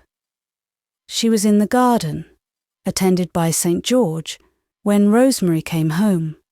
The two sisters met in the dahlia walk. St. George sat down on the gravel walk between them, and folded his glossy black tail gracefully around his white paws, with all the indifference of a well-fed, well-bred, well-groomed cat. "Did you ever see such dahlias?" demanded Ellen proudly. "They are just the finest we've ever had." Rosemary had never cared for dahlias. Their presence in the garden was her concession to Ellen's taste. She noticed one huge mottled one of crimson and yellow that lorded it over all the others. "That dahlia," she said, pointing to it, "is exactly like Norman Douglas. It might easily be his twin brother." Ellen's dark-browed face flushed. She admired the dahlia in question, but she knew Rosemary did not, and that no compliment was intended. But she dared not resent Rosemary's speech. Poor Ellen dared not resent anything just then. And it was the first time Rosemary had ever mentioned Norman's name to her. She felt that this portended something. "I met Norman Douglas in the valley," said Rosemary, looking straight at her sister, "and he told me you and he wanted to be married, if I would give you permission." "Yes? What did you say?" asked Ellen, trying to speak naturally and offhandedly, and failing completely. She could not meet Rosemary's eyes. She looked down at St. George's sleek back and felt horribly afraid. Rosemary had either said she would or she wouldn't. If she would, Ellen would feel so ashamed and remorseful that she would be a very uncomfortable bride-elect. And if she wouldn't, well, Ellen had once learned to live without Norman Douglas, but she had forgotten the lesson and felt that she could never learn it again. "I said that as far as I was concerned, you were at full liberty to marry each other as soon as you liked," said Rosemary. "Thank you," said Ellen, still looking at St. George. Rosemary's face softened. "I hope you'll be happy, Ellen," she said gently. "Oh, Rosemary," Ellen looked up in distress. "I'm so ashamed. I don't deserve it. After all I said to you—" "We won't speak about that," said Rosemary, hurriedly and decidedly. But, persisted Ellen, "you are free now too, and it's not too late. John Meredith—" Ellen West. Rosemary had a little spark of temper under all her sweetness, and it flashed forth now in her blue eyes. "Have you quite lost your senses in every respect? Do you suppose for an instant that I am going to go to John Meredith and say meekly, 'Please, sir, I've changed my mind, and please, sir, I hope you haven't changed yours'? Is that what you want me to do? No, but a little encouragement. He would come back." "Never. He despises me, and rightly. No more of this, Ellen. I bear you no grudge. Marry whom you like, but no meddling in my affairs." "Then you must come and live with me," said Ellen. "I shall not leave you here alone." "Do you really think that I would go and live in Norman Douglas's house?" "Why not?" cried Ellen half angrily, despite her humiliation. Rosemary began to laugh. "Ellen, I thought you had a sense of humour. Can you see me doing it?" "I don't see why you wouldn't. His house is big enough. You'd have your share of it to yourself. He wouldn't interfere." "Ellen, the thing is not to be thought of. Don't bring this up again." "Then," said Ellen coldly and determinedly, "I shall not marry him. I shall not leave you here alone. That is all there is to be said about it." "Nonsense, Ellen." "It is not nonsense. It is my firm decision. It would be absurd for you to think of living here by yourself, a mile from any other house. If you won't come with me, I'll stay with you. Now, we won't argue the matter, so don't try." "I shall leave Norman to do the arguing," said Rosemary.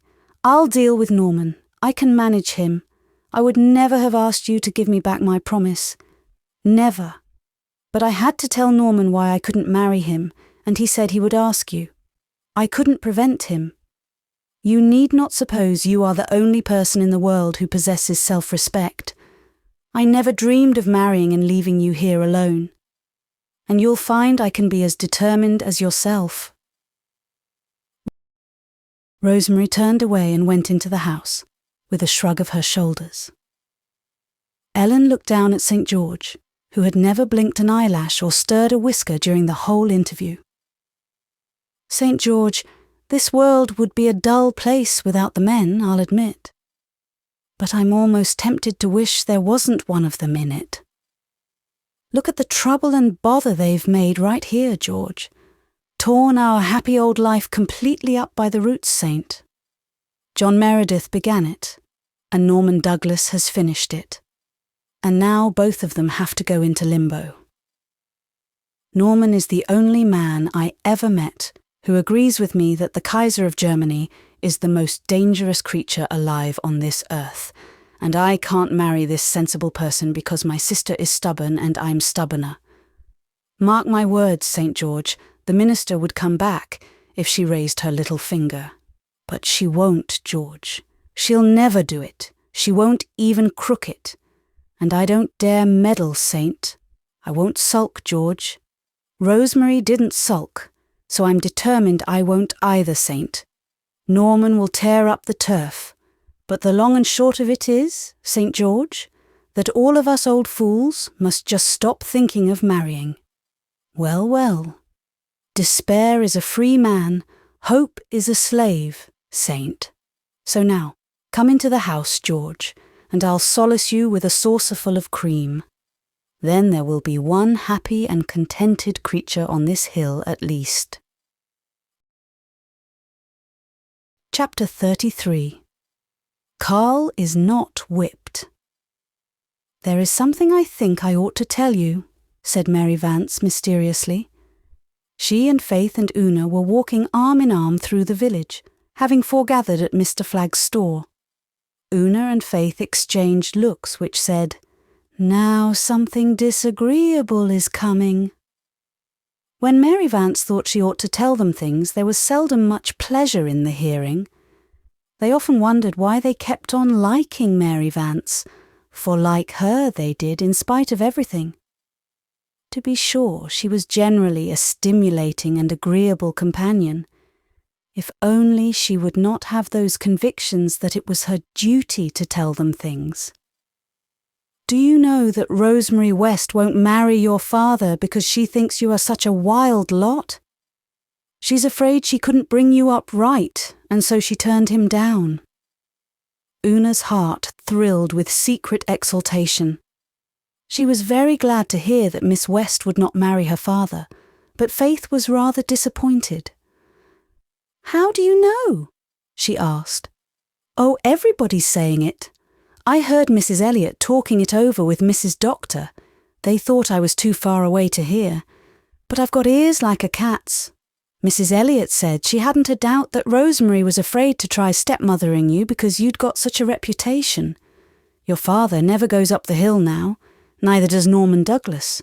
Folks say Ellen has jilted him just to get square with him for jilting her ages ago.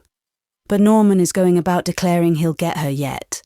And I think you ought to know you've spoiled your father's match, and I think it's a pity, for he's bound to marry somebody before long, and Rosemary West would have been the best wife I know of for him."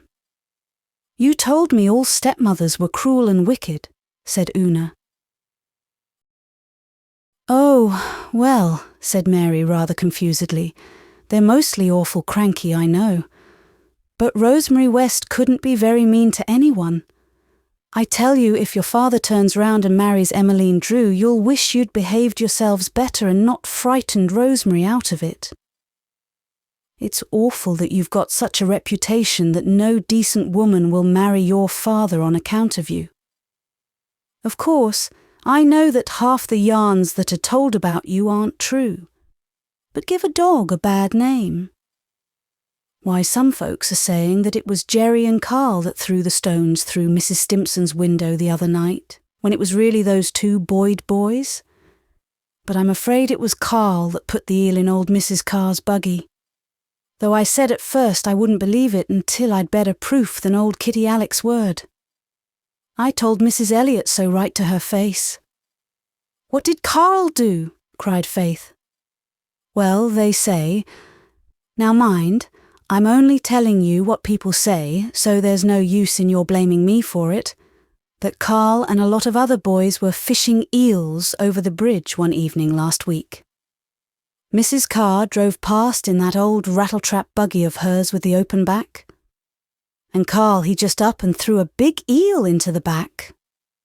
When poor old Mrs. Carr was driving up the hill by Ingleside, that eel came squirming out between her feet. She thought it was a snake, and she just gave one awful screech and stood up and jumped clean over the wheels. The horse bolted, but it went home and no damage was done. But Mrs. Carr jarred her legs most terribly and has had nervous spasms ever since, whenever she thinks of the eel. Say it was a rotten trick to play on the poor old soul. She's a decent body, if she is as queer as Dick's hatband. Faith and Una looked at each other again. This was a matter for the Good Conduct Club. They would not talk it over with Mary. "There goes your pa," said Mary as Mr. Meredith passed them, "and never seeing us no more than if we weren't here. Well, I'm getting so's I don't mind it. But there are folks who do." Mr. Meredith had not seen them, but he was not walking along in his usual dreamy and abstracted fashion. He strode up the hill in agitation and distress. Mrs. Alec Davis had just told him the story of Carl and the eel. She had been very indignant about it. Old Mrs. Carr was her third cousin. Mr. Meredith was more than indignant. He was hurt and shocked. He had not thought Carl would do anything like this. He was not inclined to be hard on pranks of heedlessness or forgetfulness, but this was different. This had a nasty tang in it. When he reached home, he found Carl on the lawn, patiently studying the habits and customs of a colony of wasps. Calling him into the study, Mr. Meredith confronted him with a sterner face than any of his children had ever seen before and asked him if the story were true. "Yes," said Carl, flushing, but meeting his father's eyes bravely. Mr. Meredith groaned. He had hoped that there had been at least exaggeration. "Tell me the whole matter," he said. "The boys were fishing for eels over the bridge," said Carl. "Link Drew had caught a whopper. I mean an awful big one. The biggest eel I ever saw. He caught it right at the start, and it had been lying in his basket a long time, still as still. I thought it was dead, honest I did. Then old Mrs. Carr drove over the bridge and she called us all young varmints and told us to go home. And we hadn't said a word to her father, truly. So when she drove back again, after going to the store, the boys dared me to put Link's eel in her buggy. I thought it was so dead it couldn't hurt her, and I threw it in. Then the eel came to life on the hill and we heard her scream and saw her jump out. I was awful sorry. That's all, Father." It was not quite as bad as Mr. Meredith had feared, but it was quite bad enough. "I must punish you, Carl," he said sorrowfully. "Yes, I know, Father. I must whip you." Carl winced. He had never been whipped. Then, seeing how badly his father felt, he said cheerfully, "All right, Father." Mr. Meredith misunderstood his cheerfulness and thought him insensible. He told Carl to come to the study after supper, and when the boy had gone out, he flung himself into his chair and groaned again. He dreaded the evening sevenfold more than Carl did. The poor minister did not even know what he should whip his boy with. What was used to whip boys? Rods? Canes? No, that would be too brutal. A timber switch, then? And he, John Meredith, must hie him to the woods and cut one. It was an abominable thought. Then a picture presented itself unbidden to his mind. He saw Mrs. Carr's wizened, nutcracker little face at the appearance of that reviving eel. He saw her sailing witch-like over the buggy wheels. Before he could prevent himself, the minister laughed. Then he was angry with himself and angrier still with Carl. He would get that switch at once, and it must not be too limber after all. Carl was talking the matter over in the graveyard with Faith and Una, who had just come home. They were horrified at the idea of his being whipped, and by father, who had never done such a thing. But they agreed soberly that it was just. "You know it was a dreadful thing to do," sighed Faith, "and you never owned up in the club." "I forgot," said Carl. "Besides, I didn't think any harm came of it. I didn't know she jarred her legs, but I'm to be whipped, and that will make things square."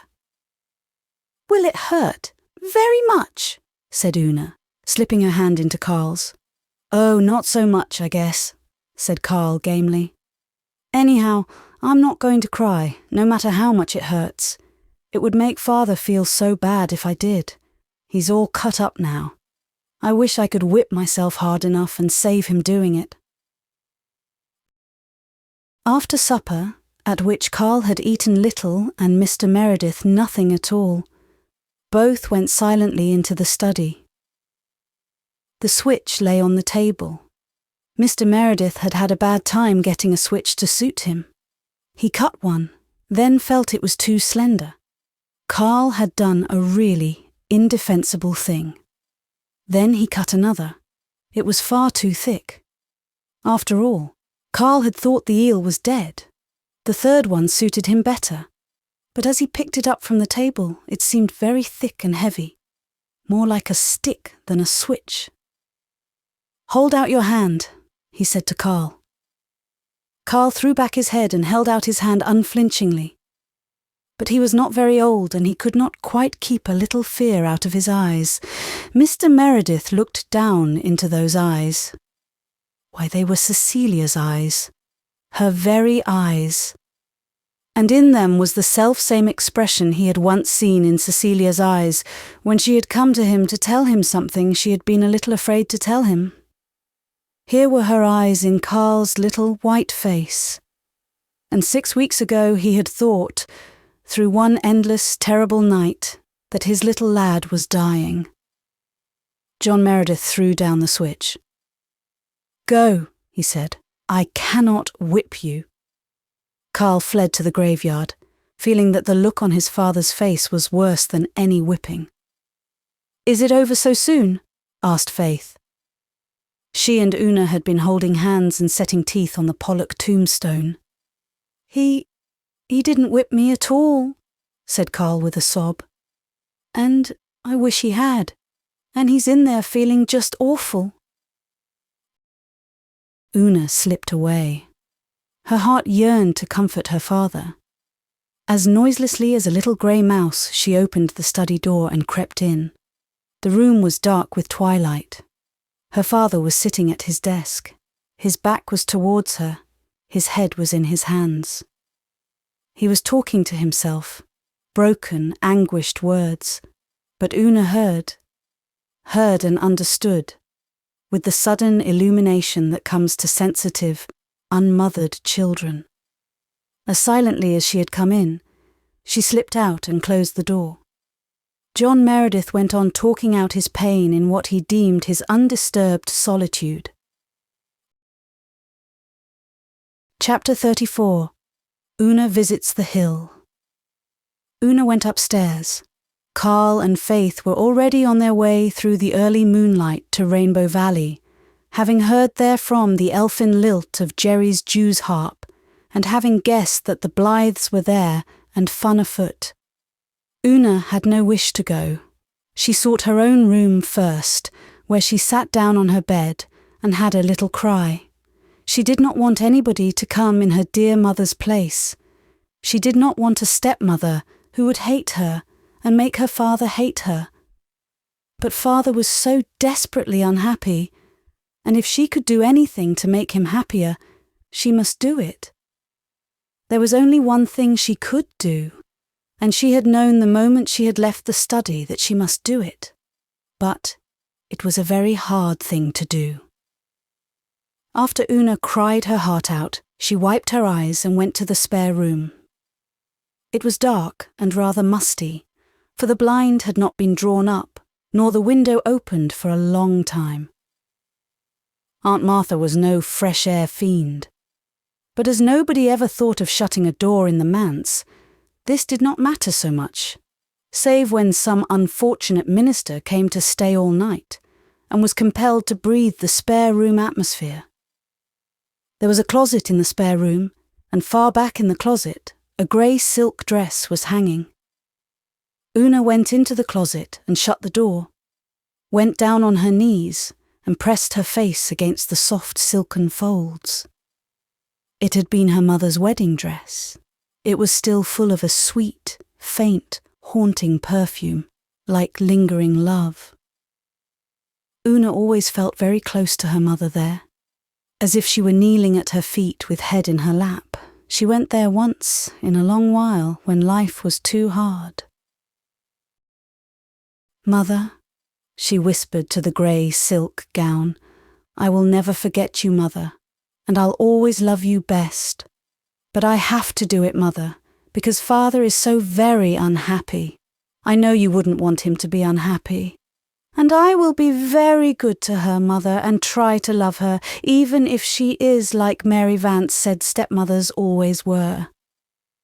Una carried some fine spiritual strength away from her secret shrine. She slept peacefully that night, with the tear stains still glistening on her sweet, serious little face. The next afternoon she put on her best dress and hat. They were shabby enough.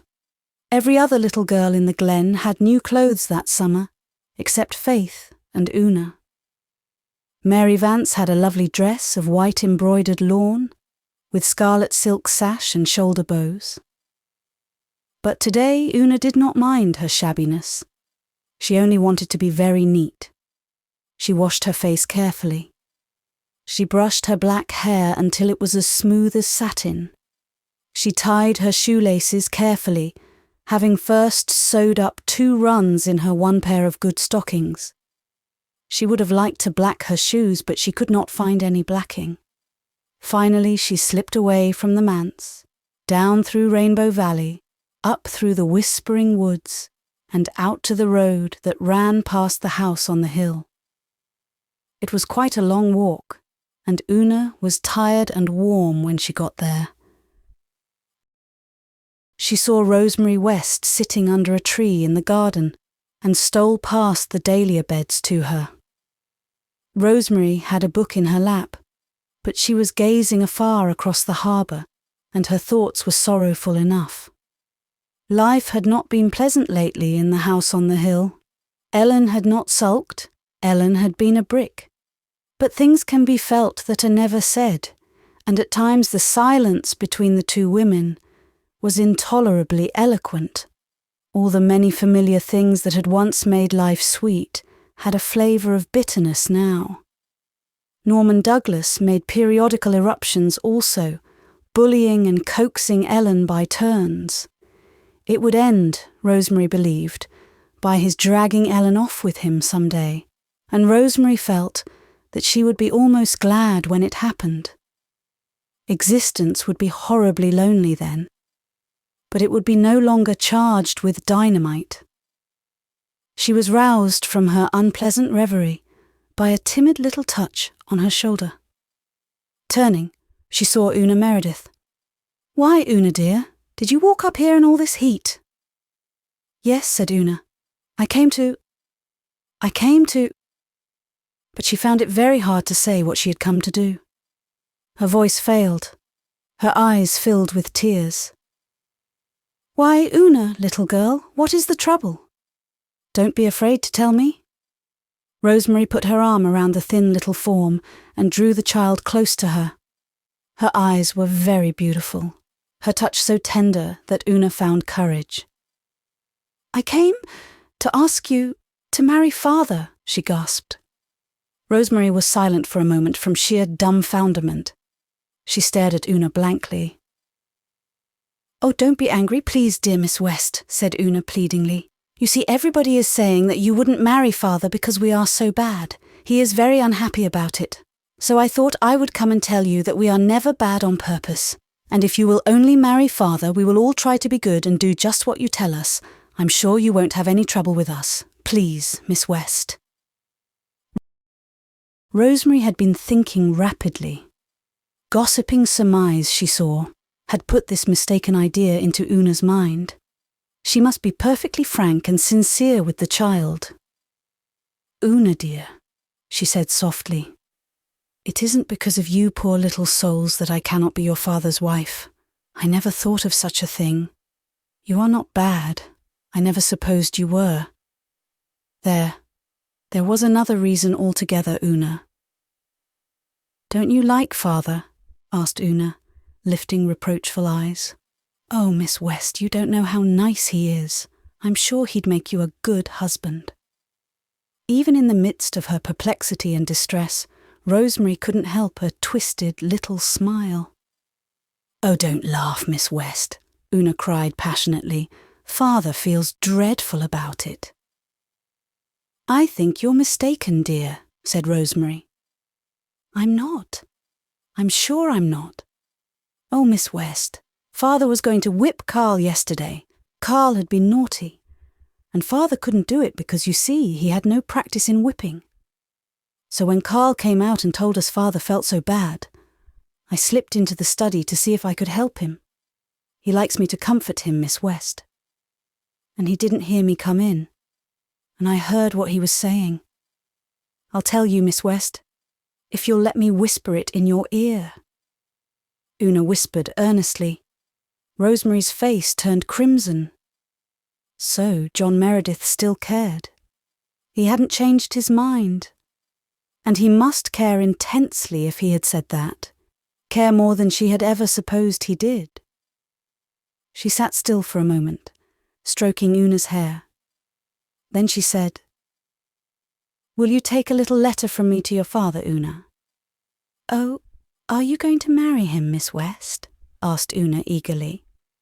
"Perhaps, if he really wants me to," said Rosemary, blushing again. I'm glad," said Una bravely. Then she looked up with quivering lips. "Oh, Miss West, you won't turn father against us.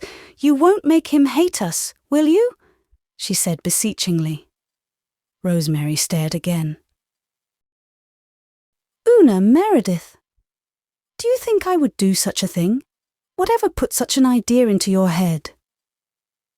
Mary Vance said stepmothers were all like that, and that they all hated their stepchildren and made their father hate them. She said they just couldn't help it. Just being stepmothers made them like that. "You poor child, and yet you came up here and asked me to marry your father because you wanted to make him happy.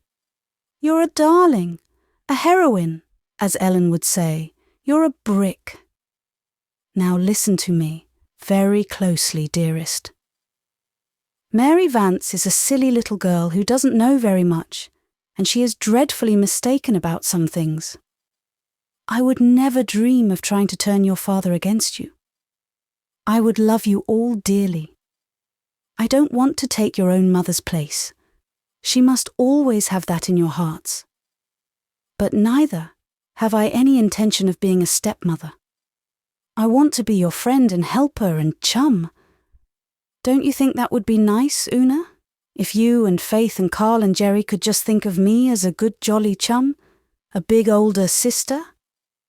Oh, it would be lovely, cried Una, with a transfigured face. She flung her arms impulsively round Rosemary's neck. She was so happy that she felt as if she could fly on wings. Do the others? Do Faith and the boys have the same idea you had about stepmothers? No, Faith never believed Mary Vance. I was dreadfully foolish to believe her either. Faith loves you already. She has loved you ever since poor Adam was eaten. And Jerry and Carl will think it is jolly.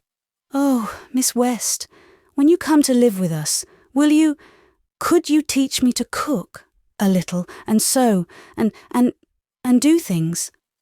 I don't know anything. I won't be much trouble.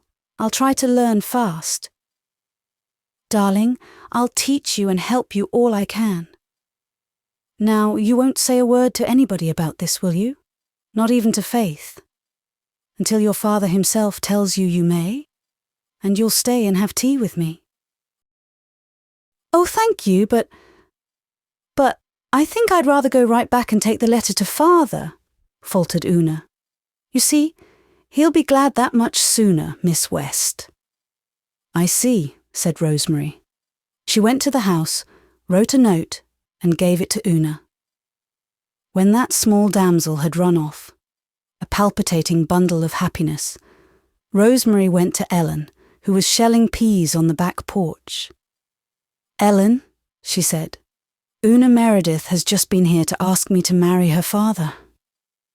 Ellen looked up and read her sister's face. "And you're going to?" she said. "It's quite likely." Ellen went on shelling peas for a few minutes. Then she suddenly put her hands up to her own face. There were tears in her black-browed eyes. I hope we'll all be happy," she said, between a sob and a laugh. Down at the manse, Una Meredith, warm, rosy, triumphant, marched boldly into her father's study and laid a letter on the desk before him. His pale face flushed as he saw the clear, fine handwriting he knew so well. He opened the letter. It was very short, but he shed 20 years as he read it. Rosemary asked him if he could meet her that evening at sunset, by the spring in Rainbow Valley. Chapter 35. Let the Piper Come. "And so," said Miss Cornelia, "the double wedding is to be sometime about the middle of this month." There was a faint chill in the air of the early September evening, so Anne had lighted her ever-ready fire of driftwood in the big living room, and she and Miss Cornelia basked in its fairy flicker. "It is so delightful, especially in regard to Mr. Meredith and Rosemary," said Anne. "I'm as happy in the thought of it as I was when I was getting married myself. I felt exactly like a bride again last evening, when I was up on the hill seeing Rosemary's trousseau." "They tell me her things are fine enough for a princess," said Susan, from a shadowy corner where she was cuddling her brown boy. "I have been invited up to see them also, and I intend to go some evening. I understand that Rosemary is to wear white silk and a veil, but Ellen is to be married in navy blue. I have no doubt, Mrs. Dr. dear, that that is very sensible of her. But for my own part, I have always felt that if I were ever married, I would prefer the white and the veil as being more bride-like." A vision of Susan in white and a veil presented itself before Anne's inner vision, and was almost too much for her. "As for Mr. Meredith," said Miss Cornelia, "even his engagement has made a different man of him. He isn't half so dreamy and absent-minded, believe me. I was so relieved when I heard that he had decided to close the manse and let the children visit round while he was away on his honeymoon. If he had left them and old Aunt Martha there alone for a month, I should have expected to wake every morning and see the place burn down." "Aunt Martha and Jerry are coming here," said Anne. "Carl is going to Elder Clow's. I haven't heard where the girls are going." "Oh, I'm going to take them," said Miss Cornelia. "Of course, I was glad to, but Mary would have given me no peace till I asked them anyway. The Ladies' Aid is going to clean the manse from top to bottom before the bride and groom come back, and Norman Douglas has arranged to fill the cellar with vegetables. Nobody ever saw or heard anything quite like Norman Douglas these days, believe me. He's so tickled that he's going to marry Ellen West after wanting her all his life. If I was Ellen. But then, I'm not, and if she is satisfied, I can very well be. I heard her say years ago when she was a schoolgirl that she didn't want a tame puppy for a husband. There's nothing tame about Norman, believe me." The sun was setting over Rainbow Valley.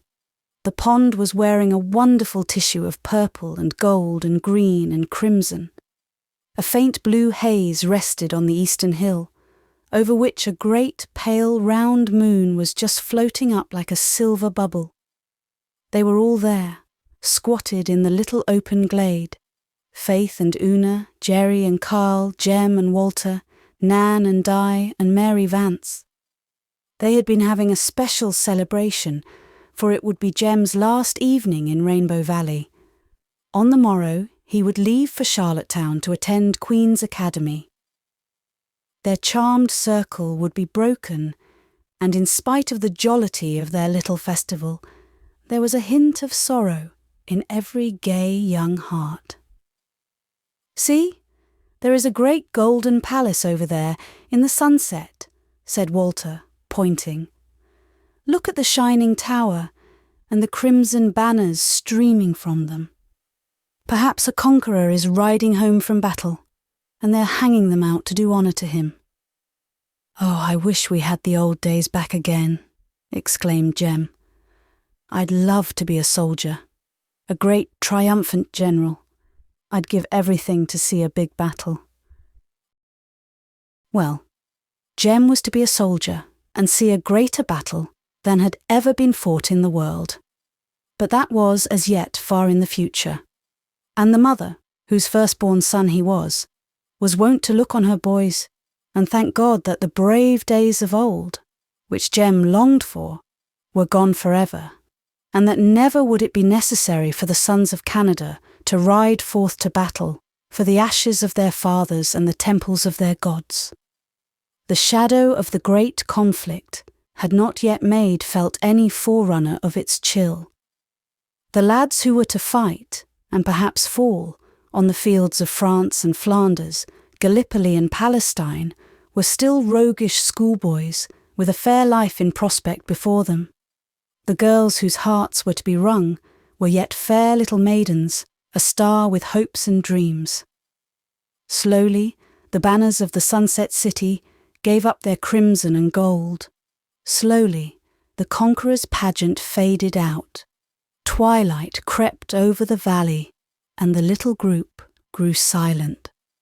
Walter had been reading again that day in his beloved book of myths, and he remembered how he had once fancied the Pied Piper coming down the valley on an evening just like this.